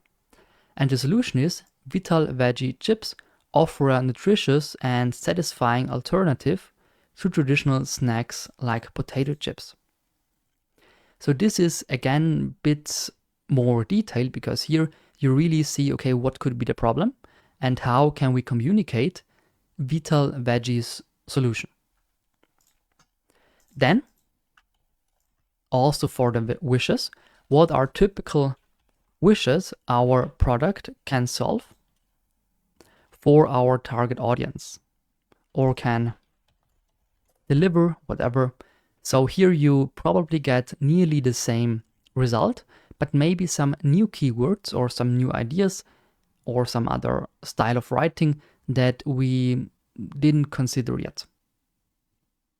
But in the end, we see, okay, basically the same things, but in a different style of writing. Now, the most important part. Which powerful words fit our products or our product? Use also the problems and the wishes the target audience has. So now it's the actual most important part, because we want some powerful words that we can then use for the ads. So powerful words that make them click or that they want to read. Guilty-free pleasure. This is, for example, a very nice keyword. Smart snacking. Healthy habits. Pure and trustworthy. And these keywords I then want to use in my, for example, headline, but also in the description maybe. Probably not on the picture, but if we have a video, we should maybe also talk about or say these words in the video or in a podcast ad, for example, this would also be good because these are some keywords people want to hear. This is what the target audience in the end want to hear. Okay, and now we not only have problems and wishes, but also some very strong keywords that we can now use for our ad. Okay, let's now use ChatGPT for the headline of our ad. Therefore, we need 3 different prompts. The first one, now that we have the powerful words, is give me 5 powerful headlines for each problem/wish. So I want a decent amount of headlines, 5 is okay, that are powerful, so with powerful words, for each of the problems and the wishes ChatGPT already gave us. This is also why I asked for problems and wishes. And here it says, please use the powerful words from above. Because we have here the powerful words, please simply use them. And then we get a list of different headlines. We see problem 1 is the healthier lifestyle, and we get elevate your lifestyle with nutrient rich, so this is the first powerful word, vital veggie chips. Or balanced bliss in every bite, vital veggie chips for a better you. Here for balanced diet, for example, dive into nutritional balance, vital veggie chips as your dietary ally. Variety, balance, and wholesome goodness with vital veggie chips. These are actually decent. And if this is not enough, you can also include something you for sure want to communicate. For example, you have a 20% discount for your product, let's say that, and you want to communicate that, then simply write, the offer should be 20% discount for our vital veggie chips. Now I get all the headlines again, but with this discount included. Upgrade your healthy lifestyle, 20% off, nutrition-rich vital veggie chips. So a bit different, okay? And then, in the end, I also want to have some emojis.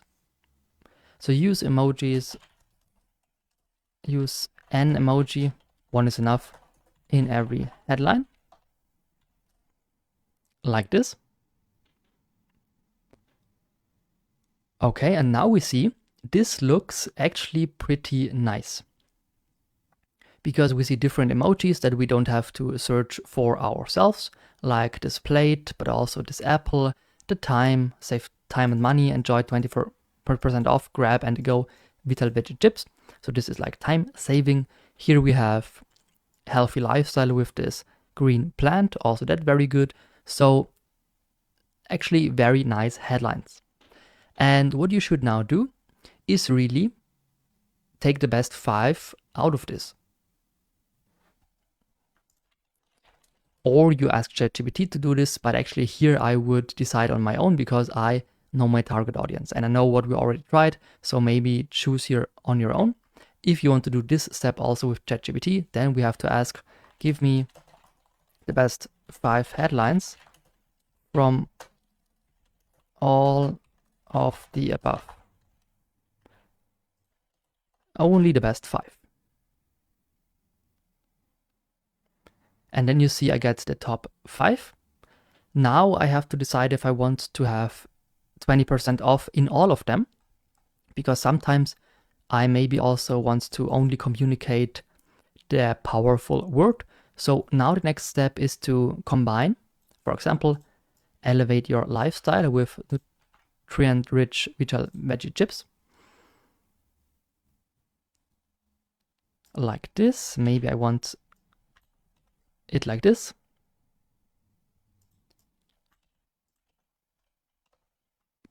Something like this.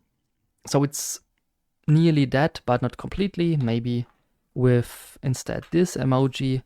So you can and maybe even have to rewrite them by yourself if you're not happy with 5 of these. But I would now choose 5 that are completely different to then see when you run the ads which powerful word or which category, maybe this craving satisfaction or the balanced diet, works best. And when I see that maybe healthier lifestyle, so this headline, gets the best results, then I would simply take 5 headlines from there and delete the 4 from other categories. Okay? So it's not something you have to decide and then can never change. It's kind of a work in progress for the next 2 months, because the duration for our ad is 2 months. So anyway, we test new texts, new headlines, new primary text, but also, of course, new pictures and videos probably. Now it's time to really get the copy of our ads, because we already have a bunch of different headlines that we can use. But now we, of course, need the primary text or the description, so the actual informational part of our ad. Because you normally have a headline, which is, of course, important. You have video or image for social media. For Google Ads, you also have only text-based ads. So here it's even more important how the headline looks like. And you have the primary text, so the description actually.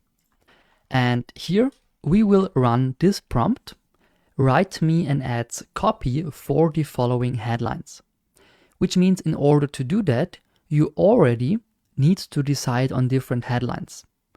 I, for myself, always choose 5 because, for example, for Facebook or other social media ads platforms, you can add up to 5 different headlines and 5 different descriptions. So here it makes sense to already have 5 headlines and not 20, but also not only 2, because you can add 5. Why shouldn't you add 5?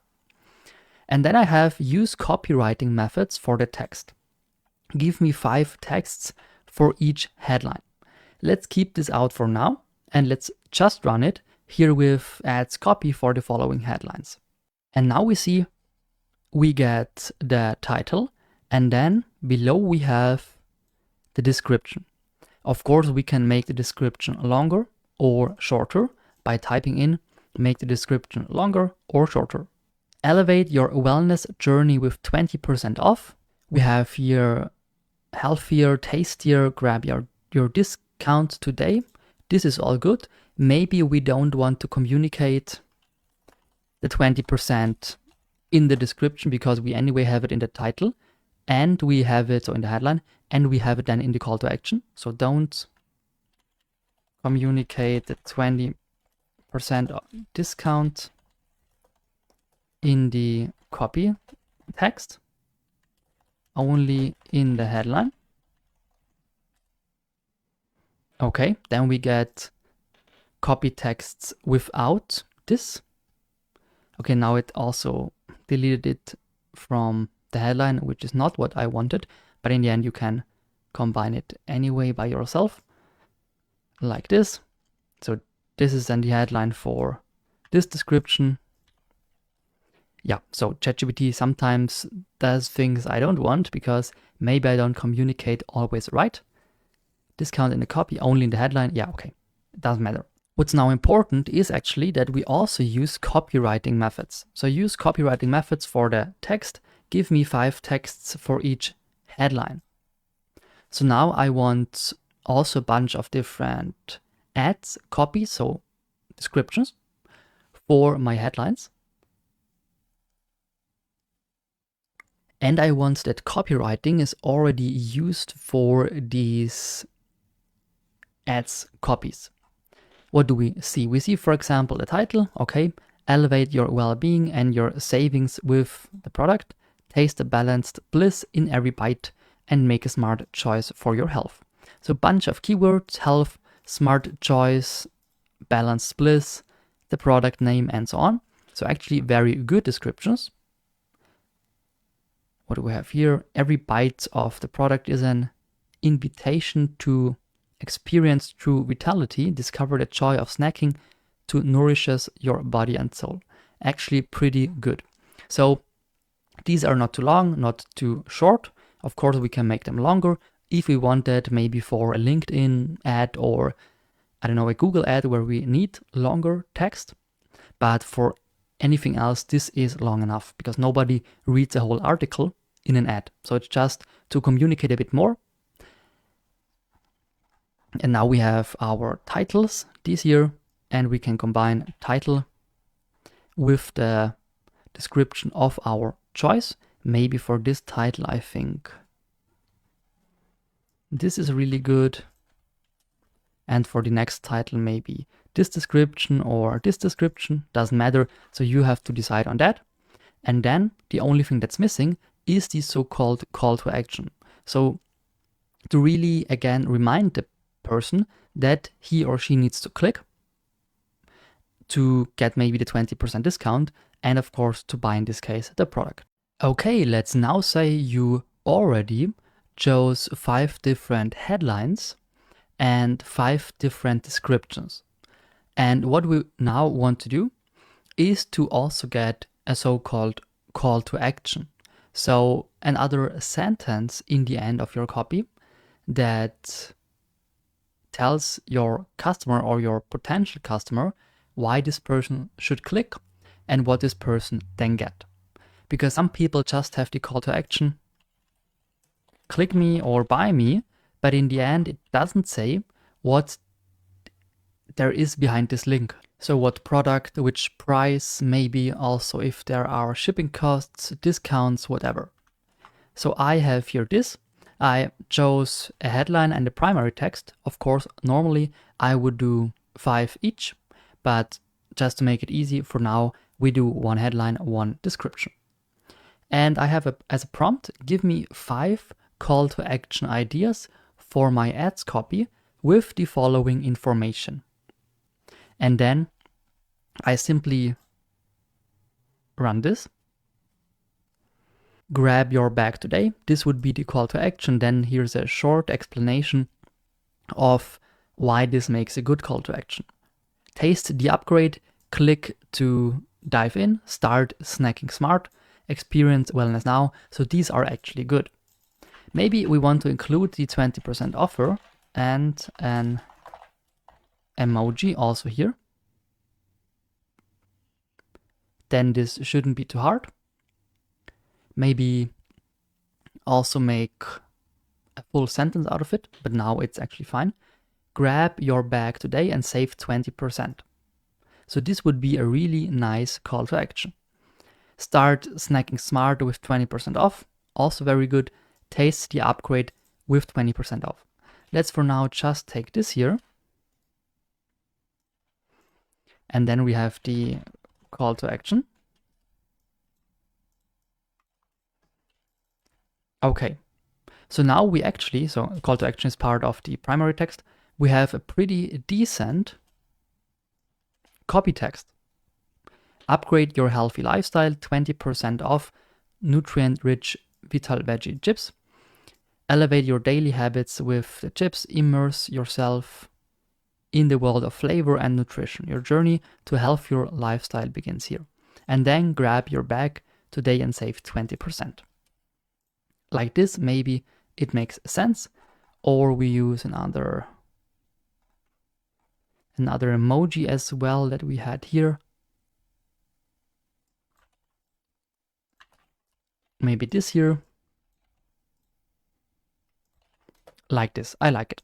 So this would be a good ads copy. Of course, we can use multiple headlines and primary texts, as I told you. But if we only want to use one, this here is pretty decent. And it takes you, I don't know, 5 minutes to create this. Of course, we talked about it a bit longer in the videos because I wanted to explain it to you. But if you already know how to work with it now, it takes you, as I said, approximately 5 minutes to get results like this. But not only one, but rather a bunch of headlines, call to actions, and primary texts. And this is the power of ChatGPT. Not to make the perfect ad maybe, right from the beginning, but to give you a variety of different ideas you can use, or kind of use only parts of these ideas for your own copies. Let's now, in the last video, take a look at the translation of your copy text. Okay, now we have our ads copy completed. But sometimes, and for some social media ads, you can also use your ads text in different languages. For example, when we take Facebook here as a good example, you might have an online shop for German products, English products, and maybe Swedish products, or the whole shop in 3 different languages with the same products. Then you might want to use the same text but in different languages for the same ad. Or another example, you have a target audience who speaks German, but also pretty good English. So then also here you can choose both languages, and based on their browser settings, it's either English or German they see, because in the end it doesn't matter for your audience. Maybe if this is the case, then this video will help you. Because we have here the copy, and now we tell ChatGPT, translate the following ads copy in German, as an example. And it translates it, but it translates it word by word, and it's a one-on-one copy, which sounds pretty bad. You probably won't understand what is written here now, but I can tell you it's not good German. German is my main language, so I understand it, but this sounds shitty. This here sounds good. This one-to-one translation sounds shitty. This is why you always need a sentence like this. Write it in such a way that it sounds stimulating and encourage clicking. So it must sound good. This is priority number 1. It shouldn't be just a one-to-one translation. And it should encourage them to click. This is why I always add a sentence like this. And now we see, even though you can't understand it, we see completely different words. Here it says upgrade your lifestyle, while it says here improve your lifestyle. Maybe it's the same, but it doesn't sound that good in German. So yeah, what can I say? Here it says get your bag and save 20%, click now. And here it says pick up your bag today and save 20%. But this you would never say really in German. And I think if you try this for a language you know next to English, then you will see that these one-to-one translations aren't that good. So please always add a sentence like this, write it in such a way that it sounds stimulating and encourages to click, to make your text really good in this specific language. So translations with ChatGPT sounds easy, and it is easy, but only if you know a trick like this, that you have to add another sentence to make it really good. In order to understand the performance reports of, for example, Google, Facebook ads, but also influencer campaigns and so on, so all the different parameters they give you afterwards, you need to understand the most important KPIs. KPIs stands for Key Performance Indicators, so the most important numbers you should understand. Let's start here in this video with the return on investment, which is the best known, I would say, and the short form is ROI, so ROI. And it's the ratio between the investment and the profit in percentage. So it basically tells you how much profit your company makes with a certain amount of capital, and that in percentage. I also have an example for you, and you can download this PDF with these parameters anyway later. But I think it makes more sense if I explain to you the different KPIs also in detail. So the return on investment is profit divided by investment multiplied by 100%. An example is an online store sells shoes and makes a profit of 1,000 euros. So 1,000 euros is what then the actual profit is. However, 200 euros are marketing expenses. So they spend 200 euros to get this profit of 1,000 euros. Which means that the full profit of 1,000 euros happened because of the 200 euro investment. If only 500 euros happened because of this investment, then I would go with 500, because it's not about the total profit, but rather about the profit based on that investment. Otherwise, it gets confusing. Which means 1000 divided by 200 multiplied with 100 is 500%. So I have a return on investment of 500. So I multiply my money times 5 for this marketing activity. So when I spend 200 euros, I get 1000. When I spend 400 euros in marketing expenses, I get 2000 euros. And when I spend 2000, I get 10,000 back. And that is the return on investment, which gives you a good feeling for if your campaign is working well. Of course, you need to compare that to other campaigns. If another campaign brings 600%, then you should take this or focus on that. But in the end, everything that is more than 100 is good. Because when you spend 200 euros in marketing expenses and get back 201 euro, it's still a profit. So whenever your return on investment is more than 100%, then it's good, then it's profitable, then it makes sense.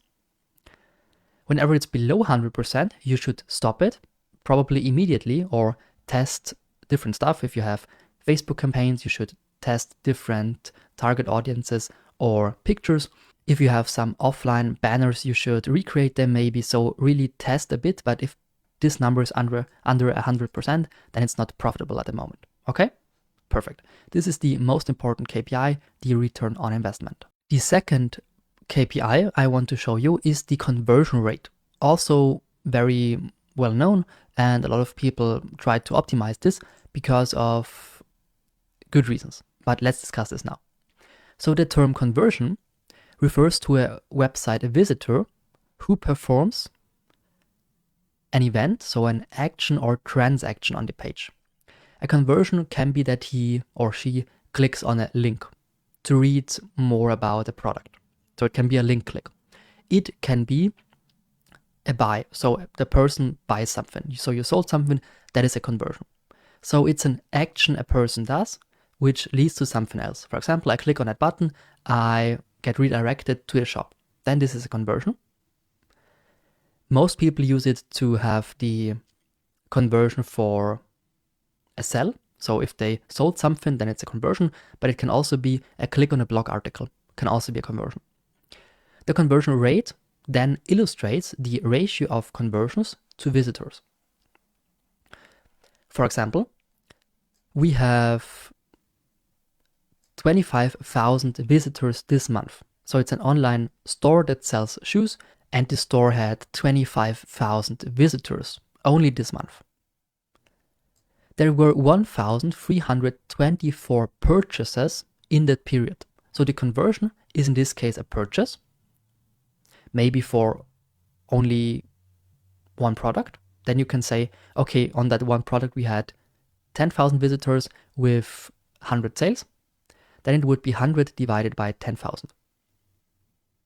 In this case, it is for the whole shop, so 25 total, with 1,324 purchases total on all products. So we cannot say now with this number which product performed best or which is the most sold product, but we can tell what is the conversion rate for the whole shop, which means 1,324 divided by 25,000 multiplied by 100 again to have percentage.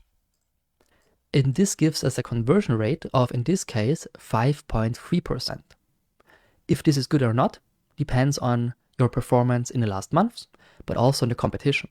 Of course, a shoe shop has probably a higher conversion rate than a company that sells very expensive bathtubs, because everybody can afford 20 euro pair of shoes, but not a lot of people can afford 10,000 euros of a bathtub. So there might be differences also in categories or in markets, okay? But 5.3 is actually not that bad. Conversion can, as I said, also be measured for blog articles. So did the people click on the blog article? did the people in the end clicked on that one product? So not only on the whole shop, but you can also measure the conversion rate based on every product itself.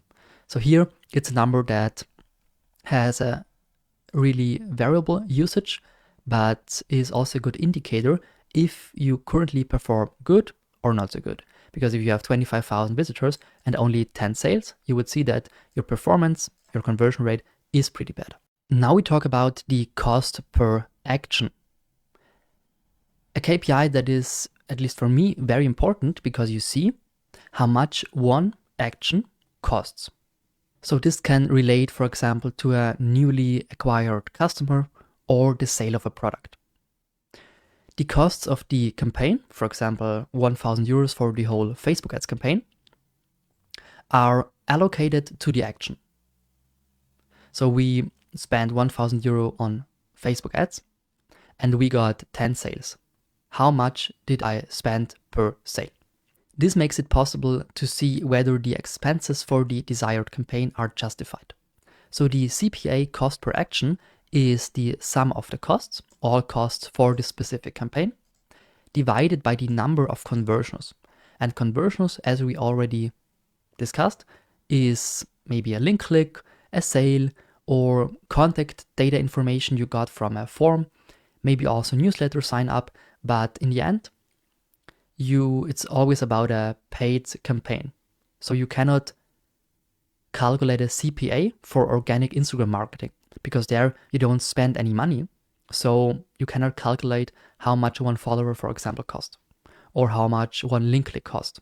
Because if you don't have any costs, you cannot tell the cost per action.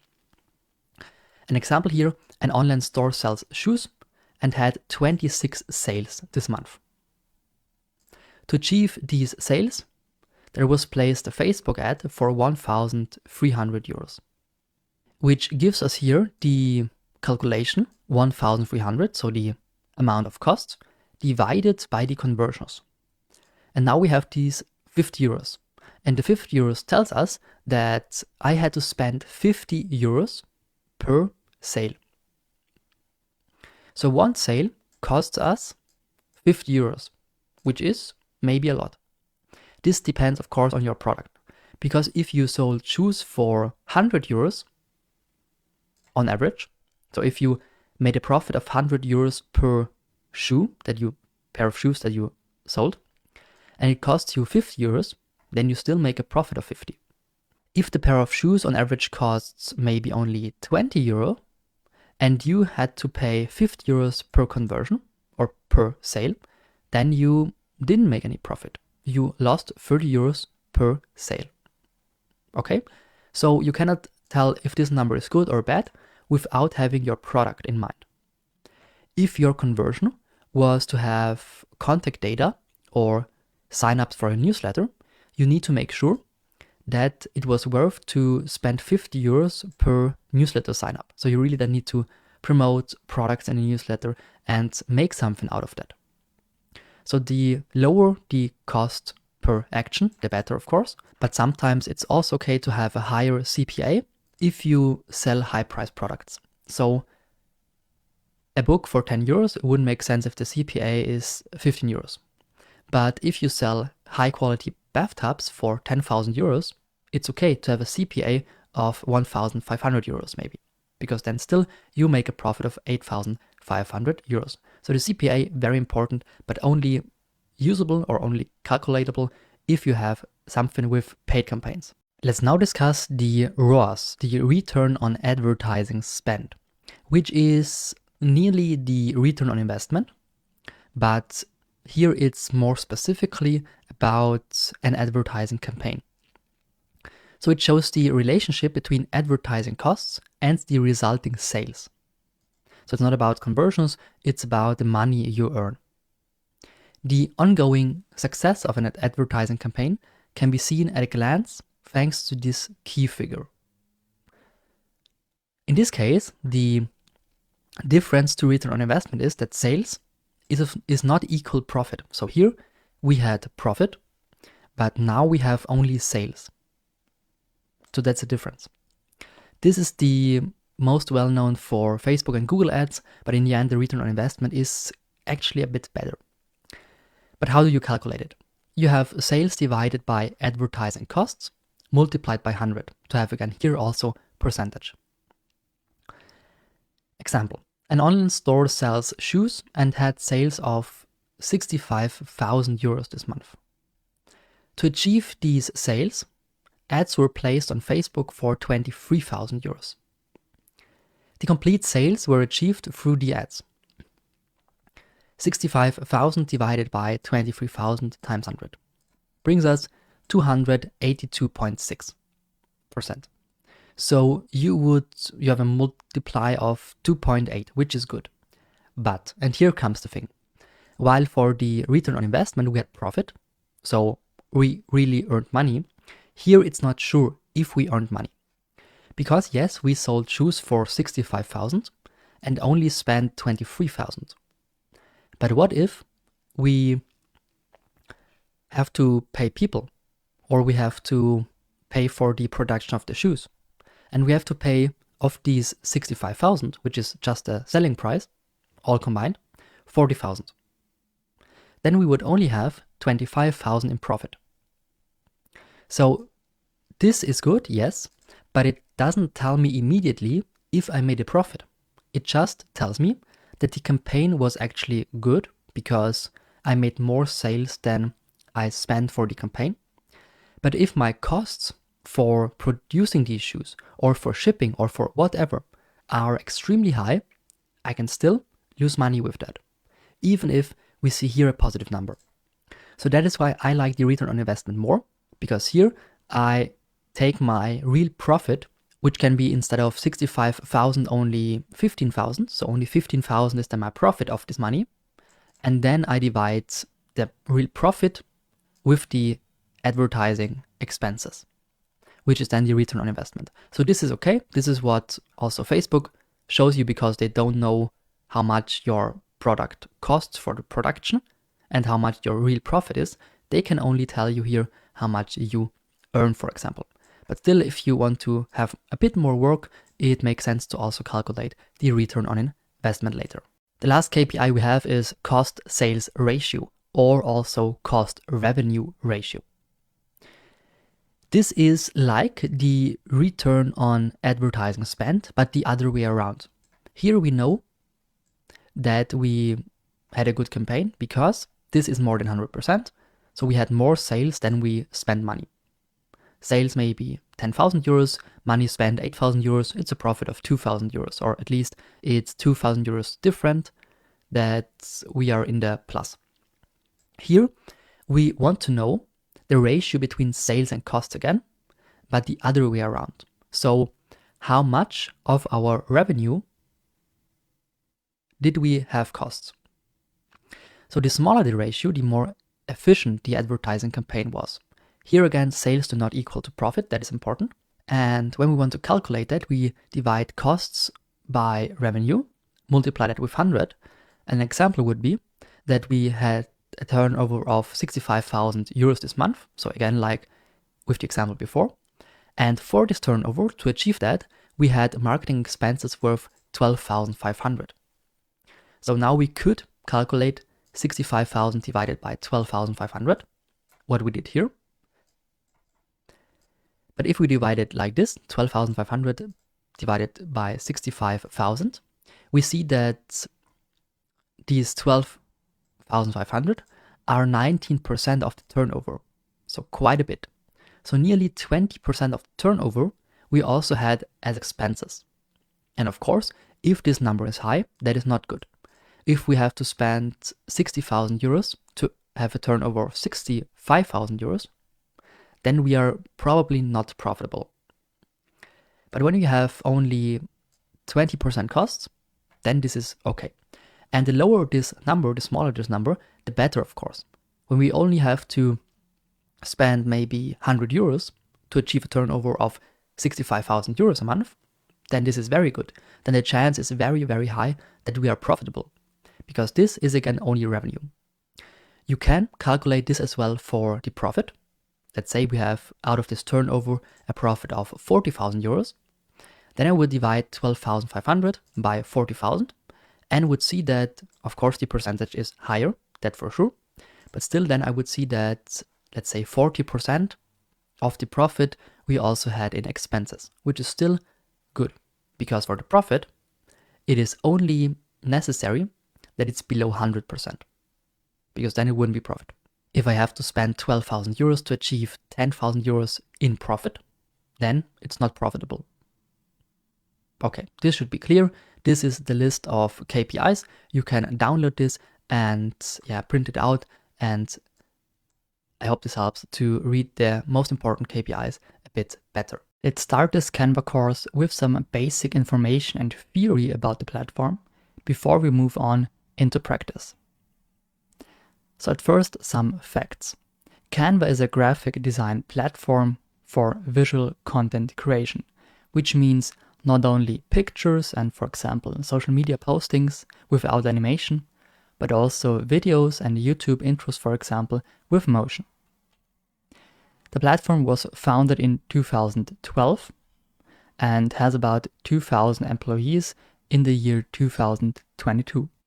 And it's free to use. So Canva has a normal version that is free, but also a premium version, a pro version, which we will also discuss. But at first, only the free version. The premium version gives us some more features, some more elements we can use. But if you don't need it, Canva is totally free. Canva is available in about 190 countries in 100 different languages, and as I said, has about 2,000 employees.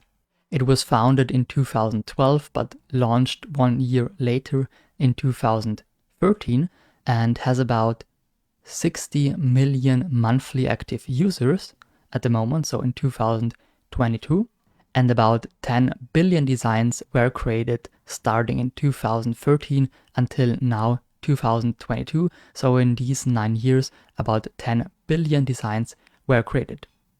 This, looks kind of realistic because I know that there are some other people like me who work with Canva on a daily basis. And I would say I created about 1,000 to 2,000 designs myself. So 10 billion is a big number, but it's realistic. So what is Canva? Canva is a graphic design platform, which is also free, not only, but also. And we will now get into practice and also try to get comfortable while creating on Canva. How can you work with the templates for Canva I added to this course? You will find different Canva templates which you can use for free when buying this course. And for doing so, you just need to open the PDF or the text selection in different sections of this course and get the link. Which means, for example, here I attached a PDF to this video, and this PDF contains different formats. For example, an Instagram post, which is not one single post, but it's different templates with this size. We will talk about sizes later. Also Pinterest, also for Instagram stories, for Instagram Reels or TikTok videos, or for Facebook ads. So you will find different templates, and you can simply use these templates by clicking on the link or copying the link and opening it in a browser, which I will do now. So I just opened the link, I pasted it in here and then pressed enter. And then you see a template created by me was shared with you. And here you see the preview. So you see different preview pictures. And you can click on use template. And then you will automatically see this template or the different templates in your Canva. You can change the name, of course. You see the pages. Here, for example, you have, I think, 10 different pages for your ads. And you can use them, you can recreate them. For example, here, I want this, but I want different pictures in here, then this is really not a problem. And you see here a watermark because I don't have a premium account for my account maybe. Then I just delete the background and use it like this, or use another backgrounds. Okay, so not a big deal to work with this template. If I like it like this, I click on share at the top right corner, download, and then choose the file type. In this case, it's either a video because of these animated arrows. And if I don't want the video, I just delete them and also search for different arrows, but we will talk about this in more detail. And if you want to know more about how to work with Canva, then I also have a section in this course at the end which shows you how to work with Canva. But this is mainly about creating ads, so you should already know how to work with Canva. If not, check out the last section. So now I click on share, download, and this is now a PNG or JPEG, so a picture. I choose the page, in this case page 9, I see at the top left corner, or I just click on current page. I click on download, and then I just edited this picture, and now I can use it for my own ads if this is what I want. Of course, I should use own text, own colors, and own pictures, but just to get an idea on how to create ads or to get a little bit of help, these templates are very good. And I created them for different social media and ad platforms, like in this case Facebook, and you can use all of them for free if you bought this course. Let's start our graphic design journey by creating a Canva account. I start by using my search machine. I use Google and type in Canva. Then I press enter. And here I have the first link, canva.com, free design tool, presentations, video, social media, and more. I click on this link. And there I have the homepage. I will translate it in English. Okay, and then I have the homepage in English. What will you design today? So there are some examples for design. So there's a team design, a few people together create a presentation. We have like a sales report on the left. We have some graphics for Instagram. And here we have some templates from Canva. We will talk about it in a second. Okay, let's move on to the sign up. I click on this sign up button on the top right corner. And then I can choose between a Google, Facebook, and email account. So I will create an account by using my email address. Continue with email. Type in my email address.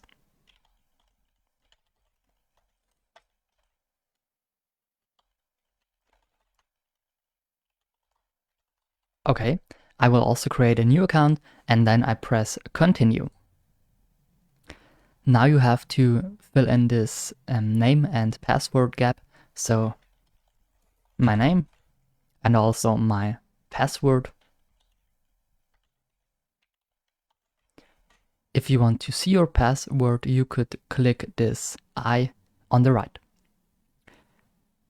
To finish this account creation, I click on create account. And then I have to go into my email program. In my case, it's Gmail, and I have to type in here my code they sent me. So, and by doing this, we are having the front page of Canva open. So just go into your Gmail account. I did this on my phone while recording, and then type in the code. And when you are done, you will see this page as well. Okay, everything else you will see in the next lecture. Let's move on by navigating the dashboard. At first, you have to answer some questions about yourself. So what will you be using Canva for? For example, you are a large company or you're a teacher. or a student, a small business, so I will use this for personal uses or for personal things. But if I want to create graphics for my business, I would probably take small business owner. Then you can use the Canva Pro for free trial. So it's 30 days and you have access to a lot of pictures, videos and photos, also from Canva themselves, but also create some things and have a lot more folders to organize your work. I click on maybe later. We won't discuss this now. Okay, you could also subscribe to the newsletter. I won't do that, and click on not now. And then we are on the front page. Before we look at the different designs and the recent designs and stuff like this, I want to kind of give you a quick overview. So here is your design panel. Here you can choose between different designs and templates. So for example, whiteboards, presentations, social media graphics like Instagram, TikTok, and stuff like that. But also templates for video, marketing, and by clicking on more, you also have book covers, desktop wallpapers, magazine covers, and yeah, a lot of things. You also have the possibility to use a custom size on the right corner here.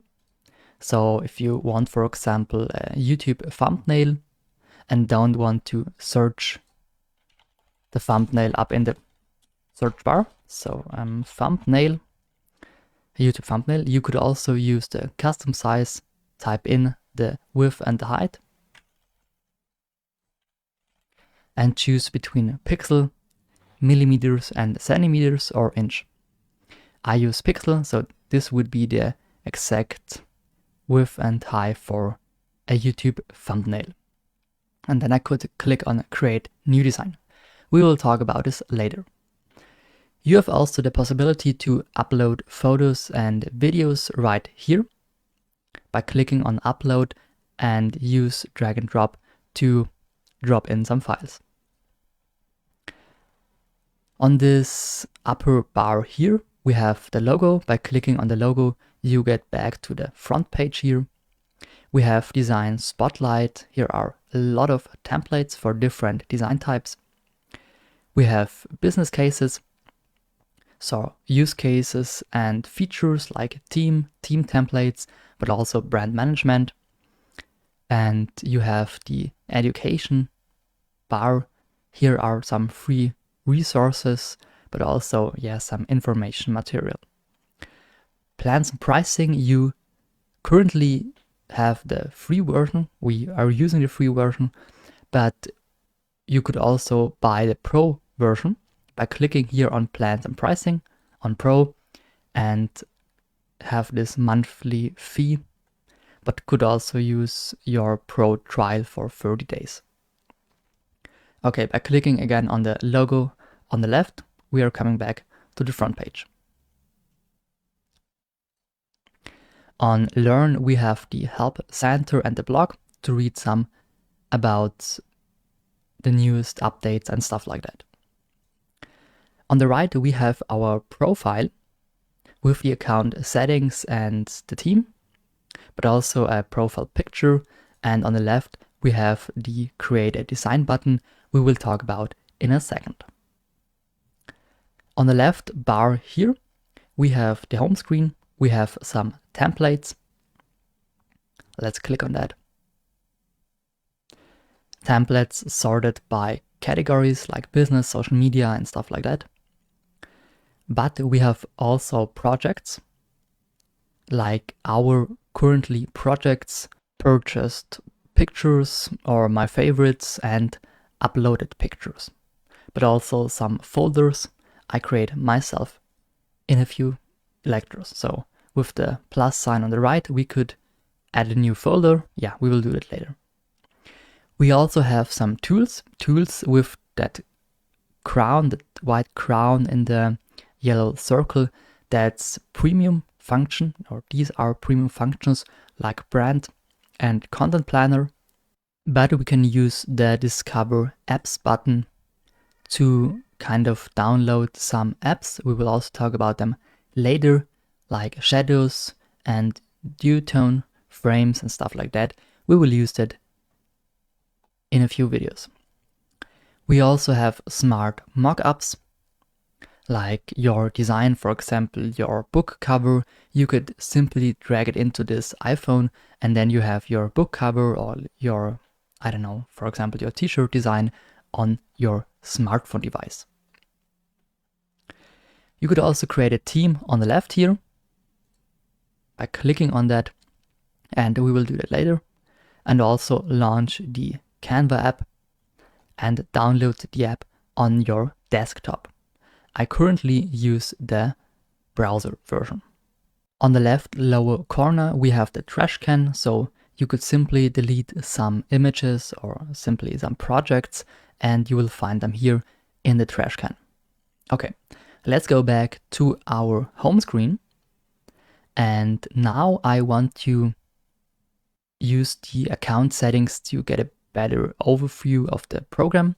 So by clicking here, but also clicking here on this symbol is the same way. So account settings are here, account settings, and we will talk about them in the next video. Let's now take a look at all the settings, elements, pictures, and options you can use while creating your first design. I will use the logo again because it's quite a handy blank Canva. Okay, and now let's start with the elements. So take a look at the left bar here. We have the elements, also the templates. We already took a look at them. The elements with the recently used images, lines and shapes, graphics, so without animation, stickers with animation, photos, videos, audio, charts, so bar charts and diagrams, tables like an Excel, frames, grids, and more stuff. At first, I want to take a look at lines and shapes. I can click on See All here. And there I have some shapes. For example, this rectangle with a lot of options over here. We will take a look at them later. And I have this rectangle and can now type in, like, for example, test inside of this. So you always have the possibility to write some text into it. We can also resize it. We see the W and the H for the width and the height, and create something new, and also transform it by rotating it.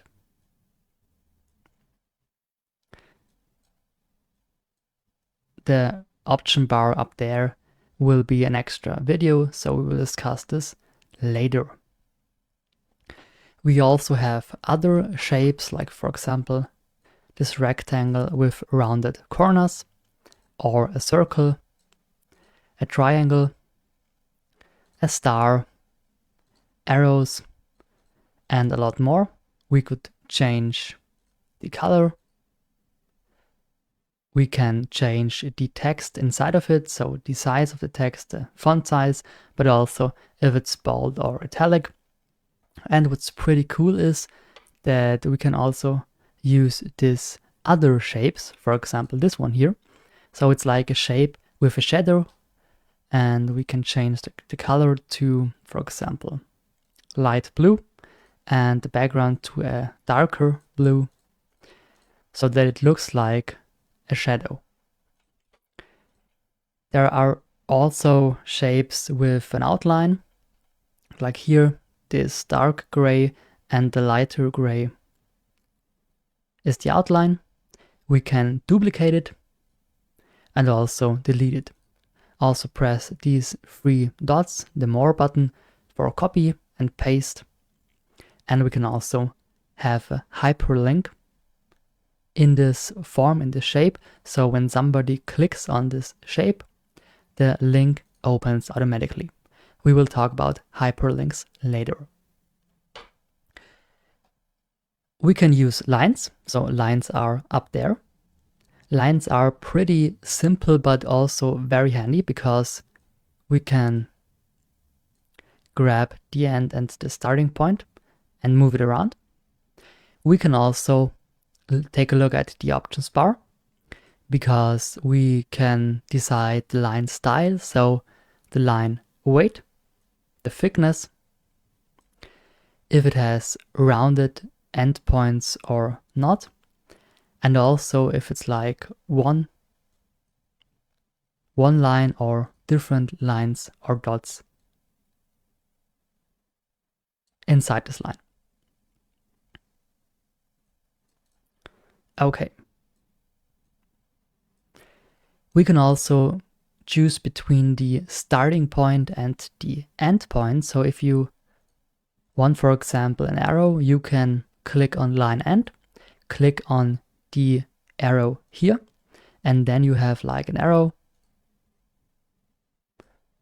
I'll click this away. Okay. Then you will have an arrow here. You can switch the thickness and use, for example, this circle as a starting point. So pretty easy, but also very handy. You also see some guidelines sometimes. So these guidelines here, they help a lot. So just try it at home. It's pretty easy to work with lines and these guidelines. We can also use the search bar. By clicking again on elements and the search bar, we can search, for example, for firefighter and see a lot of vector graphics and graphics itself that shows firefighters in different like styles, comic style or cartoon style, or just normal pictures. But keep in mind that some of them are only available with the premium version. So all elements, all graphics with this Pro crown here next to it. And you also see it because of this watermark here, Canva watermark. So it means that you have to pay for it. You can click on remove watermarks, and then you can purchase this one image for €1 or $1, or you purchase the premium version, then you can use them for free.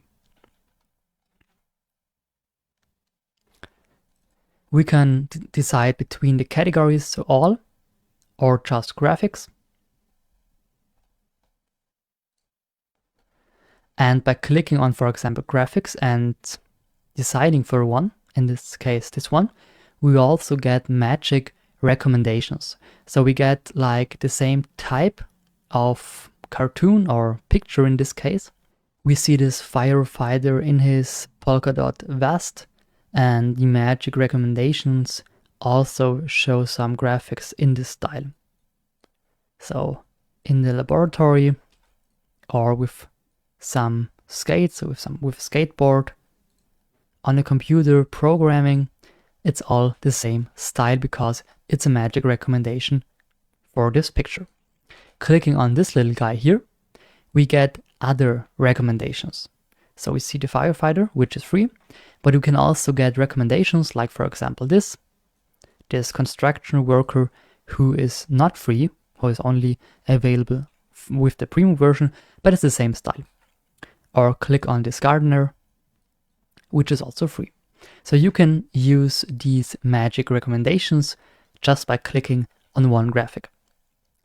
As said before, there are other categories like graphics, photos, so just pictures, real photos of firefighters, videos, but also audios. About photos and videos, we will talk in the next video. When searching for example, an object or a graphic, let's take the cat, you can also use this filter here. This filter, like filtering for the color, for example, only blue cats, clear blue, or like the color, the orientation, so if it's a square, if it's vertically or horizontally, if it's a static animation, so without movement, or an animated animation, like cats with some movement here, and if it's cutouts only, so with transparent background or not. In this case, they are all with transparent background only. Okay, so that's the possibility of using filters. Let's now move on to the next video and talk about pictures, videos, and uploads. Now we talk about the pictures, so photos, videos, and uploads. You might have seen that there is no category that says videos or photos, so that's why we have to click on this button More, and there we have access to more content like photos, styles, audio, video, but also charts and backgrounds. At first, let's take a look at the photos. I click on photos, and by doing so, the category appears on the left bar side. I can also remove this by clicking on this little X up there, and then just click on More to move it here again. I have the recently used photos, like these fireman photos we used before, but also some magic recommendations, and also some trending pictures. Trending, like this party picture, like this pride parade picture, like this wedding, and stuff like this. So we can choose a photo here. We can also use a category, background, school, food, money, and stuff like this. We can also click on the filter to choose, for example, only green photos, only square photos or vertical photos, or only cutouts. I click on square and green and apply, and then I now have only green squared pictures. We see that most of them are, or all of them are, only available with the Pro version, or I already told you that, by clicking on Remove Watermarks and buying it for €1. These images cost between 1 and about €5, I think that's the most, or you simply buy the premium version for a monthly fee. I remove the filters and apply to search, for example, for water. We have some really cool water photos here, and I now have to click on this, and then it gets moved up here on my background. I can now resize it and transform it, for example like this, or I can click, hold, and drag it up there, and then you see that it's automatically get resized in the perfect proportion. By double clicking on the water or on the picture, I can then move it around a bit and click on Done. And I can also click on Edit for some filters we will take a look at later, or for the cropping function by doing something like that, or also the function to flip it. So flip it vertical or horizontal, up or sideways. Let's do it with a landscape. Here I drag it in there. I use the crop function to get this tree here done, and choose flip to flip it horizontal. Now I have the tree on the right side and the sun on the left side. I can, like you saw before, use the search bar. We have some pro photos here, but also some free ones, for example this, which is pretty cool. And I can transform it like I want to myself. Double click for editing. Done. The filters are also usable in here, so in the search bar, and we also have the possibility to use videos. For that, I click on More and click on Videos. And the big disadvantage here is that most of the videos are not free, but you see some of them in categories like business, beach, rain, sky. Let's search for sea. We have a 34 seconds long video of the sea, and I can drop it in here and it starts automatically.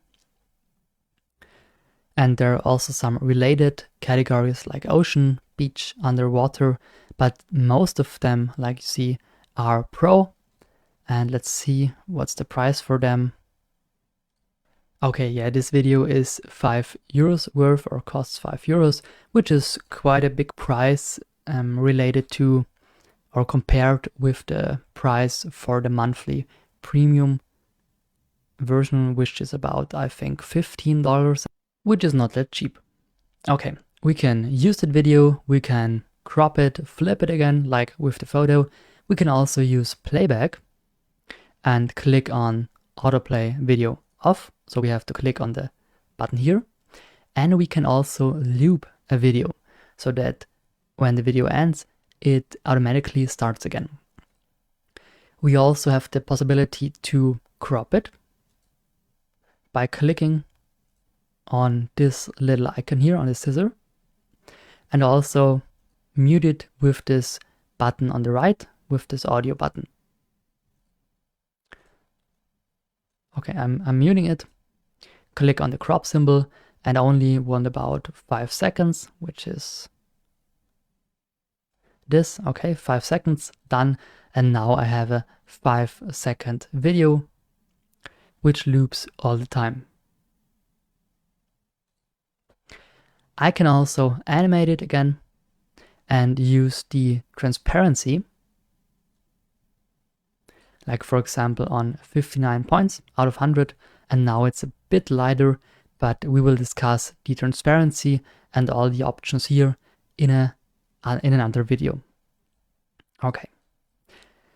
Let's now talk about the uploads. Uploads are an extra category in the left bar. And here I can upload images, videos, and audios, but also upload some files like a PDF or record myself. So I can use my camera to record myself right now and then use this video for like a project. I can also click on upload file or just drag and drop and use a picture, for example this one, click on it, open it, and then I have it here. I did this with an image because a video, let's try it out, it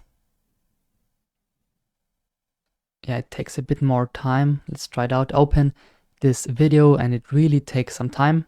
It's only, I think, 20 seconds video, 20 seconds long. So not very much, but you see it takes about half a minute to upload this video. When finished uploading, you can use this image or this video or this audio, use it like a normal picture, like a normal image, and play with it around. Crop it, flip it, edit it, like use, for example, the adjustment settings, brightness, contrast, and stuff like that. We will talk about all this in an extra video. We now also have the video itself. Drag it in there. And we can also mute it again, crop it again, playback, crop, and stuff like that. So everything we did with the water video before, we can also do with uploaded files. About audio, the last category here, we talk about in an extra video. Okay, that's everything about pictures, videos, and uploads. In this video, I want to talk about the text feature, so the text elements in Canva. To use the text symbol, we just have to click on this little icon at the left, so text. And there we have the option to add a text box by just clicking on this purple box, click, and then a text box appears. We can also just type the letter T on the keyboard, T for text, and then a text box appears automatically. Okay, so these are the ways to get a simple text box. To make this even a bit more interesting, we have some different types of text. So we have the heading, so the top of the text, the heading, which is mostly open sans extra, so very big. And we see some additional options like the font size, the font color, but also underline, italics, and bold. We will talk about them in a second. So we have the heading up there. We also can add a subheading below that by clicking. And now we have a subheading which gets implemented right under the heading. So you just have to click and then you get a subheading under your heading. Even when I put a heading down here, I click on subheading and I will get a subheading right under the heading. So that was that subheading, and then the third option is the body text, so just some simple plain text, a simple text box which is even smaller than the subheading. We can also see that by clicking we have 38 font size for the heading and open sans extra for the font. We have open sans with 22 font size for the subheading, so the lighter version of the heading. And then we have open sans light, the lightest version with 16 font size. Perfect. So that's the basic of the text. Within this text box, I can simple double click and then add some text. For example, I am the heading. Just like that. I can also do that for the subheading. I am the subheading. And for the text, for example, some lorem ipsum text. I can also click the enter key on my keyboard to enter the next row. And here I can write also some text. Second row text, for example, and so on and so on. So I can type in whatever I want, just like in a Word document, for example. That's the basics of that. There are also some templates that are usable. We have them down here, so some text combinations, different styles together, some text animations, different colors, so pretty things, but most of them, as you see, are only available for premium customers of Canva. So you have to buy the Canva Pro abonnement to use this. But some of them, like for example, one of my favorite Glow here, I think it's exactly down there, is for free. And that's just simple text with the font big shoulders display, 129 font size, and bold. And I can simply use the template for my own text, for example text. And as we see, there's a pink filter, so effect, used here. And I can also use the effect button up there in the options bar and use another effect. But we will talk about all these things, like for example effects, in a bit.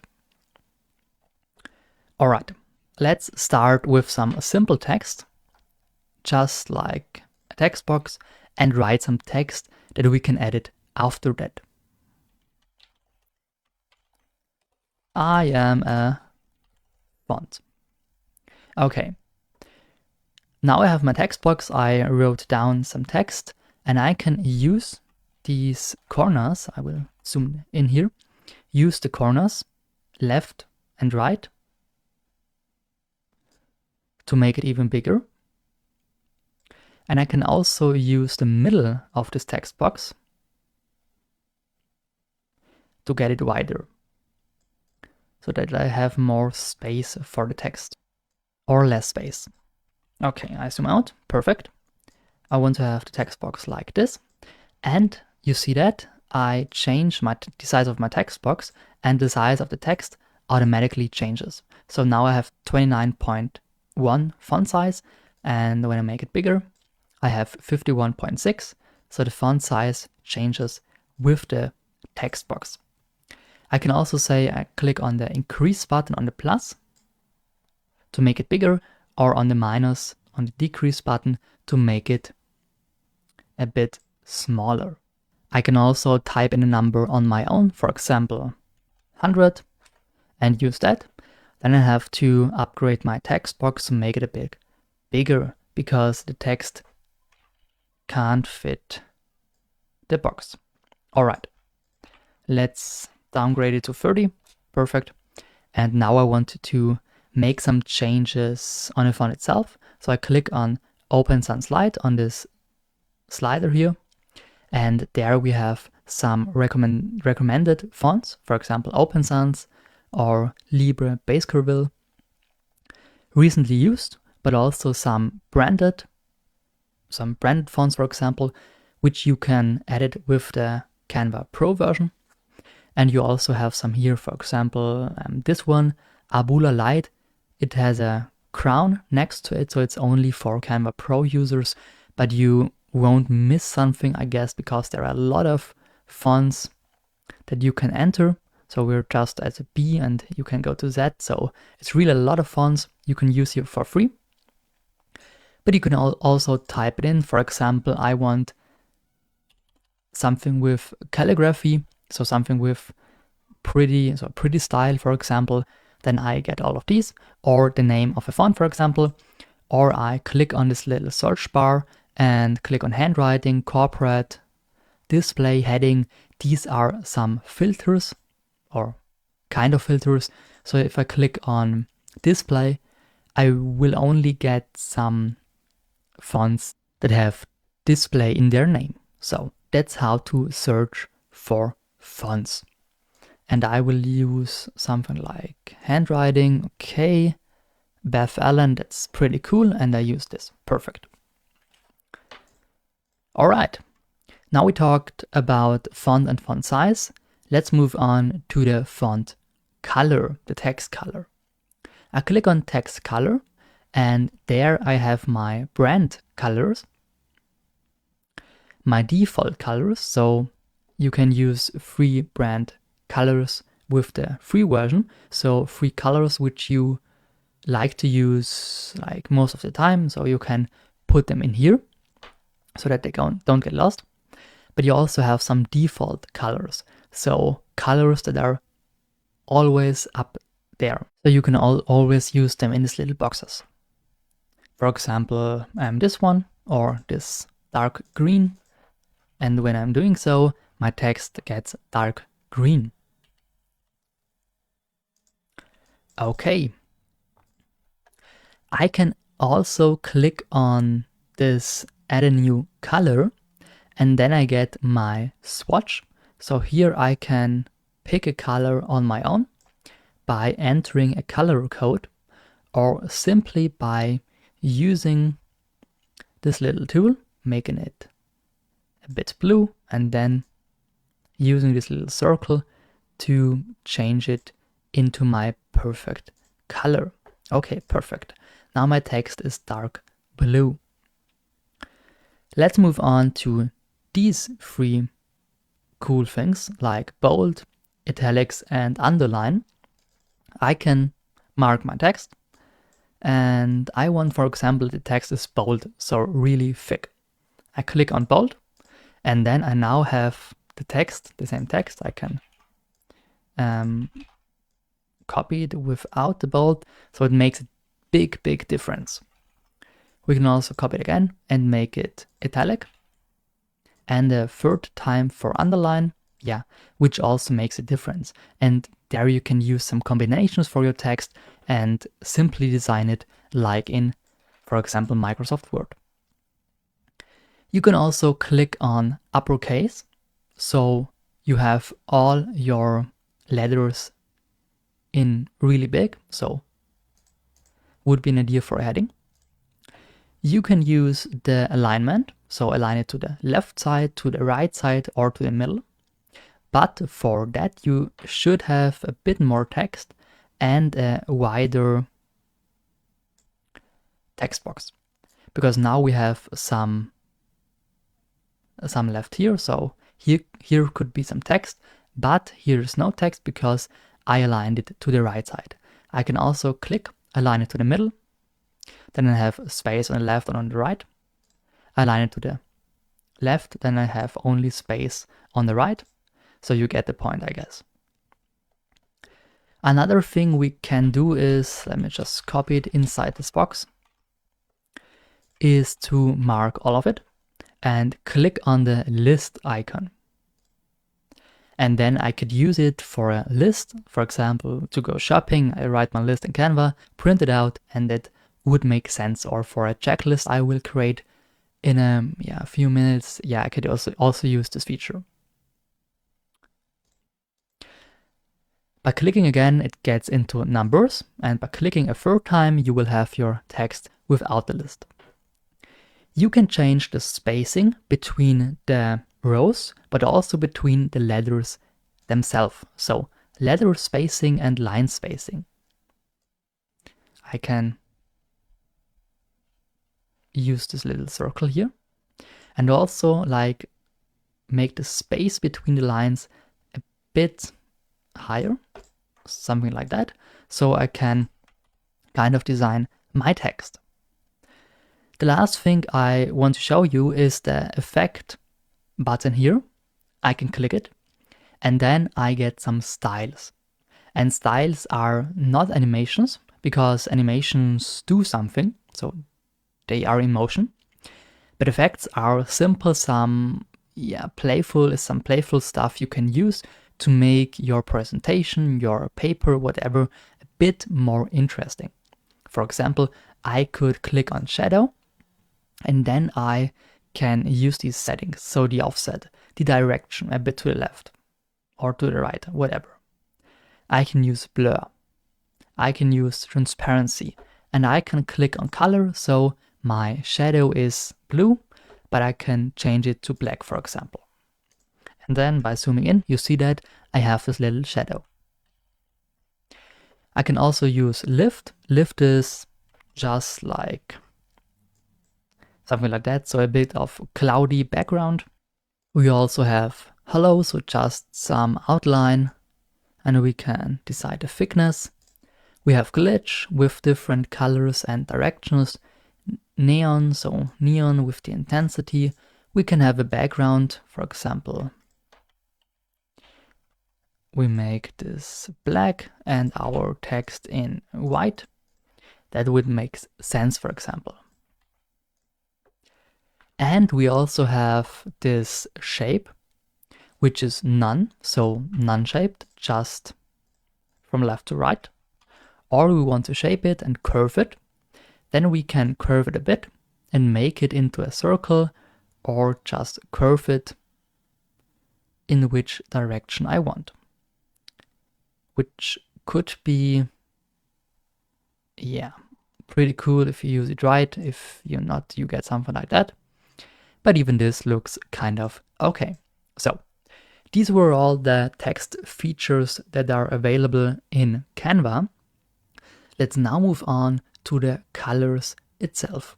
Now I want to talk about filters and effects.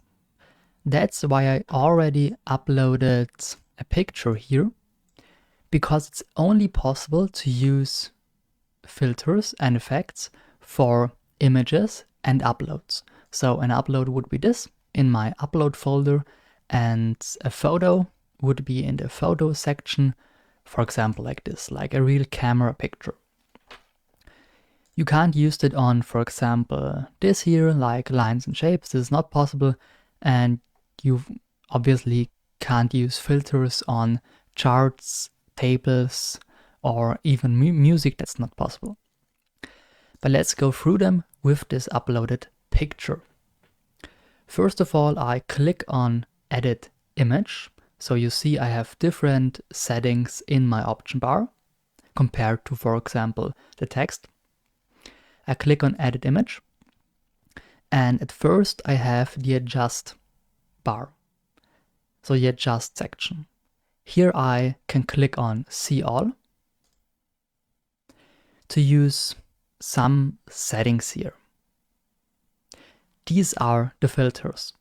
You also have a filter code underneath the settings, which you can copy and give it to someone who wants to have the same canvas settings. You will see that this filter code will change when we do some changes here. Okay, let's start with the brightness. The brightness obviously makes it a bit darker or brighter, depending on the number I type in or the way I use this circle. So for example, I want it a bit darker. I type in -5, press enter, and then I have my picture a bit darker. I can also use some contrast, which is here, with plus and minus.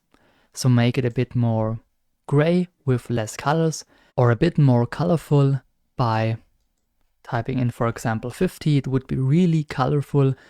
Yeah, but we can't see the background there, so I will choose like 10 to have it a bit more colorful, a bit more contrast. Also the saturation, which is basically the same.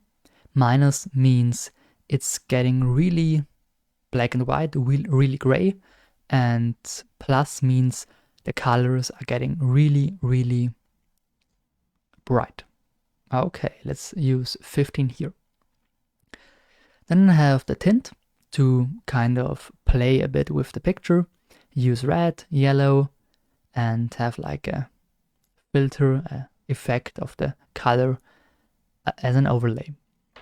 I can use blur, which means that less blur, it makes it a bit more sharper, and more blur, get it a bit more smudged. X-process, I never used this before, I have to say, but yeah, it's also a filter here. We can have this little shadow on the edges. We can make it even colder or use the warmth. We have some clarity to make it sharper. We have some vibrance. We have some highlights to get the tree, some highlights, so the front of the picture will get even more attention. We can weaken the shadows or strengthen it. And we have this fade. And I can play with these settings to get my perfect picture. As I said, you can also copy this filter code to give it to someone who wants the exact same settings. Okay. We also have the filters here. So see all, we have epic filter, solar, the blues, so made up template filters. Why template? Because I can click on the setting symbol in the middle of it, so click and second click, and then I can decide the intensity of it. If I don't want this filter, I can click on none up there. We have photogenic, smart mockups, shadows, so really a lot of effects and filters. Photogenic, for example, is like fresco, flint, so even there are different filters for different events. Natural, cool, vivid, soft, vintage. Yeah, also some color pop. Looks pretty nice. We have smart mockups, which are a bit more interesting. Let's say it like that. I can click on see all. And for example, I have this picture and I want to make some promo for it because it's my book cover. Then I can use some of the smart mockups here. For example, book 1. Click on it and my design will get imported into this free spot. We also have here some shirts like clothing, but also mugs. And as I said, some posters, some frames. For example, this, I can use my picture in the office or in my room. We have some business cards I can print on, which looks pretty cool. Also with some guy in the background, and I can use all of them. Laptop, iPhone, some really cool mockups I can use for free. I also have some shadows. Glow, drop, angle, curved, and some like that. I really like drop. I click on it and it gets automatically used on. I click again on it to kind of decide from which direction the shadow comes, or the intensity of the blur, the transparency, the angle, or the color. Okay. Glow, for example, would be all of it. Angle would be just up here and up there. Curved, which is just at the bottom.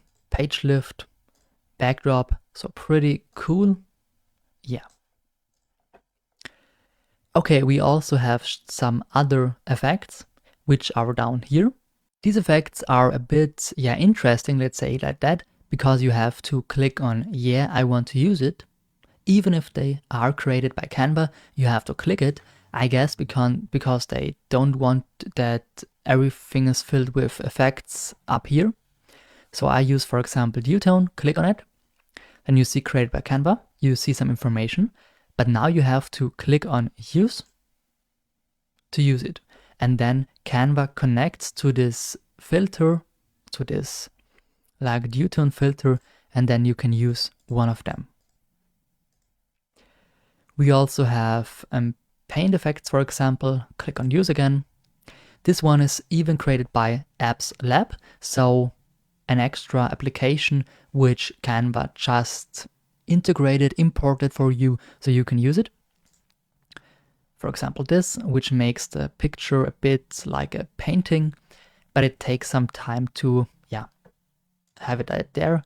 We can have the intensity of it, low, medium, and high, which is also a pretty cool thing. And we have some of them up here. Okay. Then there's Bad TV, which is also pretty cool. Some retro filters, fuzz, warp, VHS, slides, which is my favorite. So the picture is a bit sliced up, which is pretty cool.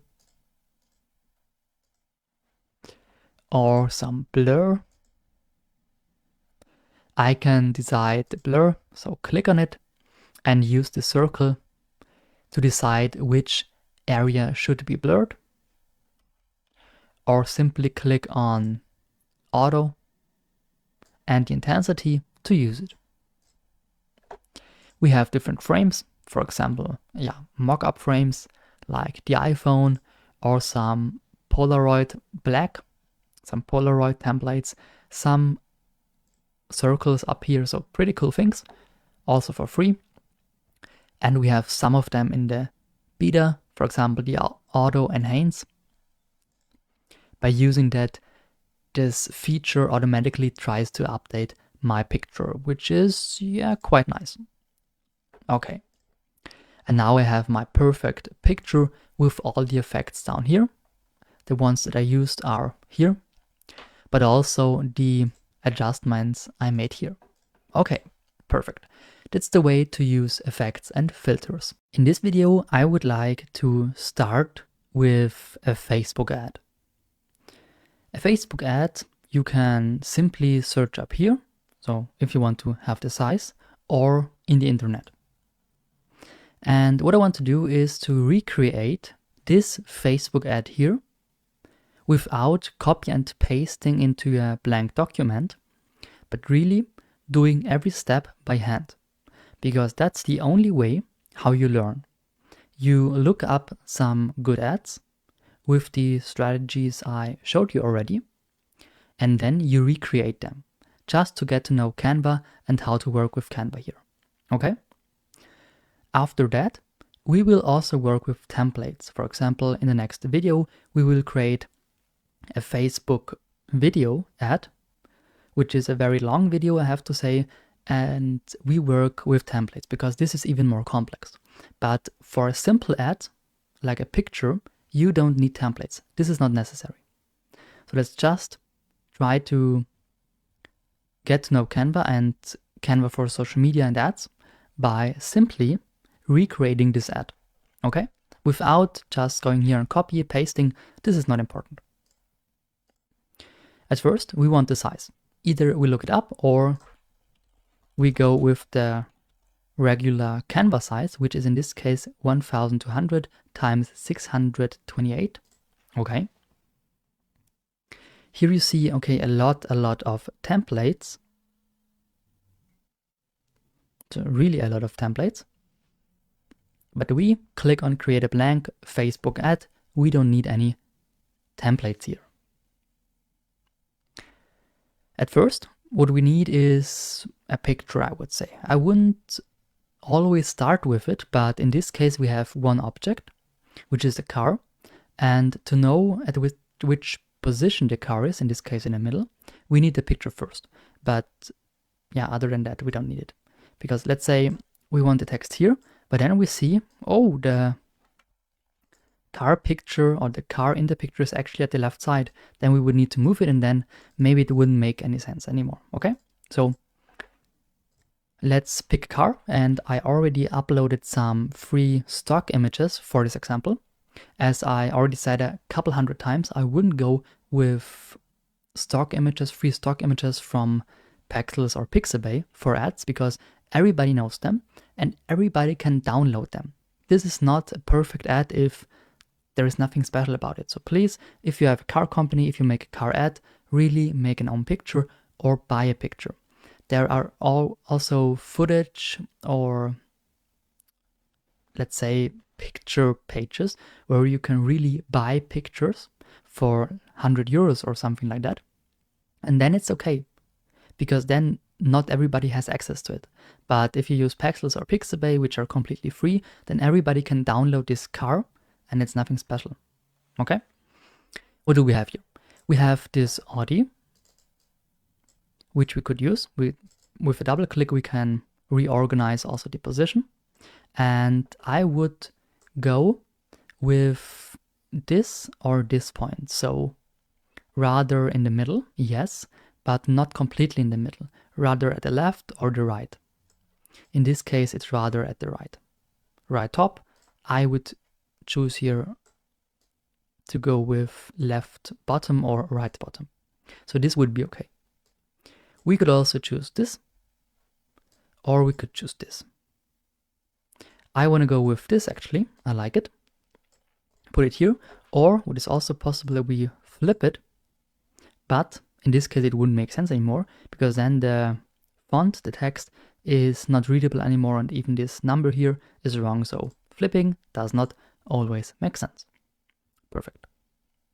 Now I click on text and add a heading. All right. And we have here deal it, own it, drive it. Of course, you need to come up with a catchy headline, we talked about it, or something that people might like. In this case, let's say we already came up with it, deal it, own it, drive it.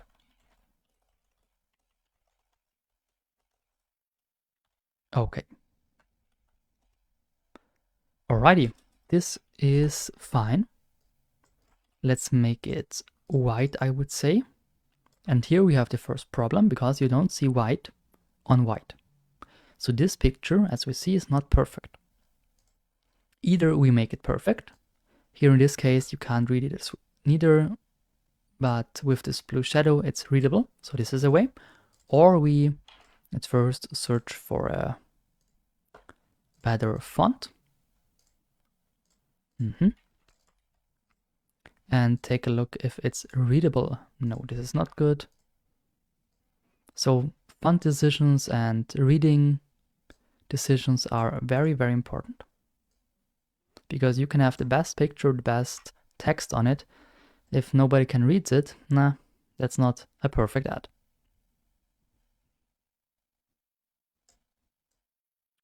Okay, Archivo Black is of course an idea.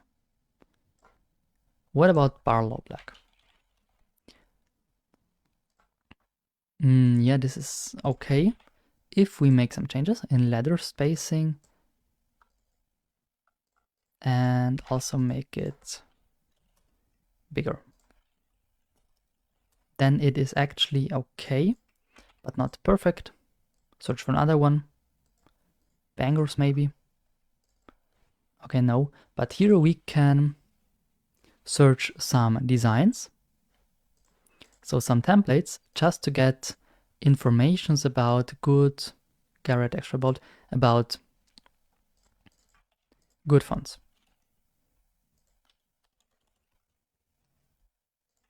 And we take this.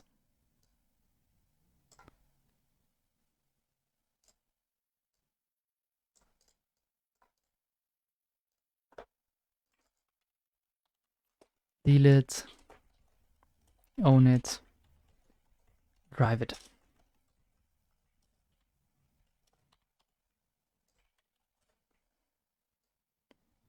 Like this. Perfect. Let's keep it. I'm not too happy with that font actually, but I don't want to waste time for this example here. Yeah, I would search for another thing or something else, but I'm not completely happy. Let's stick to this. So, two options here. Either we go with something like this. We go with just here a one-colored background which fits. Make it, for example, blue, and then make the transparency lower to put it backwards, which is this. I don't like it in this case. Or we go with something like this.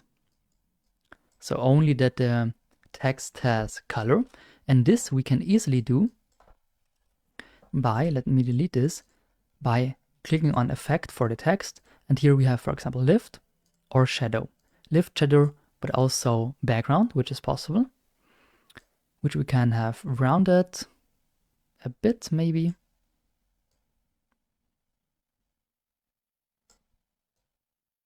And decrease the transparency. This would be an option here. It looks okay. I would rather see it with this lift here, but only my personal decision. So in the end, it's your decision, of course. Yeah, I would see it like this, because then it's readable also on this white. Perfect.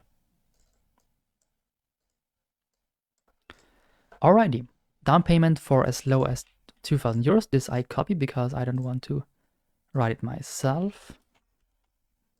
And this would come here with, let's say, I don't know which font. Anonymous Pro, no, of course not. Let's go with Garrett here.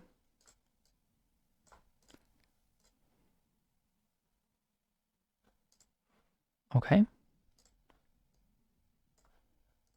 Which is actually on top of the car, but here in this case, that's not possible. Like this. And also some lift here maybe. And then we need a button. This button to click. In this case, it says get your dream car.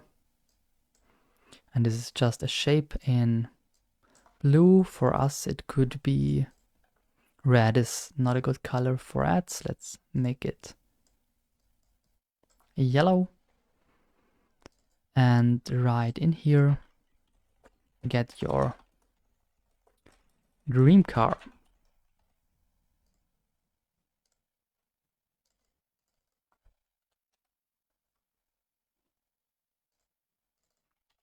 And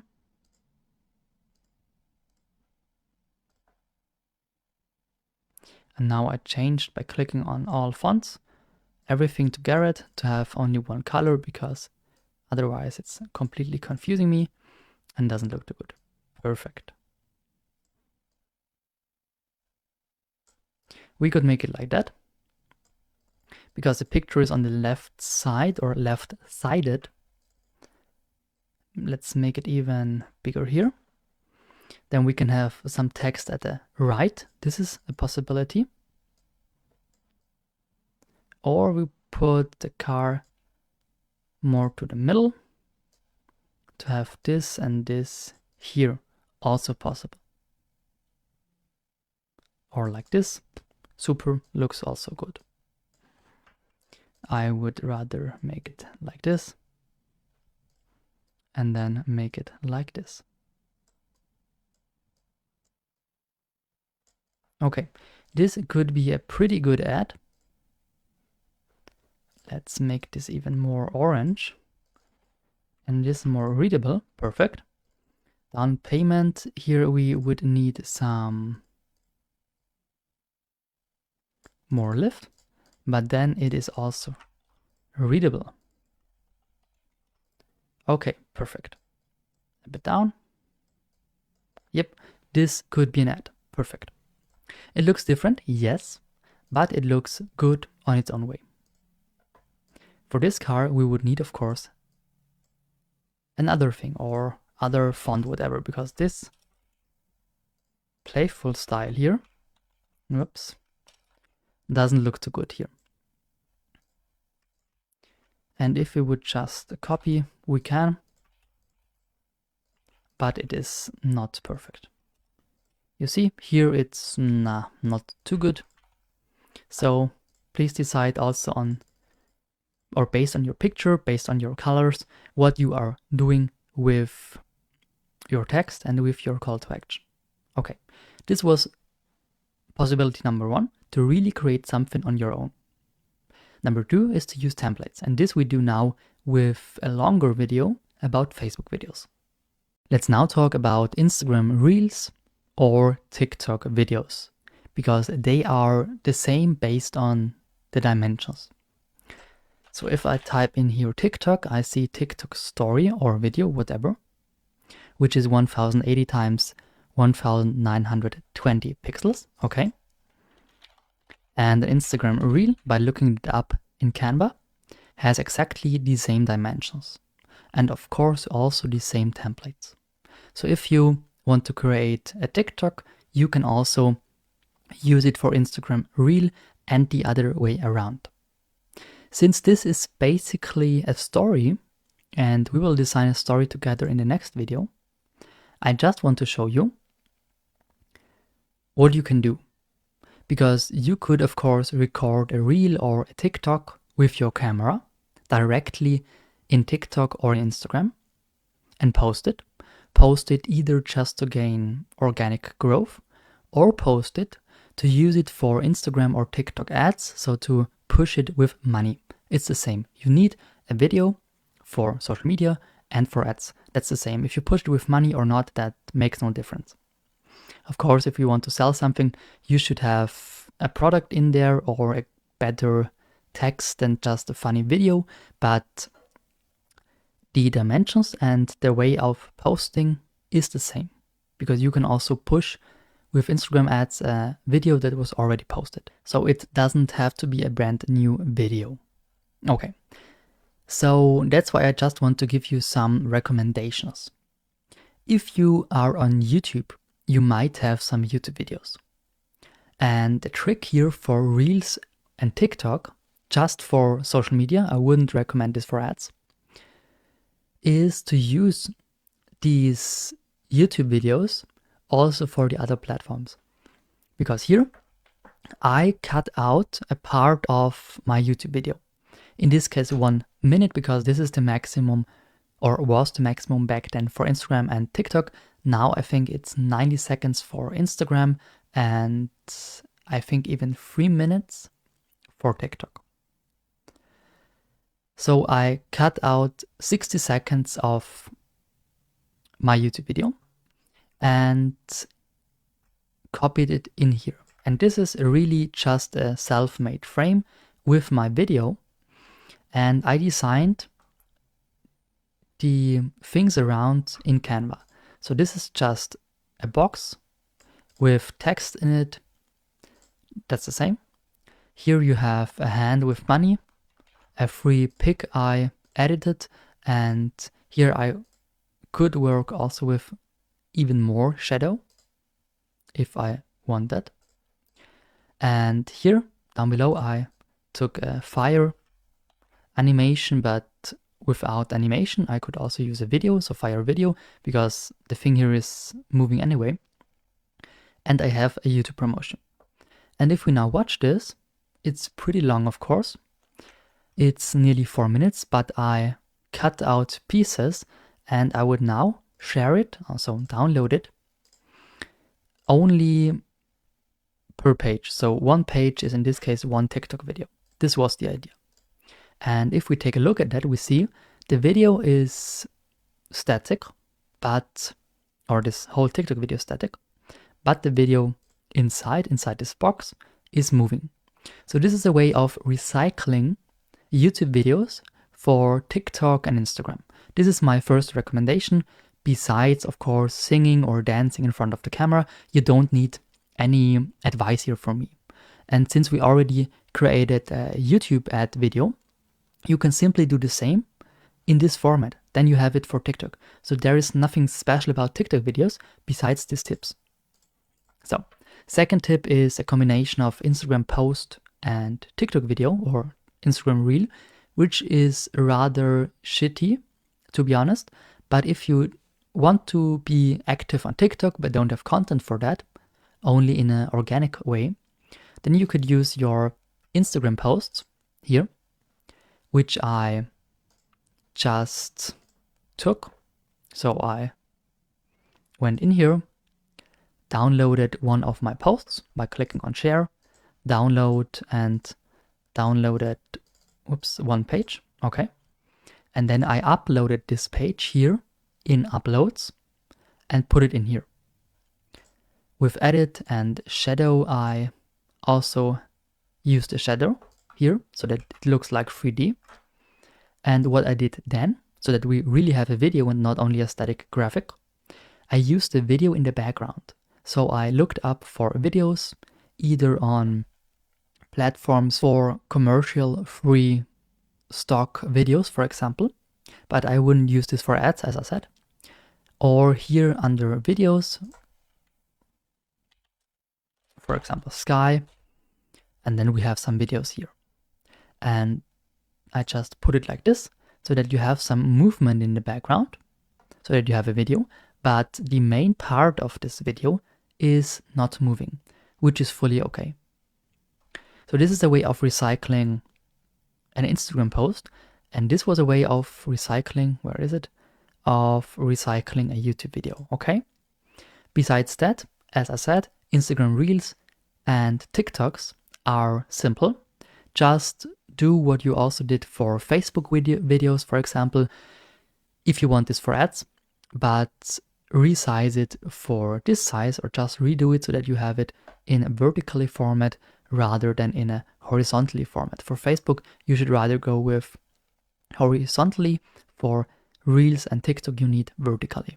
Let's now create a post or an ad for LinkedIn. For LinkedIn, the most important thing, next to designing, of course, is to keep in mind that it is a business platform. So to have, I don't know, something funny like an Instagram reel or TikTok dance there is not perfect. So you really need something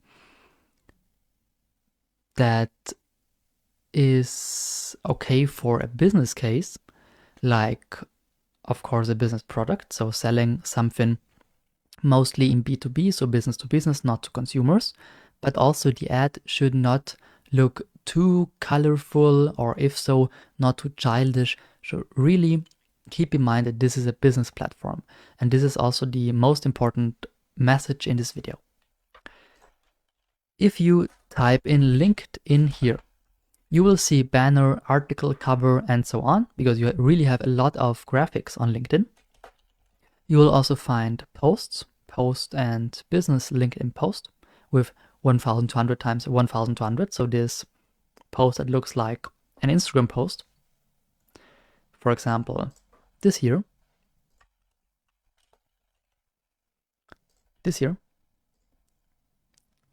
We are hiring. This is straightforward, perfect. And this you could easily recreate. But you also have ads. So a LinkedIn single image ad 1200 times 627. And the same as a video, but this video is a square. This is not a square. So by clicking on that, you see this looks more like a Facebook ad, and it is more like a Facebook ad. So if you already did Facebook ads, you can easily do LinkedIn ads. It's mostly the same in pictures, so in creating content, and also pretty similar to run the ad. So this is also very similar. Okay, what do we have here? For example, this template, consult us, we can help. Okay, this is pretty simple little text, one picture of two women, nothing else. This is nothing we could use for Instagram, nothing we could use for, I don't know, Snapchat. But this is perfect for LinkedIn. So just because some platforms have nearly the same sizes, like this and Facebook, doesn't mean that you should really always copy the ads and then hope for the same results. Here it's more about hiring. It's more about business to business. For example, this here, digital marketing agency. This is something a business and a company would book, not a private person. Digital marketing class. Of course, this is for consumers, so for normal people like you and me, but also for business workshops. So here you have to think differently, okay? You have to think in a business way. Or bank anywhere. This is about online banking. Very simple. I don't like this ad, to be honest, but it is simple and it probably worked.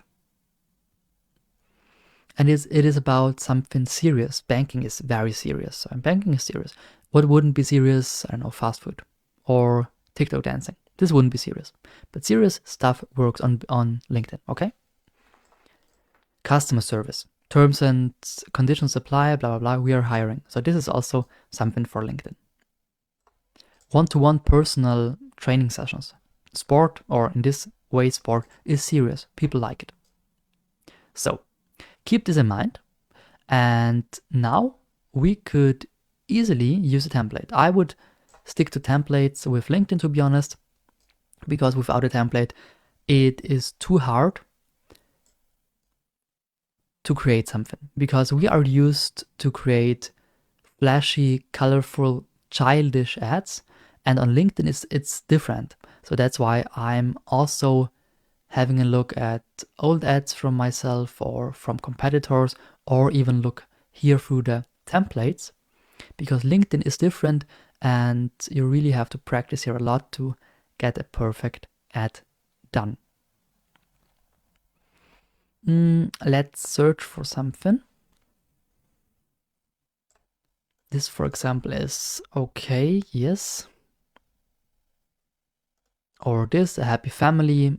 I mean, on LinkedIn are guys that work hard and try to improve themselves at work. So this could be a goal for him, and then it makes, of course, sense. And this I like. Okay, let's do this. Perfect. Here, logo and company name. Let's make here a placeholder.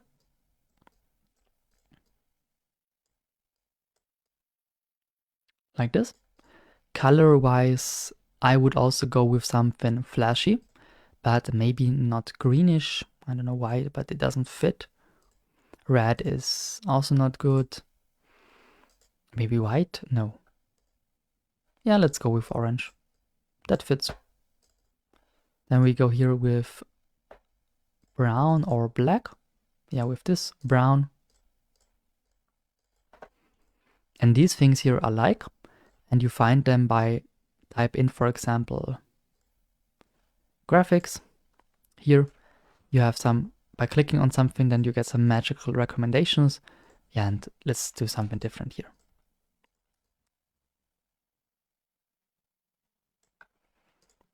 We could do it like this.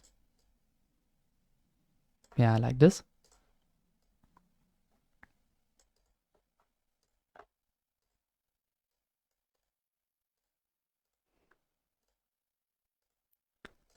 Whoops, for example, like this. And then use this thing here. So just make it a bit more attractive, but not too childish. And that's the hard thing when working on LinkedIn, to be honest. Also for me.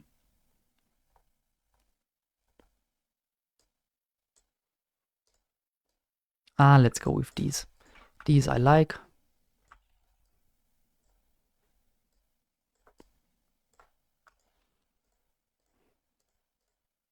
Okay, let's do it like this.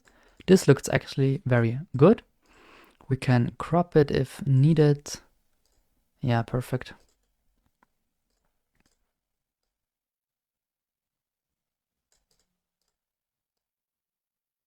Okay.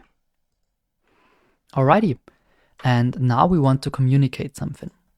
We have here a picture, and let's go here with fitness.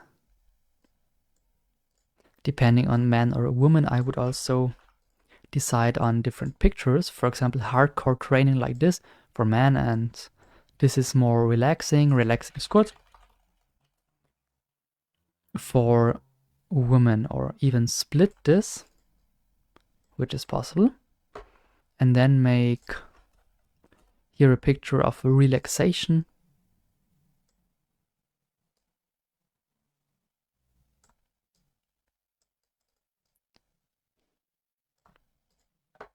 And let's make a difference. That's even better, I think. Let's make work.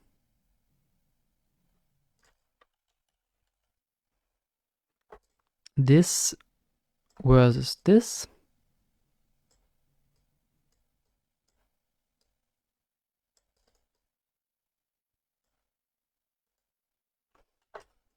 Yeah, let's input this. Okay. And the catch is enough anger or tired of your anger, tired of your work, whatever.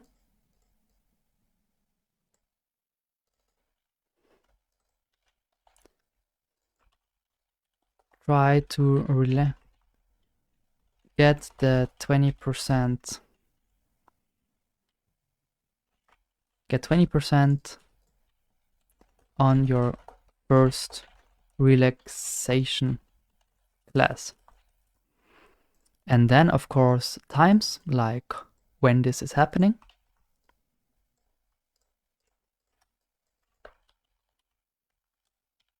Monday, I don't know.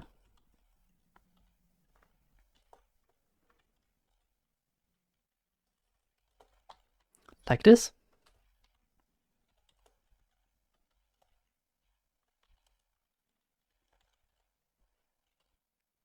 And then maybe also with